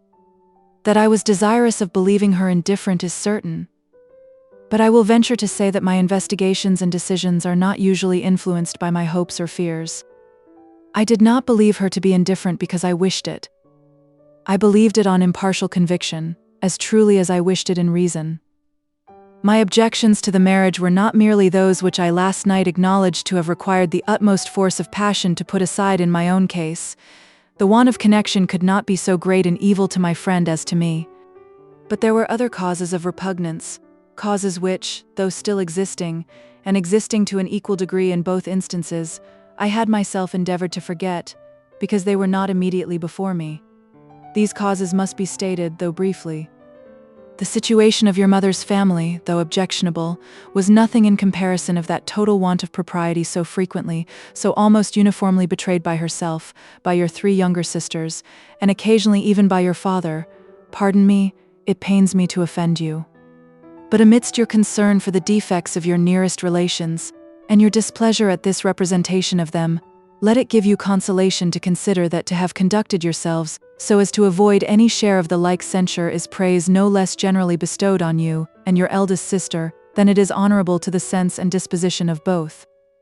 I will only say, farther, that from what passed that evening my opinion of all parties was confirmed, and every inducement heightened, which could have led me before to preserve my friend from what I esteemed a most unhappy connection. He left Netherfield for London on the day following, as you, I am certain, remember, with the design of soon returning. The part which I acted is now to be explained. His sister's uneasiness had been equally excited with my own. Our coincidence of feeling was soon discovered, and, alike sensible that no time was to be lost in detaching their brother, we shortly resolved on joining him directly in London. We accordingly went, and there I readily engaged in the office of pointing out to my friend the certain evils of such a choice. I described and enforced them earnestly. But however this remonstrance might have staggered or delayed his determination, I do not suppose that it would ultimately have prevented the marriage, had it not been seconded by the assurance, which I hesitated not in giving, of your sister's indifference. He had before believed her to return his affection with sincere, if not with equal regard. But Bingley has great natural modesty, with a stronger dependence on my judgment than on his own. To convince him, therefore, that he had deceived himself was no very difficult point. To persuade him against returning into Hertfordshire, when that conviction had been given, was scarcely the work of a moment. I cannot blame myself for having done thus much. There is but one part of my conduct in the whole affair, on which I do not reflect with satisfaction. It is that I condescended to adopt the measures of art so far as to conceal from him your sister's being in town. I knew it myself, as it was known to Miss Bingley, but her brother is even yet ignorant of it. That they might have met without ill consequence is, perhaps, probable, but his regard did not appear to me enough extinguished for him to see her without some danger. Perhaps this concealment, this disguise, was beneath me. It is done, however, and it was done for the best. On this subject I have nothing more to say, no other apology to offer. If I have wounded your sister's feelings, it was unknowingly done, and though the motives which governed me may to you very naturally appear insufficient, I have not yet learnt to condemn them. With respect to that other more weighty accusation of having injured Mr. Wickham, I can only refute it by laying before you the whole of his connection with my family. Of what he has particularly accused me I am ignorant, but of the truth of what I shall relate I can summon more than one witness of undoubted veracity.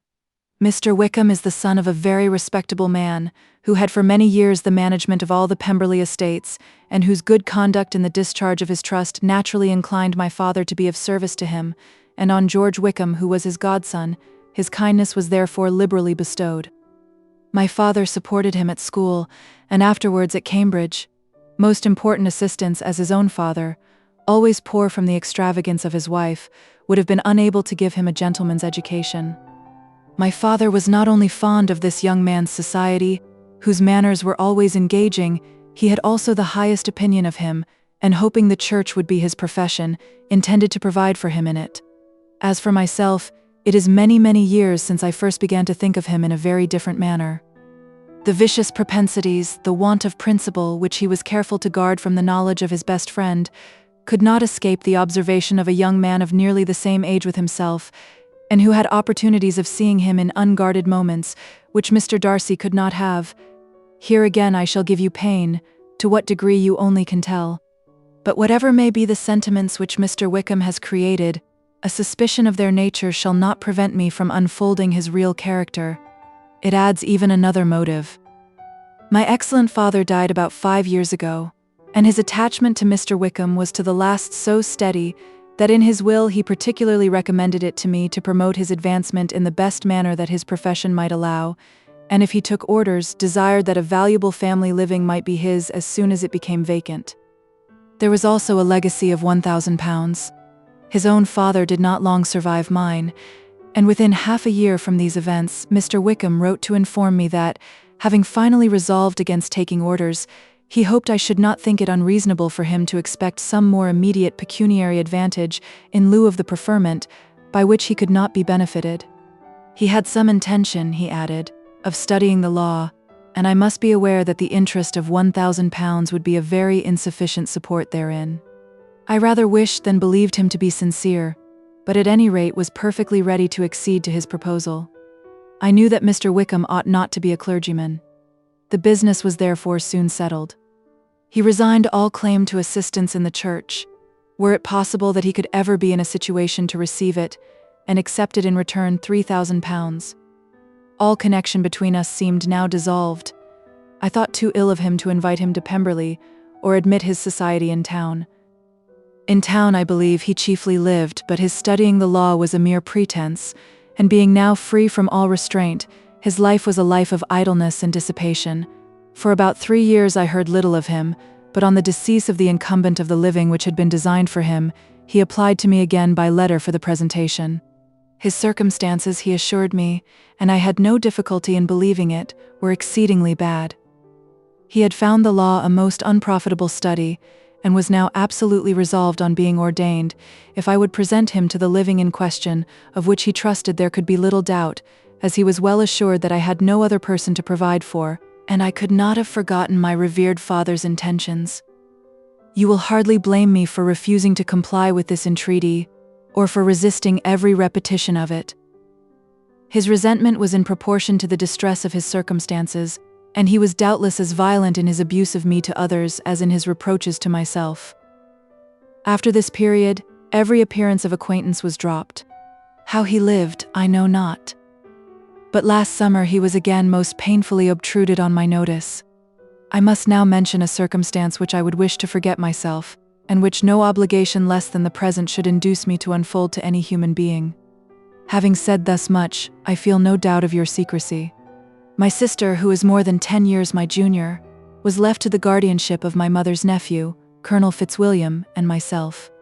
About a year ago she was taken from school, and an establishment formed for her in London.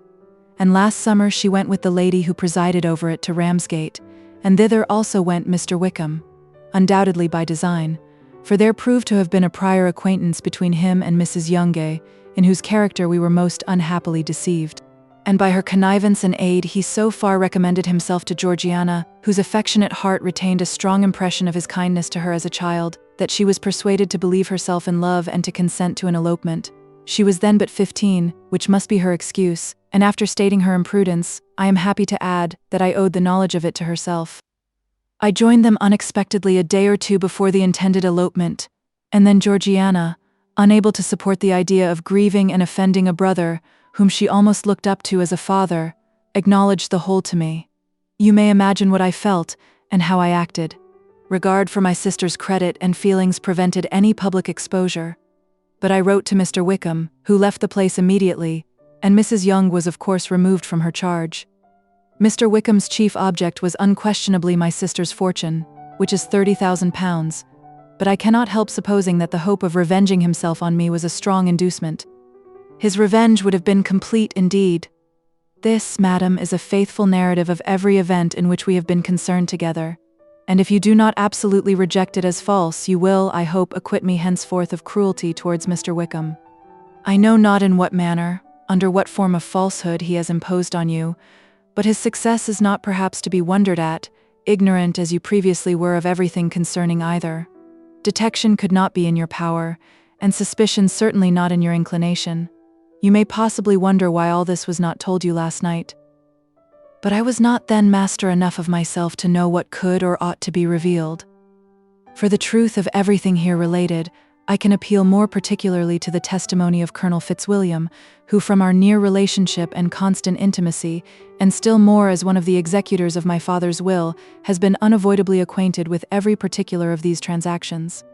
If your abhorrence of me should make my assertions valueless, you cannot be prevented by the same cause from confiding in my cousin, and that there may be the possibility of consulting him, I shall endeavor to find some opportunity of putting this letter in your hands in the course of the morning. I will only add, God bless you. Fitzwilliam Darcy. Chapter 36. Elizabeth, when Mr. Darcy gave her the letter, did not expect it to contain a renewal of his offers. She had formed no expectation at all of its contents. But such as they were, it may be well supposed how eagerly she went through them, and what a contrariety of emotion they excited. Her feelings as she read were scarcely to be defined. With amazement did she first understand that he believed any apology to be in his power, and steadfastly was she persuaded that he could have no explanation to give, which a just sense of shame would not conceal. With a strong prejudice against everything he might say, she began his account of what had happened at Netherfield. She read with an eagerness which hardly left her power of comprehension, and from impatience of knowing what the next sentence might bring, was incapable of attending to the sense of the one before her eyes. His belief of her sister's insensibility she instantly resolved to be false, and his account of the real, the worst objections to the match, made her too angry to have any wish of doing him justice. He expressed no regret for what he had done which satisfied her. His style was not penitent, but haughty. It was all pride and insolence. But when this subject was succeeded by his account of Mr. Wickham, when she read, with somewhat clearer attention, a relation of events which, if true, must overthrow every cherished opinion of his worth, and which bore so alarming an affinity to his own history of himself, her feelings were yet more acutely painful and more difficult of definition. Astonishment, apprehension, and even horror oppressed her. She wished to discredit it entirely, repeatedly exclaiming, "This must be false. This cannot be. This must be the grossest falsehood." And when she had gone through the whole letter, though scarcely knowing anything of the last page or two, put it hastily away, protesting that she would not regard it, that she would never look in it again. In this perturbed state of mind, with thoughts that could rest on nothing, she walked on, but it would not do. In half a minute the letter was unfolded again, and collecting herself as well as she could, she again began the mortifying perusal of all that related to Wickham, and commanded herself so far as to examine the meaning of every sentence. The account of his connection with the Pemberley family was exactly what he had related himself, and the kindness of the late Mr. Darcy, though she had not before known its extent, agreed equally well with his own words. So far each recital confirmed the other, but when she came to the will, the difference was great. What Wickham had said of the living was fresh in her memory, and as she recalled his very words, it was impossible not to feel that there was gross duplicity on one side or the other, and for a few moments she flattered herself that her wishes did not err. But when she read and reread, with the closest attention, the particulars immediately following of Wickham's resigning all pretensions to the living, of his receiving in lieu so considerable a sum as £3,000, again was she forced to hesitate. She put down the letter, weighed every circumstance with what she meant to be impartiality, deliberated on the probability of each statement, but with little success. On both sides it was only assertion. Again she read on. But every line proved more clearly that the affair, which she had believed it impossible that any contrivance could so represent as to render Mr. Darcy's conduct in it less than infamous, was capable of a turn which must make him entirely blameless throughout the whole. The extravagance and general profligacy which he scrupled not to lay to Mr. Wickham's charge exceedingly shocked her, the more so as she could bring no proof of its injustice. She had never heard of him before his entrance into the Shire militia, in which he had engaged at the persuasion of the young man who, on meeting him accidentally in town, had there renewed a slight acquaintance. Of his former way of life, nothing had been known in Hertfordshire but what he told himself. As to his real character, had information been in her power, she had never felt a wish of inquiring. His countenance, voice, and manner had established him at once in the possession of every virtue. She tried to recollect some instance of goodness, some distinguished trait of integrity or benevolence that might rescue him from the attacks of Mr. Darcy, or at least, by the predominance of virtue, atone for those casual errors under which she would endeavor to class what Mr. Darcy had described as the idleness and vice of many years' continuance. But no such recollection befriended her. She could see him instantly before her, in every charm of air and address, but she could remember no more substantial good than the general approbation of the neighborhood, and the regard which his social powers had gained him in the mess. After pausing on this point a considerable while, she once more continued to read, but, alas, the story which followed of his designs on Miss Darcy received some confirmation from what had passed between Colonel Fitzwilliam and herself only the morning before, and at last she was referred for the truth of every particular to Colonel Fitzwilliam himself, from whom she had previously received the information of his near concern in all his cousin's affairs, and whose character she had no reason to question. At one time she had almost resolved on applying to him, but the idea was checked by the awkwardness of the application. and at length wholly banished by the conviction that Mr. Darcy would never have hazarded such a proposal if he had not been well assured of his cousin's corroboration. She perfectly remembered everything that had passed in conversation between Wickham and herself in their first evening at Mr. Phillips's. Many of his expressions were still fresh in her memory. She was now struck with the impropriety of such communications to a stranger, and wondered it had escaped her before. She saw the indelicacy of putting himself forward as he had done, and the inconsistency of his professions with his conduct. She remembered that he had boasted of having no fear of seeing Mr. Darcy, that Mr. Darcy might leave the country, but that he should stand his ground. Yet he had avoided the Netherfield ball the very next week. She remembered also that till the Netherfield family had quitted the country, he had told his story to no one but himself, but that after their removal it had been everywhere discussed, that he had then no reserves, no scruples in sinking Mr. Darcy's character, though he had assured her that respect for the father would always prevent his exposing the son. How differently did everything now appear in which he was concerned. His attentions to Miss King were now the consequence of views solely and hatefully mercenary, and the mediocrity of her fortune proved no longer the moderation of his wishes, but his eagerness to grasp at anything. His behavior to herself could now have had no tolerable motive. He had either been deceived with regard to her fortune, or had been gratifying his vanity by encouraging the preference which she believed she had most incautiously shown. Every lingering struggle in his favor grew fainter and fainter, and in further justification of Mr. Darcy, she could not but allow that Mr. Bingley, when questioned by Jane, had long ago asserted his blamelessness in the affair, that, proud and repulsive as were his manners, she had never, in the whole course of their acquaintance, an acquaintance which had latterly brought them much together, and given her a sort of intimacy with his ways, seen anything that betrayed him to be unprincipled or unjust, anything that spoke him of irreligious or immoral habits, that among his own connections he was esteemed and valued, that even Wickham had allowed him merit as a brother, and that she had often heard him speak so affectionately of his sister as to prove him capable of some amiable feeling, that had his actions been what Wickham represented them, so gross a violation of everything right could hardly have been concealed from the world, and that friendship between a person capable of it and such an amiable man as Mr. Bingley was incomprehensible. She grew absolutely ashamed of herself. Of neither Darcy nor Wickham could she think, without feeling that she had been blind, partial, prejudiced, absurd. "How despicably have I acted," she cried. "I who have prided myself on my discernment? I who have valued myself on my abilities, who have often disdained the generous candor of my sister, and gratified my vanity in useless or blameless distrust. How humiliating is this discovery, yet how just a humiliation. Had I been in love, I could not have been more wretchedly blind. But vanity, not love, has been my folly. Pleased with the preference of one, and offended by the neglect of the other, on the very beginning of our acquaintance, I have courted prepossession and ignorance, and driven reason away where either were concerned. Till this moment I never knew myself." From herself to Jane, from Jane to Bingley, her thoughts were in a line which soon brought to her recollection that Mr. Darcy's explanation there had appeared very insufficient, and she read it again. Widely different was the effect of a second perusal. How could she deny that credit to his assertions, in one instance, which she had been obliged to give in the other? He declared himself to have been totally unsuspicious of her sister's attachment, and she could not help remembering what Charlotte's opinion had always been. Neither could she deny the justice of his description of Jane.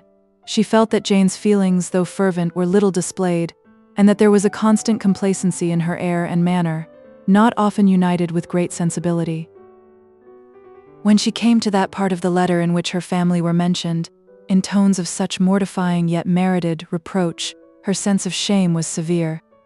The justice of the charge struck her too forcibly for denial, and the circumstances to which he particularly alluded, as having passed at the Netherfield ball, and as confirming all his first disapprobation, could not have made a stronger impression on his mind than on hers. The compliment to herself and her sister was not unfelt. It soothed, but it could not console her for the contempt which had been thus self-attracted by the rest of her family, and as she considered that Jane's disappointment had, in fact, been the work of her nearest relations, and reflected how materially the credit of both must be hurt by such impropriety of conduct, She felt depressed beyond anything she had ever known before.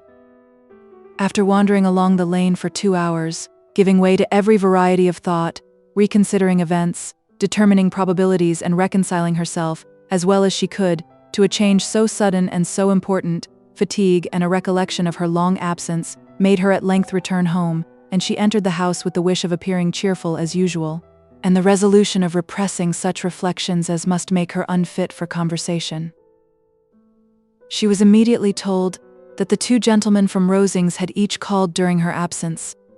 Mr. Darcy only for a few minutes to take leave, but that Colonel Fitzwilliam had been sitting with them at least an hour, hoping for her return, and almost resolving to walk after her till she could be found. Elizabeth could but just affect concern in missing him. She really rejoiced at it. Colonel Fitzwilliam was no longer an object. She could think only of her letter. Chapter 37. The 2 gentlemen left Rosings the next morning, and Mr. Collins, having been in waiting near the lodges, to make them his parting obeisance, was able to bring home the pleasing intelligence of their appearing in very good health, and in as tolerable spirits as could be expected, after the melancholy scene so lately gone through at Rosings. To Rosings he then hastened to console Lady Catherine and her daughter, and on his return brought back, with great satisfaction, a message from her ladyship, importing that she felt herself so dull as to make her very desirous of having them all to dine with her.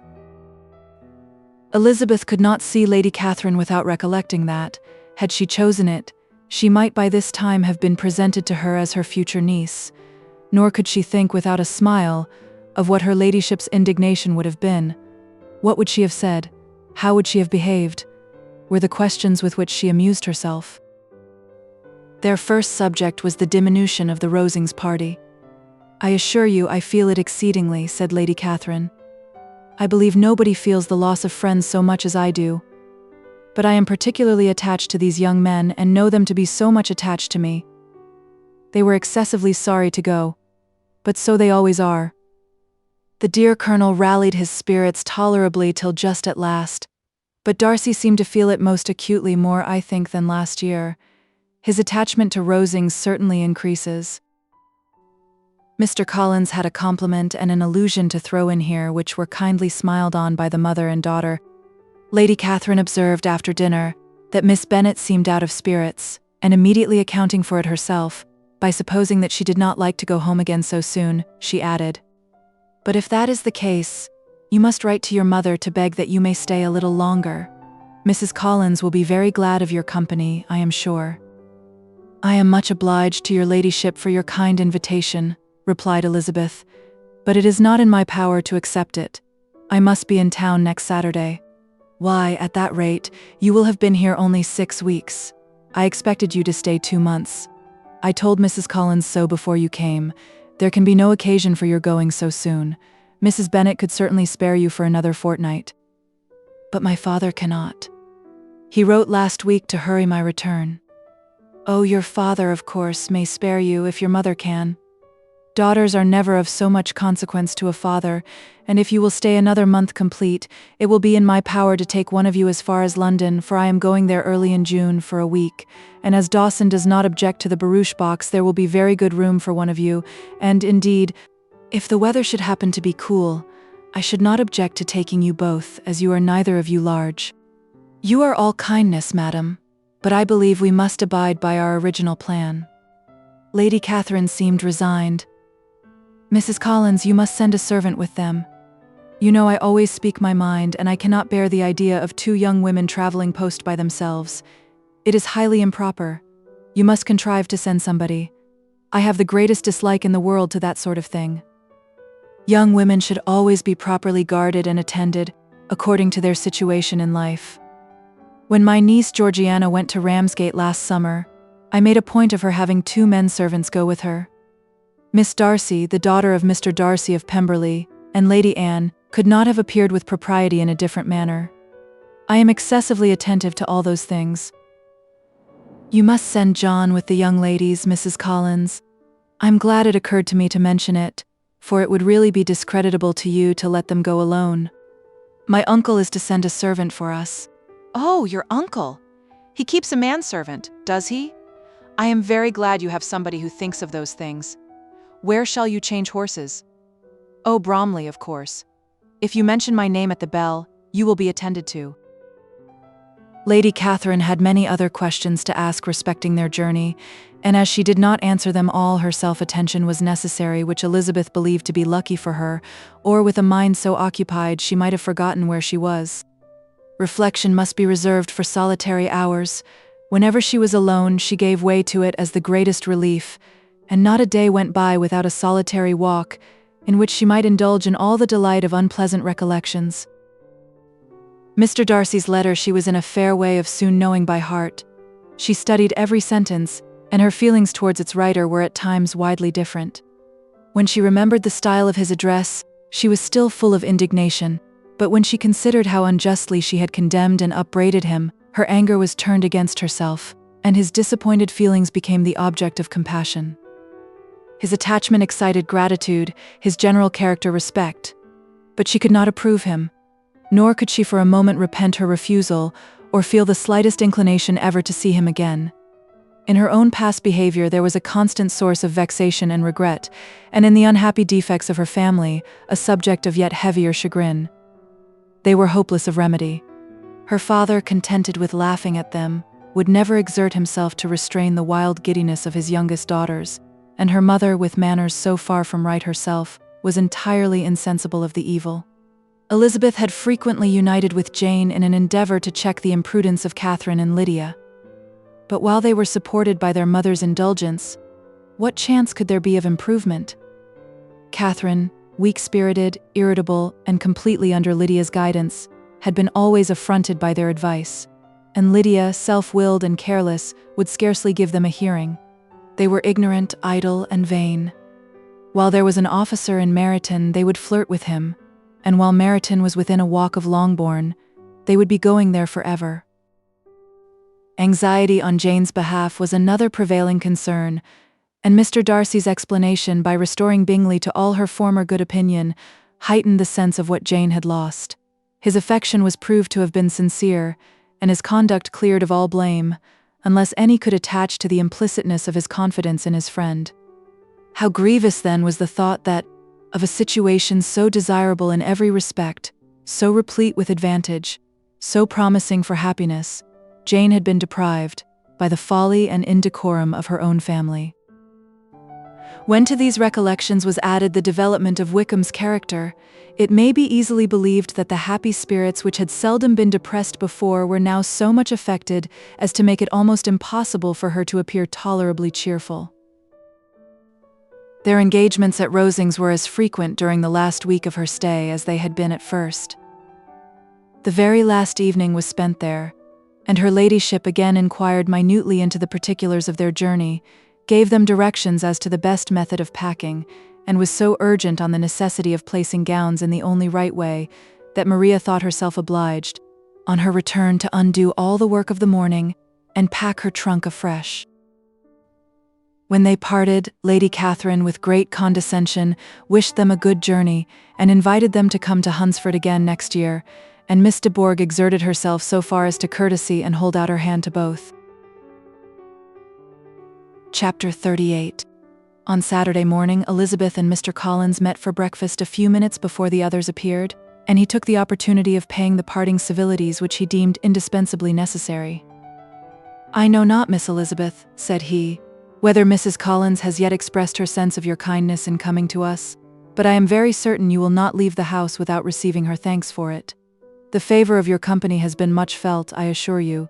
We know how little there is to tempt anyone to our humble abode. Our plain manner of living, our small rooms and few domestics, and the little we see of the world, must make Hunsford extremely dull to a young lady like yourself, but I hope you will believe us grateful for the condescension, and that we have done everything in our power to prevent you spending your time unpleasantly." Elizabeth was eager with her thanks and assurances of happiness. She had spent 6 weeks with great enjoyment, and the pleasure of being with Charlotte, and the kind attention she had received, must make her feel the obliged. Mr. Collins was gratified, and with a more smiling solemnity replied, "It gives me the greatest pleasure to hear that you have passed your time not disagreeably. We have certainly done our best, and most fortunately having it in our power to introduce you to very superior society, and from our connection with Rosings the frequent means of varying the humble home scene, I think we may flatter ourselves that your Hunsford visit cannot have been entirely irksome. Our situation with regard to Lady Catherine's family is, indeed, the sort of extraordinary advantage and blessing which few can boast. You see on what a footing we are, you see how continually we are engaged there. In truth, I must acknowledge that, with all the disadvantages of this humble parsonage, I should not think anyone abiding in it an object of compassion, while they are sharers of our intimacy at Rosings. Words were insufficient for the elevation of his feelings, and he was obliged to walk about the room, while Elizabeth tried to unite civility and truth in a few short sentences. You may in fact carry a very favorable report of us into Hertfordshire, my dear cousin. I flatter myself, at least, that you will be able to do so. Lady Catherine's great attentions to Mrs. Collins you have been a daily witness of, and altogether I trust it does not appear that your friend has drawn an unfortunate, but on this point it will be as well to be silent. Only let me assure you, my dear Miss Elizabeth, that I can from my heart most cordially wish you equal felicity in marriage. My dear Charlotte and I have but one mind and one way of thinking. There is in everything a most remarkable resemblance of character and ideas between us. We seem to have been designed for each other. Elizabeth could safely say that it was a great happiness where that was the case, and with equal sincerity could add that she firmly believed and rejoiced in his domestic comforts. She was not sorry, however, to have the recital of them interrupted by the entrance of the lady from whom they sprang. Poor Charlotte! It was melancholy to leave her to such society, but she had chosen it with her eyes open, and though evidently regretting that her visitors were to go, she did not seem to ask for compassion. Her home and her housekeeping, her parish and her poultry and all their dependent concerns had not yet lost their charms. At length the chaise arrived, the trunks were fastened on, the parcels placed within, and it was pronounced to be ready. After an affectionate parting between the friends, Elizabeth was attended to the carriage by Mr. Collins, and as they walked down the garden, he was commissioning her with his best respects to all her family, not forgetting his thanks for the kindness he had received at Longbourn in the winter, and his compliments to Mr. and Mrs. Gardiner, though unknown. He then handed her in, Maria followed, and the door was on the point of being closed, when he suddenly reminded them, with some consternation, that they had hitherto forgotten to leave any message for the ladies of Rosings. But, he added, you will of course wish to have your humble respects delivered to them, with your grateful thanks for their kindness to you while you have been here. Elizabeth made no objection. The door was then allowed to be shut, and the carriage drove off. Good gracious, cried Maria, after a few minutes' silence. It seems but a day or two since we first came, and yet how many things have happened? A great many indeed, said her companion with a sigh. We have dined 9 times at Rosings, besides drinking tea there twice. How much I shall have to tell. Elizabeth privately added, and how much I shall have to conceal. Their journey was performed without much conversation, or any alarm, and within 4 hours of their leaving Hunsford, they reached Mr. Gardiner's house, where they were to remain a few days. Jane looked well, and Elizabeth had little opportunity of studying her spirits, amidst the various engagements which the kindness of her aunt had reserved for them. But Jane was to go home with her, and at Longbourn there would be leisure enough for observation. It was not without an effort, meanwhile, that she could wait even for Longbourn before she told her sister of Mr. Darcy's proposals. To know that she had the power of revealing what would so exceedingly astonish Jane, and must, at the same time, so highly gratify whatever of her own vanity she had not yet been able to reason away, was such a temptation to openness as nothing could have conquered. But the state of indecision in which she remained as to the extent of what she should communicate, and her fear, if she once entered on the subject, of being hurried into repeating something of Bingley, which might only grieve her sister further. Chapter 39. It was the 2nd week in May, in which the 3 young ladies set out together from Gracechurch Street for the town of, in Hertfordshire, and, as they drew near the appointed inn where Mr. Bennet's carriage was to meet them, they quickly perceived, in token of the coachman's punctuality, both Kitty and Lydia looking out of a dining room upstairs. These 2 girls had been above an hour in the place, happily employed in visiting an opposite milliner, watching the sentinel on guard and dressing a salad and cucumber. After welcoming their sisters, they triumphantly displayed a table set out with such cold meat as an inn larder usually affords, exclaiming, "Is not this nice? Is not this an agreeable surprise?" "And we mean to treat you all," added Lydia. "But you must lend us the money, for we have just spent ours at the shop out there." Then showing her purchases, "Look here, I have bought this bonnet. I do not think it is very pretty, but I thought I might as well buy it as not. I shall pull it to pieces as soon as I get home, and see if I can make it up any better." And when her sisters abused it as ugly, she added, with perfect unconcern, "Oh, but there were 2 or 3 much uglier in the shop. And when I have bought some prettier colored satin to trim it with fresh, I think it will be very tolerable. Besides, it will not much signify what one wears this summer, after the Shire have left Meryton and they are going in a fortnight." "Are they, indeed?" cried Elizabeth, with the greatest satisfaction. "They are going to be encamped near Brighton, and I do so want Papa to take us all there for the summer. It would be such a delicious scheme, and I dare say would hardly cost anything at all. Mamma would like to go too, of all things. Only think what a miserable summer else we shall have." "Yes," thought Elizabeth, "that would be a delightful scheme indeed, and completely due for us at once. Good heaven! Brighton and a whole camp full of soldiers to us, who have been overset already by one poor regiment of militia, and the monthly balls of Meryton." "Now I have got some news for you," said Lydia as they sat down to table. "What do you think? It is excellent news, capital news, and about a certain person that we all like." Jane and Elizabeth looked at each other, and the waiter was told that he need not stay. Lydia laughed and said, "Aye, that is just like your formality and discretion. You thought the waiter must not hear as if he cared?" "I dare say he often hears worse things said than I am going to say, but he is an ugly fellow. I am glad he is gone. I never saw such a long chin in my life. Well, but now for my news.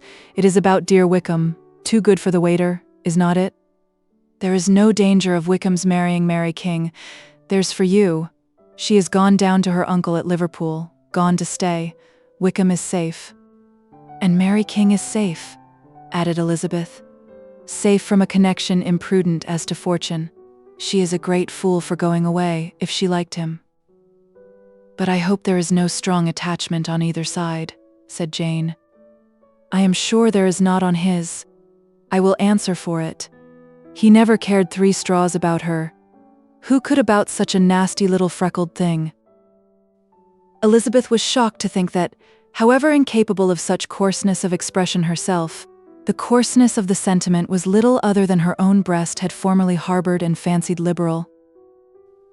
As soon as all had ate, and the elder ones paid, the carriage was ordered, and after some contrivance the whole party, with all their boxes, work-bags and parcels, and the unwelcome addition of Kitty's and Lydia's purchases, were seated in it. "How nicely we are crammed in!" cried Lydia. "I am glad I brought my bonnet, if it is only for the fun of having another bandbox. Well, now let us be quite comfortable and snug and talk and laugh all the way home. And in the first place, let us hear what has happened to you all since you went away. Have you seen any pleasant men? Have you had any flirting? I was in great hopes that one of you would have got a husband before you came back. Jane will be quite an old maid soon, I declare. She is almost 23. Lord, how ashamed I should be of not being married before 23. My Aunt Phillips wants you so to get husbands you can't think. She says Lizzie had better have taken Mr. Collins, but I do not think there would have been any fun in it. Lord, how I should like to be married before any of you, and then I would chaperone you about to all the balls. Dear me, we had such a good piece of fun the other day at Colonel Forster's. Kitty and me were to spend the day there, and Mrs. Forster promised to have a little dance in the evening. By the by, Mrs. Forster and me are such friends, and so she asked the 2 Harringtons to come, but Harriet was ill, and so Pen was forced to come by herself, and then, what do you think we did? We dressed up Chamberlain in woman's clothes, on purpose to pass for a lady. Only think what fun. Not a soul knew of it, but Colonel and Mrs. Forster and Kitty and me, except my aunt, for we were forced to borrow one of her gowns, and you cannot imagine how well he looked, when Denny and Wickham and Pratt, and 2 or 3 more of the men came in. They did not know him in the least. Lord, how I laughed, and so did Mrs. Forster. I thought I should have died, and that made the men suspect something, and then they soon found out what was the matter. With such kind of histories of their parties and good jokes did Lydia, assisted by Kitty's hints and additions, endeavor to amuse her companions all the way to Longbourn. Elizabeth listened as little as she could, but there was no escaping the frequent mention of Wickham's name. Their reception at home was most kind. Mrs. Bennet rejoiced to see Jane in undiminished beauty, and more than once during dinner did Mr. Bennet say voluntarily to Elizabeth, "I am glad you are come back, Lizzie." Their party in the dining room was large, for almost all the Lucases came to meet Maria and hear the news, and various were the subjects which occupied them. Lady Lucas was inquiring of Maria across the table after the welfare and poultry of her eldest daughter.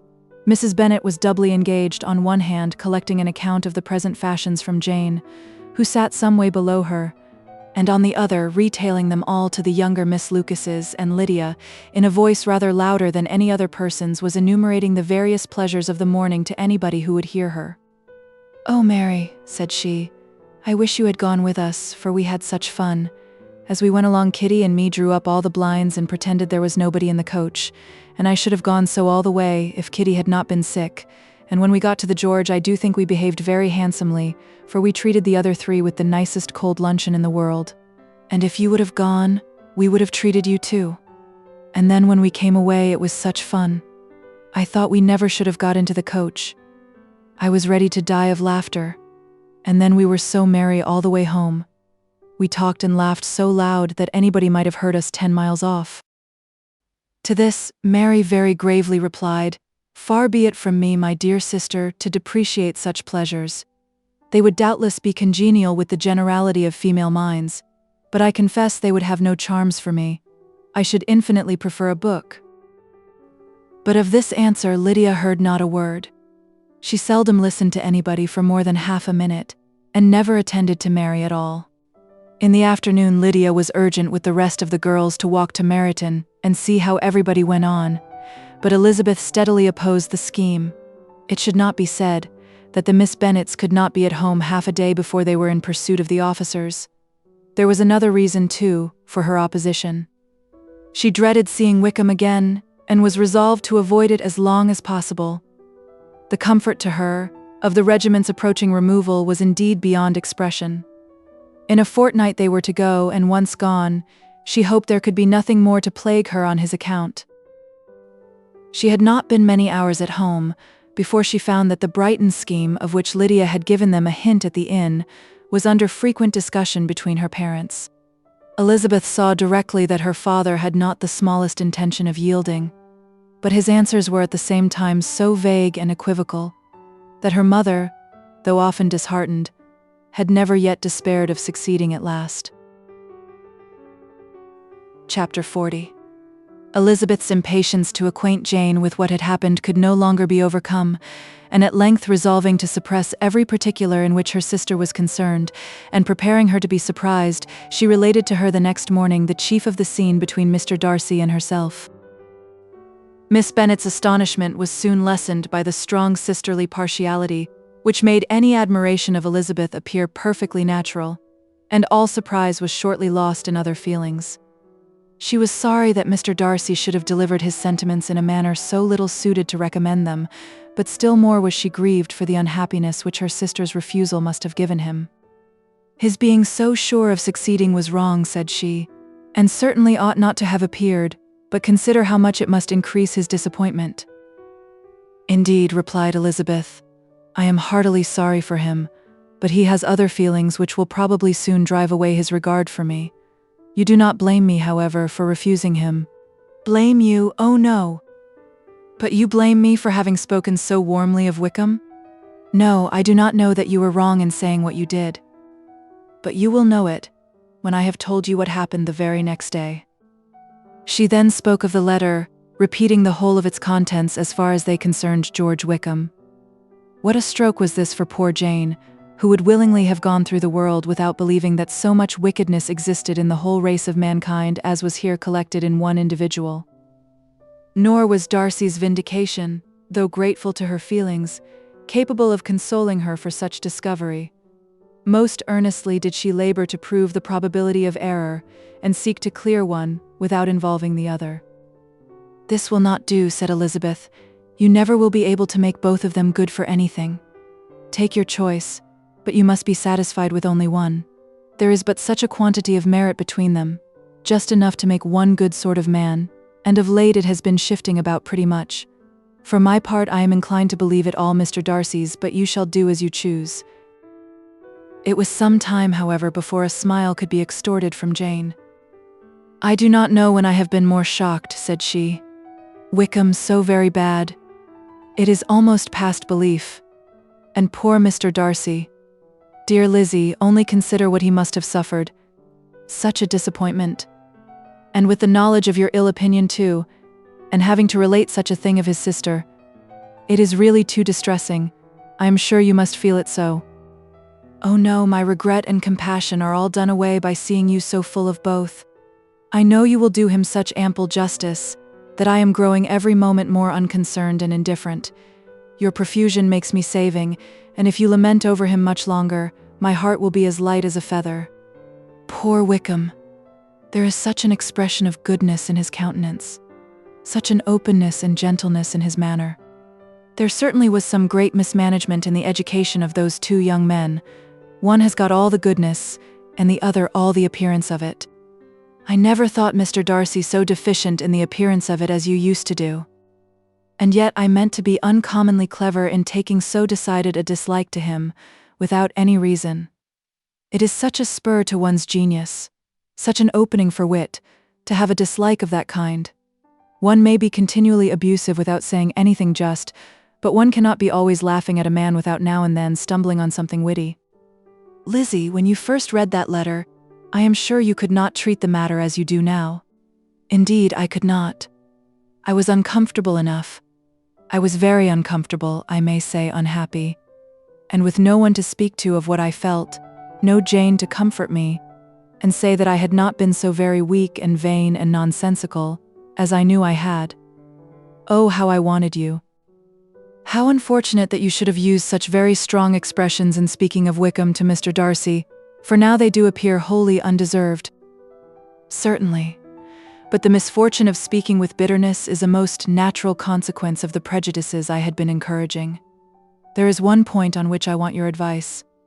I want to be told whether I ought, or ought not, to make our acquaintance in general understand Wickham's character." Miss Bennet paused a little and then replied, "Surely there can be no occasion for exposing him so dreadfully. What is your own opinion?" "That it ought not to be attempted. Mr. Darcy has not authorized me to make his communication public. On the contrary, every particular relative to his sister was meant to be kept as much as possible to myself, and if I endeavor to undeceive people as to the rest of his conduct, who will believe me? The general prejudice against Mr. Darcy is so violent that it would be the death of half the good people in Meryton to attempt to place him in an amiable light. I am not equal to it. Wickham will soon be gone, and therefore it will not signify to anybody here what he really is. Some time hence it will be all found out, and then we may laugh at their stupidity in not knowing it before. At present I will say nothing about it. You are quite right. To have his errors made public might ruin him forever. He is now, perhaps, sorry for what he has done, and anxious to re-establish a character. We must not make him desperate." The tumult of Elizabeth's mind was allayed by this conversation. She had got rid of two of the secrets which had weighed on her for a fortnight, and was certain of a willing listener in Jane, whenever she might wish to talk again of either. But there was still something lurking behind, of which prudence forbade the disclosure. She dared not relate the other half of Mr. Darcy's letter, nor explain to her sister how sincerely she had been valued by his friend. Here was knowledge in which no one could partake, and she was sensible that nothing less than a perfect understanding between the parties could justify her in throwing off this last encumbrance of mystery. "And then," said she, "if that very improbable event should ever take place, I shall merely be able to tell what Bingley may tell in a much more agreeable manner himself. The liberty of communication cannot be mine till it has lost all its value." She was now on being settled at home, at leisure to observe the real state of her sister's spirits. Jane was not happy. She still cherished a very tender affection for Bingley. Having never even fancied herself in love before, her regard had all the warmth of first attachment, and from her age and disposition, greater steadiness than first attachments often boast, and so fervently did she value his remembrance, and prefer him to every other man, that all her good sense, and all her attention to the feelings of her friends, were requisite to check the indulgence of those regrets which must have been injurious to her own health and their tranquillity. "Well, Lizzie," said Mrs. Bennet one day, "what is your opinion now of this sad business of Jane's? For my part, I am determined never to speak of it again to anybody. I told my sister Phillips so the other day, but I cannot find out that Jane saw anything of him in London. Well, he is a very undeserving young man, and I do not suppose there is the least chance in the world of her ever getting him now. There is no talk of his coming to Netherfield again in the summer, and I have inquired of everybody too who is likely to know. I do not believe that he will ever live at Netherfield any more. Oh well, it is just as he chooses. Nobody wants him to come, though I shall always say that he used my daughter extremely ill, and if I was her, I would not have put up with it. Well, my comfort is, I am sure Jane will die of a broken heart, and then he will be sorry for what he has done." But as Elizabeth could not receive comfort from any such expectation, she made no answer. "Well, Lizzie," continued her mother soon afterwards, "and so the Collinses live very comfortable, do they? Well, well, I only hope it will last. And what sort of table do they keep? Charlotte is an excellent manager, I dare say. If she is half as sharp as her mother, she is saving enough. There is nothing extravagant in their housekeeping, I dare say. No, nothing at all. A great deal of good management, depend upon it. Yes, yes, they will take care not to outrun their income. They will never be distressed for money. Well, much good may it do them. And so, I suppose they often talk of having Longbourn when your father is dead. They look upon it quite as their own, I dare say, whenever that happens. It was a subject which they could not mention before me. No, it would have been strange if they had, but I make no doubt they often talk of it between themselves.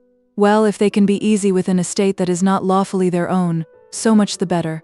I should be ashamed of having one that was only entailed on me." Chapter 41. The first week of their return was soon gone. The second began. It was the last of the regiment's stay in Meryton, and all the young ladies in the neighborhood were drooping apace. The dejection was almost universal. The elder Miss Bennets alone were still able to eat, drink, and sleep, and pursue the usual course of their employments. Very frequently were they reproached for this insensibility by Kitty and Lydia, whose own misery was extreme, and who could not comprehend such hard-heartedness in any of the family. "Good heaven! What is to become of us? What are we to do?" would they often exclaim in the bitterness of woe. "How can you be smiling so, Lizzie?" Their affectionate mother shared all their grief. She remembered what she had herself endured on a similar occasion 25 years ago. "I am sure," said she, "I cried for 2 days together when Colonel Miller's regiment went away. I thought I should have broke my heart." "I am sure I shall break mine," said Lydia. "If one could but go to Brighton," observed Mrs. Bennet. "Oh yes, if one could but go to Brighton, but Papa is so disagreeable. A little sea bathing would set me up forever. And my Aunt Phillips is sure it would do me a great deal of good," added Kitty. Such were the kind of lamentations resounding perpetually through Longbourn House. Elizabeth tried to be diverted by them, but all sense of pleasure was lost in shame. She felt anew the justice of Mr. Darcy's objections, and never had she before been so much disposed to pardon his interference in the views of his friend. But the gloom of Lydia's prospect was shortly cleared away, for she received an invitation from Mrs. Forster, the wife of the colonel of the regiment, to accompany her to Brighton. This invaluable friend was a very young woman, and very lately married. A resemblance in good humor and good spirits had recommended her and Lydia to each other, and out of their 3 months' acquaintance they had been intimate too. The rapture of Lydia on this occasion, her adoration of Mrs. Forster, the delight of Mrs. Bennet, and the mortification of Kitty are scarcely to be described. Wholly inattentive to her sister's feelings, Lydia flew about the house in restless ecstasy, calling for everyone's congratulations and laughing and talking with more violence than ever, whilst the luckless Kitty continued in the parlor repining at her fate in terms as unreasonable as her accent was peevish. "I cannot see why Mrs. Forster should not ask me as well as Lydia," said she, "though I am not her particular friend. I have just as much right to be asked as she has, and more too, for I am 2 years older." In vain did Elizabeth attempt to make her reasonable, and Jane to make her resigned. As for Elizabeth herself, this invitation was so far from exciting in her the same feelings as in her mother and Lydia, that she considered it as the death warrant of all possibility of common sense for the latter, and detestable as such a step must make her, were it known. She could not help secretly advising her father not to let her go. She represented to him all the improprieties of Lydia's general behavior, the little advantage she could derive from the friendship of such a woman as Mrs. Forster, and the probability of her being yet more imprudent with such a companion at Brighton, where the temptations must be greater than at home. He heard her attentively and then said, "Lydia will never be easy till she has exposed herself in some public place or other, and we can never expect her to do it with so little expense or inconvenience to her family as under the present circumstances." "If you were aware," said Elizabeth, "of the very great disadvantage to us all, which must arise from the public notice of Lydia's unguarded and imprudent manner, nay, which has already arisen from it, I am sure you would judge differently in the affair." "Already arisen," repeated Mr. Bennet. "What? Has she frightened away some of your lovers? Poor little Lizzie! But do not be cast down. Such squeamish youths as cannot bear to be connected with a little absurdity are not worth a regret. Come, let me see the list of the pitiful fellows who have been kept aloof by Lydia's folly." "Indeed you are mistaken. I have no such injuries to resent. It is not of peculiar but of general evils which I am now complaining. Our importance, our respectability in the world must be affected by the wild volatility, the assurance and disdain of all restraint which mark Lydia's character.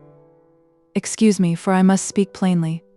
If you, my dear father, will not take the trouble of checking her exuberant spirits, and of teaching her that her present pursuits are not to be the business of her life, she will soon be beyond the reach of amendment. Her character will be fixed, and she will at 16 be the most determined flirt that ever made herself and her family ridiculous, a flirt too, in the worst and meanest degree of flirtation, without any attraction beyond youth and a tolerable person, and from the ignorance and emptiness of her mind, wholly unable to ward off any portion of that universal contempt which her rage for admiration will excite. In this danger Kitty is also comprehended. She will follow wherever Lydia leads, vain, ignorant, idle, and absolutely uncontrolled. Oh, my dear father, can you suppose it possible that they will not be censured and despised wherever they are known, and that their sisters will not be often involved in the disgrace?" Mr. Bennet saw that her whole heart was in the subject, and affectionately taking her hand, said in reply, "Do not make yourself uneasy, my love. Wherever you and Jane are known, you must be respected and valued, and you will not appear to less advantage for having a couple of, or I may say 3, very silly sisters. We shall have no peace at Longbourn if Lydia does not go to Brighton. Let her go then. Colonel Forster is a sensible man, and will keep her out of any real mischief, and she is luckily too poor to be an object of prey to anybody. At Brighton she will be of less importance even as a common flirt than she has been here. The officers will find women better worth their notice. Let us hope, therefore, that her being there may teach her her own insignificance. At any rate, she cannot grow many degrees worse, without authorizing us to lock her up for the rest of her life." With this answer Elizabeth was forced to be content, but her own opinion continued the same, and she left him disappointed and sorry. It was not in her nature, however, to increase her vexations by dwelling on them. She was confident of having performed her duty, and to fret over unavoidable evils or augment them by anxiety was no part of her disposition.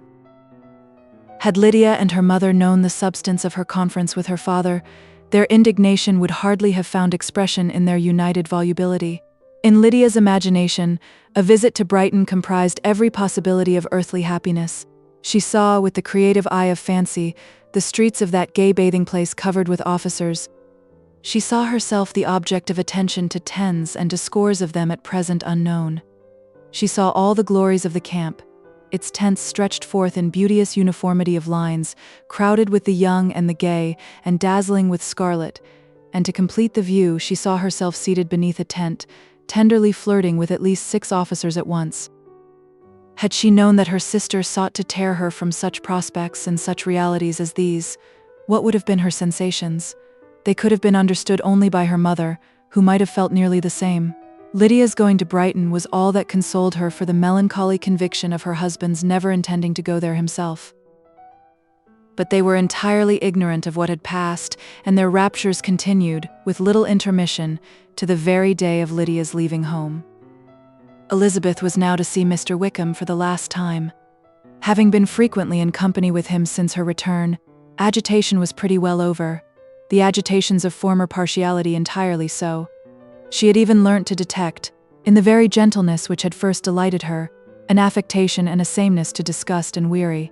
In his present behavior to herself, moreover, she had a fresh source of displeasure, for the inclination he soon testified of renewing those attentions which had marked the early part of their acquaintance could only serve, after what had since passed, to provoke her.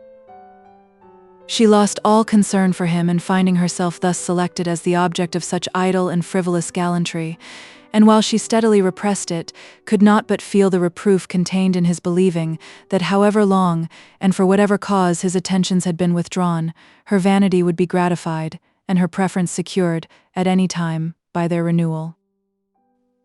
On the very last day of the regiment's remaining in Meryton, he dined with others of the officers at Longbourn, and so little was Elizabeth disposed to part from him in good humour, that on his making some inquiry as to the manner in which her time had passed at Hunsford, she mentioned Colonel Fitzwilliam's and Mr. Darcy's having both spent 3 weeks at Rosings, and asked him if he were acquainted with the former.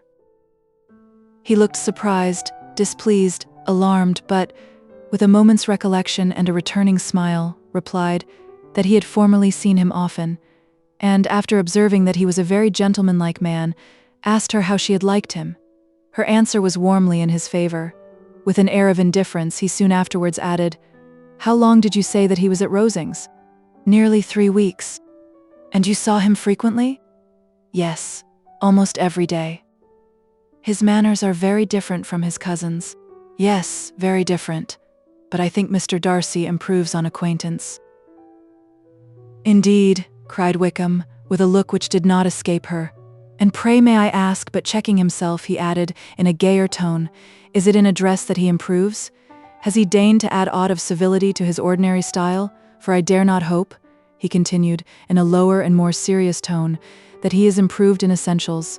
"Oh no," said Elizabeth. "In essentials I believe he is very much what he ever was." While she spoke, Wickham looked as if scarcely knowing whether to rejoice over her words or to distrust their meaning. There was a something in her countenance which made him listen with an apprehensive and anxious attention, while she added, "When I said that he improved on acquaintance, I did not mean that either his mind or manners were in a state of improvement, but that, from knowing him better, his disposition was better understood." Wickham's alarm now appeared in a heightened complexion and agitated look. For a few minutes he was silent, till, shaking off his embarrassment, he turned to her again, and said in the gentlest of accents, "You, who so well know my feelings towards Mr. Darcy, will readily comprehend how sincerely I must rejoice that he is wise enough to assume even the appearance of what is right. His pride in that direction may be of service, if not to himself, to many others, for it must deter him from such foul misconduct as I have suffered by. I only fear that the sort of cautiousness to which you, I imagine, have been alluding, is merely adopted on his visits to his aunt, of whose good opinion and judgment he stands much in awe. His fear of her has always operated, I know, when they were together, and a good deal is to be imputed to his wish of forwarding the match with Miss de Bourgh, which I am certain he has very much at heart." Elizabeth could not repress a smile at this, but she answered only by a slight inclination of the head. She saw that he wanted to engage her on the old subject of his grievances, and she was in no humour to indulge him. The rest of the evening passed with the appearance, on his side, of usual cheerfulness, but with no further attempt to distinguish Elizabeth, and they parted at last with mutual civility, and possibly a mutual desire of never meeting again. When the party broke up, Lydia returned with Mrs. Forster to Meryton, from whence they were to set out early the next morning. The separation between her and her family was rather noisy than pathetic. Kitty was the only one who shed tears, but she did weep from vexation and envy. Mrs. Bennet was diffuse in her good wishes for the felicity of her daughter, and impressive in her injunctions that she would not miss the opportunity of enjoying herself as much as possible, advice which there was every reason to believe would be attended to. And in the clamorous happiness of Lydia herself in bidding farewell, the more gentle adieus of her sisters were uttered without being heard. Chapter 42. Had Elizabeth's opinion been all drawn from her own family, she could not have formed a very pleasing picture of conjugal felicity or domestic comfort. Her father, captivated by youth and beauty, and that appearance of good humor which youth and beauty generally give, had married a woman whose weak understanding and illiberal mind had very early in their marriage put an end to all real affection for her. Respect, esteem, and confidence had vanished forever, and all his views of domestic happiness were overthrown. But Mr. Bennet was not of a disposition to seek comfort for the disappointment which his own imprudence had brought on in any of those pleasures which too often console the unfortunate for their folly or their vice. He was fond of the country and of books, and from these tastes had arisen his principal enjoyments. To his wife he was very little otherwise indebted than as her ignorance and folly had contributed to his amusement. This is not the sort of happiness which a man would in general wish to owe to his wife, but where other powers of entertainment are wanting, the true philosopher will derive benefit from such as are given. Elizabeth, however, had never been blind to the impropriety of her father's behavior as a husband. She had always seen it with pain, but respecting his abilities, and grateful for his affectionate treatment of herself, she endeavored to forget what she could not overlook, and to banish from her thoughts that continual breach of conjugal obligation and decorum which, in exposing his wife to the contempt of her own children, was so highly reprehensible. But she had never felt so strongly as now the disadvantages which must attend the children of so unsuitable a marriage, nor ever been so fully aware of the evils arising from so ill-judged a direction of talents which rightly used might at least have preserved the respectability of his daughters, even if incapable of enlarging the mind of his wife. When Elizabeth had rejoiced over Wickham's departure, she found little other cause for satisfaction in the loss of the regiment. Their parties abroad were less varied than before, and at home she had a mother and sister, whose constant repinings at the dullness of everything around them threw a real gloom over their domestic circle.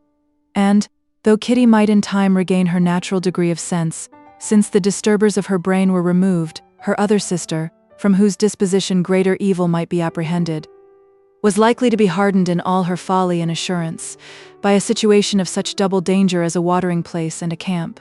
Upon the whole, therefore, she found, what has been sometimes found before, that an event to which she had looked forward with impatient desire did not, in taking place, bring all the satisfaction she had promised herself. It was consequently necessary to name some other period for the commencement of actual felicity, to have some other point on which her wishes and hopes might be fixed, and by again enjoying the pleasure of anticipation, console herself for the present, and prepare for another disappointment. Her tour to the lakes was now the object of her happiest thoughts. It was her best consolation for all the uncomfortable hours which the discontentedness of her mother and Kitty made inevitable, and could she have included Jane in the scheme, every part of it would have been perfect. But it is fortunate, thought she, that I have something to wish for. Were the whole arrangement complete, my disappointment would be certain. But here, by carrying with me one ceaseless source of regret in my sister's absence, I may reasonably hope to have all my expectations of pleasure realized. A scheme of which every part promises delight can never be successful, and general disappointment is only warded off by the defense of some little peculiar vexation. When Lydia went away, she promised to write very often and very minutely to her mother and Kitty, but her letters were always long expected, and always very short. Those to her mother contained little else than that they were just returned from the library, where such and such officers had attended them, and where she had seen such beautiful ornaments as made her quite wild, that she had a new gown, or a new parasol, which she would have described more fully, but was obliged to leave off in a violent hurry, as Mrs. Forster called her. And they were going to the camp. And from her correspondence with her sister there was still less to be learnt, for her letters to Kitty, though rather longer, were much too full of lines under the words to be made public. After the first fortnight or 3 weeks of her absence, health, good humor, and cheerfulness began to reappear at Longbourn. Everything wore a happier aspect. The families who had been in town for the winter came back again, and summer finery and summer engagements arose. Mrs. Bennet was restored to her usual querulous serenity, and by the middle of June Kitty was so much recovered as to be able to enter Meryton without tears, an event of such happy promise as to make Elizabeth hope that by the following Christmas she might be so tolerably reasonable as not to mention an officer above once a day, unless, by some cruel and malicious arrangement at the War Office, another regiment should be quartered in Meryton. The time fixed for the beginning of their northern tour was now fast approaching, and a fortnight only was wanting of it, when a letter arrived from Mrs. Gardiner, which at once delayed its commencement and curtailed its extent. Mr. Gardiner would be prevented by business from setting out till a fortnight later in July, and must be in London again within a month, and as that left too short a period for them to go so far and see so much as they had proposed, or at least to see it with the leisure and comfort they had built on, they were obliged to give up the lakes and substitute a more contracted tour, and, according to the present plan, were to go no farther northward than Derbyshire. In that county there was enough to be seen to occupy the chief of their 3 weeks, and to Mrs. Gardiner it had a peculiarly strong attraction. The town where she had formerly passed some years of her life, and where they were now to spend a few days, was probably as great an object of her curiosity as all the celebrated beauties of Matlock, Chatsworth, Dovedale, or the Peak. Elizabeth was excessively disappointed. She had set her heart on seeing the lakes and still thought there might have been time enough. But it was her business to be satisfied, and certainly her temper to be happy, and all was soon right again. With the mention of Derbyshire there were many ideas connected. It was impossible for her to see the word without thinking of Pemberley and its owner. But surely, said she, I may enter his county with impunity, and rob it of a few petrified spars, without his perceiving me. The period of expectation was now doubled. 4 weeks were to pass away before her uncle and aunt's arrival.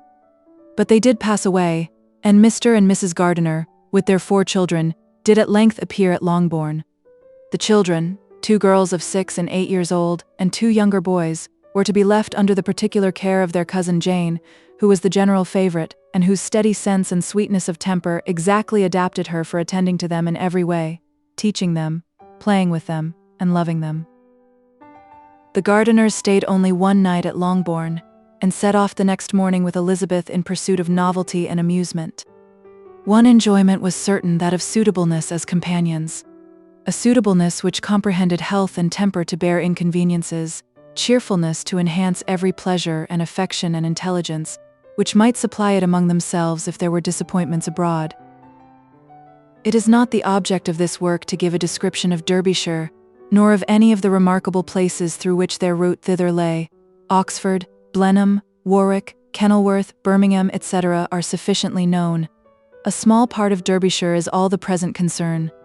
To the little town of Lambton, the scene of Mrs. Gardiner's former residence, and where she had lately learned that some acquaintance still remained, they bent their steps, after having seen all the principal wonders of the country. And within 5 miles of Lambton, Elizabeth found from her aunt that Pemberley was situated. It was not in their direct road, nor more than a mile or 2 out of it. In talking over their route the evening before, Mrs. Gardiner expressed an inclination to see the place again. Mr. Gardiner declared his willingness, and Elizabeth was applied to for her approbation. "My love, should not you like to see a place of which you have heard so much?" said her aunt. "A place, too, with which so many of your acquaintance are connected. Wickham passed all his youth there, you know." Elizabeth was distressed. She felt that she had no business at Pemberley, and was obliged to assume a disinclination for seeing it. She must own that she was tired of great houses. After going over so many, she really had no pleasure in fine carpets or satin curtains. Mrs. Gardiner abused her stupidity. "If it were merely a fine house richly furnished," said she, "I should not care about it myself, but the grounds are delightful. They have some of the finest woods in the country." Elizabeth said no more, but her mind could not acquiesce. The possibility of meeting Mr. Darcy while viewing the place instantly occurred. It would be dreadful. She blushed at the very idea, and thought it would be better to speak openly to her aunt than to run such a risk. But against this there were objections. and she finally resolved that it could be the last resource if her private inquiries as to the absence of the family were unfavorably answered. Accordingly, when she retired at night, she asked the chambermaid whether Pemberley were not a very fine place, what was the name of its proprietor, and, with no little alarm, whether the family were down for the summer. A most welcome negative followed the last question, and her alarms being now removed, she was at leisure to feel a great deal of curiosity to see the house herself. And when the subject was revived the next morning, and she was again applied to, could readily answer, and with a proper air of indifference, that she had not really any dislike to the scheme. To Pemberley, therefore, they were to go. Chapter 43. Elizabeth, as they drove along, watched for the first appearance of Pemberley Woods with some perturbation, and when at length they turned in at the lodge, her spirits were in a high flutter. The park was very large and contained great variety of ground. They entered it in one of its lowest points, and drove for some time through a beautiful wood stretching over a wide extent. Elizabeth's mind was too full for conversation, but she saw and admired every remarkable spot and point of view. They gradually ascended for half a mile, and then found themselves at the top of a considerable eminence where the wood ceased, and the eye was instantly caught by Pemberley House, situated on the opposite side of the valley, into which the road with some abruptness wound. It was a large, handsome stone building, standing well on rising ground, and backed by a ridge of high woody hills, and in front a stream of some natural importance was swelled into greater, but without any artificial appearance. Its banks were neither formal nor falsely adorned. Elizabeth was delighted. She had never seen a place for which nature had done more, or where natural beauty had been so little counteracted by an awkward taste. They were all of them warm in their admiration, and at that moment she felt that to be mistress of Pemberley might be something. They descended the hill, crossed the bridge, and drove to the door, and, while examining the nearer aspect of the house, all her apprehension of meeting its owner returned. She dreaded lest the chambermaid had been mistaken. On applying to see the place, they were admitted into the hall, and Elizabeth, as they waited for the housekeeper, had leisure to wonder at her being where she was. The housekeeper came, a respectable-looking elderly woman, much less fine and more civil than she had any notion of finding her. They followed her into the dining parlor. It was a large, well-proportioned room handsomely fitted up.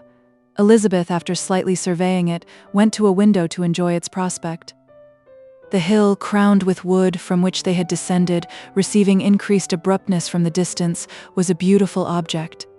Every disposition of the ground was good, and she looked on the whole scene, the river, the trees scattered on its banks, and the winding of the valley as far as she could trace it, with delight. As they passed into other rooms, these objects were taking different positions, but from every window there were beauties to be seen. The rooms were lofty and handsome, and their furniture suitable to the fortune of their proprietor. But Elizabeth saw, with admiration of his taste, that it was neither gaudy nor uselessly fine, with less of splendor and more real elegance than the furniture of Rosings. And of this place, thought she, I might have been mistress. With these rooms I might have now been familiarly acquainted. Instead of viewing them as a stranger, I might have rejoiced in them as my own, and welcomed to them as visitors my uncle and aunt. But no, recollecting herself, that could never be. My uncle and aunt would have been lost to me. I should not have been allowed to invite them. This was a lucky recollection. It saved her from something like regret.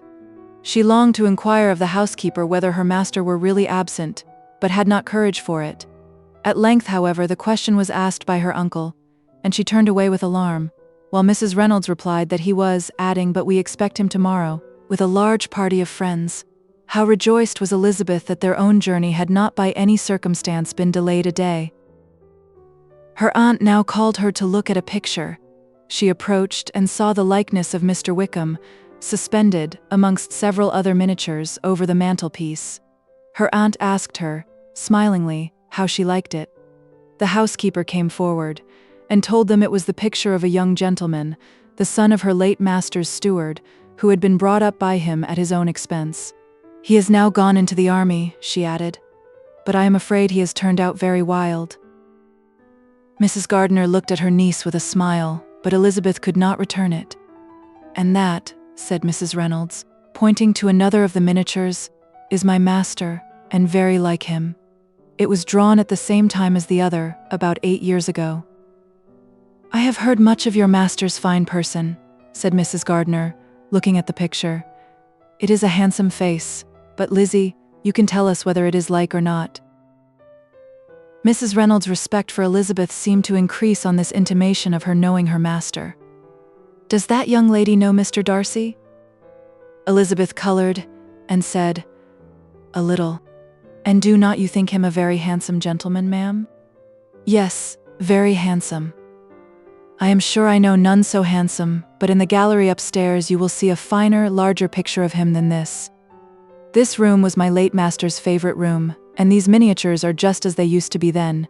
He was very fond of them." This accounted to Elizabeth for Mr. Wickham's being among them. Mrs. Reynolds then directed their attention to one of Miss Darcy, drawn when she was only 8 years old. "And is Miss Darcy as handsome as her brother?" said Mr. Gardiner. "Oh yes, the handsomest young lady that ever was seen, and so accomplished. She plays and sings all day long. In the next room is a new instrument just come down for her, a present from my master. She comes here tomorrow with him." Mr. Gardiner, whose manners were easy and pleasant, encouraged her communicativeness by his questions and remarks. Mrs. Reynolds, either from pride or attachment, had evidently great pleasure in talking of her master and his sister. "Is your master much at Pemberley in the course of the year?" "Not so much as I could wish, sir, but I dare say he may spend half his time here, and Miss Darcy is always down for the summer months. Except," thought Elizabeth, "when she goes to Ramsgate. If your master would marry, you might see more of him." "Yes, sir, but I do not know when that will be. I do not know who is good enough for him." Mr. and Mrs. Gardiner smiled. Elizabeth could not help saying, "It is very much to his credit, I am sure, that you should think so." "I say no more than the truth, and what everybody will say that knows him," replied the other. Elizabeth thought this was going pretty far, and she listened with increasing astonishment as the housekeeper added, "I have never had a cross word from him in my life, and I have known him ever since he was 4 years old." This was praise of all others most extraordinary, most opposite to her ideas. That he was not a good-tempered man had been her firmest opinion. Her keenest attention was awakened. She longed to hear more, and was grateful to her uncle for saying, "There are very few people of whom so much can be said. You are lucky in having such a master." "Yes, sir, I know I am. If I were to go through the world, I could not meet with a better. But I have always observed that they who are good-natured when children are good-natured when they grow up, and he was always the sweetest-tempered, most generous-hearted boy in the world." Elizabeth almost stared at her. "Can this be Mr. Darcy?" thought she. "His father was an excellent man," said Mrs. Gardiner. "Yes, ma'am, that he was indeed, and his son will be just like him, just as affable to the poor." Elizabeth listened, wondered, doubted, and was impatient for more. Mrs. Reynolds could interest her on no other point. She related the subjects of the pictures, the dimensions of the rooms, and the price of the furniture in vain. Mr. Gardiner, highly amused by the kind of family prejudice to which he attributed her excessive commendation of her master, soon led again to the subject, and she dwelt with energy on his many merits as they proceeded together up the great staircase. "He is the best landlord and the best master," said she, "that ever lived. Not like the wild young men nowadays, who think of nothing but themselves. There is not one of his tenants or servants but what will give him a good name. Some people call him proud, but I am sure I never saw anything of it. To my fancy, it is only because he does not rattle away like other young men." "In what an amiable light does this place him," thought Elizabeth. "This fine account of him," whispered her aunt as they walked, "is not quite consistent with his behavior to our poor friend. Perhaps we might be deceived. That is not very likely. Our authority was too good." On reaching the spacious lobby above, they were shown into a very pretty sitting room, lately fitted up with greater elegance and lightness than the apartments below, and were informed that it was but just done to give pleasure to Miss Darcy, who had taken a liking to the room when last at Pemberley. "He is certainly a good brother," said Elizabeth, as she walked towards one of the windows. Mrs. Reynolds anticipated Miss Darcy's delight when she should enter the room. "And this is always the way with him," she added. "Whatever can give his sister any pleasure is sure to be done in a moment. There is nothing he would not do for her." The picture gallery and 2 or 3 of the principal bedrooms were all that remained to be shown. In the former were many good paintings, but Elizabeth knew nothing of the art, and from such as had been already visible below, she had willingly turned to look at some drawings of Miss Darcy's, in crayons, whose subjects were usually more interesting, and also more intelligible. In the gallery there were many family portraits, but they could have little to fix the attention of a stranger. Elizabeth walked on in quest of the only face whose features would be known to her. At last it arrested her, and she beheld a striking resemblance of Mr. Darcy, with such a smile over the face as she remembered to have sometimes seen when he looked at her. She stood several minutes before the picture, in earnest contemplation, and returned to it again before they quitted the gallery. Mrs. Reynolds informed them that it had been taken in his father's lifetime. There was certainly at this moment in Elizabeth's mind a more gentle sensation towards the original than she had ever felt in the height of their acquaintance. The commendation bestowed on him by Mrs. Reynolds was of no trifling nature. What praise is more valuable than the praise of an intelligent servant? As a brother, a landlord, a master, she considered how many people's happiness were in his guardianship, how much of pleasure or pain it was in his power to bestow, how much of good or evil must be done by him. Every idea that had been brought forward by the housekeeper was favorable to his character, and as she stood before the canvas on which he was represented, and fixed his eyes upon herself, she thought of his regard with a deeper sentiment of gratitude than it had ever raised before. She remembered its warmth, and softened its impropriety of expression. When all of the house that was open to general inspection had been seen, they returned downstairs, and, taking leave of the housekeeper, were consigned over to the gardener, who met them at the hall door. As they walked across the lawn towards the river, Elizabeth turned back to look again. Her uncle and aunt stopped also, and while the former was conjecturing as to the date of the building, the owner of it himself suddenly came forward from the road which led behind it to the stables. They were within 20 yards of each other, and so abrupt was his appearance, that it was impossible to avoid his sight. Their eyes instantly met, and the cheeks of each were overspread with the deepest blush. He absolutely started, and for a moment seemed immovable from surprise, but shortly recovering himself advanced towards the party and spoke to Elizabeth, if not in terms of perfect composure, at least of perfect civility. She had instinctively turned away, but stopping on his approach, received his compliments with an embarrassment impossible to be overcome. Had his first appearance, or his resemblance to the picture they had just been examining, been insufficient to assure the other two that they now saw Mr. Darcy, the gardener's expression of surprise, on beholding his master, must immediately have told it. They stood a little aloof while he was talking to their niece, who, astonished and confused, scarcely dared lift her eyes to his face, and knew not what answer she returned to his civil inquiries after her family. Amazed at the alteration of his manner since they last parted, every sentence that he uttered was increasing her embarrassment, and every idea of the impropriety of her being found there recurring to her mind, the few minutes in which they continued together were some of the most uncomfortable of her life. Nor did he seem much more at ease when he spoke. His accent had none of its usual sedateness, and he repeated his inquiries as to the time of her having left Longbourn, and of her stay in Derbyshire so often, and in so hurried a way, as plainly spoke the distraction of his thoughts. At length every idea seemed to fail him, and after standing a few moments without saying a word, he suddenly recollected himself, and took leave. The others then joined her, and expressed their admiration of his figure, but Elizabeth heard not a word, and wholly engrossed by her own feelings, followed them in silence. She was overpowered by shame and vexation. Her coming there was the most unfortunate, the most ill-judged thing in the world. How strange must it appear to him!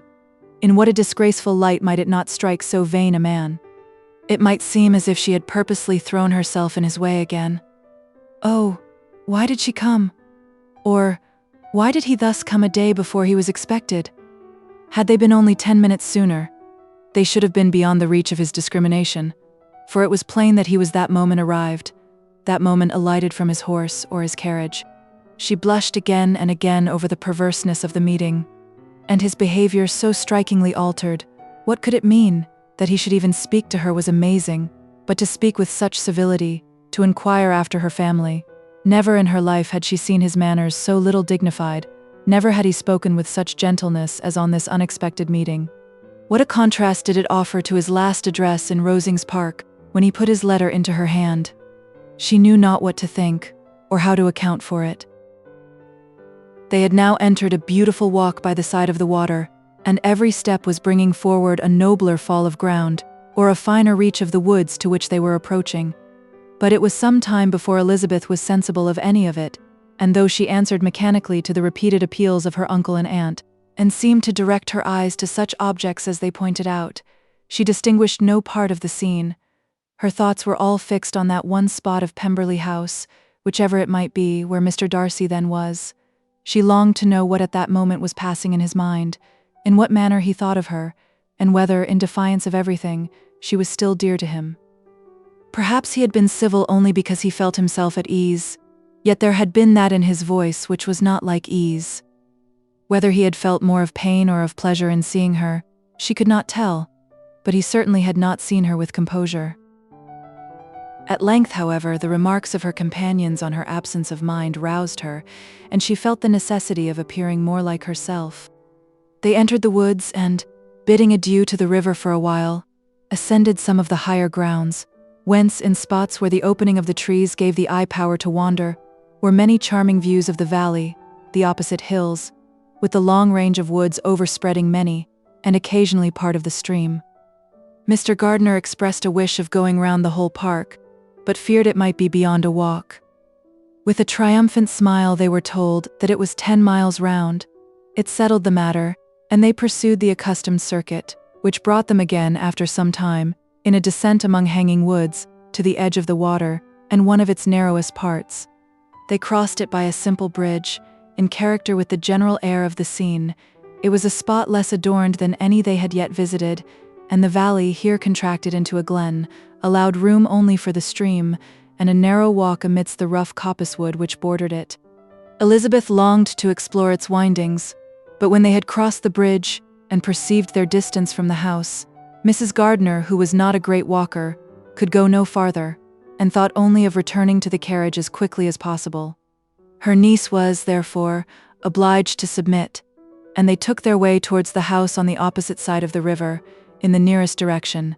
But their progress was slow, for Mr. Gardiner, though seldom able to indulge the taste, was very fond of fishing, and was so much engaged in watching the occasional appearance of some trout in the water, and talking to the man about them, that he advanced but little. Whilst wandering on in this slow manner, they were again surprised, and Elizabeth's astonishment was quite equal to what it had been at first, by the sight of Mr. Darcy approaching them, and at no great distance. The walk being here less sheltered than on the other side, allowed them to see him before they met. Elizabeth, however astonished, was at least more prepared for an interview than before, and resolved to appear and to speak with calmness if he really intended to meet them. For a few moments indeed she felt that he would probably strike into some other path. The idea lasted while a turning in the walk concealed him from their view. The turning past, he was immediately before them. With a glance she saw that he had lost none of his recent civility, and to imitate his politeness, she began as they met to admire the beauty of the place. But she had not got beyond the words delightful and charming when some unlucky recollections obtruded, and she fancied that praise of Pemberley from her might be mischievously construed. Her color changed, and she said no more. Mrs. Gardiner was standing a little behind, and on her pausing he asked her if she would do him the honor of introducing him to her friends. This was a stroke of civility for which she was quite unprepared, and she could hardly suppress a smile at his being now seeking the acquaintance of some of those very people against whom his pride had revolted in his offer to herself. What will be his surprise, thought she, when he knows who they are? He takes them now for people of fashion. The introduction, however, was immediately made, and as she named their relationship to herself, she stole a sly look at him, to see how he bore it, and was not without the expectation of his decamping as fast as he could from such disgraceful companions. That he was surprised by the connection was evident. He sustained it, however, with fortitude, and so far from going away, turned back with them and entered into conversation with Mr. Gardiner. Elizabeth could not but be pleased, could not but triumph. It was consoling that he should know she had some relations for whom there was no need to blush. She listened most attentively to all that passed between them, and gloried in every expression, every sentence of her uncle, which marked his intelligence, his taste, or his good manners. The conversation soon turned upon fishing, and she heard Mr. Darcy invite him, with the greatest civility, to fish there as often as he chose, while he continued in the neighborhood, offering at the same time to supply him with fishing tackle and pointing out those parts of the stream where there was usually most sport. Mrs. Gardiner, who was walking arm in arm with Elizabeth, gave her a look expressive of her wonder. Elizabeth said nothing, but it gratified her exceedingly. The compliment must be all for herself. Her astonishment, however, was extreme, and continually was she repeating, "Why is he so altered? From what can it proceed? It cannot be for me. It cannot be for my sake that his manners are thus softened. My reproofs at Hunsford could not work such a change as this. It is impossible that he should still love me."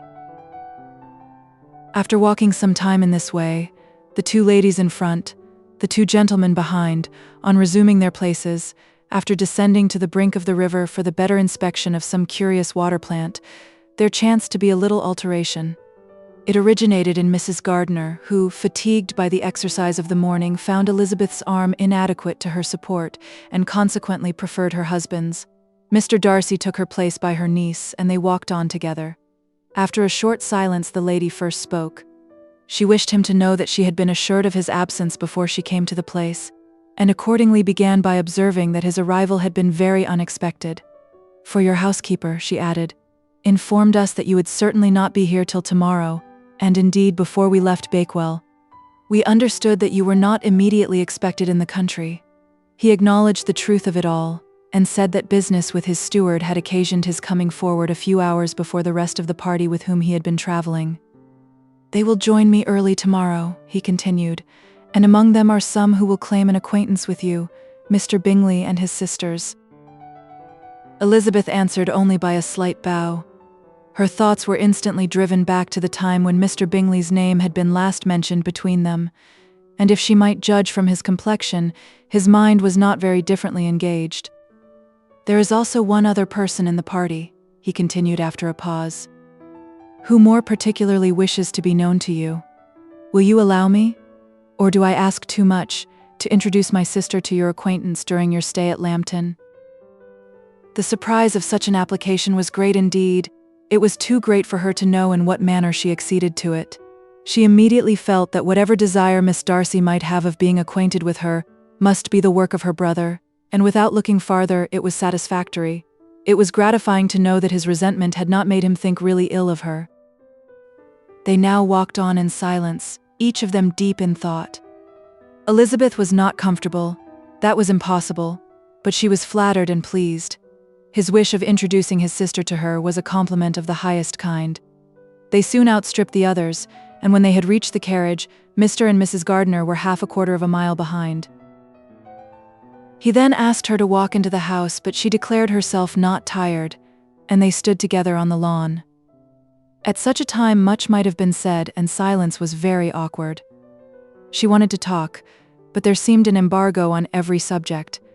At last she recollected that she had been traveling, and they talked of Matlock and Dovedale with great perseverance. Yet time and her aunt moved slowly, and her patience and her ideas were nearly worn out before the tete-a-tete was over. On Mr. and Mrs. Gardiner's coming up, they were all pressed to go into the house and take some refreshment, but this was declined, and they parted on each side with the utmost politeness. Mr. Darcy handed the ladies into the carriage, and when it drove off, Elizabeth saw him walking slowly towards the house. The observations of her uncle and aunt now began, and each of them pronounced him to be infinitely superior to anything they had expected. "He is perfectly well behaved, polite and unassuming," said her uncle. "There is something a little stately in him, to be sure," replied her aunt. "But it is confined to his air and is not unbecoming. I can now say with the housekeeper that though some people may call him proud, I have seen nothing of it. I was never more surprised than by his behavior to us. It was more than civil. It was really attentive.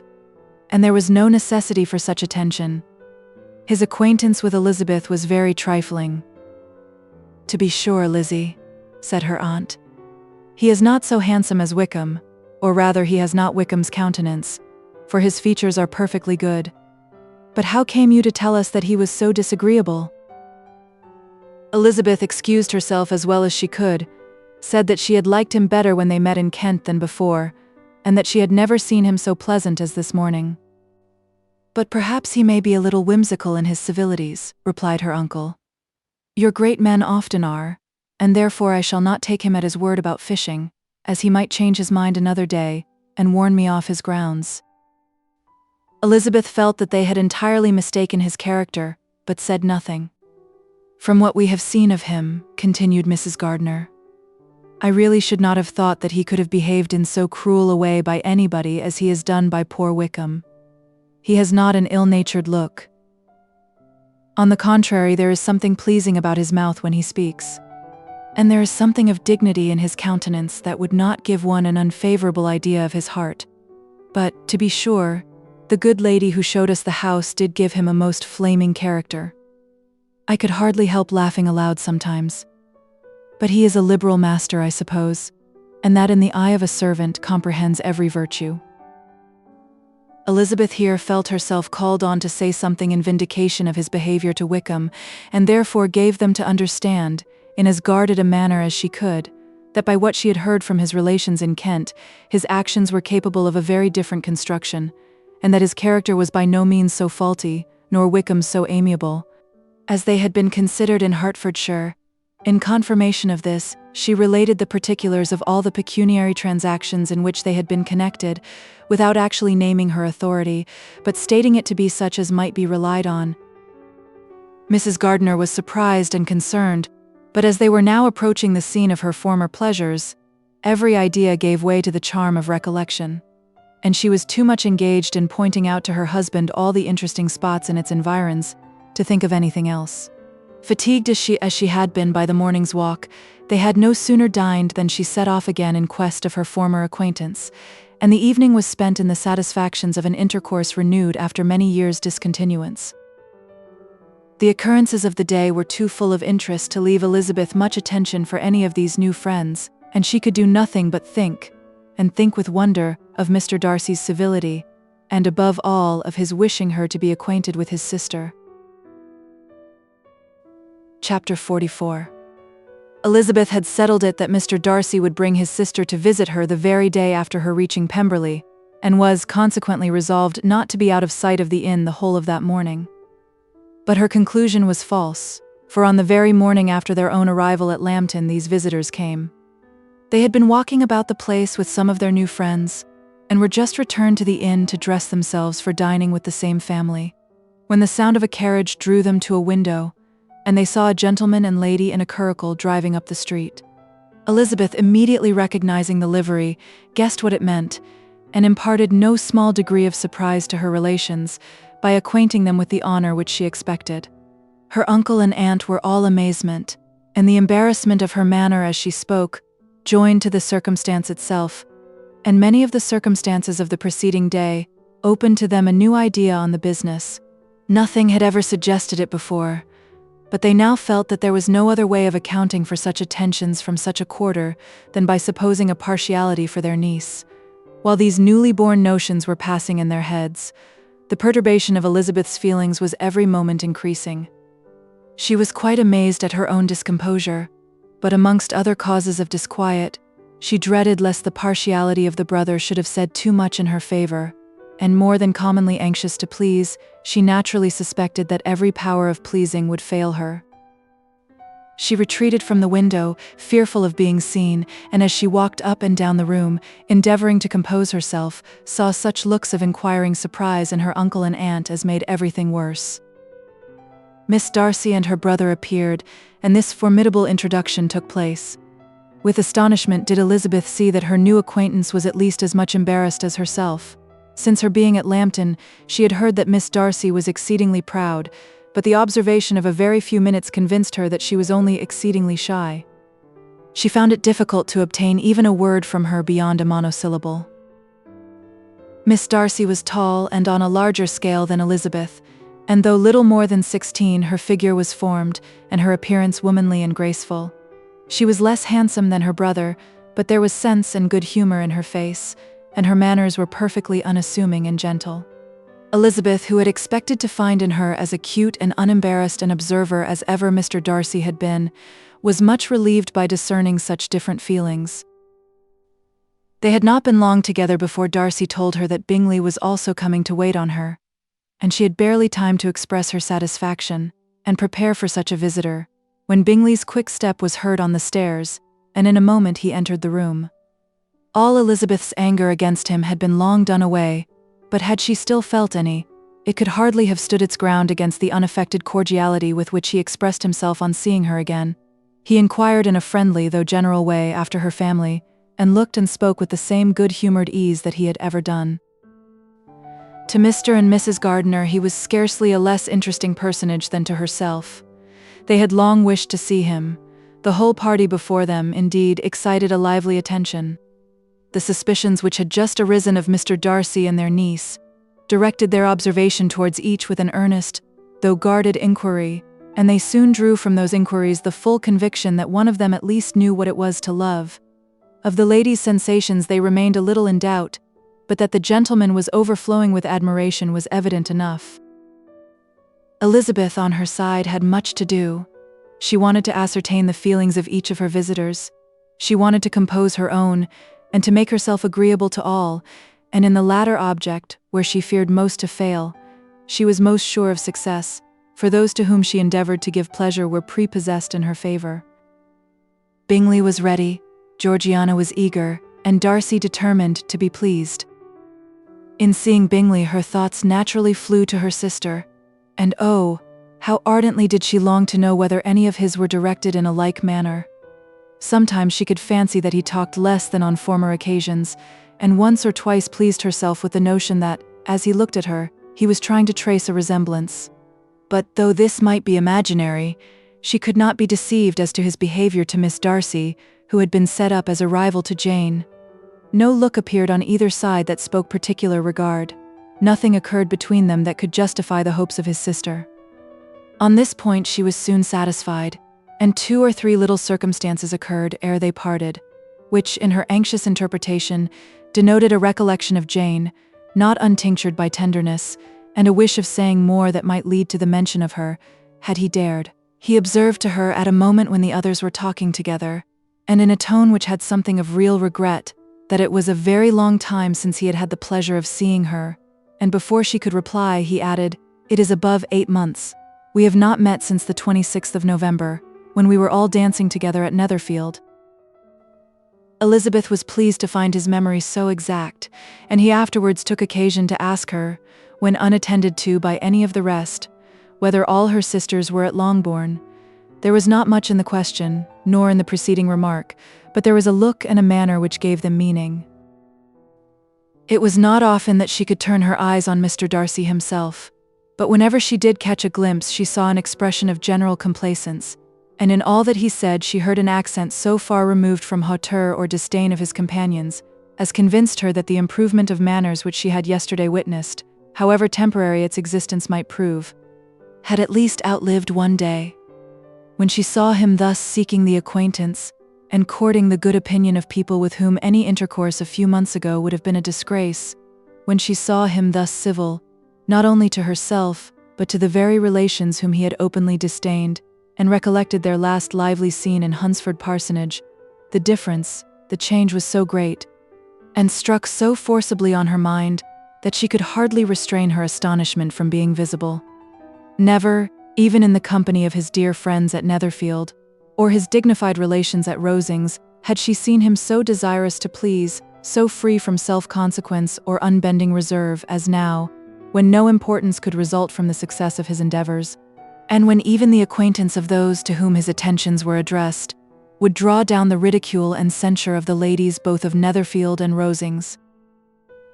Their visitors stayed with them above half an hour, and when they arose to depart, Mr. Darcy called on his sister to join him in expressing their wish of seeing Mr. and Mrs. Gardiner and Miss Bennet to dinner at Pemberley before they left the country. Miss Darcy, though with a diffidence which marked her little in the habit of giving invitations, readily obeyed. Mrs. Gardiner looked at her niece, desirous of knowing how she, whom the invitation most concerned, felt disposed as to its acceptance, but Elizabeth had turned away her head. Presuming, however, that this studied avoidance spoke rather a momentary embarrassment than any dislike of the proposal, and seeing in her husband, who was fond of society, a perfect willingness to accept it, she ventured to engage for her attendance, and the day after the next was fixed on. Bingley expressed great pleasure in the certainty of seeing Elizabeth again, having still a great deal to say to her and many inquiries to make after all their Hertfordshire friends. Elizabeth, construing all this into a wish of hearing her speak of her sister, was pleased, and on this account, as well as some others, found herself, when their visitors left them, capable of considering the last half-hour with some satisfaction, though while it was passing the enjoyment of it had been little. Eager to be alone, and fearful of inquiries or hints from her uncle and aunt, she stayed with them only long enough to hear their favourable opinion of Bingley, and then hurried away to dress. But she had no reason to fear Mr. and Mrs. Gardiner's curiosity. It was not their wish to force her communication. It was evident that she was much better acquainted with Mr. Darcy than they had before any idea of. It was evident that he was very much in love with her. They saw much to interest, but nothing to justify inquiry. Of Mr. Darcy it was now a matter of anxiety to think well, and as far as their acquaintance reached, there was no fault to find. They could not be untouched by his politeness, and had they drawn his character from their own feelings and his servant's report, without any reference to any other account, the circle in Hertfordshire to which he was known would not have recognized it from Mr. Darcy. There was now an interest, however, in believing the housekeeper, and they soon became sensible that the authority of a servant, who had known him since he was 4 years old, and whose own manners indicated respectability, was not to be hastily rejected. Neither had anything occurred in the intelligence of their Lambton friends that could materially lessen its weight. They had nothing to accuse him of but pride. Pride he probably had, and if not, it would certainly be imputed by the inhabitants of a small market town where the family did not visit. It was acknowledged, however, that he was a liberal man, and did much good among the poor. With respect to Wickham, the travellers soon found that he was not held there in much estimation, for though the chief of his concerns with the son of his patron were imperfectly understood, it was yet a well-known fact that, on his quitting Derbyshire, he had left many debts behind him, which Mr. Darcy afterwards discharged.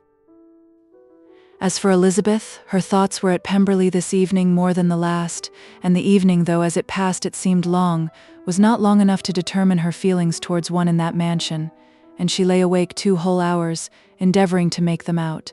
She certainly did not hate him. No, hatred had vanished long ago, and she had almost as long been ashamed of ever feeling a dislike against him, that could be so called. The respect created by the conviction of his valuable qualities, though at first unwillingly admitted, had for some time ceased to be repugnant to her feelings, and it was now heightened into somewhat of a friendlier nature by the testimony so highly in his favour, and bringing forward his disposition in so amiable a light, which yesterday had produced. But above all, above respect and esteem, there was a motive within her of goodwill which could not be overlooked. It was gratitude. Gratitude, not merely for having once loved her, but for loving her still well enough to forgive all the petulance and acrimony of her manner in rejecting him, and all the unjust accusations accompanying her rejection. He who she had been persuaded would avoid her as his greatest enemy seemed on this accidental meeting, most eager to preserve the acquaintance, and without any indelicate display of regard or any peculiarity of manner, where their 2 selves only were concerned, was soliciting the good opinion of her friends, and bent on making her known to his sister.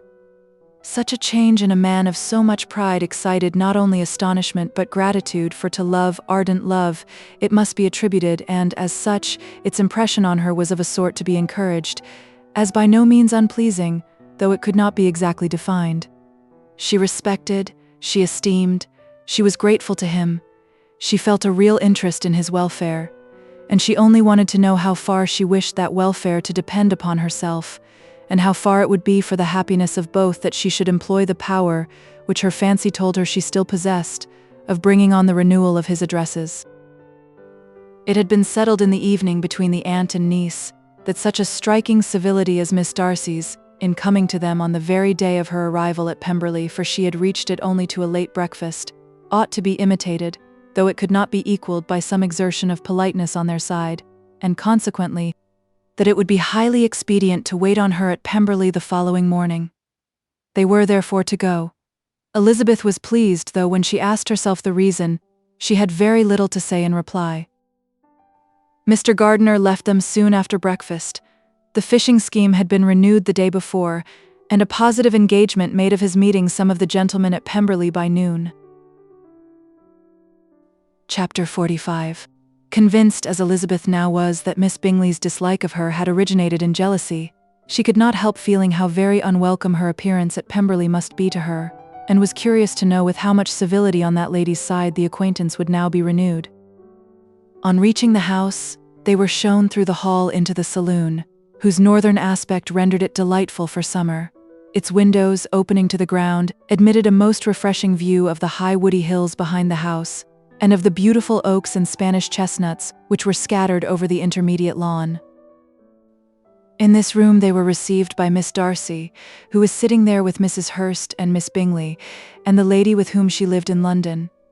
Georgiana's reception of them was very civil, but attended with all that embarrassment which, though proceeding from shyness and the fear of doing wrong, would easily give to those who felt themselves inferior the belief of her being proud and reserved. Mrs. Gardiner and her niece, however, did her justice and pitied her. By Mrs. Hurst and Miss Bingley they were noticed only by a courtesy, and on their being seated a pause, awkward as such pauses must always be, succeeded for a few moments. It was first broken by Mrs. Annesley, a genteel, agreeable-looking woman, whose endeavor to introduce some kind of discourse proved her to be more truly well-bred than either of the others, and between her and Mrs. Gardiner, with occasional help from Elizabeth, the conversation was carried on. Miss Darcy looked as if she wished for courage enough to join in it, and sometimes did venture a short sentence, when there was least danger of its being heard. Elizabeth soon saw that she was herself closely watched by Miss Bingley, and that she could not speak a word, especially to Miss Darcy, without calling her attention. This observation would not have prevented her from trying to talk to the latter, had they not been seated at an inconvenient distance, but she was not sorry to be spared the necessity of saying much. Her own thoughts were employing her. She expected every moment that some of the gentlemen would enter the room.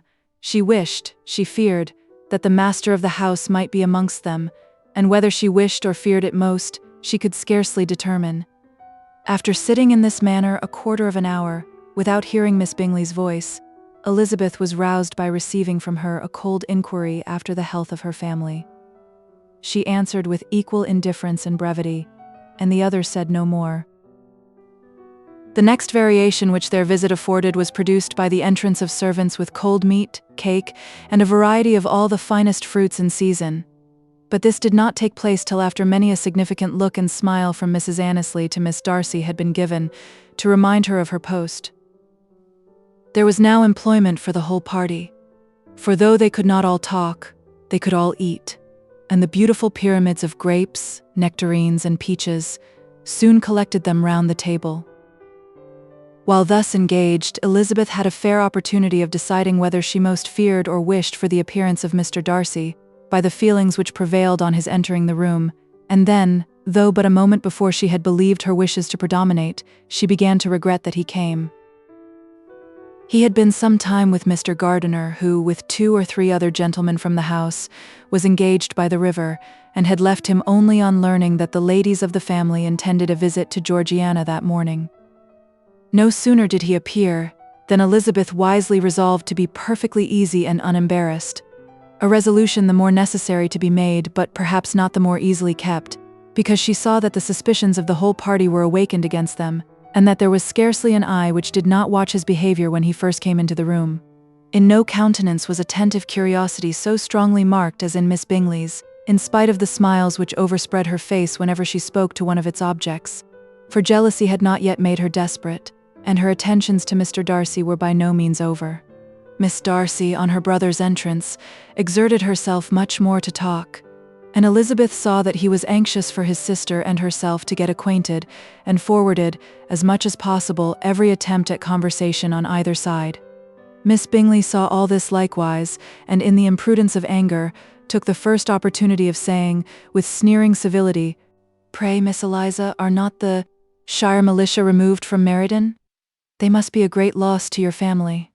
In Darcy's presence she dared not mention Wickham's name, but Elizabeth instantly comprehended that he was uppermost in her thoughts, and the various recollections connected with him gave her a moment's distress.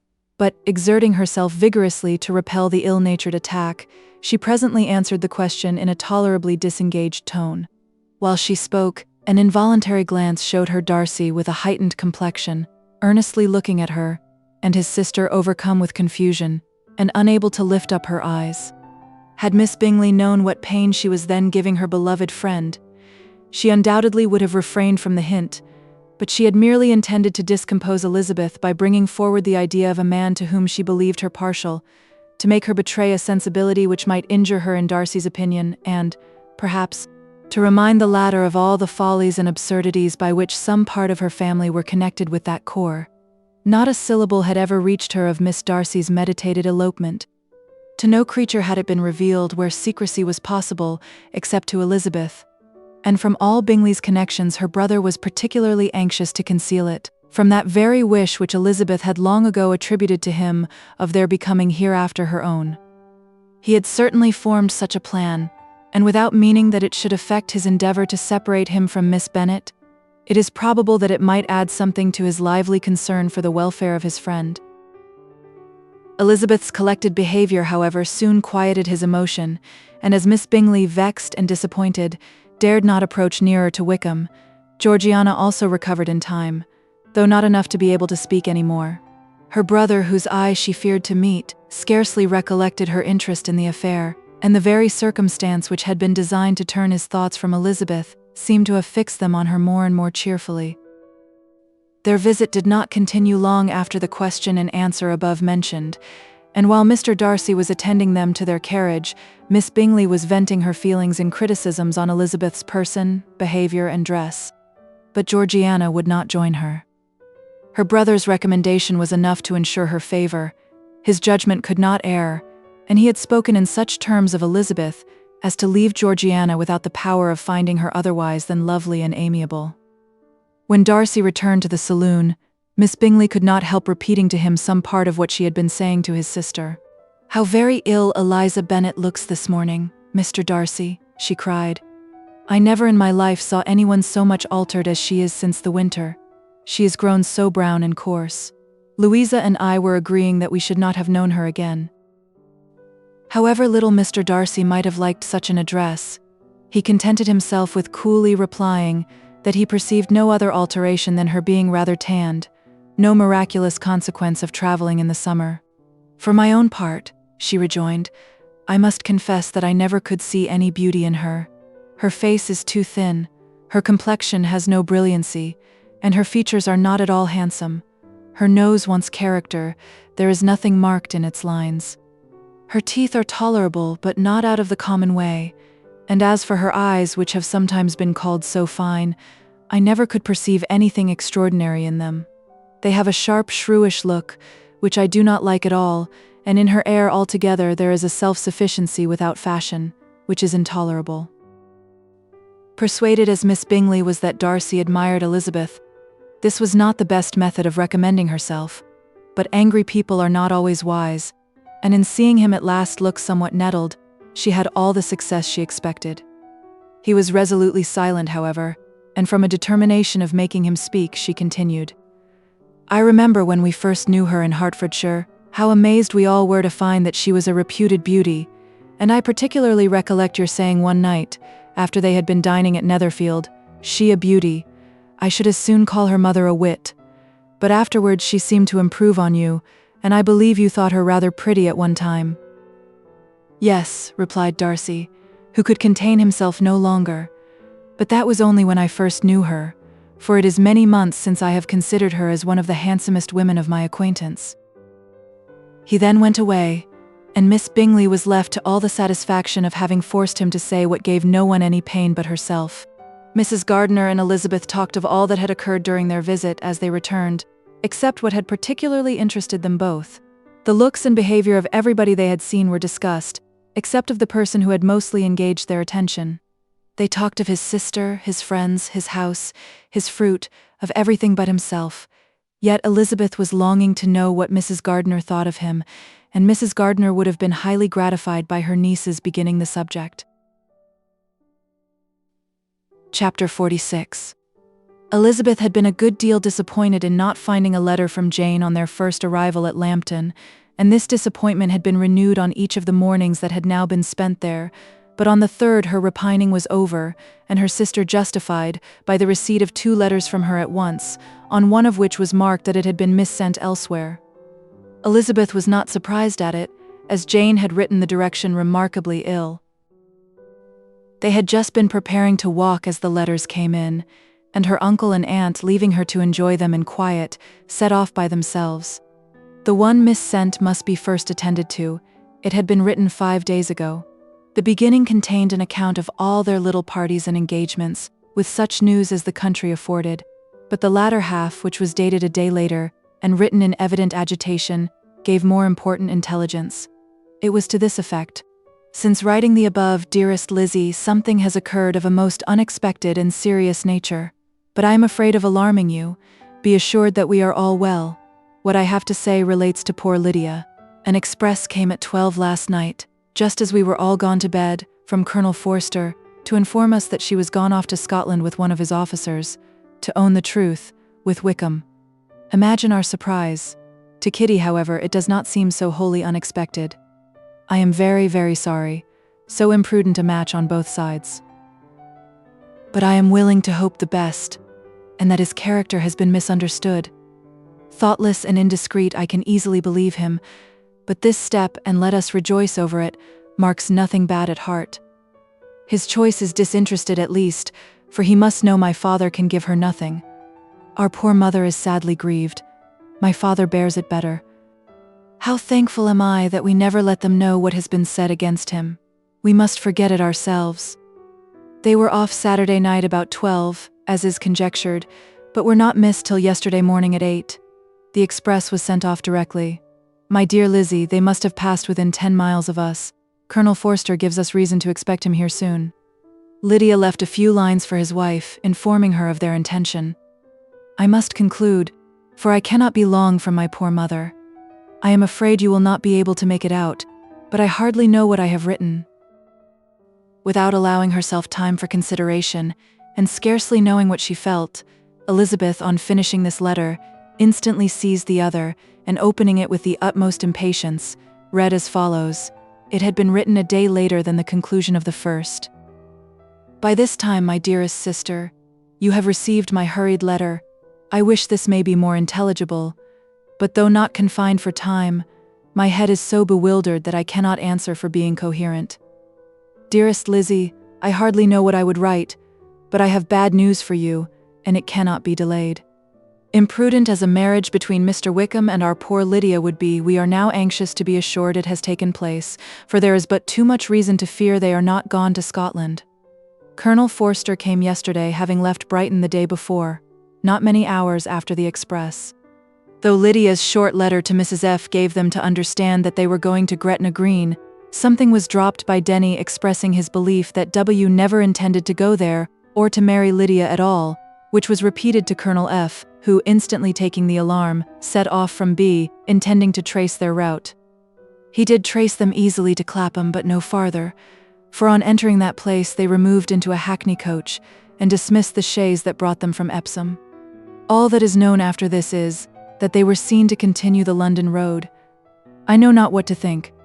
After making every possible inquiry on that side of London, Colonel F. came on into Hertfordshire, anxiously renewing them at all the turnpikes, and at the inns in Barnet and Hatfield, but without any success. No such people had been seen to pass through. With the kindest concern he came on to Longbourn, and broke his apprehensions to us in a manner most creditable to his heart. I am sincerely grieved for him and Mrs. F., but no one can throw any blame on them. Our distress, my dear Lizzie, is very great. My father and mother believe the worst, but I cannot think so ill of him. Many circumstances might make it more eligible for them to be married privately in town than to pursue their first plan, and even if he could form such a design against a young woman of Lydia's connections, which is not likely, Can I suppose her so lost to everything? Impossible. I grieve to find, however, that Colonel F. is not disposed to depend upon their marriage. He shook his head when I expressed my hopes, and said he feared W. was not a man to be trusted. My poor mother is really ill, and keeps her room. Could she exert herself? It would be better, but this is not to be expected, and as to my father, I never in my life saw him so affected. Poor Kitty has anger for having concealed their attachment, but as it was a matter of confidence, one cannot wonder. I am truly glad, dearest Lizzie, that you have been spared something of these distressing scenes, but now, as the first shock is over, shall I own that I long for your return? I am not so selfish, however, as to press for it. If inconvenient, adieu. I take up my pen again to do what I have just told you I would not, but circumstances are such that I cannot help earnestly begging you all to come here as soon as possible. I know my dear uncle and aunt so well that I am not afraid of requesting it, though I have still something more to ask of the former. My father is going to London with Colonel Forster instantly to try to discover her. What he means to do, I am sure I know not, but his excessive distress will not allow him to pursue any measure in the best and safest way, and Colonel Forster is obliged to be at Brighton again tomorrow evening. In such an exigence, my uncle's advice and assistance would be everything in the world. He will immediately comprehend what I must feel, and I rely upon his goodness. Oh, where is my uncle? Cried Elizabeth, darting from her seat as she finished the letter, in eagerness to follow him, without losing a moment of the time so precious. But as she reached the door, it was opened by a servant, and Mr. Darcy appeared. Her pale face and impetuous manner made him start, and before he could recover himself enough to speak, she, in whose mind every idea was superseded by Lydia's situation, hastily exclaimed, "I beg your pardon, but I must leave you. I must find Mr. Gardiner this moment on business that cannot be delayed. I have not an instant to lose." "Good God, what is the matter?" cried he with more feeling than politeness. Then recollecting himself, "I will not detain you a minute, but let me, or let the servant go after Mr. and Mrs. Gardiner. You are not well enough. You cannot go yourself." Elizabeth hesitated, but her knees trembled under her, and she felt how little would be gained by her attempting to pursue them. Calling back the servant, therefore, she commissioned him, though in so breathless an accent as made her almost unintelligible, to fetch his master and mistress home instantly. On his quitting the room, she sat down, unable to support herself, and looking so miserably ill that it was impossible for Darcy to leave her, or to refrain from saying in a tone of gentleness and commiseration, "Let me call your maid. Is there nothing you could take to give you present relief? A glass of wine, shall I get you one? You are very ill." "No, I thank you," she replied, endeavoring to recover herself. "There is nothing the matter with me. I am quite well. I am only distressed by some dreadful news which I have just received from Longbourn." She burst into tears as she alluded to it, and for a few minutes could not speak another word. Darcy, in wretched suspense, could only say something indistinctly of his concern and observe her in compassionate silence. At length she spoke again. "I have just had a letter from Jane, with such dreadful news. It cannot be concealed from anyone. My youngest sister has left all her friends, has eloped, has thrown herself into the power of Mr. Wickham. They are gone off together from Brighton. You know him too well to doubt the rest. She has no money, no connections, nothing that can tempt him to. She is lost forever." Darcy was fixed in astonishment. "When I consider," she added in a yet more agitated voice, "that I might have prevented it. I who knew what he was, had I but explained some part of it only, some part of what I learnt, to my own family. Had his character been known, this could not have happened, but it is all too late now." "I am grieved, indeed," cried Darcy, "grieved, shocked. But is it certain, absolutely certain?" "Oh yes, they left Brighton together on Sunday night, and were traced almost to London, but not beyond. They are certainly not gone to Scotland." "And what has been done? What has been attempted to recover her?" "My father has gone to London, and Jane has written to beg my uncle's immediate assistance, and we shall be off, I hope, in half an hour. But nothing can be done. I know very well that nothing can be done. How is such a man to be worked on? How are they even to be discovered? I have not the smallest hope. It is every way horrible." Darcy shook his head in silent acquiescence. "When my eyes were opened to his real character, oh, had I known what I ought, what I dared to do.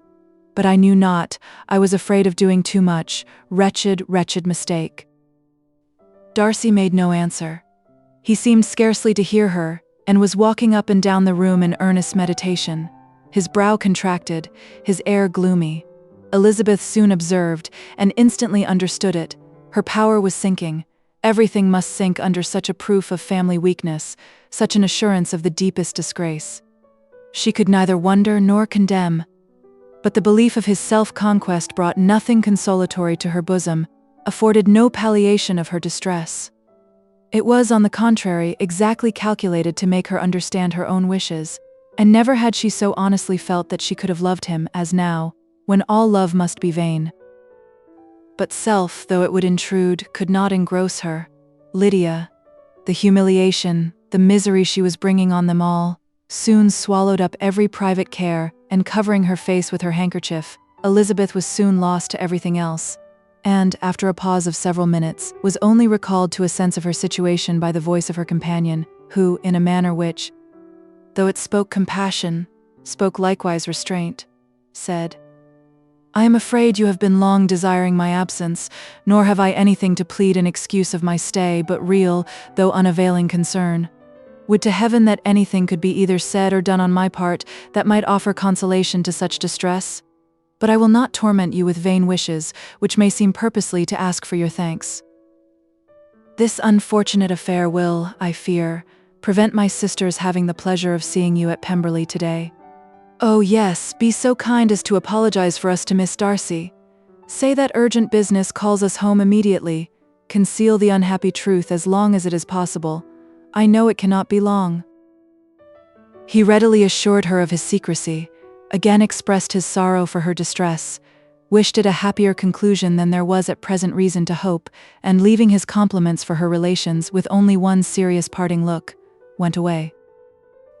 As he quitted the room, Elizabeth felt how improbable it was that they should ever see each other again on such terms of cordiality as had marked their several meetings in Derbyshire, and as she threw a retrospective glance over the whole of their acquaintance, so full of contradictions and varieties, sighed at the perverseness of those feelings which would now have promoted its continuance, and would formerly have rejoiced in its termination. If gratitude and esteem are good foundations of affection, Elizabeth's change of sentiment will be neither improbable nor faulty. But if otherwise, if the regard springing from such sources is unreasonable or unnatural, in comparison of what is so often described as arising on a first interview with its object, and even before 2 words have been exchanged, nothing can be said in her defense, except that she had given somewhat of a trial to the latter method, in her partiality for Wickham, and that its ill success might, perhaps, authorize her to seek the other less interesting mode of attachment. Be that as it may, she saw him go with regret, and in this early example of what Lydia's infamy must produce, found additional anguish as she reflected on that wretched business. Never since reading Jane's second letter had she entertained a hope of Wickham's meaning to marry her. No one but Jane, she thought, could flatter herself with such an expectation. Surprise was the least of all her feelings on this development. While the contents of the first letter remained on her mind, she was all surprise, all astonishment, that Wickham should marry a girl whom it was impossible he could marry for money, and how Lydia could ever have attached him had appeared incomprehensible. But now it was all too natural. For such an attachment as this, she might have sufficient charms, and though she did not suppose Lydia to be deliberately engaging in an elopement without the intention of marriage, she had no difficulty in believing that neither her virtue nor her understanding would preserve her from falling an easy prey. She had never perceived, while the regiment was in Hertfordshire, that Lydia had any partiality for him, but she was convinced that Lydia had wanted only encouragement to attach herself to anybody. Sometimes one officer, sometimes another had been her favorite. As their attentions raised them in her opinion, her affections had been continually fluctuating, but never without an object. The mischief of neglect and mistaken indulgence towards such a girl, oh, how acutely did she now feel it! She was wild to be at home, to hear, to see, to be upon the spot to share with Jane in the cares that must now fall wholly upon her, in a family so deranged, a father absent, a mother incapable of exertion, and requiring constant attendance, and though almost persuaded that nothing could be done for Lydia, her uncle's interference seemed of the utmost importance. Until he entered the room, the misery of her impatience was severe. Mr. and Mrs. Gardiner had hurried back in alarm, supposing by the servant's account that their niece was taken suddenly ill, but satisfying them instantly on that head, she eagerly communicated the cause of their summons, reading the 2 letters aloud, and dwelling on the postscript of the last with trembling energy. Though Lydia had never been a favorite with them, Mr. and Mrs. Gardiner could not but be deeply affected.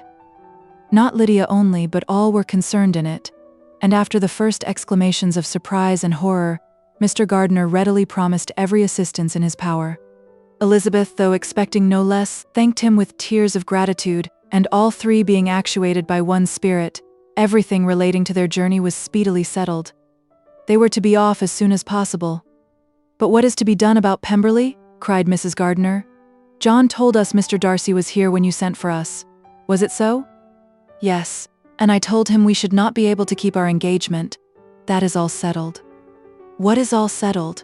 repeated the other, as she ran into her room to prepare.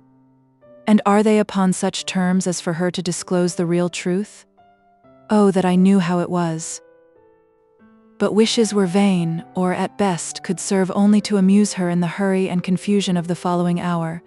Had Elizabeth been at leisure to be idle, she would have remained certain that all employment was impossible to one so wretched as herself, but she had her share of business as well as her aunt, and amongst the rest there were notes to be written to all their friends at Lambton, with false excuses for their sudden departure.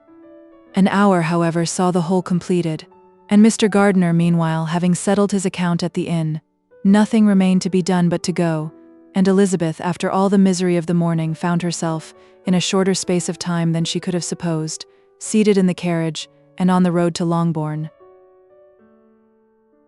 Chapter 47. "I have been thinking it over again, Elizabeth," said her uncle, as they drove from the town. "And really, upon serious consideration, I am much more inclined than I was to judge as your eldest sister does of the matter. It appears to me so very unlikely that any young man should form such a design against a girl who is by no means unprotected or friendless, and who is actually staying in his colonel's family, that I am strongly inclined to hope the best. Could he expect that her friends would not step forward?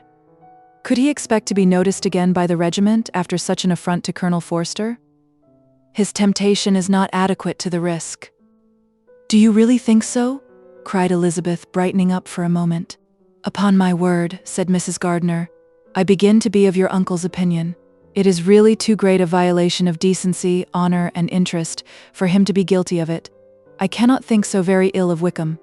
Can you yourself, Lizzie, so wholly give him up as to believe him capable of it? Not perhaps of neglecting his own interest, but of every other neglect I can believe him capable. If, indeed, it should be so. But I dare not hope it. Why should they not go on to Scotland, if that had been the case?" "In the first place," replied Mr. Gardiner, "there is no absolute proof that they are not gone to Scotland. Oh, but their removing from the chaise into a hackney coach is such a presumption, and besides, no traces of them were to be found on the Barnet road.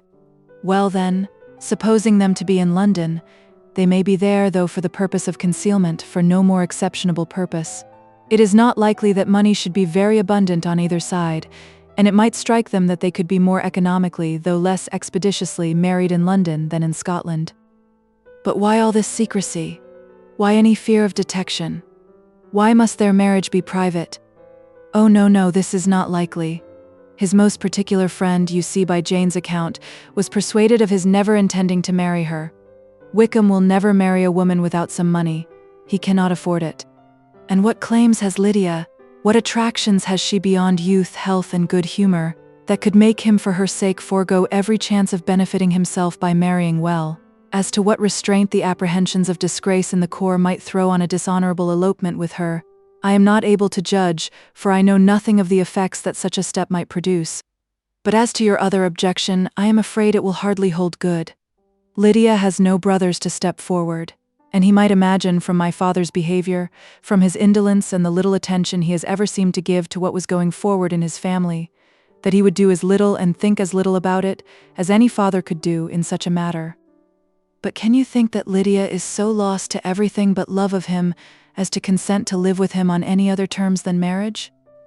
It does seem, and it is most shocking indeed, replied Elizabeth with tears in her eyes, that a sister's sense of decency and virtue in such a point should admit of doubt, but really I know not what to say. Perhaps I am not doing her justice. But she is very young. She has never been taught to think on serious subjects, and for the last half year, nay, for a 12-month, she has been given up to nothing but amusement and vanity. She has been allowed to dispose of her time in the most idle and frivolous manner, and to adopt any opinions that came in her way. Since the Shire were first quartered in Meryton, nothing but love, flirtation, and officers have been in her head.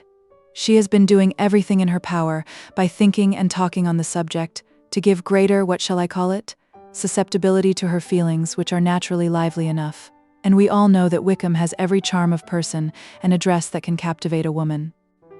But you see that Jane, said her aunt, does not think so ill of Wickham as to believe him capable of the attempt.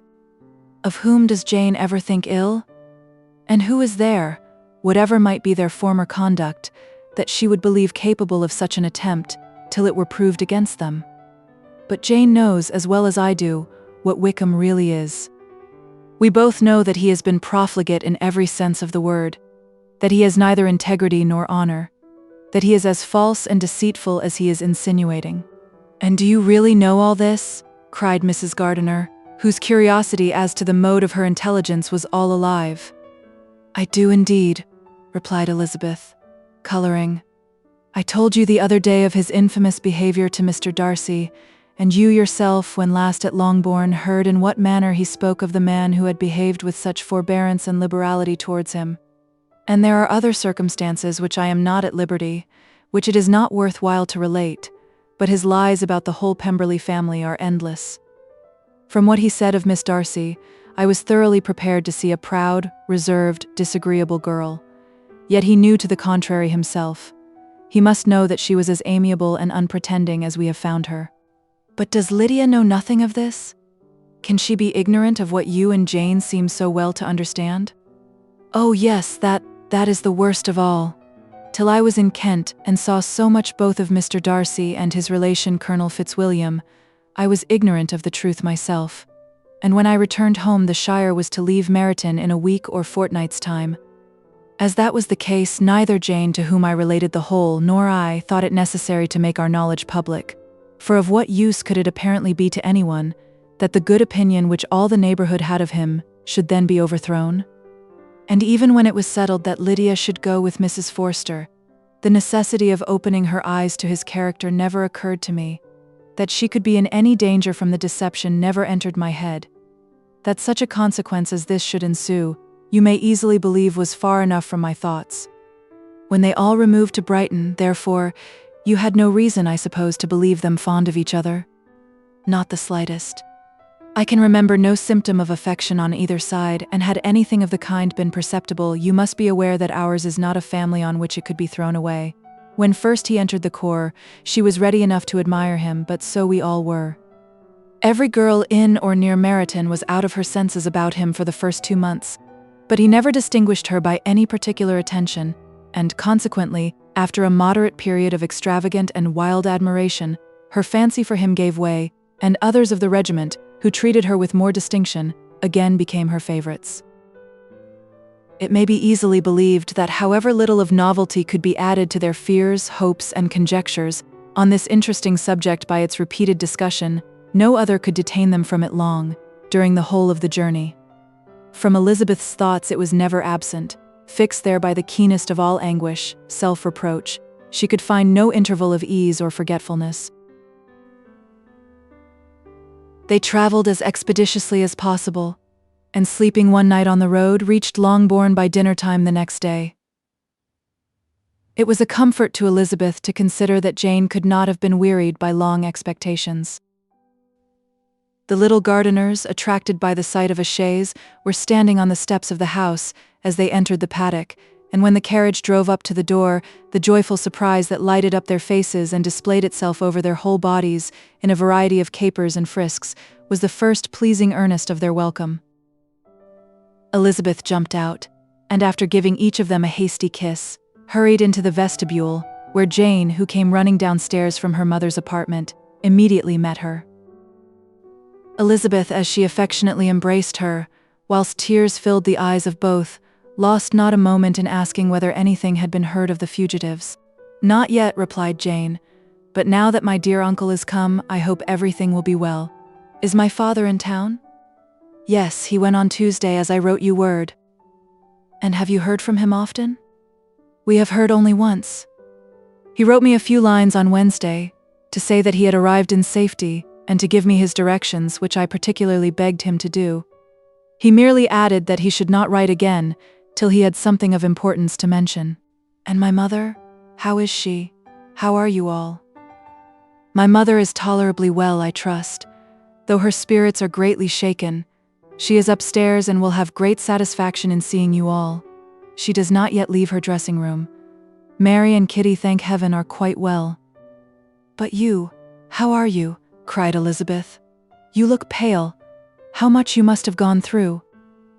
Her sister, however, assured her of her being perfectly well, and their conversation, which had been passing while Mr. and Mrs. Gardiner were engaged with their children, was now put an end to by the approach of the whole party. Jane ran to her uncle and aunt, and welcomed and thanked them both, with alternate smiles and tears. When they were all in the drawing room, the questions which Elizabeth had already asked were of course repeated by the others, and they soon found that Jane had no intelligence to give. The sanguine hope of good, however, which the benevolence of her heart suggested, had not yet deserted her. She still expected that it would all end well, and that every morning would bring some letter, either from Lydia or her father, to explain their proceedings, and perhaps announce the marriage.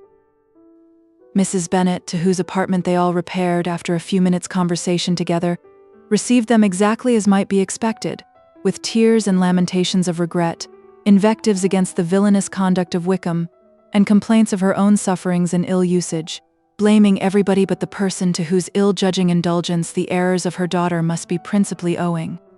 "If I had been able," said she, "to carry my point in going to Brighton with all my family, this would not have happened. But poor dear Lydia had nobody to take care of her. Why did the Forsters ever let her go out of their sight? I'm sure there was some great neglect or other on their side, for she is not the kind of girl to do such a thing, if she had been well looked after. I always thought they were very unfit to have the charge of her, but I was overruled, as I always am. Poor dear child. And now here's Mr. Bennet gone away, and I know he will fight Wickham, wherever he meets him, and then he will be killed, and what is to become of us all? The Collinses will turn us out, before he is cold in his grave, and if you are not kind to us, brother, I do not know what we shall do." They all exclaimed against such terrific ideas, and Mr. Gardiner, after general assurances of his affection for her and all her family, told her that he meant to be in London the very next day, and would assist Mr. Bennet in every endeavour for recovering Lydia. "Do not give way to useless alarm," added he. "Though it is right to be prepared for the worst, there is no occasion to look on it as certain. It is not quite a week since they left Brighton. In a few days more we may gain some news of them, and till we know that they are not married, and have no design of marrying, do not let us give the matter over as lost. As soon as I get to town, I shall go to my brother, and make him come home with me to Gracechurch Street, and then we may consult together as to what is to be done." "Oh, my dear brother," replied Mrs. Bennet, "that is exactly what I could most wish for. And now do, when you get to town, find them out, wherever they may be, and if they are not married already, make them marry. And as for wedding clothes, do not let them wait for that, but tell Lydia she shall have as much money as she chooses to buy them, after they are married. And above all things, keep Mr. Bennet from fighting. Tell him what a dreadful state I am in, that I am frightened out of my wits, and have such tremblings, such flutterings all over me, such spasms in my side, and pains in my head, and such beatings at my heart, that I can get no rest by night nor by day. And tell my dear Lydia not to give any directions about her clothes till she has seen me, for she does not know which are the best warehouses. Oh, brother, how kind you are! I know you will contrive it all." But Mr. Gardiner, though he assured her again of his earnest endeavors in the cause, could not avoid recommending moderation to her as well in her hopes as her fears, and after talking with her in this manner till dinner was on table, they left her to vent all her feelings on the housekeeper, who attended in the absence of her daughters.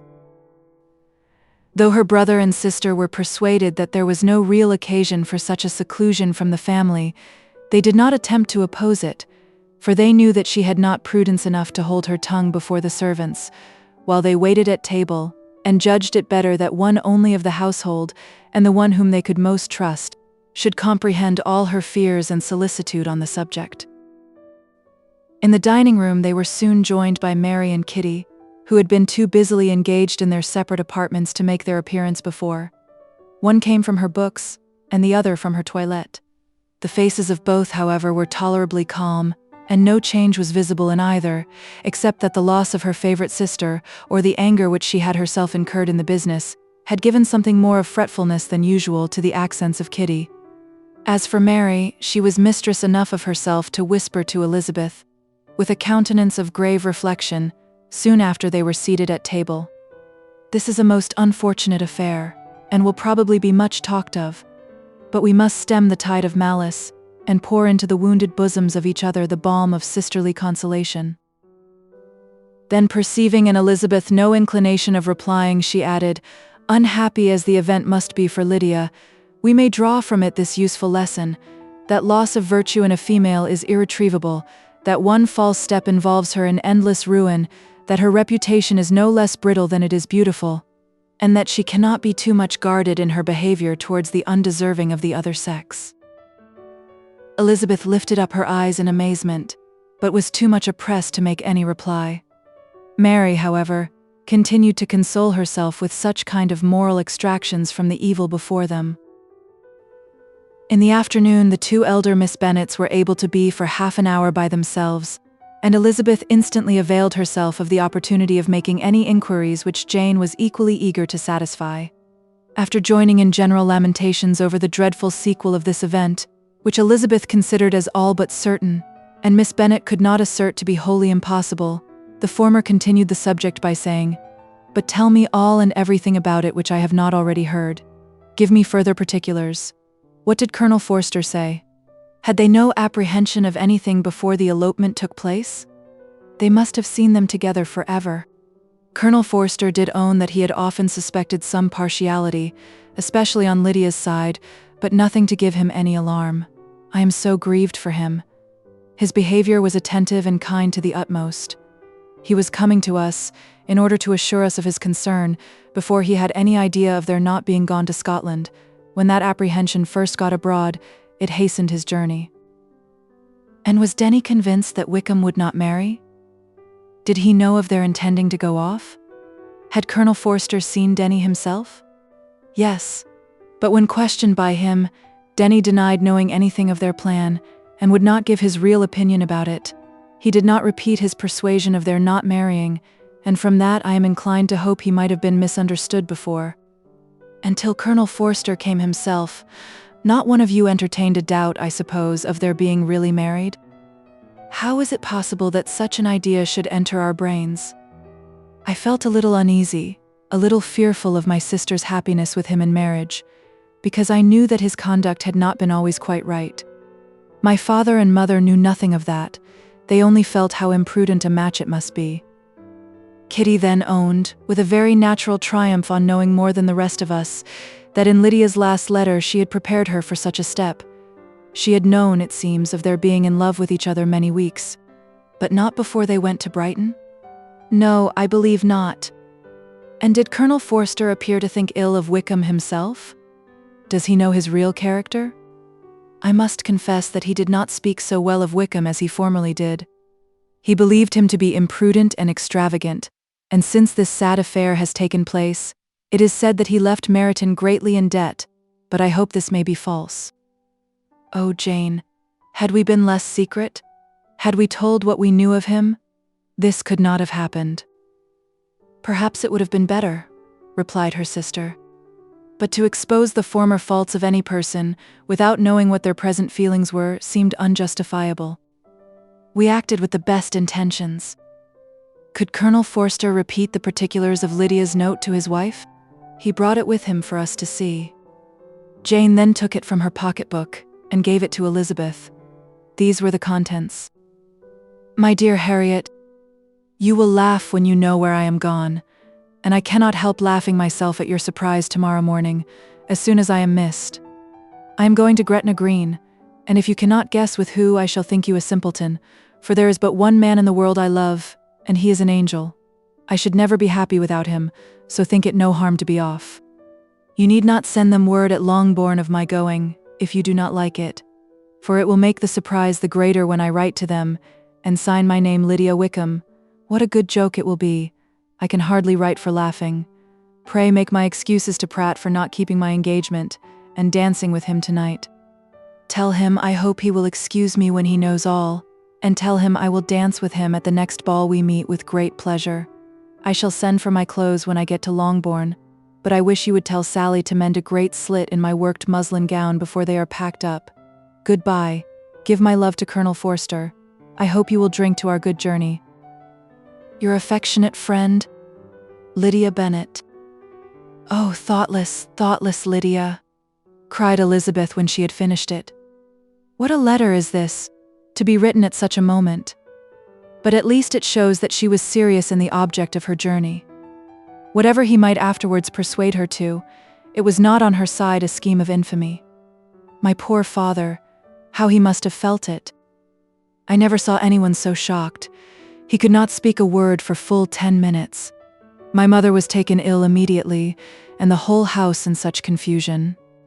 Oh, Jane, cried Elizabeth, was there a servant belonging to it who did not know the whole story before the end of the day?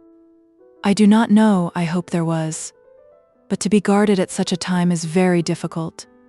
My mother was in hysterics, and though I endeavored to give her every assistance in my power, I am afraid I did not do so much as I might have done.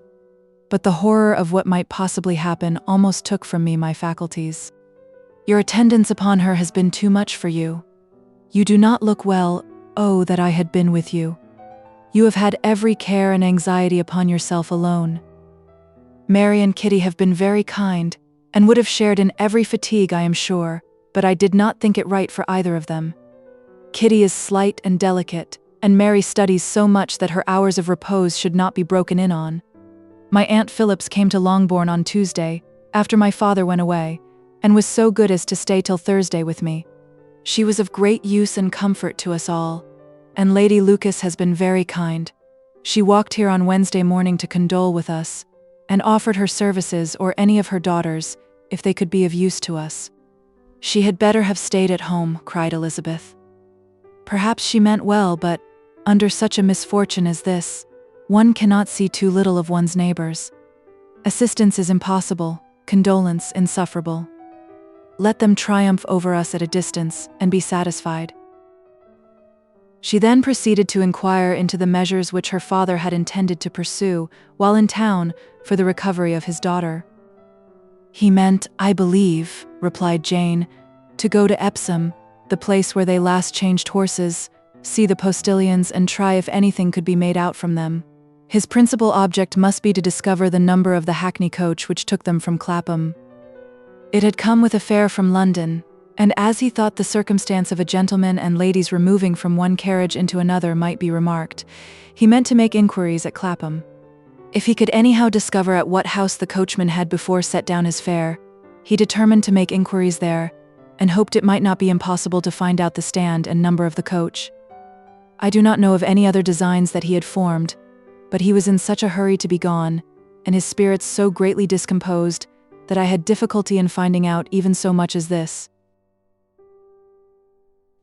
Chapter 48. The whole party were in hopes of a letter from Mr. Bennet the next morning, but the post came in without bringing a single line from him. His family knew him to be, on all common occasions, a most negligent and dilatory correspondent, but at such a time they had hoped for exertion.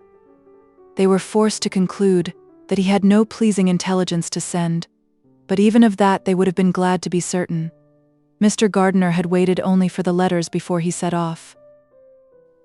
When he was gone, they were certain at least of receiving constant information of what was going on, and their uncle promised, at parting, to prevail on Mr. Bennet to return to Longbourn as soon as he could, to the great consolation of his sister, who considered it as the only security for her husband's not being killed in a duel.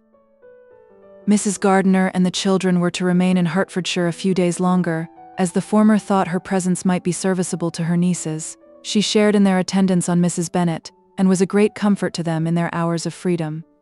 Their other aunt also visited them frequently, and always, as she said, with the design of cheering and heartening them up, though as she never came without reporting some fresh instance of Wickham's extravagance or irregularity, she seldom went away without leaving them more dispirited than she found them. All Meryton seemed striving to blacken the man who, but 3 months before, had been almost an angel of light. He was declared to be in debt to every tradesman in the place, and his intrigues, all honored with the title of seduction, had been extended into every tradesman's family. Everybody declared that he was the wickedest young man in the world, and everybody began to find out that they had always distrusted the appearance of his goodness. Elizabeth, though she did not credit above half of what was said, believed enough to make her former assurance of her sister's ruin still more certain, and even Jane, who believed still less of it, became almost hopeless, more especially as the time was now come, when, if they had gone to Scotland, which she had never before entirely despaired of, they must in all probability have gained some news of them. Mr. Gardiner left Longbourn on Sunday. On Tuesday, his wife received a letter from him. It told them that on his arrival he had immediately found out his brother, and persuaded him to come to Gracechurch Street. That Mr. Bennet had been to Epsom and Clapham before his arrival, but without gaining any satisfactory information, and that he was now determined to inquire at all the principal hotels in town, as Mr. Bennet thought it possible they might have gone to one of them, on their first coming to London, before they procured lodgings. Mr. Gardiner himself did not expect any success from this measure, but as his brother was eager in it, he meant to assist him in pursuing it. He added that Mr. Bennet seemed wholly disinclined at present to leave London, and promised to write again very soon. There was also a postscript to this effect. "I have written to Colonel Forster to desire him to find out, if possible, from some of the young man's intimates in the regiment, whether Wickham has any relations or connections who would be likely to know in what part of the town he has now concealed himself. If there were anyone that one could apply to, with a probability of gaining such a clue as that, it might be of essential consequence. At present we have nothing to guide us. Colonel Forster will, I dare say, do everything in his power to satisfy us on this head, but, on second thoughts, perhaps Lizzie could tell us what relations he has now living better than any other person." Elizabeth was at no loss to understand from whence this deference for her authority proceeded, but it was not in her power to give any information of so satisfactory a nature as the compliment deserved. She had never heard of his having had any relations, except a father and mother, both of whom had been dead many years. It was possible, however, that some of his companions in the shire might be able to give more information, and though she was not very sanguine in expecting it, the application was a something to look forward to. Every day at Longbourn was now a day of anxiety, but the most anxious part of each was when the post was expected. The arrival of letters was the first grand object of every morning's impatience. Through letters, whatever of good or bad was to be told would be communicated, and every succeeding day was expected to bring some news of importance. But before they heard again from Mr. Gardiner, a letter arrived for their father, from a different quarter, from Mr. Collins, which, as Jane had received directions to open all that came for him in his absence, she accordingly read, and Elizabeth, who knew what curiosities his letters always were, looked over her and read it likewise.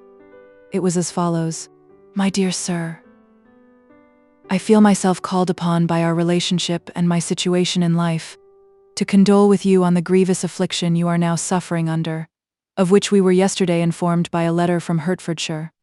Be assured, my dear Sir, that Mrs. Collins and myself sincerely sympathize with you and all your respectable family in your present distress, which must be of the bitterest kind, because proceeding from a cause which no time can remove.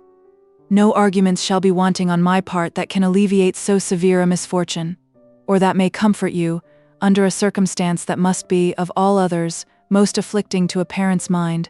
The death of your daughter would have been a blessing in comparison of this, and it is the more to be lamented, because there is reason to suppose, as my dear Charlotte informs me, that this licentiousness of behavior in your daughter has proceeded from a faulty degree of indulgence, though at the same time, for the consolation of yourself and Mrs. Bennet, I am inclined to think that her own disposition must be naturally bad, or she could not be guilty of such an enormity at so early an age.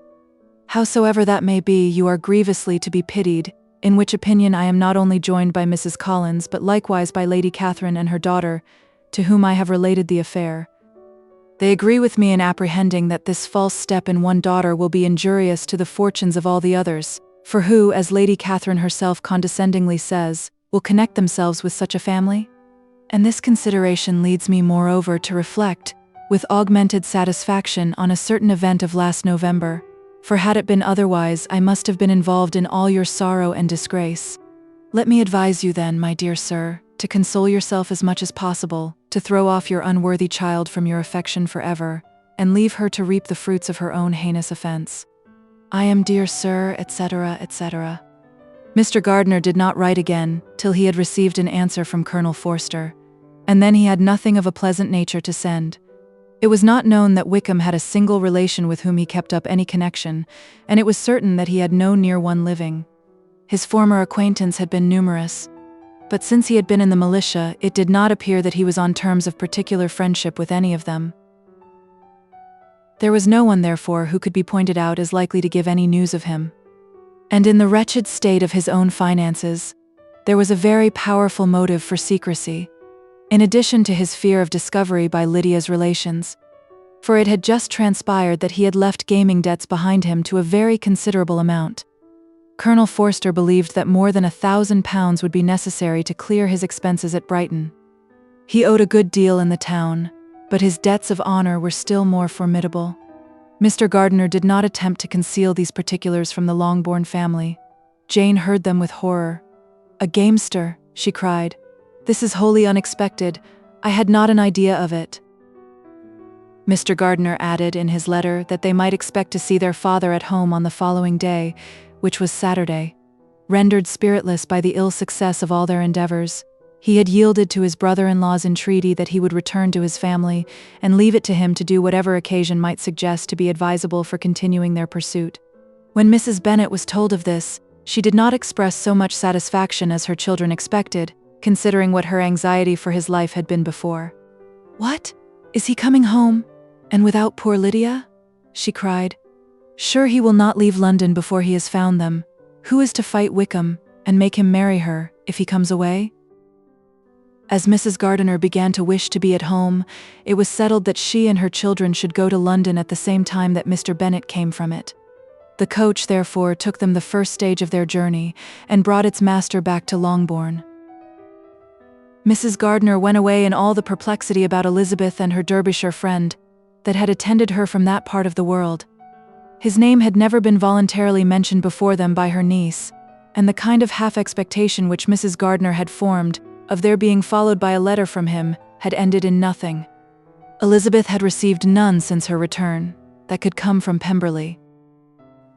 The present unhappy state of the family rendered any other excuse for the lowness of her spirits unnecessary. Nothing, therefore, could be fairly conjectured from that, though Elizabeth, who was by this time tolerably well acquainted with her own feelings, was perfectly aware that had she known nothing of Darcy, she could have borne the dread of Lydia's infamy somewhat better. It would have spared her, she thought, one sleepless night out of 2. When Mr. Bennet arrived, he had all the appearance of his usual philosophic composure. He said as little as he had ever been in the habit of saying, made no mention of the business that had taken him away, and it was some time before his daughters had courage to speak of it. It was not till the afternoon, when he joined them at tea, that Elizabeth ventured to introduce the subject, and then, on her briefly expressing her sorrow for what he must have endured, he replied, "Say nothing of that. Who should suffer but myself? It has been my own doing, and I ought to feel it." "You must not be too severe upon yourself," replied Elizabeth. "You may well warn me against such an evil. Human nature is so prone to fall into it. No, Lizzie, let me once in my life feel how much I have been to blame. I am not afraid of being overpowered by the impression. It will pass away soon enough. Do you suppose them to be in London?" "Yes. Where else can they be so well concealed?" "And Lydia used to want to go to London," added Kitty. "She is happy then," said her father dryly. and her residence there will probably be of some duration." Then, after a short silence, he continued, "Lizzie, I bear you no ill will for being justified in your advice to me last May, which, considering the event, shows some greatness of mind." They were interrupted by Miss Bennet, who came to fetch her mother's tea. "This is a parade," cried he, "which does one good. It gives such an elegance to misfortune. Another day I will do the same. I will sit in my library, in my nightcap and powdering gown, and give as much trouble as I can, or perhaps I may defer it till Kitty runs away." "I am not going to run away, Papa," said Kitty fretfully. "If I should ever go to Brighton, I would behave better than Lydia." "You go to Brighton? I would not trust you so near it as Eastbourne for £50. No, Kitty, I have at least learnt to be cautious, and you will feel the effects of it. No officer is ever to enter my house again, nor even to pass through the village. Balls will be absolutely prohibited, unless you stand up with one of your sisters. And you are never to stir out of doors, till you can prove that you have spent 10 minutes of every day in a rational manner." Kitty, who took all these threats in a serious light, began to cry. "Well, well," said he, "do not make yourself unhappy. If you are a good girl for the next 10 years, I will take you to a review at the end of them." Chapter 49. 2 days after Mr. Bennet's return, as Jane and Elizabeth were walking together in the shrubbery behind the house, they saw the housekeeper coming towards them, and concluding that she came to call them to their mother, went forward to meet her, but instead of the expected summons when they approached her, she said to Miss Bennet, "I beg your pardon, madam, for interrupting you, but I was in hopes you might have got some good news from town, so I took the liberty of coming to ask." "What do you mean, Hill? We have heard nothing from town." "Dear madam," cried Mrs. Hill in great astonishment, "don't you know there is an express come for master from Mr. Gardiner? He has been here this half hour, and master has had a letter." Away ran the girls, too eager to get in to have time for speech. They ran through the vestibule into the breakfast room, from thence to the library. Their father was in neither, and they were on the point of seeking him upstairs with their mother, when they were met by the butler, who said, "If you are looking for my master, ma'am, he is walking towards the little copse."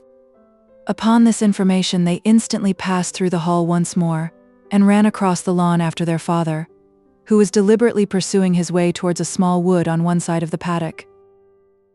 Jane, who was not so light, nor so much in the habit of running as Elizabeth, soon lagged behind, while her sister, panting for breath, came up with him, and eagerly cried out, "Oh, Papa, what news? What news? Have you heard from my uncle?" "Yes, I have had a letter from him by express." "Well, and what news does it bring, good or bad?" "What is there of good to be expected?" said he, taking the letter from his pocket. "But perhaps you would like to read it." Elizabeth impatiently caught it from his hand. Jane now came up. "Read it aloud," said their father, "for I hardly know myself what it is about. Gracechurch Street, Monday, August 2nd. My dear brother, at last I am able to send you some tidings of my niece, and such as, upon the whole, I hope will give you satisfaction. Soon after you left me on Saturday, I was fortunate enough to find out in what part of London they were. The particulars I reserve till we meet. It is enough to know they are discovered. I have seen them both." "Then it is as I always hoped," cried Jane. "They are married." Elizabeth read on, "I have seen them both. They are not married, nor can I find there was any intention of being so, but if you are willing to perform the engagements which I have ventured to make on your side, I hope it will not be long before they are. All that is required of you is, to assure to your daughter, by settlement, her equal share of the £5,000, secured among your children after the decease of yourself and my sister, and moreover, to enter into an engagement of allowing her, during your life, £100 per annum. These are conditions which, considering everything, I had no hesitation in complying with as far as I thought myself privileged, for you. I shall send this by express, that no time may be lost in bringing me your answer. You will easily comprehend, from these particulars, that Mr. Wickham's circumstances are not so hopeless as they are generally believed to be. The world has been deceived in that respect. and I am happy to say there will be some little money even when all his debts are discharged to settle on my niece in addition to her own fortune. If, as I conclude will be the case, you send me full powers to act in your name throughout the whole of this business, I will immediately give directions to Haggerston for preparing a proper settlement. There will not be the smallest occasion for your coming to town again. Therefore stay quietly at Longbourn, and depend on my diligence and care. Send back your answer as soon as you can, and be careful to write explicitly. We have judged it best that my niece should be married from this house, of which I hope you will approve. She comes to us today. I shall write again as soon as anything more is determined on. Yours, etc. Edward Gardiner. Is it possible? Cried Elizabeth when she had finished. Can it be possible that he will marry her? Wickham is not so undeserving, then, as we have thought him, said her sister. My dear father, I congratulate you. And have you answered the letter? Said Elizabeth. No, but it must be done soon. Most earnestly did she then entreat him to lose no more time before he wrote. Oh, my dear father, she cried, come back and write immediately. Consider how important every moment is in such a case. Let me write for you, said Jane, if you dislike the trouble yourself. I dislike it very much, he replied, but it must be done. And so saying, he turned back with them and walked towards the house. And may I ask? Said Elizabeth, but the terms, I suppose, must be complied with. Complied with. I am only ashamed of his asking so little. And they must marry. Yet he is such a man. Yes, yes, they must marry. There is nothing else to be done. But there are two things that I want very much to know. One is, how much money your uncle has laid down to bring it about, and the other, how I am ever to pay him. Money, my uncle, cried Jane. What do you mean, sir? I mean that no man in his proper senses would marry Lydia on so slight a temptation as 100 a year during my life, and 50 after I am gone. That is very true, said Elizabeth, though it had not occurred to me before. His debts to be discharged, and something still to remain. Oh, it must be my uncle's doings. Generous, good man, I am afraid he has distressed himself. A small sum could not do all this. No, said her father. Wickham's a fool if he takes her with a farthing less than £10,000. I should be sorry to think so ill of him, in the very beginning of our relationship. £10,000. Heaven forbid. How is half such a sum to be repaid? Mr. Bennet made no answer, and each of them, deep in thought, continued silent till they reached the house. Their father then went to the library to write, and the girls walked into the breakfast room. And they are really to be married, cried Elizabeth as soon as they were by themselves. How strange this is, and for this we are to be thankful. That they should marry, small as is their chance of happiness and wretched as is his character, we are forced to rejoice. Oh, Lydia! I comfort myself with thinking, replied Jane, that he certainly would not marry Lydia if he had not a real regard for her. Though our kind uncle has done something towards clearing him, I cannot believe that £10,000 or anything like it has been advanced. He has children of his own, and may have more. How could he spare half £10,000? If we are ever able to learn what Wickham's debts have been, said Elizabeth, and how much is settled on his side on our sister, we shall exactly know what Mr. Gardiner has done for them, because Wickham has not sixpence of his own. The kindness of my uncle and aunt can never be requited. Their taking her home, and affording her their personal protection and countenance, is such a sacrifice to her advantage as years of gratitude cannot enough acknowledge. By this time she is actually with them.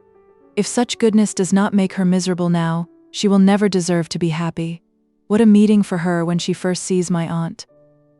We must endeavor to forget all that has passed on either side, said Jane. I hope and trust they will yet be happy. His consenting to marry her is a proof, I will believe, that he has come to a right way of thinking. Their mutual affection will steady them, and I flatter myself they will settle so quietly, and live in so rational a manner, as may in time make their past imprudence forgotten. Their conduct has been such, replied Elizabeth, as neither you nor I nor anybody can ever forget. It is useless to talk of it.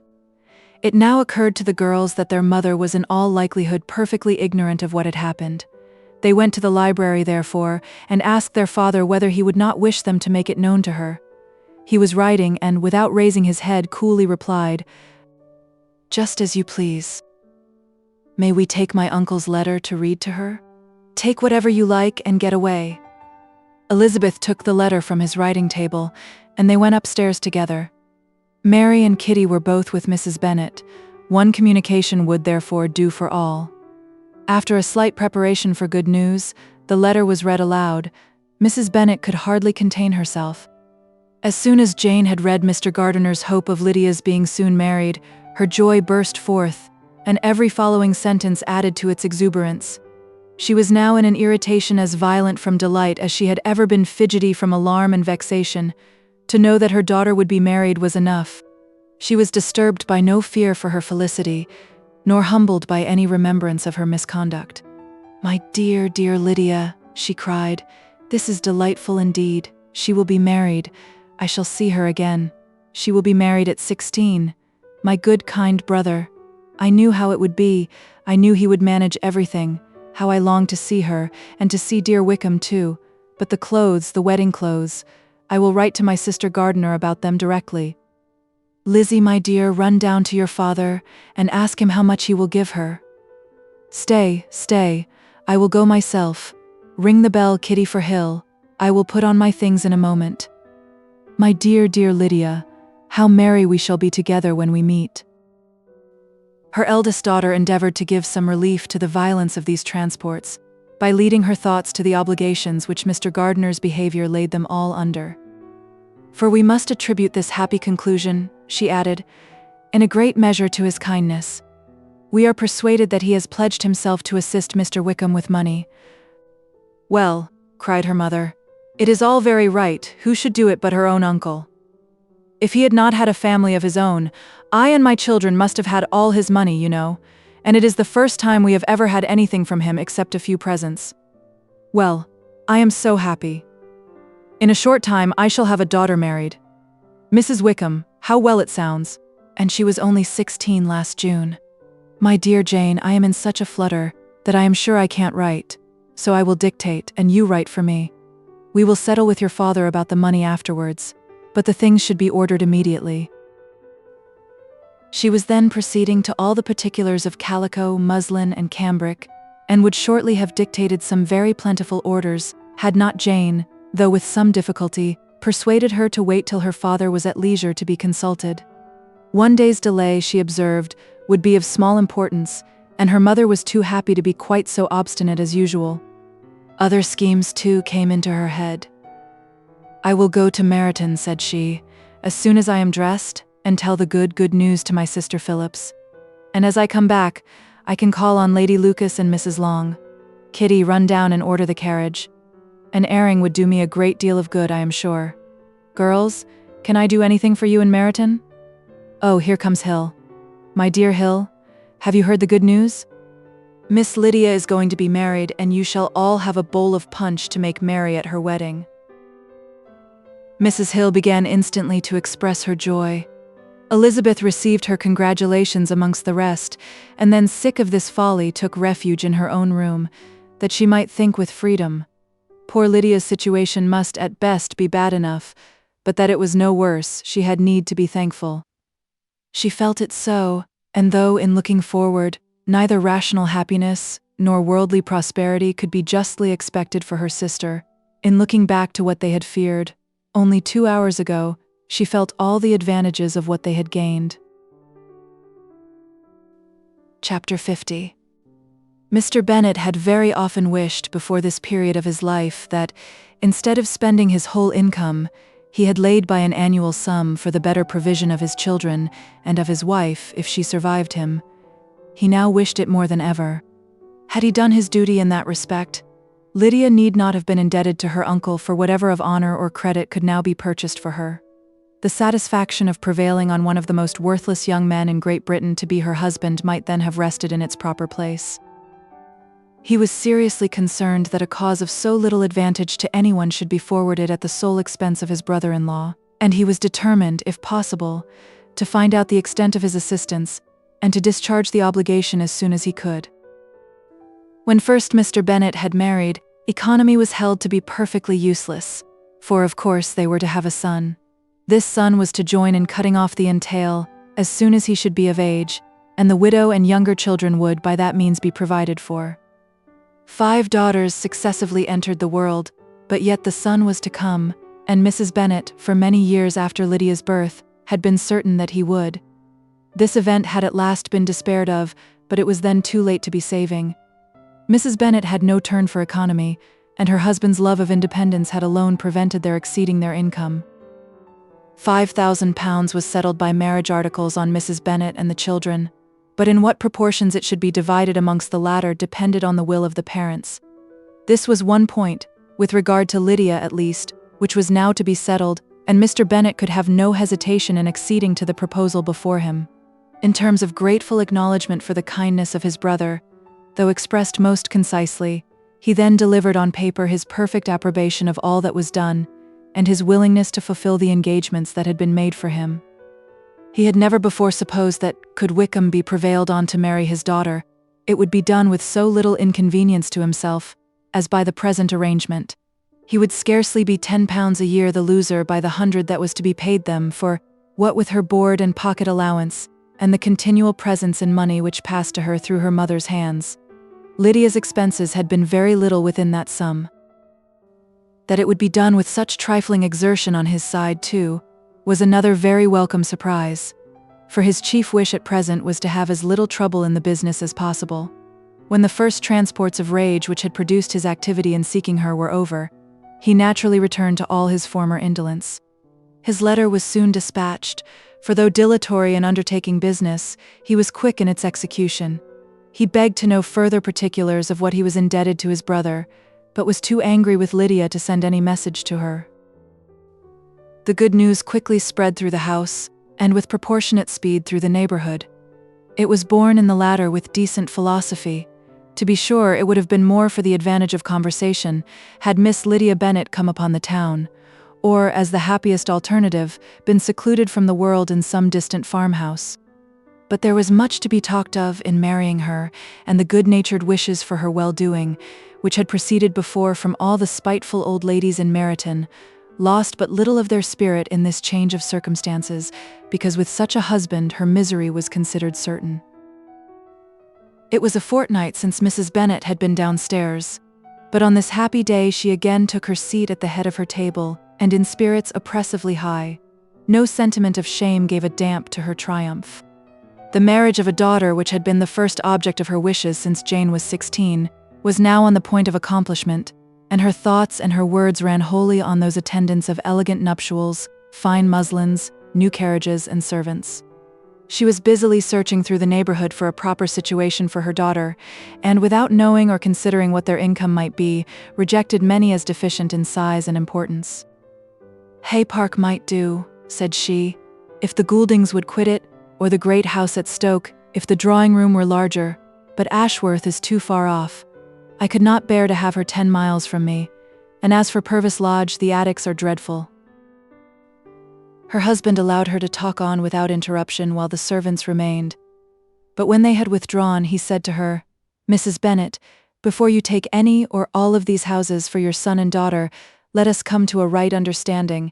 Into one house in this neighborhood they shall never have admittance. I will not encourage the imprudence of either, by receiving them at Longbourn." A long dispute followed this declaration, but Mr. Bennet was firm. It soon led to another, and Mrs. Bennet found, with amazement and horror, that her husband would not advance a guinea to buy clothes for his daughter. He protested that she should receive from him no mark of affection whatever on the occasion. Mrs. Bennet could hardly comprehend it. That his anger could be carried to such a point of inconceivable resentment as to refuse his daughter a privilege, without which her marriage would scarcely seem valid, exceeded all that she could believe possible. She was more alive to the disgrace which her want of new clothes must reflect on her daughter's nuptials, than to any sense of shame at her eloping and living with Wickham a fortnight before they took place.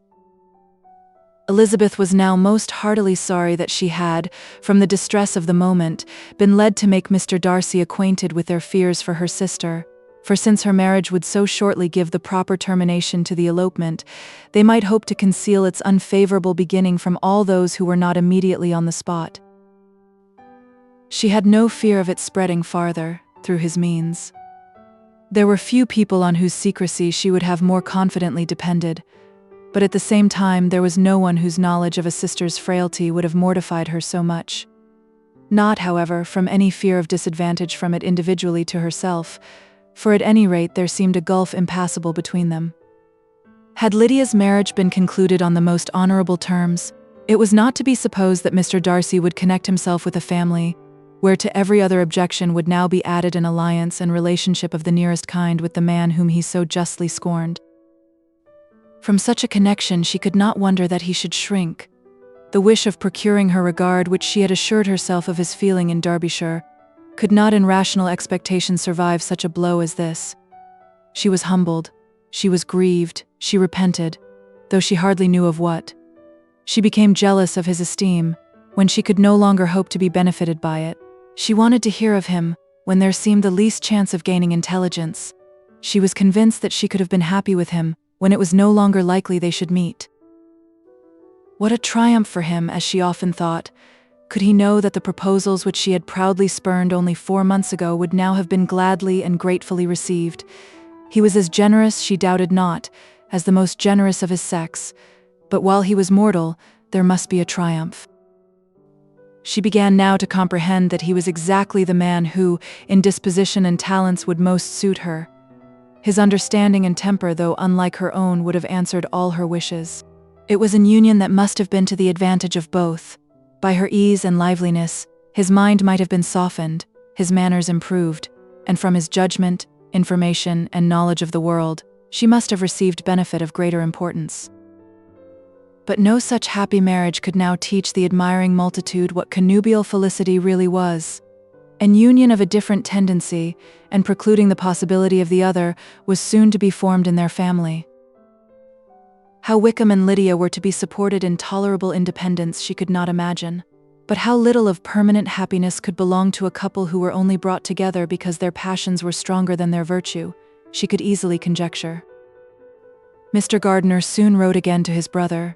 To Mr. Bennet's acknowledgments he briefly replied with assurances of his eagerness to promote the welfare of any of his family, and concluded with entreaties that the subject might never be mentioned to him again. The principal purport of his letter was to inform them that Mr. Wickham had resolved on quitting the militia. It was greatly my wish that he should do so, he added, as soon as his marriage was fixed on, and I think you will agree with me in considering a removal from that corps as highly advisable, both on his account and my niece's. It is Mr. Wickham's intention to go into the regulars, and among his former friends, there are still some who are able and willing to assist him in the army. He has the promise of an ensigncy in General's regiment, now quartered in the north. It is an advantage to have it so far from this part of the kingdom. He promises fairly, and I hope among different people, where they may each have a character to preserve, they will both be more prudent. I have written to Colonel Forster to inform him of our present arrangements, and to request that he will satisfy the various creditors of Mr. Wickham in and near Brighton with assurances of speedy payment, for which I have pledged myself. And will you give yourself the trouble of carrying similar assurances to his creditors in Meryton, of whom I shall subjoin a list, according to his information? He has given in all his debts. I hope at least he has not deceived us. Haggerston has our directions, and all will be completed in a week. They will then join his regiment, unless they are first invited to Longbourn, and I understand from Mrs. Gardiner that my niece is very desirous of seeing you all before she leaves the south. She is well, and begs to be dutifully remembered to you and her mother. Yours, etc. E. Gardiner. Mr. Bennet and his daughters saw all the advantages of Wickham's removal from the shire, as clearly as Mr. Gardiner could do. But Mrs. Bennet was not so well pleased with it. Lydia's being settled in the north, just when she had expected most pleasure and pride in her company, for she had by no means given up her plan of their residing in Hertfordshire, was a severe disappointment, and besides it was such a pity that Lydia should be taken from a regiment where she was acquainted with everybody, and had so many favourites. She is so fond of Mrs. Forster, said she, it will be quite shocking to send her away, And there are several of the young men, too, that she likes very much. The officers may not be so pleasant in General's regiment. His daughter's request, for such it might be considered, of being admitted into her family again, before she set off for the north, received at first an absolute negative. But Jane and Elizabeth, who agreed in wishing, for the sake of their sister's feelings and consequence, that she should be noticed on her marriage by her parents, urged him so earnestly, yet so rationally and so mildly, to receive her and her husband at Longbourn, as soon as they were married, that he was prevailed on to think as they thought, and act as they wished. And their mother had the satisfaction of knowing that she should be able to show her married daughter in the neighborhood before she was banished to the north. When Mr. Bennet wrote again to his brother, therefore, he sent his permission for them to come, and it was settled that, as soon as the ceremony was over, they should proceed to Longbourn. Elizabeth was surprised, however, that Wickham should consent to such a scheme, and, had she consulted only her own inclination, any meeting with him would have been the last object of her wishes. Chapter 51. Their sister's wedding day arrived, and Jane and Elizabeth felt for her probably more than she felt for herself. The carriage was sent to meet them and they were to return in it by dinner time. Their arrival was dreaded by the elder Miss Bennets, and Jane more especially, who gave Lydia the feelings which would have attended herself, had she been the culprit, and was wretched in the thought of what her sister must endure. They came. The family were assembled in the breakfast room to receive them. Smiles decked the face of Mrs. Bennet as the carriage drove up to the door. Her husband looked impenetrably grave, her daughters alarmed, anxious, uneasy. Lydia's voice was heard in the vestibule. The door was thrown open, and she ran into the room. Her mother stepped forwards, embraced her, and welcomed her with rapture, gave her hand with an affectionate smile to Wickham, who followed his lady, and wished them both joy, with an alacrity which showed no doubt of their happiness. Their reception from Mr. Bennet, to whom they then turned, was not quite so cordial. His countenance rather gained in austerity, and he scarcely opened his lips. The easy assurance of the young couple, indeed, was enough to provoke him. Elizabeth was disgusted, and even Miss Bennet was shocked. Lydia was Lydia still, untamed, unabashed, wild, noisy, and fearless. She turned from sister to sister, demanding their congratulations, and when at length they all sat down, looked eagerly round the room, took notice of some little alteration in it, and observed with a laugh that it was a great while since she had been there. Wickham was not at all more distressed than herself, but his manners were always so pleasing that, had his character and his marriage been exactly what they ought, his smiles and his easy address, while he claimed their relationship, would have delighted them all. Elizabeth had not before believed him quite equal to such assurance, but she sat down, resolving within herself to draw no limits in future to the impudence of an impudent man. She blushed, and Jane blushed, but the cheeks of the two who caused their confusion suffered no variation of color. There was no want of discourse. The bride and her mother could neither of them talk fast enough, and Wickham, who happened to sit near Elizabeth, began inquiring after his acquaintance in that neighborhood, with a good-humored ease, which she felt very unable to equal in her replies. They seemed each of them to have the happiest memories in the world. Nothing of the past was recollected with pain, and Lydia led voluntarily to subjects which her sisters would not have alluded to for the world. "Only think of its being 3 months," she cried, "since I went away. It seems but a fortnight, I declare, and yet there have been things enough happened in the time. Good gracious, when I went away, I am sure I had no more idea of being married till I came back again, though I thought it would be very good fun if I was." Her father lifted up his eyes. Jane was distressed. Elizabeth looked expressively at Lydia, but she, who never heard nor saw anything of which she chose to be insensible, gaily continued, "Oh, Mamma, do the people hereabouts know I am married today? I was afraid they might not, and we overtook William Goulding in his curricle, so I was determined he should know it, and so I let down the side glass next to him, and took off my glove and let my hand just rest upon the window frame, so that he might see the ring, and then I bowed and smiled like anything." Elizabeth could bear it no longer. She got up and ran out of the room, and returned no more, till she heard them passing through the hall to the dining parlor. She then joined them soon enough to see Lydia, with anxious parade, walk up to her mother's right hand, and hear her say to her eldest sister, "Ah, Jane, I take your place now, and you must go lower, because I am a married woman." It was not to be supposed that time would give Lydia that embarrassment from which she had been so wholly free at first. Her ease and good spirits increased. She longed to see Mrs. Phillips, the Lucases, and all their other neighbors, and to hear herself called Mrs. Wickham by each of them, and in the meantime she went after dinner to show her ring and boast of being married to Mrs. Hill and the 2 housemaids. "Well, Mamma," said she, when they were all returned to the breakfast room, "and what do you think of my husband? Is not he a charming man? I am sure my sisters must all envy me. I only hope they may have half my good luck. They must all go to Brighton. That is the place to get husbands. What a pity it is, Mamma, we did not all go." "Very true, and if I had my will we should. But, my dear Lydia, I don't at all like your going such a way off. Must it be so?" "Oh Lord, yes, there is nothing in that. I shall like it of all things. You and Papa and my sisters must come down and see us. We shall be at Newcastle all the winter, and I dare say there will be some balls, and I will take care to get good partners for them all." "I should like it beyond anything," said her mother. "And then when you go away you may leave 1 or 2 of my sisters behind you, and I dare say I shall get husbands for them before the winter is over." "I thank you for my share of the favor," said Elizabeth, "but I do not particularly like your way of getting husbands." Their visitors were not to remain above 10 days with them.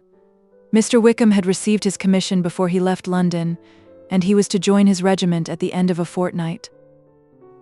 No one but Mrs. Bennet regretted that their stay would be so short, and she made the most of the time by visiting about with her daughter and having very frequent parties at home. These parties were acceptable to all.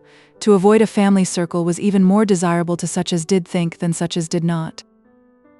Wickham's affection for Lydia was just what Elizabeth had expected to find it, not equal to Lydia's for him. She had scarcely needed her present observation to be satisfied, from the reason of things that their elopement had been brought on by the strength of her love rather than by his, and she would have wondered why, without violently caring for her, he chose to elope with her at all, had she not felt certain that his flight was rendered necessary by distress of circumstances, and if that were the case, he was not the young man to resist an opportunity of having a companion. Lydia was exceedingly fond of him.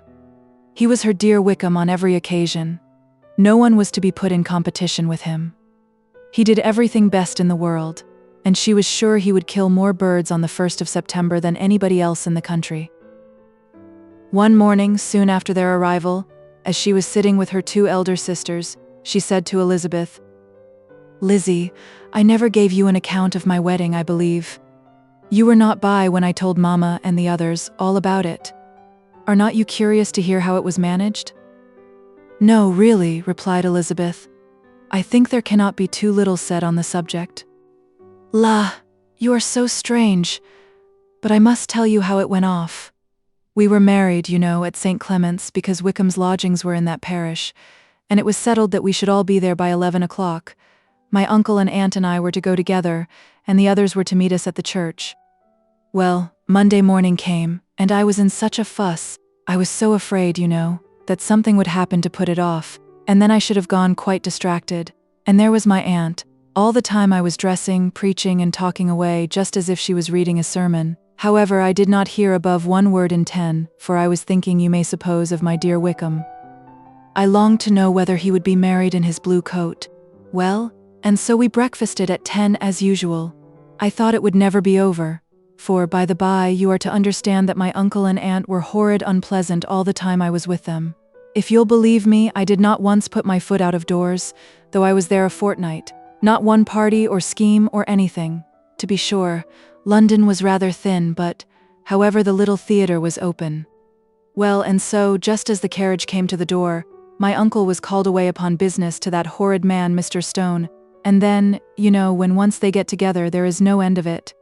Well, I was so frightened I did not know what to do, for my uncle was to give me away, and if we were beyond the hour we could not be married all day. But luckily, he came back again in 10 minutes' time, and then we all set out. However, I recollected afterwards that if he had been prevented going, the wedding need not be put off, for Mr. Darcy might have done as well. "Mr. Darcy," repeated Elizabeth in utter amazement. "Oh yes, he was to come there with Wickham, you know. But, gracious me, I quite forgot. I ought not to have said a word about it. I promised them so faithfully. What will Wickham say? It was to be such a secret." "If it was to be a secret," said Jane, "say not another word on the subject. You may depend upon my seeking no further." "Oh, certainly," said Elizabeth, though burning with curiosity. "We will ask you no questions." "Thank you," said Lydia, "for if you did, I should certainly tell you all, and then Wickham would be so angry." On such encouragement to ask, Elizabeth was forced to put it out of her power by running away. But to live in ignorance on such a point was impossible, or at least it was impossible not to try for information. Mr. Darcy had been at her sister's wedding. It was exactly a scene, and exactly among people, where he had apparently least to do, and least temptation to go. Conjectures as to the meaning of it, rapid and wild, hurried into her brain, but she was satisfied with none. Those that best pleased her, as placing his conduct in the noblest light, seemed most improbable. She could not bear such suspense, and hastily seizing a sheet of paper, wrote a short letter to her aunt, to request an explanation of what Lydia had dropped, if it were compatible with the secrecy which had been intended. "You may readily comprehend," she added, "what my curiosity must be to know how a person unconnected with any of us, and comparatively speaking, a stranger to our family, should have been amongst you at such a time. Pray write instantly, and let me understand it, unless it is, for very cogent reasons, to remain in the secrecy which Lydia seems to think necessary, and then I must endeavor to be satisfied with ignorance. Not that I shall, though," she added to herself, and she finished the letter, "and my dear aunt, if you do not tell me in an honorable manner, I shall certainly be reduced to tricks and stratagems to find it out." Jane's delicate sense of honor would not allow her to speak to Elizabeth privately of what Lydia had let fall. Elizabeth was glad of it, till it appeared whether her inquiries would receive any satisfaction. She had rather be without a confidant. Chapter 52. Elizabeth had the satisfaction of receiving an answer to her letter, as soon as she possibly could. She was no sooner in possession of it, than hurrying into the little copse, where she was least likely to be interrupted. She sat down on one of the benches, and prepared to be happy, for the length of the letter convinced her that it did not contain a denial. Gracechurch Street, September 6. My dear niece, I have just received your letter, and shall devote this whole morning to answering it, as I foresee that a little writing will not comprise what I have to tell you. I must confess myself surprised by your application. I did not expect it from you. Don't think me angry, however, for I only mean to let you know that I had not imagined such inquiries to be necessary on your side. If you do not choose to understand me, forgive my impertinence. Your uncle is as much surprised as I am, and nothing but the belief of your being a party concerned would have allowed him to act as he has done. But if you are really innocent and ignorant, I must be more explicit. On the very day of my coming home from Longbourn, your uncle had a most unexpected visitor. Mr. Darcy called and was shut up with him several hours. It was all over before I arrived, so my curiosity was not so dreadfully racked as yours seems to have been. He came to tell Mr. Gardiner that he had found out where your sister and Mr. Wickham were, and that he had seen and talked with them both, Wickham repeatedly, Lydia once. From what I can collect, he left Derbyshire only one day after ourselves, and came to town with the resolution of hunting for them. The motive professed was his conviction of its being owing to himself that Wickham's worthlessness had not been so well known as to make it impossible for any young woman of character to love or confide in him. He generously imputed the whole to his mistaken pride, and confessed that he had before thought it beneath him to lay his private actions open to the world. His character was to speak for itself. He called it, therefore, his duty to step forward and endeavor to remedy an evil which had been brought on by himself. If he had another motive, I am sure it would never disgrace him. He had been some days in town before he was able to discover them, but he had something to direct his search, which was more than we had, and the consciousness of this was another reason for his resolving to follow us. There is a lady, it seems, a Mrs. Young, who was some time ago governess to Miss Darcy, and was dismissed from her charge on some cause of disapprobation, though he did not say what. She then took a large house in Edward Street, and has since maintained herself by letting lodgings. This Mrs. Young was, he knew, intimately acquainted with Wickham, and he went to her for intelligence of him as soon as he got to town. But it was 2 or 3 days before he could get from her what he wanted. She would not betray her trust, I suppose, without bribery and corruption, for she really did know where her friend was to be found. Wickham, indeed, had gone to her on their first arrival in London, and had she been able to receive them into her house, they would have taken up their abode with her.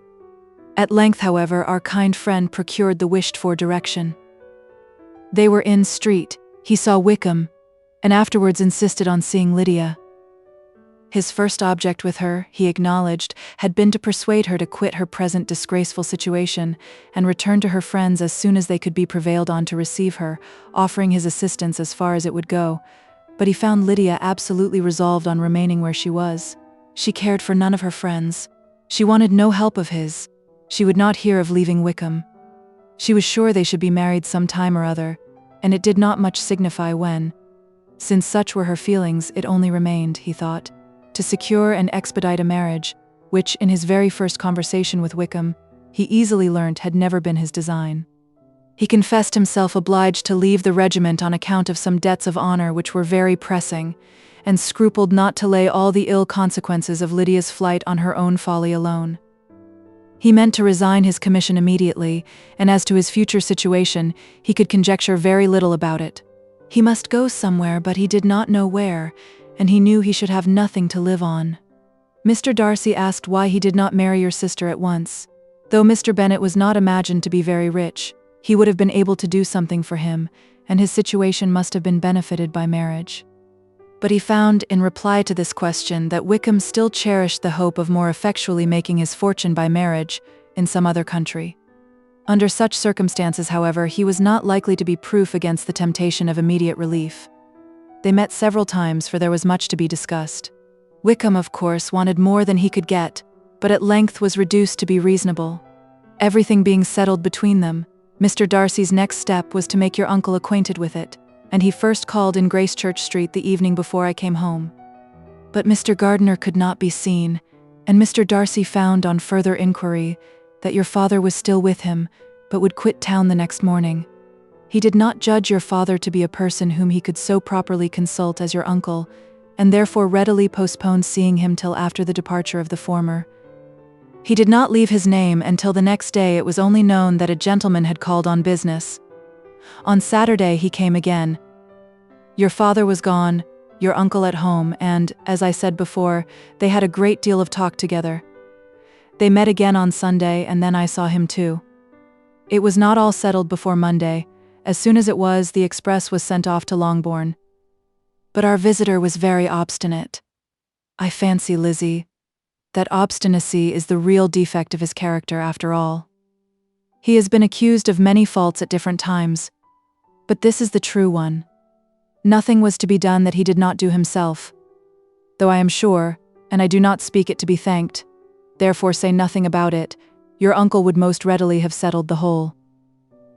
They battled it together for a long time, which was more than either the gentleman or lady concerned in it deserved, but at last your uncle was forced to yield, and instead of being allowed to be of use to his niece, was forced to put up with only having the probable credit of it, which went sorely against the grain, and I really believe your letter this morning gave him great pleasure, because it required an explanation that would rob him of his borrowed feathers, and give the praise where it was due. But Lizzie, this must go no further than yourself, or Jane at most. You know pretty well, I suppose, what has been done for the young people. His debts are to be paid, amounting, I believe, to considerably more than £1,000, another 1,000 in addition to her own settled upon her, and his commission purchased. The reason why all this was to be done by him alone was such as I have given above.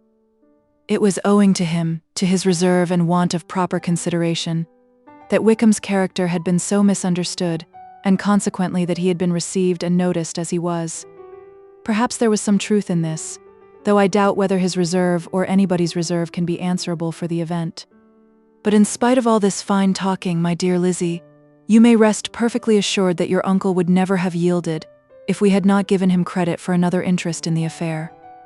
When all this was resolved on, he returned again to his friends, who were still staying at Pemberley, but it was agreed that he should be in London once more when the wedding takes place, and all money matters were then to receive the last finish. I believe I have now told you everything. It is a relation which you tell me is to give you great surprise. I hope at least it will not afford you any displeasure. Lydia came to us, and Wickham had constant admission to the house. He was exactly what he had been when I knew him in Hertfordshire. But I would not tell you how little I was satisfied with her behavior while she stayed with us, if I had not perceived by Jane's letter last Wednesday that her conduct on coming home was exactly of a piece with it, and therefore what I now tell you can give you no fresh pain. I talked to her repeatedly in the most serious manner, representing to her the wickedness of what she had done, and all the unhappiness she had brought on her family. If she heard me, it was by good luck, for I am sure she did not listen. I was sometimes quite provoked, but then I recollected my dear Elizabeth and Jane, and for their sakes had patience with her. Mr. Darcy was punctual in his return and, as Lydia informed you, attended the wedding. He dined with us the next day, and was to leave town again on Wednesday or Thursday.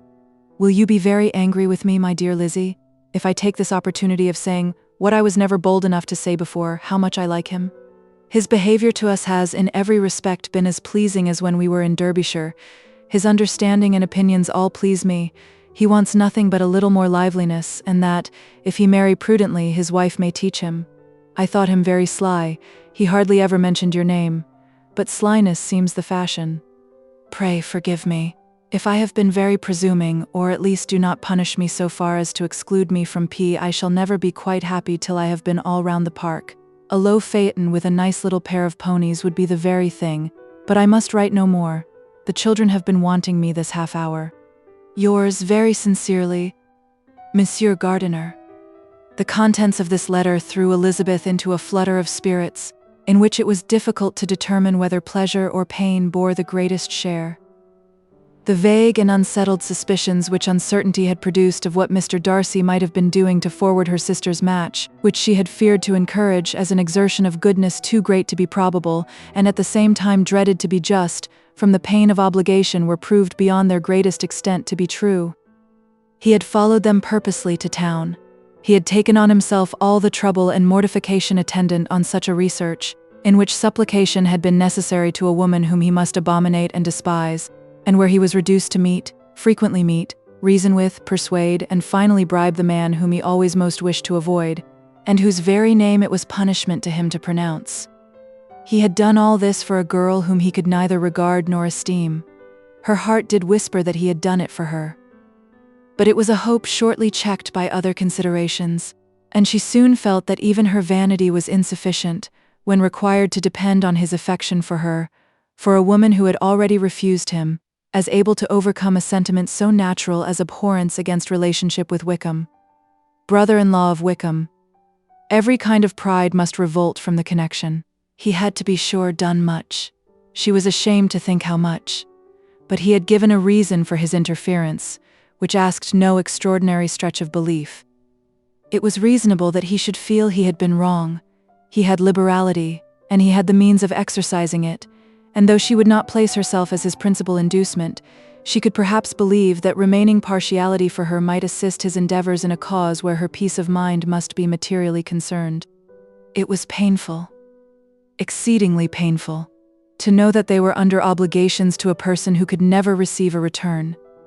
They owed the restoration of Lydia, her character, everything to him. Oh, how heartily did she grieve over every ungracious sensation she had ever encouraged, every saucy speech she had ever directed towards him. For herself she was humbled, but she was proud of him. Proud that in a cause of compassion and honor he had been able to get the better of himself. She read over her aunt's commendation of him again and again. It was hardly enough, but it pleased her. She was even sensible of some pleasure, though mixed with regret, on finding how steadfastly both she and her uncle had been persuaded that affection and confidence subsisted between Mr. Darcy and herself. She was roused from her seat and her reflections by someone's approach, and before she could strike into another path, she was overtaken by Wickham. "I am afraid I interrupt your solitary ramble, my dear sister," said he as he joined her. "You certainly do," she replied with a smile, "but it does not follow that the interruption must be unwelcome. I should be sorry indeed if it were. We were always good friends, and now we are better." "True. Are the others coming out?" "I do not know. Mrs. Bennet and Lydia are going in the carriage to Meryton. And so, my dear sister, I find from our uncle and aunt that you have actually seen Pemberley."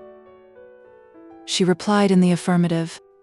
"I almost envy you the pleasure, and yet I believe it would be too much for me, or else I could take it in my way to Newcastle. And you saw the old housekeeper, I suppose? Poor Reynolds, she was always very fond of me, but of course she did not mention my name to you." "Yes, she did." "And what did she say?" "That you were gone into the army, and she was afraid had not turned out well. At such a distance as that, you know, things are strangely misrepresented." "Certainly," he replied, biting his lips. Elizabeth hoped she had silenced him, but he soon afterwards said, "I was surprised to see Darcy in town last month. We passed each other several times. I wonder what he can be doing there." "Perhaps preparing for his marriage with Miss de Bourgh," said Elizabeth. "It must be something particular to take him there at this time of year." "Undoubtedly. Did you see him while you were at Lambton?" "I thought I understood from the gardeners that you had." "Yes, he introduced us to his sister." "And do you like her?" "Very much. I have heard indeed that she is uncommonly improved within this year or two. When I last saw her, she was not very promising. I am very glad you liked her. I hope she will turn out well." "I dare say she will. She has got over the most trying age." "Did you go by the village of Kympton?" "I do not recollect that we did. I mention it because it is the living which I ought to have had. A most delightful place. Excellent parsonage house. It would have suited me in every respect." "How should you have liked making sermons?" "Exceedingly well. I should have considered it as part of my duty, and the exertion would soon have been nothing. One ought not to repine, but, to be sure, it would have been such a thing for me. The quiet, the retirement of such a life, would have answered all my ideas of happiness. But it was not to be. Did you ever hear Darcy mention the circumstance when you were in Kent?" "I have heard from authority, which I thought as good, that it was left you conditionally only, and at the will of the present patron." "You have. Yes, there was something in that. I told you so from the first, you may remember. I did hear, too, that there was a time when sermon-making was not so palatable to you as it seems to be at present, that you actually declared your resolution of never taking orders, and that the business had been compromised accordingly." "You did, and it was not wholly without foundation.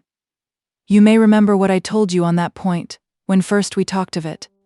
They were now almost at the door of the house, for she had walked fast to get rid of him, and unwilling, for her sister's sake, to provoke him, she only said in reply, with a good-humored smile, "Come, Mr. Wickham, we are brother and sister, you know. Do not let us quarrel about the past. In future, I hope we shall be always of one mind." She held out her hand. He kissed it with affectionate gallantry, though he hardly knew how to look, and they entered the house. Chapter 53. Mr. Wickham was so perfectly satisfied with this conversation that he never again distressed himself or provoked his dear sister Elizabeth by introducing the subject of it, and she was pleased to find that she had said enough to keep him quiet. The day of his and Lydia's departure soon came, and Mrs. Bennet was forced to submit to a separation, which, as her husband by no means entered into her scheme of their all going to Newcastle, was likely to continue at least a 12-month. "Oh, my dear Lydia," she cried, "when shall we meet again?" "Oh, Lord, I don't know. Not these 2 or 3 years, perhaps." "Write to me very often, my dear." "As often as I can. But you know married women have never much time for writing. My sisters may write to me. They will have nothing else to do." Mr. Wickham's adieus were much more affectionate than his wife's. He smiled, looked handsome, and said many pretty things. "He is as fine a fellow," said Mr. Bennet, as soon as they were out of the house, "as ever I saw. He simpers and smirks, and makes love to us all. I am prodigiously proud of him. I defy even Sir William Lucas himself to produce a more valuable son-in-law." The loss of her daughter made Mrs. Bennet very dull for several days. "I often think," said she, "that there is nothing so bad as parting with one's friends. One seems so forlorn without them." "This is the consequence, you see, madam, of marrying a daughter," said Elizabeth. "It must make you better satisfied that your other 4 are single." "It is no such thing. Lydia does not leave me because she is married, but only because her husband's regiment happens to be so far off. If that had been nearer, she would not have gone so soon." But the spiritless condition which this event threw her into was shortly relieved, and her mind opened again to the agitation of hope by an article of news which then began to be in circulation. The housekeeper at Netherfield had received orders to prepare for the arrival of her master, who was coming down in a day or two to shoot there for several weeks. Mrs. Bennet was quite in the fidgets. She looked at Jane, and smiled, and shook her head, by turns. "Well, well, and so Mr. Bingley is coming down, sister?" For Mrs. Phillips first brought her the news. "Well, so much the better. Not that I care about it, though. He is nothing to us, you know, and I am sure I never want to see him again. But, however, he is very welcome to come to Netherfield if he likes it. And who knows what may happen? But that is nothing to us. You know, sister, we agreed long ago never to mention a word about it, and so, it is quite certain he is coming?" "You may depend on it," replied the other. "For Mrs. Nichols was in Meryton last night. I saw her passing by, and went out myself on purpose to know the truth of it, and she told me that it was certainly true. He comes down on Thursday, at the latest, very likely on Wednesday. She was going to the butcher's, she told me, on purpose to order in some meat on Wednesday, and she has got 3 couple of ducks just fit to be killed." Miss Bennet had not been able to hear of his coming without changing color. It was many months since she had mentioned his name to Elizabeth, but now, as soon as they were alone together, she said, "I saw you look at me today, Lizzie, when my aunt told us of the present report, and I know I appeared distressed, but don't imagine it was from any silly cause.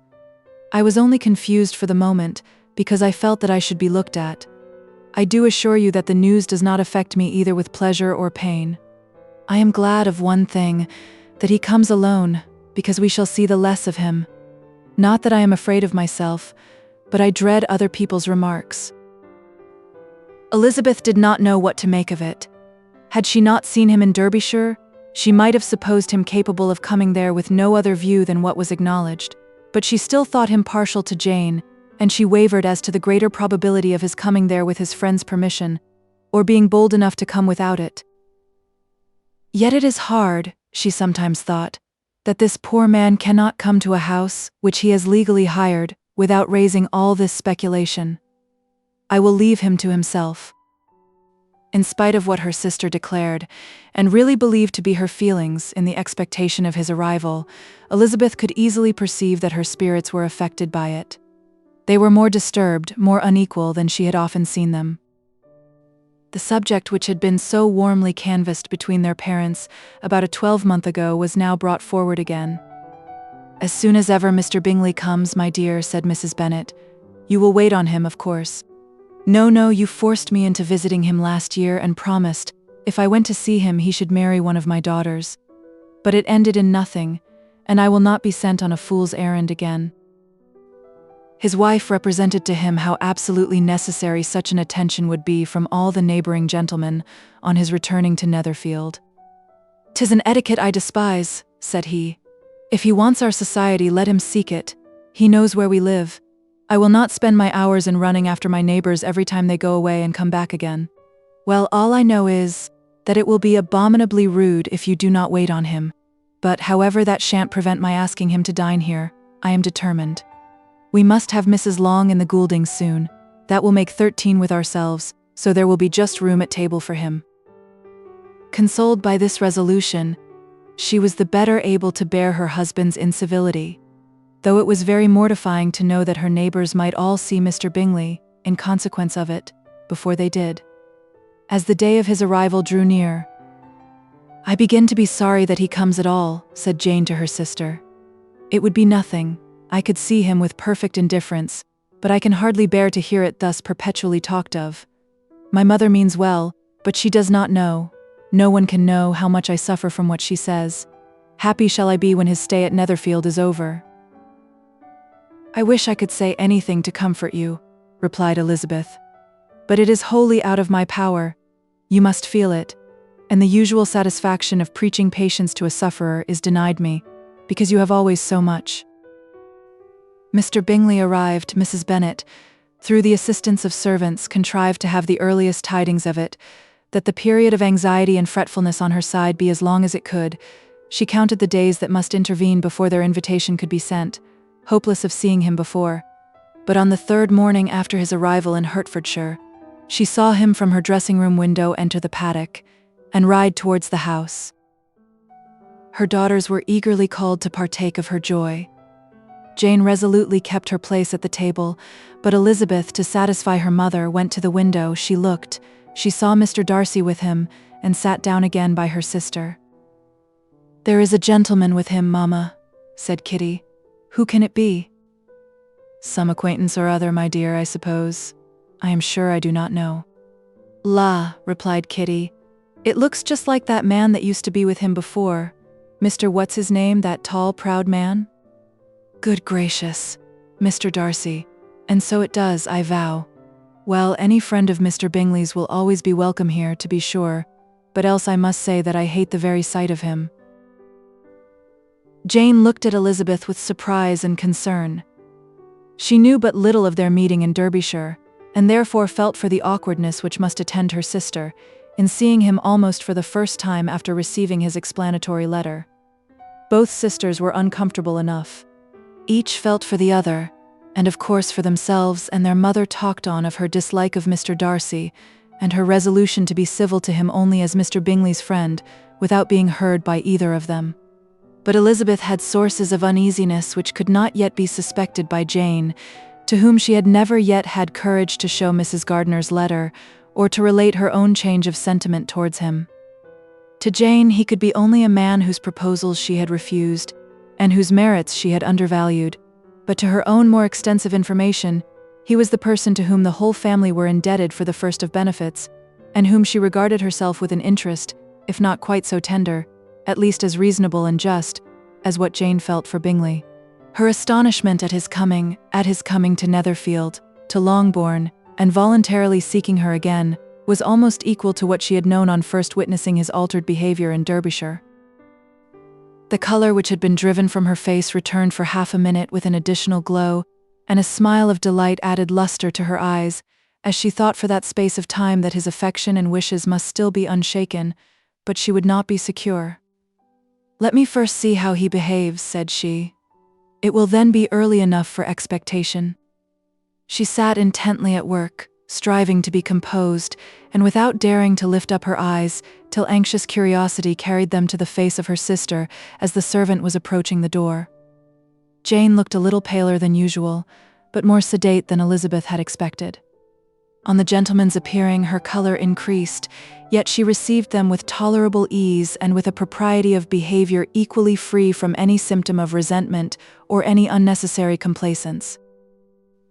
Elizabeth said as little to either as civility would allow, and sat down again to her work, with an eagerness which it did not often command.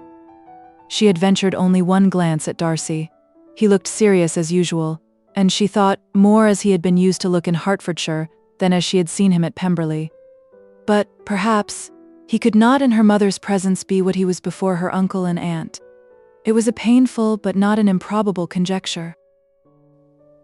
Bingley she had likewise seen for an instant, and in that short period saw him looking both pleased and embarrassed.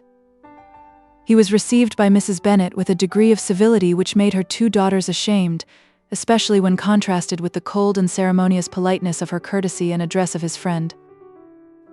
Elizabeth particularly, who knew that her mother owed to the latter the preservation of her favourite daughter from irremediable infamy, was hurt and distressed to a most painful degree by a distinction so ill applied. Darcy, after inquiring of her how Mr. and Mrs. Gardiner did, a question which she could not answer without confusion, said scarcely anything. He was not seated by her, perhaps that was the reason of his silence, but it had not been so in Derbyshire.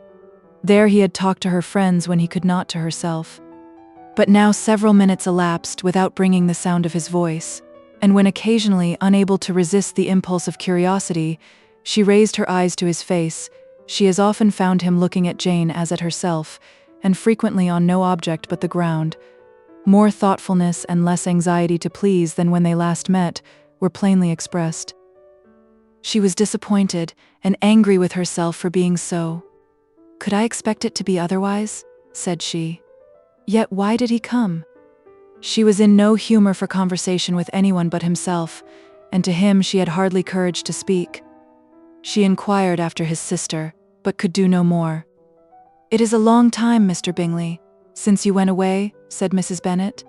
He readily agreed to it. "I began to be afraid you would never come back again. People did say you meant to quit the place entirely at Michaelmas, but, however, I hope it is not true. A great many changes have happened in the neighborhood since you went away.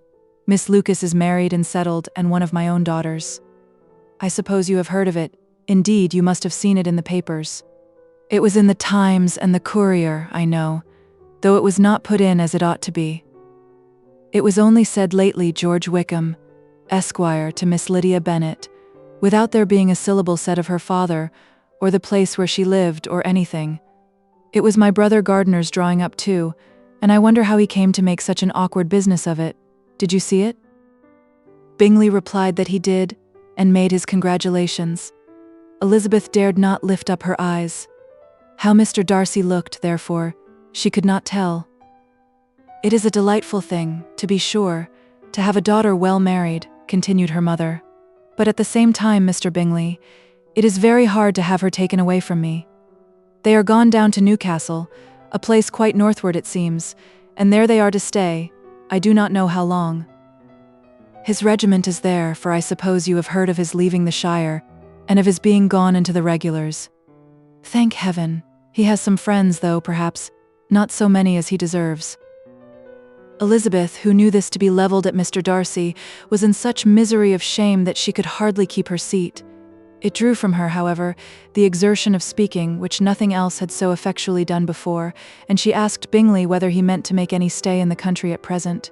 A few weeks, he believed. "When you have killed all your own birds, Mr. Bingley," said her mother, "I beg you will come here and shoot as many as you please on Mr. Bennet's manor. I am sure he will be vastly happy to oblige you, and will save all the best of the coveys for you." Elizabeth's misery increased at such unnecessary, such officious attention. Were the same fair prospect to arise at present as had flattered them a year ago, everything, she was persuaded, would be hastening to the same vexatious conclusion. At that instant she felt that years of happiness could not make Jane or herself amends for moments of such painful confusion. "The first wish of my heart," said she to herself, "is never more to be in company with either of them. Their society can afford no pleasure that will atone for such wretchedness as this. Let me never see either one or the other again." Yet the misery for which years of happiness were to offer no compensation received soon afterwards material relief from observing how much the beauty of her sister rekindled the admiration of her former lover. When first he came in, he had spoken to her but little, but every 5 minutes seemed to be giving her more of his attention. He found her as handsome as she had been last year, as good-natured, and as unaffected, though not quite so chatty. Jane was anxious that no difference should be perceived in her at all, and was really persuaded that she talked as much as ever, but her mind was so busily engaged that she did not always know when she was silent. When the gentlemen rose to go away, Mrs. Bennet was mindful of her intended civility, and they were invited and engaged to dine at Longbourn in a few days' time. "You are quite a visit in my debt, Mr. Bingley," she added, "for when you went to town last winter, you promised to take a family dinner with us as soon as you returned. I have not forgot, you see, and I assure you I was very much disappointed that you did not come back and keep your engagement." Bingley looked a little silly at this reflection, and said something of his concern at having been prevented by business. They then went away. Mrs. Bennet had been strongly inclined to ask them to stay and dine there that day, but though she always kept a very good table, she did not think anything less than 2 courses could be good enough for a man on whom she had such anxious designs, or satisfy the appetite and pride of one who had 10,000 a year. Chapter 54. As soon as they were gone, Elizabeth walked out to recover her spirits, or, in other words, to dwell without interruption on those subjects which must deaden them more. Mr. Darcy's behavior astonished and vexed her. "Why? If he came only to be silent, grave, and indifferent," said she, "did he come at all?" She could settle it in no way that gave her pleasure.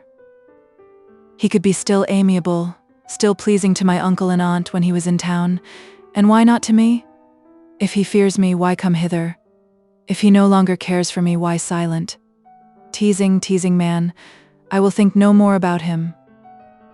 Her resolution was for a short time involuntarily kept by the approach of her sister, who joined her with a cheerful look which showed her better satisfied with their visitors than Elizabeth. "Now," said she, "that this first meeting is over, I feel perfectly easy. I know my own strength, and I shall never be embarrassed again by his coming. I am glad he dines here on Tuesday. It will then be publicly seen that on both sides we meet only as common and indifferent acquaintance." "Yes, very indifferent indeed," said Elizabeth, laughingly. "Oh, Jane, take care. My dear Lizzie, you cannot think me so weak as to be in danger now. I think you are in very great danger of making him as much in love with you as ever." They did not see the gentleman again till Tuesday, and Mrs. Bennet, in the meanwhile, was giving way to all the happy schemes which the good humour and common politeness of Bingley, in half an hour's visit, had revived. On Tuesday there was a large party assembled at Longbourn, and the two who were most anxiously expected, to the credit of their punctuality as sportsmen, were in very good time. When they repaired to the dining-room, Elizabeth eagerly watched to see whether Bingley would take the place which, in all their former parties, had belonged to him by her sister. Her prudent mother, occupied by the same ideas, forbore to invite him to sit by herself. On entering the room he seemed to hesitate, but Jane happened to look round, and happened to smile. It was decided. He placed himself by her. Elizabeth, with a triumphant sensation, looked towards his friend. He bore it with noble indifference, and she would have imagined that Bingley had received his sanction to be happy, had she not seen his eyes likewise turn towards Mr. Darcy, with an expression of half-laughing alarm. His behaviour to her sister was such during dinner-time as showed an admiration of her, which, though more guarded than formerly, persuaded Elizabeth that, if left wholly to himself, Jane's happiness and his own would be speedily secured. Though she dared not depend upon the consequence, she yet received pleasure from observing his behaviour. It gave her all the animation that her spirits could boast, for she was in no cheerful humour. Mr. Darcy was almost as far from her as the table could divide them. He was on one side of her mother. She knew how little such a situation would give pleasure to either, or make either appear to advantage. She was not near enough to hear any of their discourse, but she could see how seldom they spoke to each other, and how formal and cold was their manner whenever they did. Her mother's ungraciousness made the sense of what they owed him more painful to Elizabeth's mind, and she would at times have given anything to be privileged to tell him that his kindness was neither unknown nor unfelt by the whole of the family. She was in hopes that the evening would afford some opportunity of bringing them together, that the whole of the visit would not pass away without enabling them to enter into something more of conversation than the mere ceremonious salutation attending his entrance. Anxious and uneasy, the period which passed in the drawing-room before the gentleman came was wearisome and dull to a degree that almost made her uncivil. She looked forward to their entrance as the point on which all her chance of pleasure for the evening must depend. "If he does not come to me, then," said she, "I shall give him up forever." The gentleman came, and she thought he looked as if he would have answered her hopes, but, alas, the ladies had crowded round the table, where Miss Bennet was making tea, and Elizabeth pouring out the coffee, in so close a confederacy that there was not a single vacancy near her which would admit of a chair. And on the gentleman's approaching, one of the girls moved closer to her than ever, and said in a whisper, "The men shan't come and part us. I am determined. We want none of them, do we?" Darcy had walked away to another part of the room.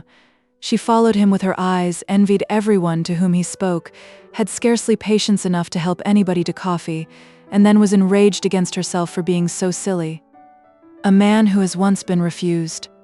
How could I ever be foolish enough to expect a renewal of his love? Is there one among the sex who would not protest against such a weakness as a second proposal to the same woman? There is no indignity so abhorrent to their feelings. She was a little revived, however, by his bringing back his coffee cup himself, and she seized the opportunity of saying, "Is your sister at Pemberley still?" "Yes, she will remain there till Christmas." "And quite alone? Have all her friends left her?" "Mrs. Annesley is with her. The others have been gone on to Scarborough these 3 weeks." She could think of nothing more to say, but if he wished to converse with her, he might have better success. He stood by her, however, for some minutes, in silence, and at last, on the young lady's whispering to Elizabeth again, he walked away. When the tea things were removed and the card tables placed, the ladies all rose, and Elizabeth was then hoping to be soon joined by him, when all her views were overthrown by seeing him fall a victim to her mother's rapacity for whist players, and in a few moments after seated with the rest of the party, she now lost every expectation of pleasure. They were confined for the evening at different tables, and she had nothing to hope, but that his eyes were so often turned towards her side of the room as to make him play as unsuccessfully as herself. Mrs. Bennet had designed to keep the 2 Netherfield gentlemen to supper, but their carriage was, unluckily, ordered before any of the others, and she had no opportunity of detaining them. "Well, girls," said she, as soon as they were left to themselves, "what say you to the day? I think everything has passed off uncommonly well, I assure you. The dinner was as well dressed as any I ever saw. The venison was roasted to a turn, and everybody said they never saw so fat a haunch. The soup was 50 times better than what we had at the Lucases last week, and even Mr. Darcy acknowledged that the partridges were remarkably well done, and I suppose he has 2 or 3 French cooks at least. And, my dear Jane, I never saw you look in greater beauty. Mrs. Long said so too, for I asked her whether you did not. And what do you think she said besides? Ah, Mrs. Bennet, we shall have her at Netherfield at last. She did, indeed. I do think Mrs. Long is as good a creature as ever lived, and her nieces are very pretty behaved girls, and not at all handsome. I like them prodigiously." Mrs. Bennet, in short, was in very great spirits. She had seen enough of Bingley's behavior to Jane to be convinced that she would get him at last, and her expectations of advantage to her family, when in a happy humor, were so far beyond reason that she was quite disappointed at not seeing him there again the next day, to make his proposals. "It has been a very agreeable day," said Miss Bennet to Elizabeth. "The party seemed so well selected, so suitable one with the other. I hope we may often meet again." Elizabeth smiled. "Lizzie, you must not do so. You must not suspect me. It mortifies me. I assure you that I have now learnt to enjoy his conversation as an agreeable and sensible young man without having a wish beyond it. I am perfectly satisfied, from what his manners now are, that he never had any design of engaging my affection. It is only that he is blessed with greater sweetness of address, and a stronger desire of generally pleasing than any other man." "You are very cruel," said her sister. "You will not let me smile, and are provoking me to it every moment. How hard it is in some cases to be believed, and how impossible in others. But why should you wish to persuade me that I feel more than I acknowledge? That is a question which I hardly know how to answer. We all love to instruct, though we can teach only what is not worth knowing. Forgive me, and if you persist in indifference, do not make me your confidant." Chapter 55. A few days after this visit, Mr. Bingley called again and alone. His friend had left him that morning for London, but was to return home in 10 days' time. He sat with them above an hour, and was in remarkably good spirits. Mrs. Bennet invited him to dine with them, but, with many expressions of concern, he confessed himself engaged elsewhere. "Next time you call," said she, "I hope we shall be more lucky. He should be particularly happy at any time, etc., etc., and if she would give him leave, would take an early opportunity of waiting on them." "Can you come tomorrow?" Yes, he had no engagement at all for tomorrow, and her invitation was accepted with alacrity. He came, and in such very good time that the ladies were none of them dressed. In ran Mrs. Bennet to her daughter's room, in her dressing gown, and with her hair half finished, crying out, "My dear Jane, make haste and hurry down. He is come. Mr. Bingley is come. He is indeed. Make haste, Make haste here. Sarah, come to Miss Bennet this moment, and help her on with her gown. Never mind Miss Lizzie's hair." "We will be down as soon as we can," said Jane. "But I dare say Kitty is forwarder than either of us, for she went upstairs half an hour ago." "Oh, hang Kitty. What has she to do with it? Come, be quick, be quick. Where's your sash, my dear?" But when her mother was gone, Jane would not be prevailed on to go down without one of her sisters. The same anxiety to get them by themselves was visible again in the evening. After tea, Mr. Bennet retired to the library, as was his custom, and Mary went upstairs to her instrument. Two obstacles of the five being thus removed, Mrs. Bennet sat looking and winking at Elizabeth and Catherine for a considerable time, without making any impression on them. Elizabeth would not observe her, and when at last Kitty did, she very innocently said, "What is the matter, Mamma? What do you keep winking at me for?" "What am I to do?" "Nothing, child, nothing. I did not wink at you." She then sat still 5 minutes longer, but unable to waste such a precious occasion, she suddenly got up, and saying to Kitty, "Come here, my love, I want to speak to you," took her out of the room. Jane instantly gave a look at Elizabeth which spoke her distress at such premeditation, and her entreaty that she would not give in to it. In a few minutes, Mrs. Bennet half opened the door and called out, "Lizzie, my dear, I want to speak with you." Elizabeth was forced to go. "We may as well leave them by themselves, you know," said her mother as soon as she was in the hall. "Kitty and I are going upstairs to sit in my dressing room." Elizabeth made no attempt to reason with her mother, but remained quietly in the hall till she and Kitty were out of sight, then returned into the drawing room. Mrs. Bennet's schemes for this day were ineffectual. Bingley was everything that was charming, except the professed lover of her daughter. His ease and cheerfulness rendered him a most agreeable addition to their evening party, and he bore with the ill-judged officiousness of the mother, and heard all her silly remarks with a forbearance and command of countenance, particularly grateful to the daughter. He scarcely needed an invitation to stay supper, and before he went away an engagement was formed, chiefly through his own and Mrs. Bennet's means, for his coming next morning to shoot with her husband. After this day Jane said no more of her indifference.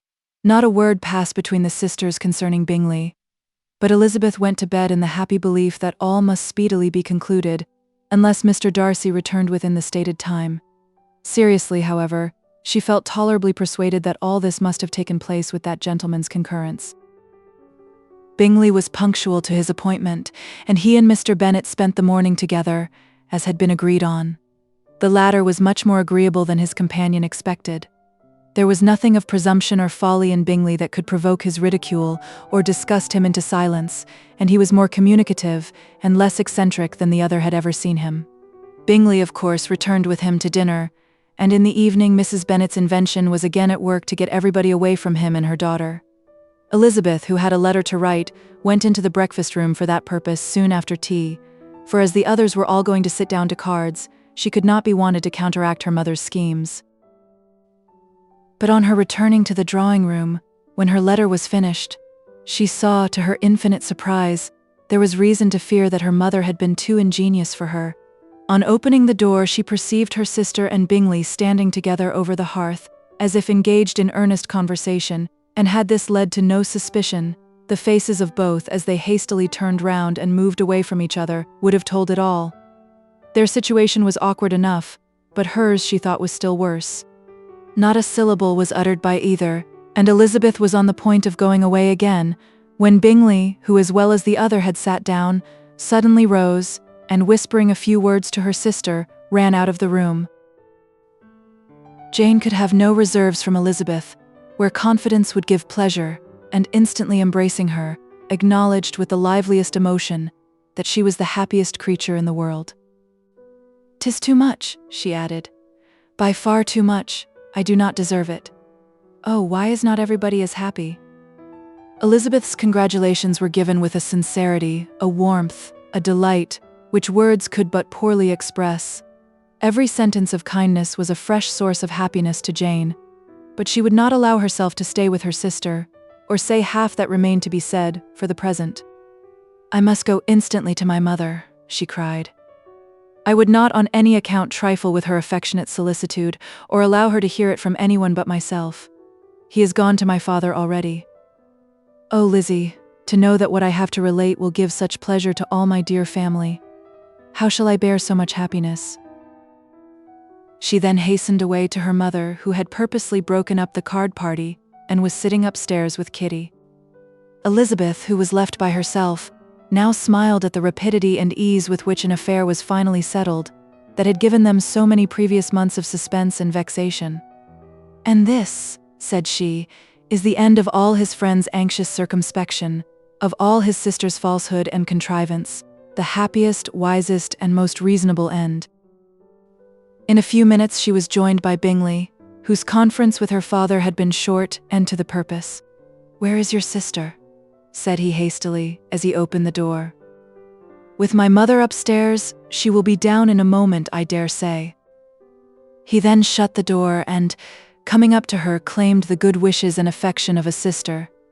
Elizabeth honestly and heartily expressed her delight in the prospect of their relationship.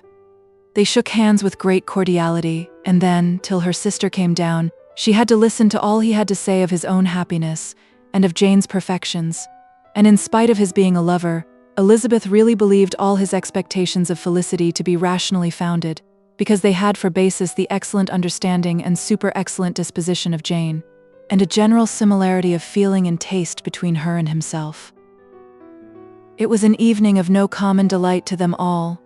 The satisfaction of Miss Bennet's mind gave such a glow of sweet animation to her face as made her look handsomer than ever. Kitty simpered and smiled, and hoped her turn was coming soon.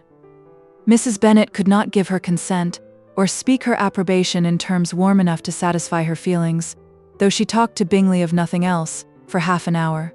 And when Mr. Bennet joined them at supper, his voice and manner plainly showed how really happy he was.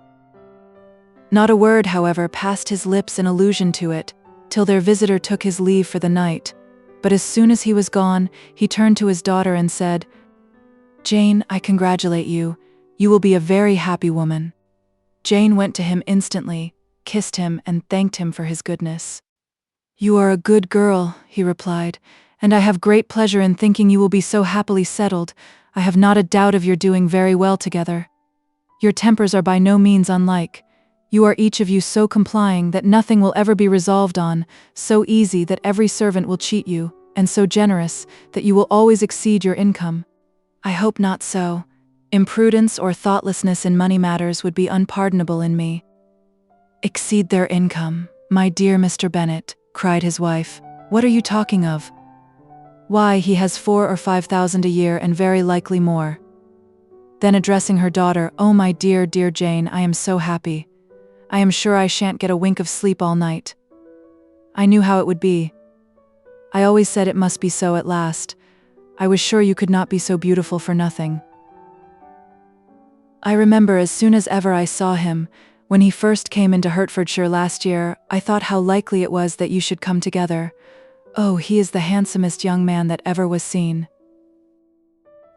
Wickham, Lydia, were all forgotten. Jane was beyond competition her favorite child. At that moment she cared for no other. Her younger sisters soon began to make interest with her for objects of happiness, which she might in future be able to dispense. Mary petitioned for the use of the library at Netherfield, and Kitty begged very hard for a few balls there every winter. Bingley, from this time, was of course a daily visitor at Longbourn, coming frequently before breakfast, and always remaining till after supper, unless when some barbarous neighbour, who could not be enough detested, had given him an invitation to dinner, which he thought himself obliged to accept.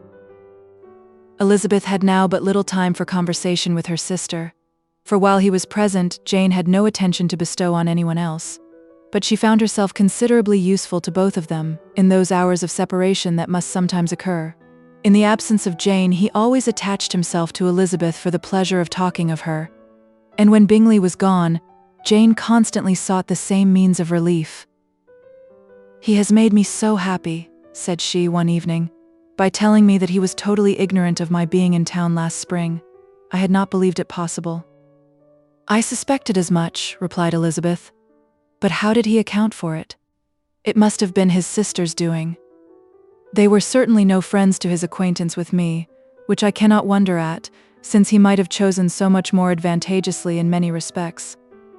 But when they see, as I trust they will, that their brother is happy with me, they will learn to be contented, and we shall be on good terms again, though we can never be what we once were to each other."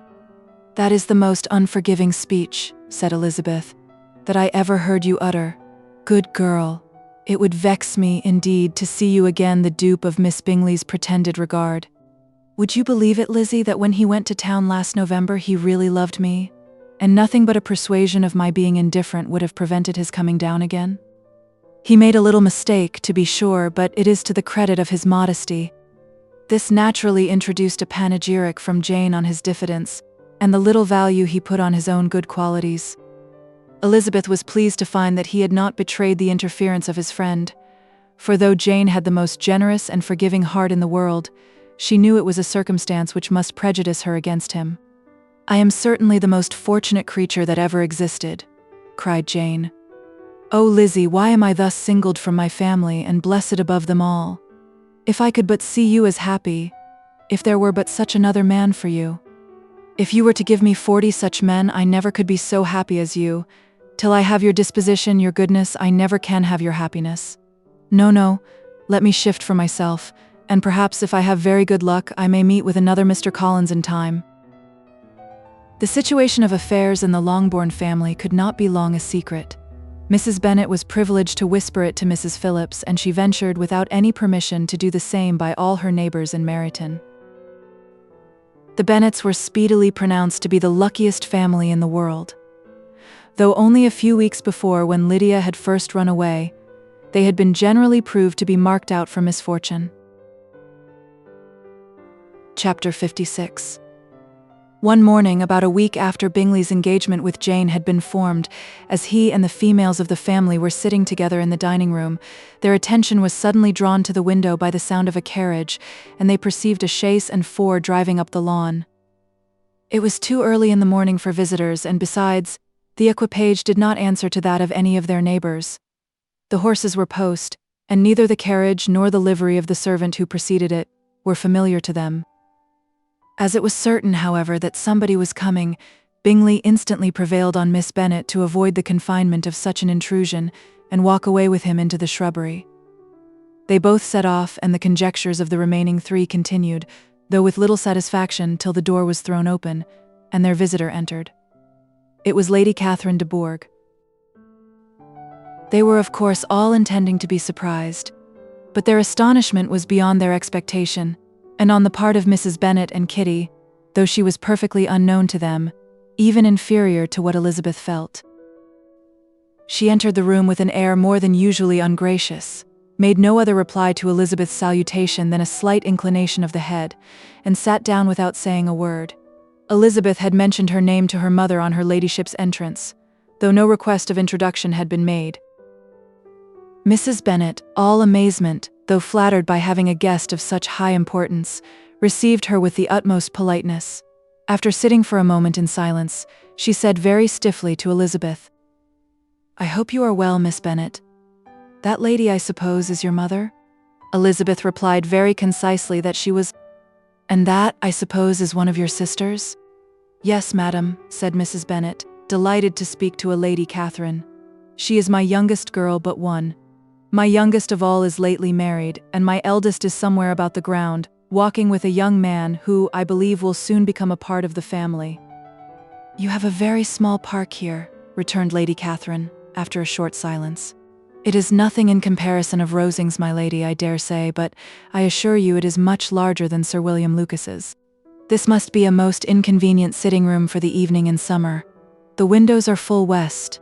Mrs. Bennet assured her that they never sat there after dinner, and then added, "May I take the liberty of asking your ladyship whether you left Mr. and Mrs. Collins well?" "Yes, very well. I saw them the night before last." Elizabeth now expected that she would produce a letter for her from Charlotte, as it seemed the only probable motive for her calling. But no letter appeared, and she was completely puzzled. Mrs. Bennet, with great civility, begged her ladyship to take some refreshment, but Lady Catherine very resolutely, and not very politely declined eating anything, and then, rising up, said to Elizabeth, "Miss Bennet, there seemed to be a prettyish kind of a little wilderness on one side of your lawn. I should be glad to take a turn in it, if you will favor me with your company." "Go, my dear," cried her mother, "and show her ladyship about the different walks. I think she will be pleased with the hermitage." Elizabeth obeyed and, running into her own room for her parasol, attended her noble guest downstairs. As they passed through the hall, Lady Catherine opened the doors into the dining parlor and drawing room, and pronouncing them, after a short survey, to be decent-looking rooms, walked on. Her carriage remained at the door, and Elizabeth saw that her waiting woman was in it. They proceeded in silence along the gravel walk that led to the copse. Elizabeth was determined to make no effort for conversation with a woman who was now more than usually insolent and disagreeable. "How could I ever think her like her nephew?" said she as she looked in her face. As soon as they entered the copse, Lady Catherine began in the following manner.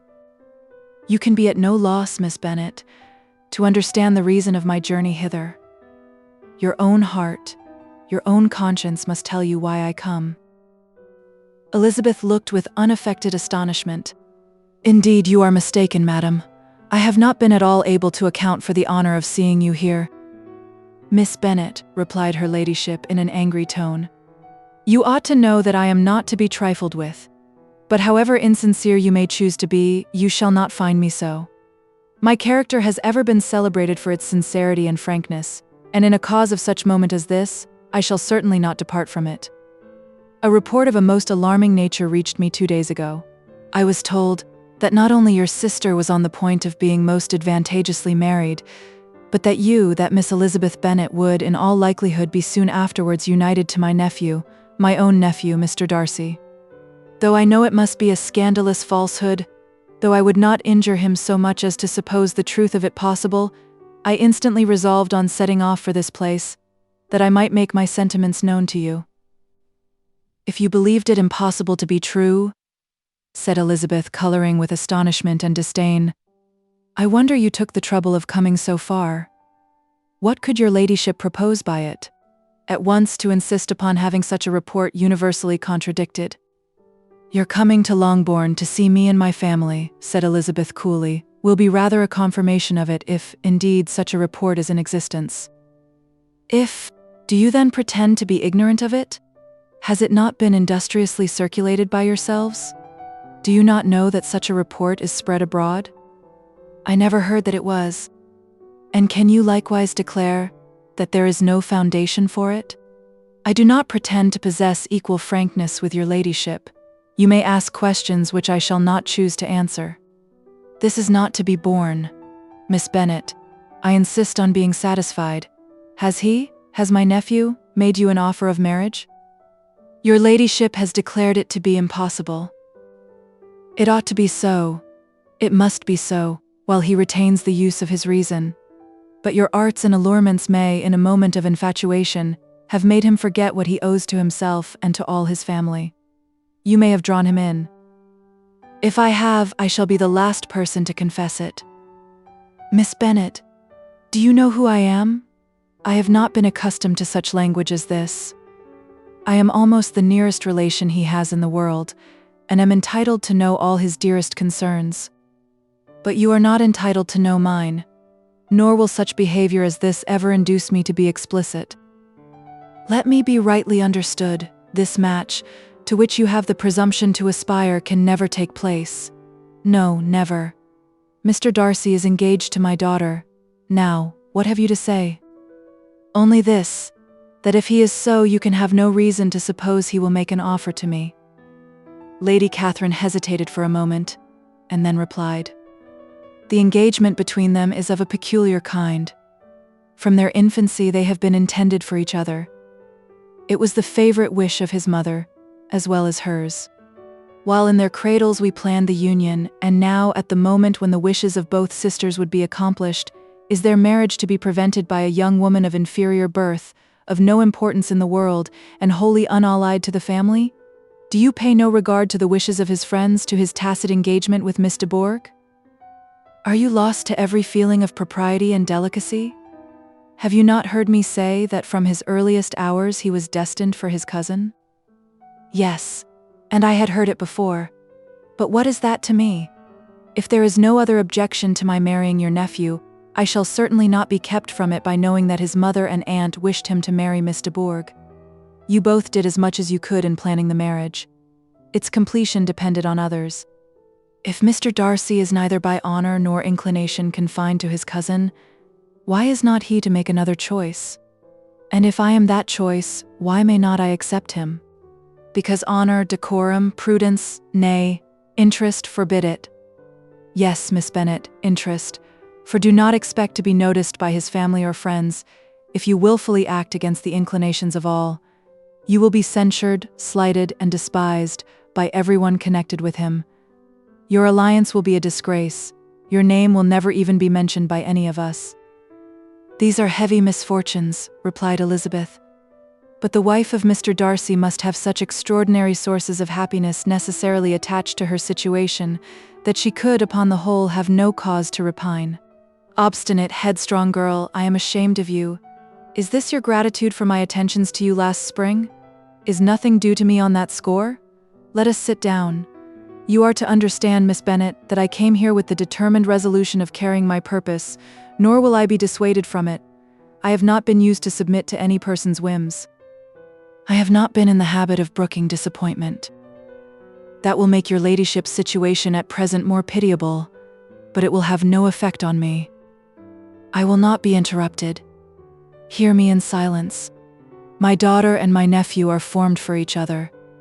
They are descended, on the maternal side, from the same noble line, and on the father's from respectable, honorable, and ancient, though untitled families. Their fortune on both sides is splendid. They are destined for each other by the voice of every member of their respective houses. And what is to divide them? The upstart pretensions of a young woman without family, connections, or fortune. Is this to be endured? But it must not, shall not be. If you were sensible of your own good, you would not wish to quit the sphere in which you have been brought up. In marrying your nephew, I should not consider myself as quitting that sphere. He is a gentleman. I am a gentleman's daughter. So far we are equal. True. You are a gentleman's daughter. But what was your mother? Who are your uncles and aunts? Do not imagine me ignorant of their condition. Whatever my connections may be, said Elizabeth, if your nephew does not object to them, they can be nothing to you. Tell me, once for all, are you engaged to him? Though Elizabeth would not, for the mere purpose of obliging Lady Catherine, have answered this question, she could not but say, after a moment's deliberation, I am not. Lady Catherine seemed pleased. And will you promise me never to enter into such an engagement? I will make no promise of the kind. Miss Bennet, I am shocked and astonished. I expected to find a more reasonable young woman, but do not deceive yourself into a belief that I will ever recede. I shall not go away till you have given me the assurance I require. And I certainly never shall give it. I am not to be intimidated into anything so wholly unreasonable. Your ladyship wants Mr. Darcy to marry your daughter, but would my giving you the wished-for promise make their marriage at all more probable? Supposing him to be attached to me, would my refusing to accept his hand make him wish to bestow it on his cousin? Allow me to say, Lady Catherine, that the arguments with which you have supported this extraordinary application have been as frivolous as the application was ill-judged. You have widely mistaken my character, if you think I can be worked on by such persuasions as these. How far your nephew might approve of your interference in his affairs, I cannot tell, but you have certainly no right to concern yourself in mine. I must beg, therefore, to be importuned no further on the subject. Not so hasty, if you please. I have by no means done. To all the objections I have already urged, I have still another to add. I am no stranger to the particulars of your youngest sister's infamous elopement. I know it all, that the young man's marrying her was a patched-up business, at the expense of your father and uncle. And is such a girl to be my nephew's sister? Is her husband, who is the son of his late father's steward, to be his brother? Heaven and earth, of what are you thinking? Are the shades of Pemberley to be thus polluted? You can now have nothing further to say, she resentfully answered. You have insulted me in every possible method. I must beg to return to the house." And she rose as she spoke. Lady Catherine rose also, and they turned back. Her ladyship was highly incensed.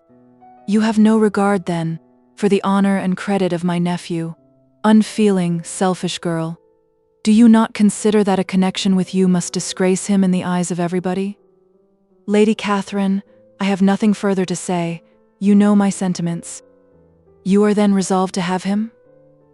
"I have said no such thing. I am only resolved to act in that manner, which will, in my own opinion, constitute my happiness, without reference to you, or to any person so wholly unconnected with me." "It is well. You refuse, then, to oblige me. You refuse to obey the claims of duty, honor, and gratitude. You are determined to ruin him in the opinion of all his friends, and make him the contempt of the world." "Neither duty, nor honor, nor gratitude," replied Elizabeth, "has any possible claim on me, in the present instance. No principle of either would be violated by my marriage with Mr. Darcy. And with regard to the resentment of his family, or the indignation of the world, if the former were excited by his marrying me, it would not give me one moment's concern, and the world in general would have too much sense to join in the scorn. And this is your real opinion. This is your final resolve. Very well. I shall now know how to act.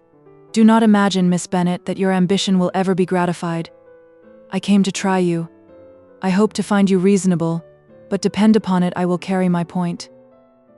In this manner, Lady Catherine talked on till they were at the door of the carriage, when, turning hastily round, she added, "I take no leave of you, Miss Bennet. I send no compliments to your mother. You deserve no such attention. I am most seriously displeased."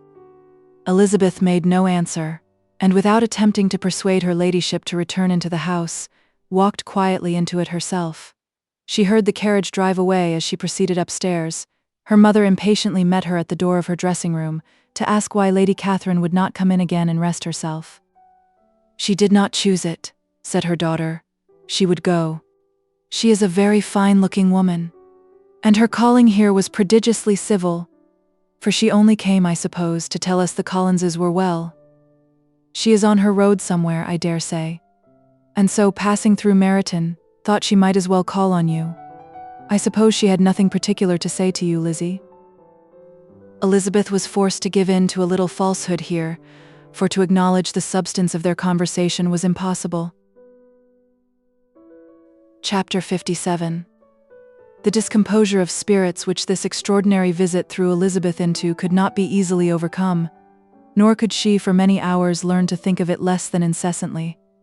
Lady Catherine, it appeared, had actually taken the trouble of this journey from Rosings for the sole purpose of breaking off her supposed engagement with Mr. Darcy.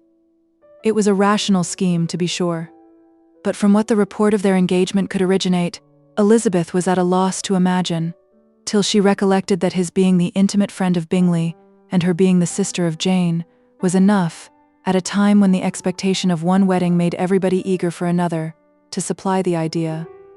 She had not herself forgotten to feel that the marriage of her sister must bring them more frequently together, and her neighbours at Lucas Lodge, therefore, for through their communication with the Collinses the report, she concluded, had reached Lady Catherine, had only set that down as almost certain and immediate which she had looked forward to as possible at some future time. In revolving Lady Catherine's expressions, however, she could not help feeling some uneasiness as to the possible consequence of her persisting in this interference. From what she had said of her resolution to prevent the marriage, it occurred to Elizabeth that she must meditate an application to her nephew, and how he might take a similar representation of the evils attached to a connection with her she dared not pronounce. She knew not the exact degree of his affection for his aunt, or his dependence on her judgment, but it was natural to suppose that he thought much higher of her ladyship than she could do, and it was certain that in enumerating the miseries of a marriage with one whose immediate connections were so unequal to his own, his aunt would address him on his weakest side. With his notions of dignity, he would probably feel that the arguments, which to Elizabeth had appeared weak and ridiculous, contained much good sense and solid reasoning. If he had been wavering before, as to what he should do, which had often seemed likely, the advice and entreaty of so near a relation might settle every doubt, and determine him at once to be as happy as dignity unblemished could make him. In that case he would return no more. Lady Catherine might see him in her way through town, and his engagement to Bingley of coming again to Netherfield must give way. If therefore an excuse for not keeping his promise should come to his friend within a few days, she added, I shall know how to understand it. I shall then give over every expectation, every wish of his constancy. If he is satisfied with only regretting me, when he might have obtained my affections in hand, I shall soon cease to regret him at all. The surprise of the rest of the family, on hearing who their visitor had been, was very great, but they obligingly satisfied it with the same kind of supposition which had appeased Mrs. Bennet's curiosity, and Elizabeth was spared from much teasing on the subject. The next morning, as she was going downstairs, she was met by her father, who came out of his library with a letter in his hand. "Lizzie," said he, "I was going to look for you. Come into my room." She followed him thither, and her curiosity to know what he had to tell her was heightened by the supposition of its being in some manner connected with the letter he held. It suddenly struck her that it might be from Lady Catherine, and she anticipated with dismay all the consequent explanations. She followed her father to the fireplace, and they both sat down. He then said, "I have received a letter this morning that has astonished me exceedingly. As it principally concerns yourself, you ought to know its contents. I did not know before that I had 2 daughters on the brink of matrimony. Let me congratulate you on a very important conquest." The color now rushed into Elizabeth's cheeks in the instantaneous conviction of its being a letter from the nephew, instead of the aunt, and she was undetermined whether most to be pleased that he explained himself at all, or offended that his letter was not rather addressed to herself, when her father continued, "You look conscious. Young ladies have great penetration in such matters as these, but I think I may defy even your sagacity to discover the name of your admirer. This letter is from Mr. Collins." "From Mr. Collins? And what can he have to say?" "Something very much to the purpose, of course. He begins with congratulations on the approaching nuptials of my eldest daughter, of which it seems he has been told by some of the good-natured, gossiping Lucases. I shall not sport with your impatience by reading what he says on that point. What relates to yourself is as follows. Having thus offered you the sincere congratulations of Mrs. Collins and myself on this happy event, let me now add a short hint on the subject of another, of which we have been advertised by the same authority. Your daughter Elizabeth, it is presumed, will not long bear the name of Bennet, after her eldest sister has resigned it, and the chosen partner of her fate may be reasonably looked up to as one of the most illustrious personages in this land. Can you possibly guess, Lizzie, who is meant by this? This young gentleman is blessed, in a peculiar way, with everything the heart of mortal can most desire: splendid property, noble kindred, and extensive patronage. Yet in spite of all these temptations, let me warn my cousin Elizabeth and yourself of what evils you may incur by a precipitate closure with this gentleman's proposals, which of course you will be inclined to take immediate advantage of. Have you any idea, Lizzie, who this gentleman is? But now it comes out. My motive for cautioning you is as follows. We have reason to imagine that his aunt, Lady Catherine de Bourgh, does not look on the match with a friendly eye. Mr. Darcy, you see, is the man. Now, Lizzie, I think I have surprised you. Could he, or the Lucases, have pitched on any man, within the circle of our acquaintance, whose name would have given the lie more effectually to what they related? Mr. Darcy, who never looks at any woman but to see a blemish, and who probably never looked at you in his life. It is admirable." Elizabeth tried to join in her father's pleasantry, but could only force one most reluctant smile. Never had his wit been directed in a manner so little agreeable to her. "Are you not diverted?" "Oh yes. Pray read on."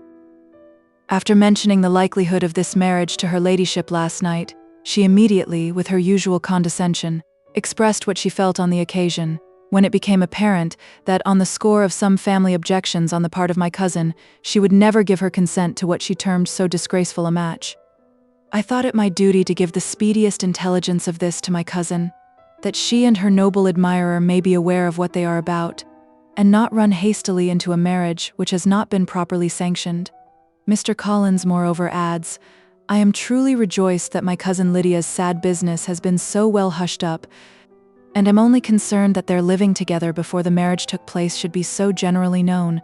I must not, however, neglect the duties of my station or refrain from declaring my amazement at hearing that you received the young couple into your house as soon as they were married. It was an encouragement of vice, and had I been the rector of Longbourn, I should very strenuously have opposed it. You ought certainly to forgive them as a Christian, but never to admit them in your sight, or allow their names to be mentioned in your hearing. That is his notion of Christian forgiveness. The rest of his letter is only about his dear Charlotte's situation and his expectation of a young olive branch. But Lizzie, you look as if you did not enjoy it. You are not going to be missish, I hope, and pretend to be affronted at an idle report. For what do we live but to make sport for our neighbors and laugh at them in our turn? Oh, cried Elizabeth, I am exceedingly diverted. But it is so strange. Yes, that is what makes it amusing. Had they fixed on any other man it would have been nothing, but his perfect indifference and your pointed dislike make it so delightfully absurd. Much as I abominate writing, I would not give up Mr. Collins's correspondence for any consideration. Nay, when I read a letter of his, I cannot help giving him the preference even over Wickham, much as I value the impudence and hypocrisy of my son-in-law. And pray, Lizzie, what said Lady Catherine about this report? Did she call to refuse her consent? To this question his daughter replied only with a laugh, and as it had been asked without the least suspicion, she was not distressed by his repeating it.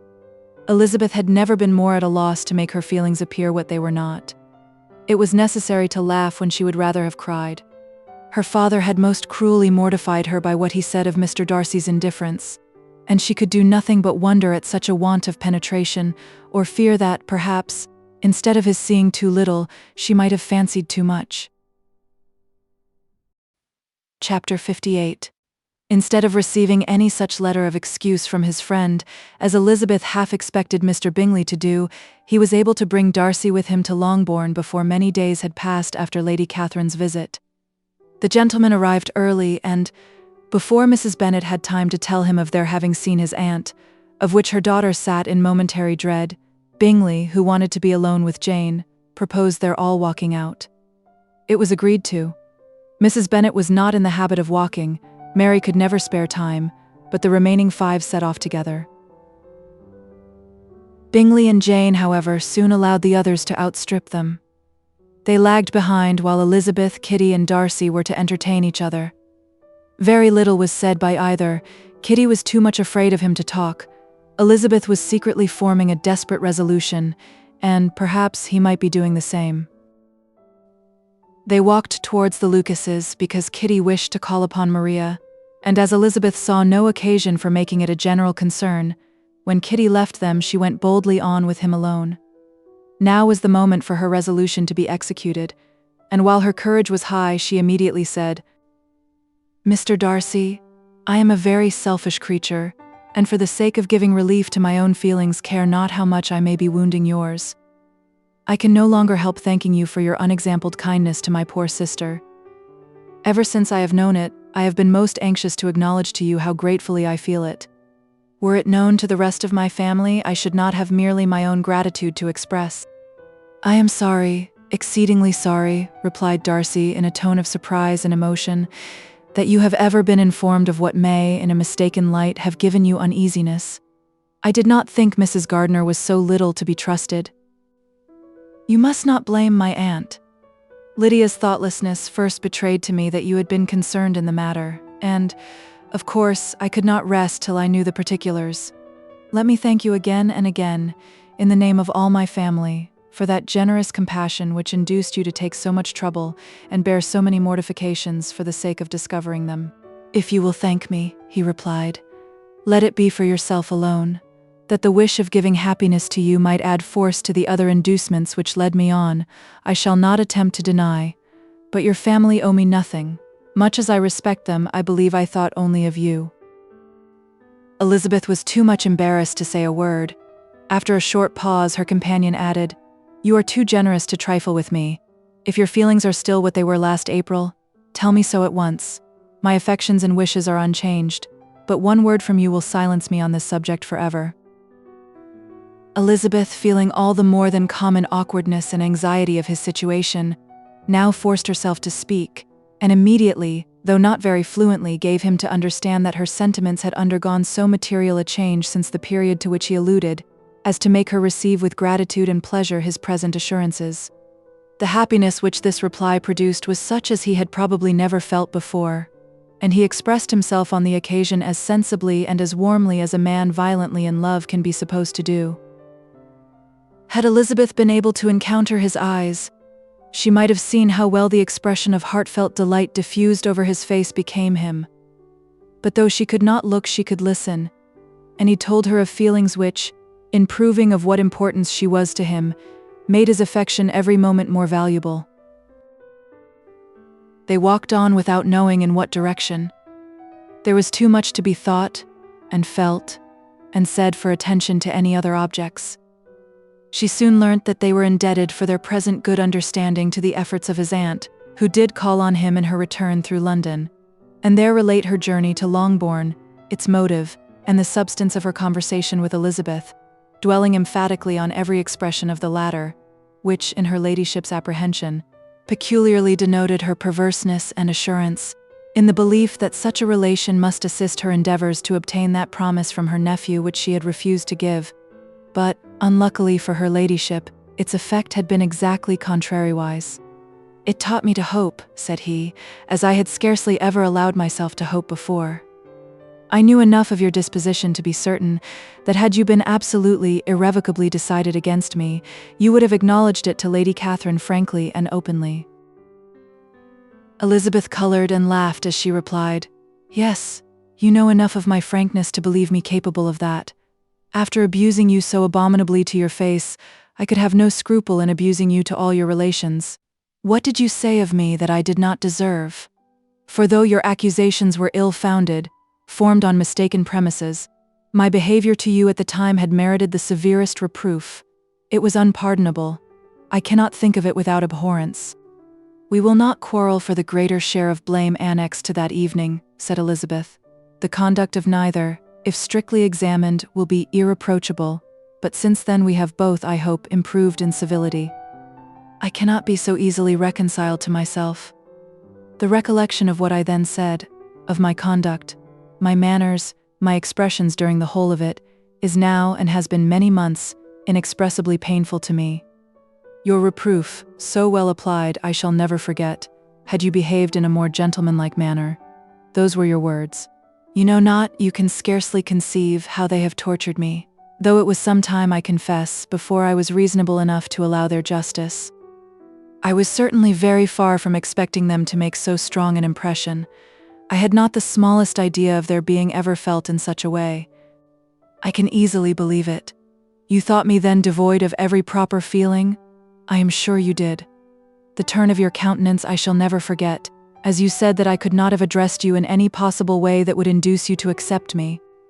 Oh, do not repeat what I then said. These recollections will not do at all. I assure you that I have long been most heartily ashamed of it." Darcy mentioned his letter. "Did it?" said he. "Did it soon make you think better of me? Did you, on reading it, give any credit to its contents?" She explained what its effects on her had been, and how gradually all her former prejudices had been removed. "I knew," said he, "that what I wrote must give you pain, but it was necessary. I hope you have destroyed the letter." "There was one part, especially the opening of it, which I should dread your having the power of reading again. I can remember some expressions which might justly make you hate me. The letter shall certainly be burnt, if you believe it essential to the preservation of my regard, but, though we have both reason to think my opinions not entirely unalterable, they are not, I hope, quite so easily changed as that implies." "When I wrote that letter," replied Darcy, "I believed myself perfectly calm and cool, but I am since convinced that it was written in a dreadful bitterness of spirit. The letter, perhaps, began in bitterness, but it did not end so. The adieu is charity itself. But think no more of the letter. The feelings of the person who wrote and the person who received it are now so widely different from what they were then, that every unpleasant circumstance attending it ought to be forgotten. You must learn some of my philosophy. Think only of the past as its remembrance gives you pleasure. I cannot give you credit for any philosophy of the kind. Your retrospections must be so totally void of reproach that the contentment arising from them is not of philosophy but, what is much better, of ignorance. But with me, it is not so. Painful recollections will intrude, which ought not to be repelled. I have been a selfish being all my life, in practice, though not in principle. As a child I was taught what was right, but I was not taught to correct my temper. I was given good principles, but left to follow them in pride and conceit. Unfortunately an only son, for many years an only child, I was spoiled by my parents who, though good themselves, my father particularly, all that was benevolent and amiable, allowed, encouraged, almost taught me to be selfish and overbearing, to care for none beyond my own family circle, to think meanly of all the rest of the world, to wish at least to think meanly of their sense and worth compared with my own. Such I was from 8 to 8 and 20, and such I might still have been but for you, dearest, loveliest Elizabeth. What do I not owe you? You taught me a lesson, hard indeed at first, but most advantageous. By you I was properly humbled. I came to you without a doubt of my reception. You showed me how insufficient were all my pretensions to please a woman worthy of being pleased. Had you then persuaded yourself that I should? Indeed I had. What will you think of my vanity? I believed you to be wishing, expecting my addresses. My manners must have been in fault, but not intentionally, I assure you. I never meant to deceive you, but my spirits might often lead me wrong. How you must have hated me after that evening. Hate you? I was angry perhaps at first, but my anger soon began to take a proper direction. I am almost afraid of asking what you thought of me when we met at Pemberley. You blamed me for coming? No, indeed, I felt nothing but surprise. Your surprise could not be greater than mine in being noticed by you. My conscience told me that I deserved no extraordinary politeness, and I confess that I did not expect to receive more than my due. My object then, replied Darcy, was to show you by every civility in my power that I was not so mean as to resent the past, and I hope to obtain your forgiveness, to lessen your ill opinion, by letting you see that your reproofs had been attended to. How soon any other wishes introduced themselves, I can hardly tell, but I believe in about half an hour after I had seen you. He then told her of Georgiana's delight in her acquaintance, and of her disappointment at its sudden interruption, which naturally leading to the cause of that interruption, she soon learnt that his resolution of following her from Derbyshire in quest of her sister had been formed before he quitted the inn, and that his gravity and thoughtfulness there had arisen from no other struggles than what such a purpose must comprehend. She expressed her gratitude again, but it was too painful a subject to each to be dwelt on farther. After walking several miles in a leisurely manner, and too busy to know anything about it, they found at last, on examining their watches, that it was time to be at home. What could have become of Mr. Bingley and Jane was a wonder which introduced the discussion of their affairs. Darcy was delighted with their engagement. His friend had given him the earliest information of it. I must ask whether you were surprised, said Elizabeth. Not at all. When I went away, I felt that it would soon happen. That is to say, you had given your permission. I guessed as much. And though he exclaimed at the term, she found that it had been pretty much the case. On the evening before my going to London, said he, I made a confession to him, which I believe I ought to have made long ago. I told him of all that had occurred to make my former interference in his affairs absurd and impertinent. His surprise was great. He had never had the slightest suspicion. I told him, moreover, that I believed myself mistaken in supposing, as I had done, that your sister was indifferent to him. And as I could easily perceive that his attachment to her was unabated, I felt no doubt of their happiness together. Elizabeth could not help smiling at his easy manner of directing his friend. Did you speak from your own observation, said she, when you told him that my sister loved him, or merely from my information last spring?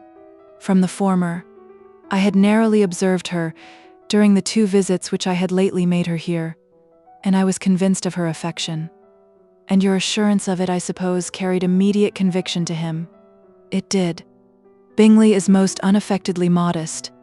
His diffidence had prevented his depending on his own judgment in so anxious a case, but his reliance on mine made everything easy. I was obliged to confess one thing, which for a time and not unjustly offended him. I could not allow myself to conceal that your sister had been in town 3 months last winter, that I had known it, and purposely kept it from him. He was angry, but his anger, I am persuaded, lasted no longer than he remained in any doubt of your sister's sentiments. He has heartily forgiven me now." Elizabeth longed to observe that Mr. Bingley had been a most delightful friend, so easily guided that his worth was invaluable, but she checked herself. She remembered that he had yet to learn to be laughed at, and it was rather too early to begin. In anticipating the happiness of Bingley, which of course was to be inferior only to his own, he continued the conversation till they reached the house. In the hall they parted. Chapter 59. "My dear Lizzie, where can you have been walking to?" was a question which Elizabeth received from Jane as soon as she entered the room, and from all the others when they sat down to table. She had only to say in reply that they had wandered about till she was beyond her own knowledge. She colored as she spoke, but neither that nor anything else awakened a suspicion of the truth. The evening passed quietly, unmarked by anything extraordinary. The acknowledged lovers talked and laughed, the unacknowledged were silent. Darcy was not of a disposition in which happiness overflows in mirth, and Elizabeth, agitated and confused, rather knew that she was happy than felt herself to be so, for, besides the immediate embarrassment, there were other evils before her. She anticipated what would be felt in the family when her situation became known. She was aware that no one liked him but Jane, and even feared that with the others it was a dislike which not all his fortune and consequence might do away. At night she opened her heart to Jane. Though suspicion was very far from Miss Bennet's general habits, she was absolutely incredulous here. "You are joking, Lizzie. This cannot be. Engaged to Mr. Darcy? No, no, you shall not deceive me. I know it to be impossible." "This is a wretched beginning indeed. My sole dependence was on you, and I am sure nobody else will believe me, if you do not. Yet indeed I am in earnest. I speak nothing but the truth. He still loves me, and we are engaged." Jane looked at her doubtingly. "Oh, Lizzie, it cannot be.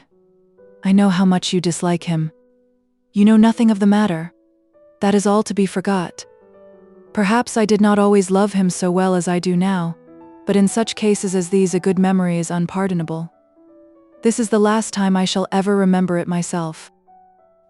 Miss Bennet still looked all amazement. Elizabeth again, and more seriously, assured her of its truth. "Good heaven, can it be really so?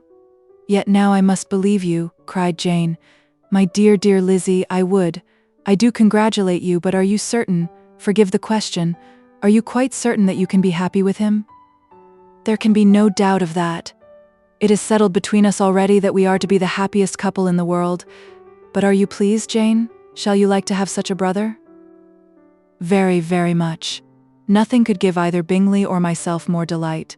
But we considered it, we talked of it as impossible. And do you really love him quite well enough? Oh, Lizzie, do anything rather than marry without affection. Are you quite sure that you feel what you ought to do?" "Oh, yes. You will only think I feel more than I ought to do when I tell you all." "What do you mean?" "Why, I must confess that I love him better than I do Bingley. I am afraid you will be angry." "My dearest sister, now be serious. I want to talk very seriously. Let me know everything that I am to know without delay. Will you tell me how long you have loved him?" "It has been coming on so gradually that I hardly know when it began, but I believe I must date it from my first seeing his beautiful grounds at Pemberley." Another entreaty that she would be serious, however, produced the desired effect, and she soon satisfied Jane by her solemn assurances of attachment. When convinced on that article, Miss Bennet had nothing further to wish. "Now I am quite happy," said she, "for you will be as happy as myself. I always had a value for him. Were it for nothing but his love of you, I must always have esteemed him. But now, as Bingley's friend and your husband, there can be only Bingley and yourself more dear to me. But, Lizzie, you have been very sly, very reserved with me. How little did you tell me of what passed at Pemberley and Lambton? I owe all that I know of it to another, not to you." Elizabeth told her the motives of her secrecy. She had been unwilling to mention Bingley, and the unsettled state of her own feelings had made her equally avoid the name of his friend. But now she would no longer conceal from her his share in Lydia's marriage. All was acknowledged, and half the night spent in conversation. "Good gracious," cried Mrs. Bennet, as she stood at a window the next morning. "If that disagreeable Mr. Darcy is not coming here again with our dear Bingley, what can he mean by being so tiresome as to be always coming here? I had no notion but he would go a-shooting, or something or other, and not disturb us with his company. What shall we do with him? Lizzie, you must walk out with him again, that he may not be in Bingley's way." Elizabeth could hardly help laughing at so convenient a proposal, yet was really vexed that her mother should be always giving him such an epithet. As soon as they entered, Bingley looked at her so expressively, and shook hands with such warmth, as left no doubt of his good information, and he soon afterwards said aloud, "Mrs. Bennet, have you no more lanes hereabouts in which Lizzie may lose her way again today?" "I advise Mr. Darcy and Lizzie and Kitty," said Mrs. Bennet, "to walk to Oakham Mount this morning. It is a nice long walk, and Mr. Darcy has never seen the view." "It may do very well for the others," replied Mr. Bingley, "but I am sure it will be too much for Kitty, won't it, Kitty?" Kitty owned that she had rather stay at home. Darcy professed a great curiosity to see the view from the Mount, and Elizabeth silently consented. As she went upstairs to get ready, Mrs. Bennet followed her, saying, "I am quite sorry, Lizzie, that you should be forced to have that disagreeable man all to yourself, but I hope you will not mind it. It is all for Jane's sake, you know, and there is no occasion for talking to him except just now and then, so do not put yourself to inconvenience." During their walk, it was resolved that Mr. Bennet's consent should be asked in the course of the evening. Elizabeth reserved to herself the application for her mother's. She could not determine how her mother would take it, sometimes doubting whether all his wealth and grandeur would be enough to overcome her abhorrence of the man. But whether she were violently set against the match, or violently delighted with it, it was certain that her manner would be equally ill adapted to do credit to her sense, and she could no more bear that Mr. Darcy should hear the first raptures of her joy than the first vehemence of her disapprobation. In the evening, soon after Mr. Bennet withdrew to the library, she saw Mr. Darcy rise also and follow him, and her agitation on seeing it was extreme. She did not fear her father's opposition, but he was going to be made unhappy, and that it should be through her means that she, his favourite child, should be distressing him by her choice, should be filling him with fears and regrets and disposing of her, was a wretched reflection, and she sat in misery till Mr. Darcy appeared again, when, looking at him, she was a little relieved by his smile.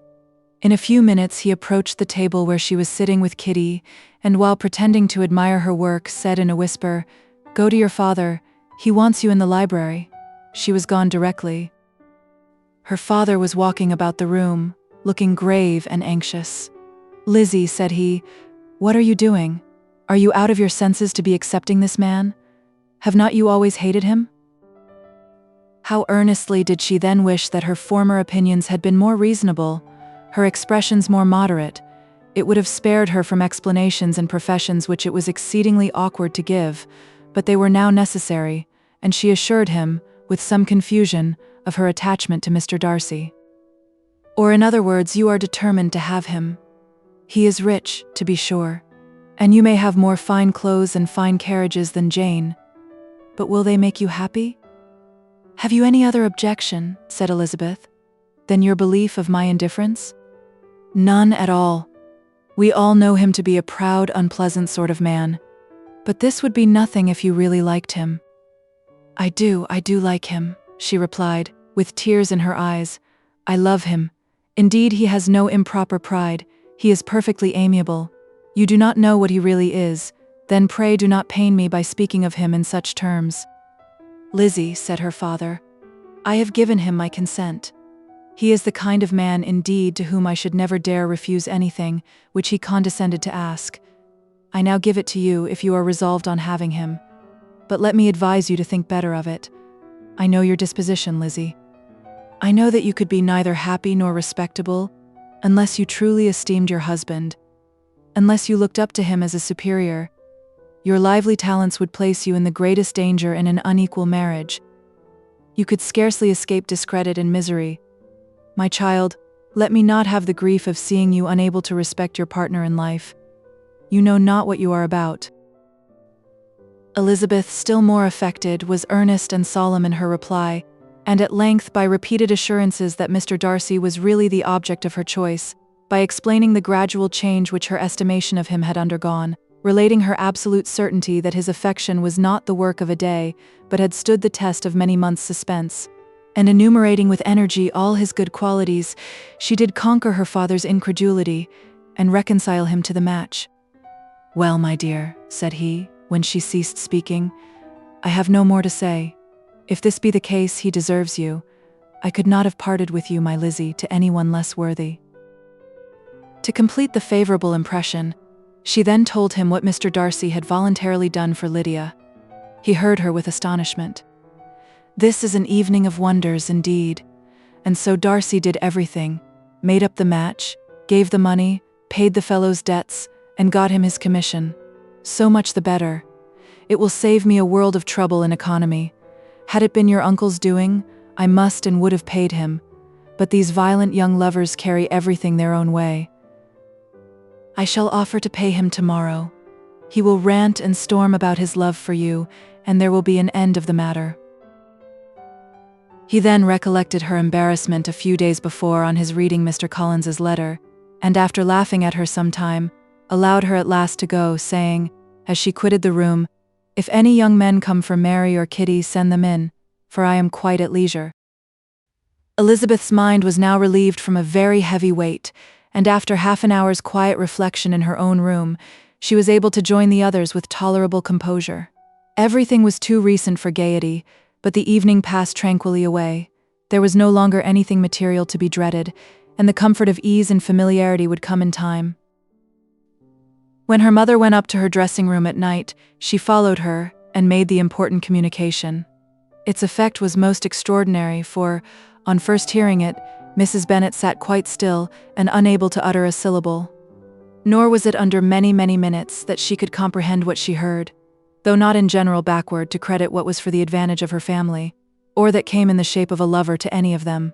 She began at length to recover, to fidget about in her chair, get up, sit down again, wonder, and bless herself.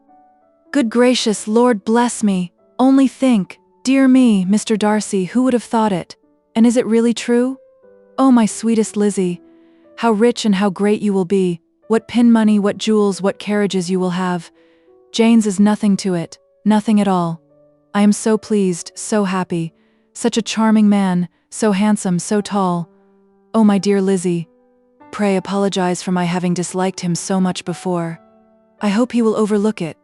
Dear, dear Lizzie, a house in town, everything that is charming, 3 daughters married, 10,000 a year. Oh Lord, what will become of me? I shall go distracted." This was enough to prove that her approbation need not be doubted, and Elizabeth, rejoicing that such an effusion was heard only by herself, soon went away. But before she had been 3 minutes in her own room, her mother followed her. "My dearest child," she cried, "I can think of nothing else. 10,000 a year, and very likely more. 'Tis as good as a lord, and a special license. You must and shall be married by a special license. But, my dearest love, tell me what dish Mr. Darcy is particularly fond of, that I may have it tomorrow." This was a sad omen of what her mother's behavior to the gentleman himself might be, and Elizabeth found that, though in the certain possession of his warmest affection and secure of her relations' consent, there was still something to be wished for. But the morrow passed off much better than she expected, for Mrs. Bennet luckily stood in such awe of her intended son-in-law that she ventured not to speak to him, unless it was in her power to offer him any attention, or mark her deference for his opinion. Elizabeth had the satisfaction of seeing her father taking pains to get acquainted with him, and Mr. Bennet soon assured her that he was rising every hour in his esteem. "I admire all my 3 sons-in-law highly," said he. "Wickham perhaps is my favorite, but I think I shall like your husband quite as well as Jane's." Chapter 60. Elizabeth's spirits soon rising to playfulness again. She wanted Mr. Darcy to account for his having ever fallen in love with her. "How could you begin?" said she. "I can comprehend your going on charmingly, when you had once made a beginning, but what could set you off in the first place? I cannot fix on the hour, or the spot, or the look, or the words, which laid the foundation. It is too long ago. I was in the middle before I knew that I had begun. My beauty you had early withstood, and as for my manners, my behavior to you was at least always bordering on the uncivil, and I never spoke to you without rather wishing to give you pain than not. Now be sincere, did you admire me for my impertinence? For the liveliness of your mind I did. You may as well call it impertinence at once. It was very little less. The fact is that you were sick of civility, of deference, of officious attention. You were disgusted with the women who were always speaking and looking and thinking for your approbation alone. I roused and interested you because I was so unlike them. Had you not been really amiable, you would have hated me for it. But in spite of the pains you took to disguise yourself, your feelings were always noble and just, and in your heart you thoroughly despised the persons who so assiduously courted you. There, I have saved you the trouble of accounting for it, and really, all things considered, I begin to think it perfectly reasonable. To be sure, you know no actual good of me, but nobody thinks of that when they fall in love.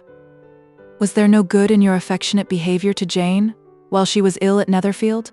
Dearest Jane, who could have done less for her? But make a virtue of it by all means. My good qualities are under your protection, and you are to exaggerate them as much as possible. And in return, it belongs to me to find occasions for teasing and quarreling with you as often as may be, and I shall begin directly by asking you what made you so unwilling to come to the point at last? What made you so shy of me when you first called and afterwards dined here? Why, especially when you called, did you look as if you did not care about me? Because you were grave and silent and gave me no encouragement. But I was embarrassed. And so was I. You might have talked to me more when you came to dinner. A man who had felt less might. How unlucky that you should have a reasonable answer to give, and that I should be so reasonable as to admit it. But I wonder how long you would have gone on, if you had been left to yourself. I wonder when you would have spoken if I had not asked you. My resolution of thanking you for your kindness to Lydia had certainly great effect. Too much, I am afraid. For what becomes of the moral, if our comfort springs from a breach of promise, for I ought not to have mentioned the subject? This will never do. You need not distress yourself. The moral will be perfectly fair. Lady Catherine's unjustifiable endeavors to separate us were the means of removing all my doubts. I am not indebted for my present happiness to your eager desire of expressing your gratitude. I was not in a humor to wait for an opening of yours. My aunt's intelligence had given me hope, and I was determined at once to know everything. Lady Catherine has been of infinite use, which ought to make her happy, for she loves to be of use. But tell me, what did you come down to Netherfield for? Was it merely to ride to Longbourn and be embarrassed, or had you intended any more serious consequences? My real purpose was to see you and to judge, if I could, whether I might ever hope to make you love me. My avowed one, or what I avowed to myself, was to see whether your sister was still partial to Bingley, and if she were, to make the confession to him which I have since made. Shall you ever have courage to announce to Lady Catherine what is to befall her? I am more likely to want time than courage, Elizabeth, but it ought to be done, and if you will give me a sheet of paper, it shall be done directly. And if I had not a letter to write myself, I might sit by you and admire the evenness of your writing as another young lady once did. But I have an aunt, too, who must not be longer neglected. From an unwillingness to confess how much her intimacy with Mr. Darcy had been overrated, Elizabeth had never yet answered Mrs. Gardiner's long letter, but now, having that to communicate which she knew would be most welcome, she was almost ashamed to find that her uncle and aunt had already lost 3 days of happiness, and immediately wrote as follows. I would have thanked you before, my dear aunt, as I ought to have done, for your long, kind, satisfactory detail of particulars, but, to say the truth, I was too cross to write. You supposed more than really existed. But now suppose as much as you choose. Give a loose to your fancy, indulge your imagination in every possible flight which the subject will afford, and unless you believe me actually married, you cannot greatly err. You must write again very soon, and praise him a great deal more than you did in your last. I thank you again and again for not going to the lakes. How could I be so silly as to wish it? Your idea of the ponies is delightful. We will go round the park every day. I am the happiest creature in the world. Perhaps other people have said so before, but no one with such justice. I am happier even than Jane. She only smiles. I laugh. Mr. Darcy sends you all the love in the world that can be spared from me. You are all to come to Pemberley at Christmas, yours, etc. Mr. Darcy's letter to Lady Catherine was in a different style, and still different from either was what Mr. Bennet sent to Mr. Collins in return for his last. Dear Sir, I must trouble you once more for congratulations. Elizabeth will soon be the wife of Mr. Darcy, Consul, Lady Catherine as well as you can. But, if I were you, I would stand by the nephew. He has more to give. Yours sincerely, etc. Miss Bingley's congratulations to her brother on his approaching marriage were all that was affectionate and insincere. She wrote even to Jane on the occasion to express her delight and repeat all her former professions of regard. Jane was not deceived, but she was affected, and though feeling no reliance on her, could not help writing her a much kinder answer than she knew was deserved. The joy which Miss Darcy expressed on receiving similar information was as sincere as her brother's in sending it. 4 sides of paper were insufficient to contain all her delight, and all her earnest desire of being loved by her sister. Before any answer could arrive from Mr. Collins or any congratulations to Elizabeth from his wife, the Longbourn family heard that the Collinses were come themselves to Lucas Lodge. The reason of this sudden removal was soon evident. Lady Catherine had been rendered so exceedingly angry by the contents of her nephew's letter, that Charlotte, really rejoicing in the match, was anxious to get away till the storm was blown over. At such a moment, the arrival of her friend was a sincere pleasure to Elizabeth, though in the course of their meetings she must sometimes think the pleasure dearly bought, when she saw Mr. Darcy exposed to all the parading and obsequious civility of her husband. He bore it, however, with admirable calmness. He could even listen to Sir William Lucas, when he complimented him on carrying away the brightest jewel of the country, and expressed his hopes of their all meeting frequently at St. James's, with very decent composure. If he did shrug his shoulders, it was not till Sir William was out of sight. Mrs. Phillips's vulgarity was another, and perhaps a greater tax on his forbearance. And though Mrs. Phillips, as well as her sister, stood in too much awe of him to speak with the familiarity which Bingley's good humour encouraged, yet whenever she did speak, she must be vulgar. Nor was her respect for him, though it made her more quiet, at all likely to make her more elegant. Elizabeth did all she could to shield him from the frequent notice of either, and was ever anxious to keep him to herself, and to those of her family with whom he might converse without mortification. And though the uncomfortable feelings arising from all this took from the season of courtship much of its pleasure, it added to the hope of the future, and she looked forward with delight to the time when they should be removed from society so little pleasing to either, to all the comfort and elegance of their family party at Pemberley. Chapter 61. Happy for all her maternal feelings was the day on which Mrs. Bennet got rid of her 2 most deserving daughters. With what delighted pride she afterwards visited Mrs. Bingley, and talked of Mrs. Darcy may be guessed. I wish I could say, for the sake of her family, that the accomplishment of her earnest desire in the establishment of so many of her children produced so happy an effect as to make her a sensible, amiable, well-informed woman for the rest of her life, though perhaps it was lucky for her husband, who might not have relished domestic felicity in so unusual a form, that she still was occasionally nervous and invariably silly. Mr. Bennet missed his second daughter exceedingly. His affection for her drew him oftener from home than anything else could do. He delighted in going to Pemberley, especially when he was least expected. Mr. Bingley and Jane remained at Netherfield only a 12-month. So near a vicinity to her mother and Meryton relations was not desirable even to his easy temper or her affectionate heart. The darling wish of his sisters was then gratified. He bought an estate in a neighbouring county to Derbyshire, and Jane and Elizabeth, in addition to every other source of happiness, were within 30 miles of each other. Kitty, to her very material advantage, spent the chief of her time with her 2 elder sisters. In society so superior to what she had generally known, her improvement was great.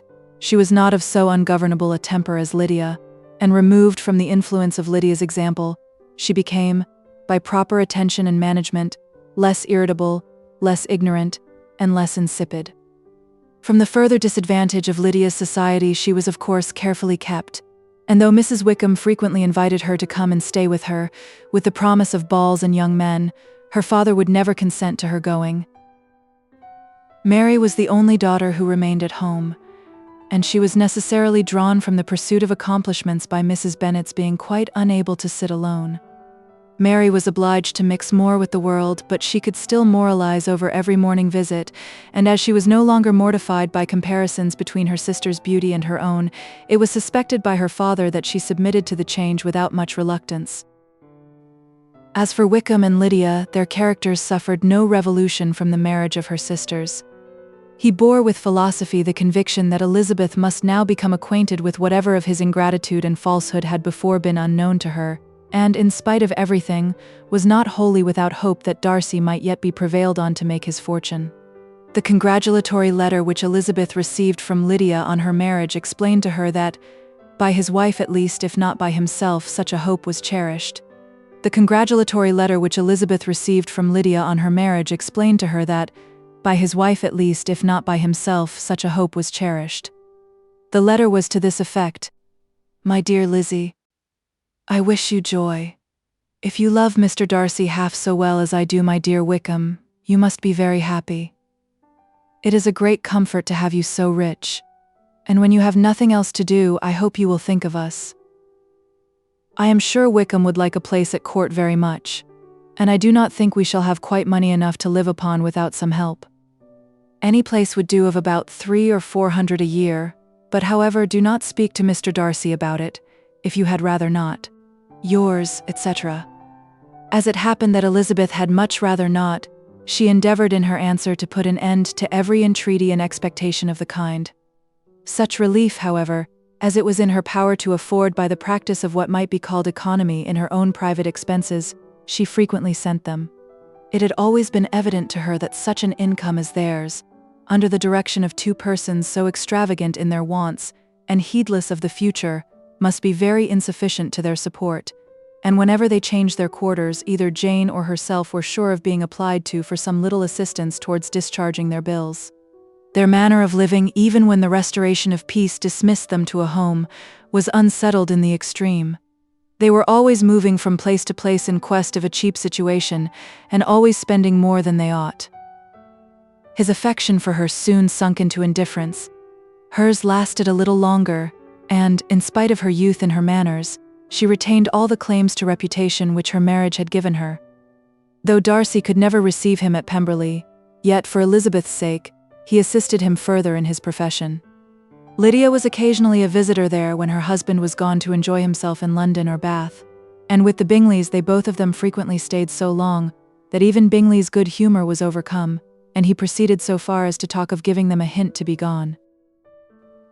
Miss Bingley was very deeply mortified by Darcy's marriage, but as she thought it advisable to retain the right of visiting at Pemberley, she dropped all her resentment, was fonder than ever of Georgiana, almost as attentive to Darcy as heretofore, and paid off every arrear of civility to Elizabeth.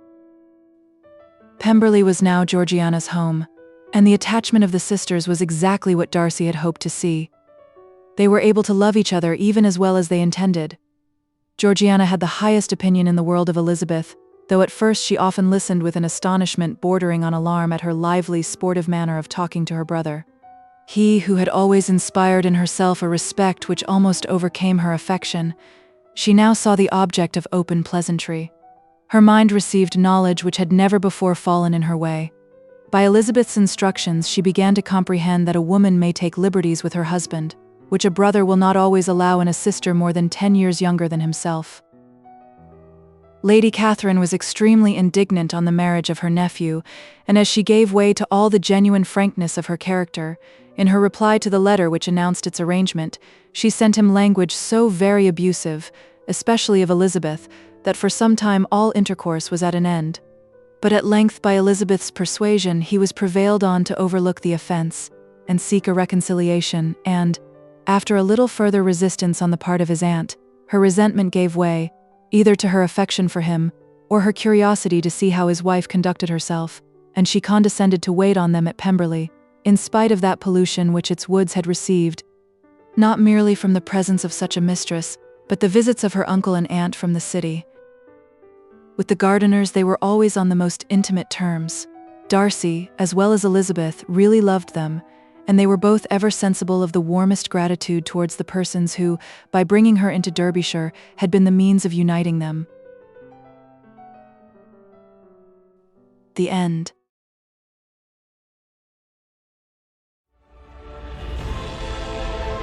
A whole galaxy to go.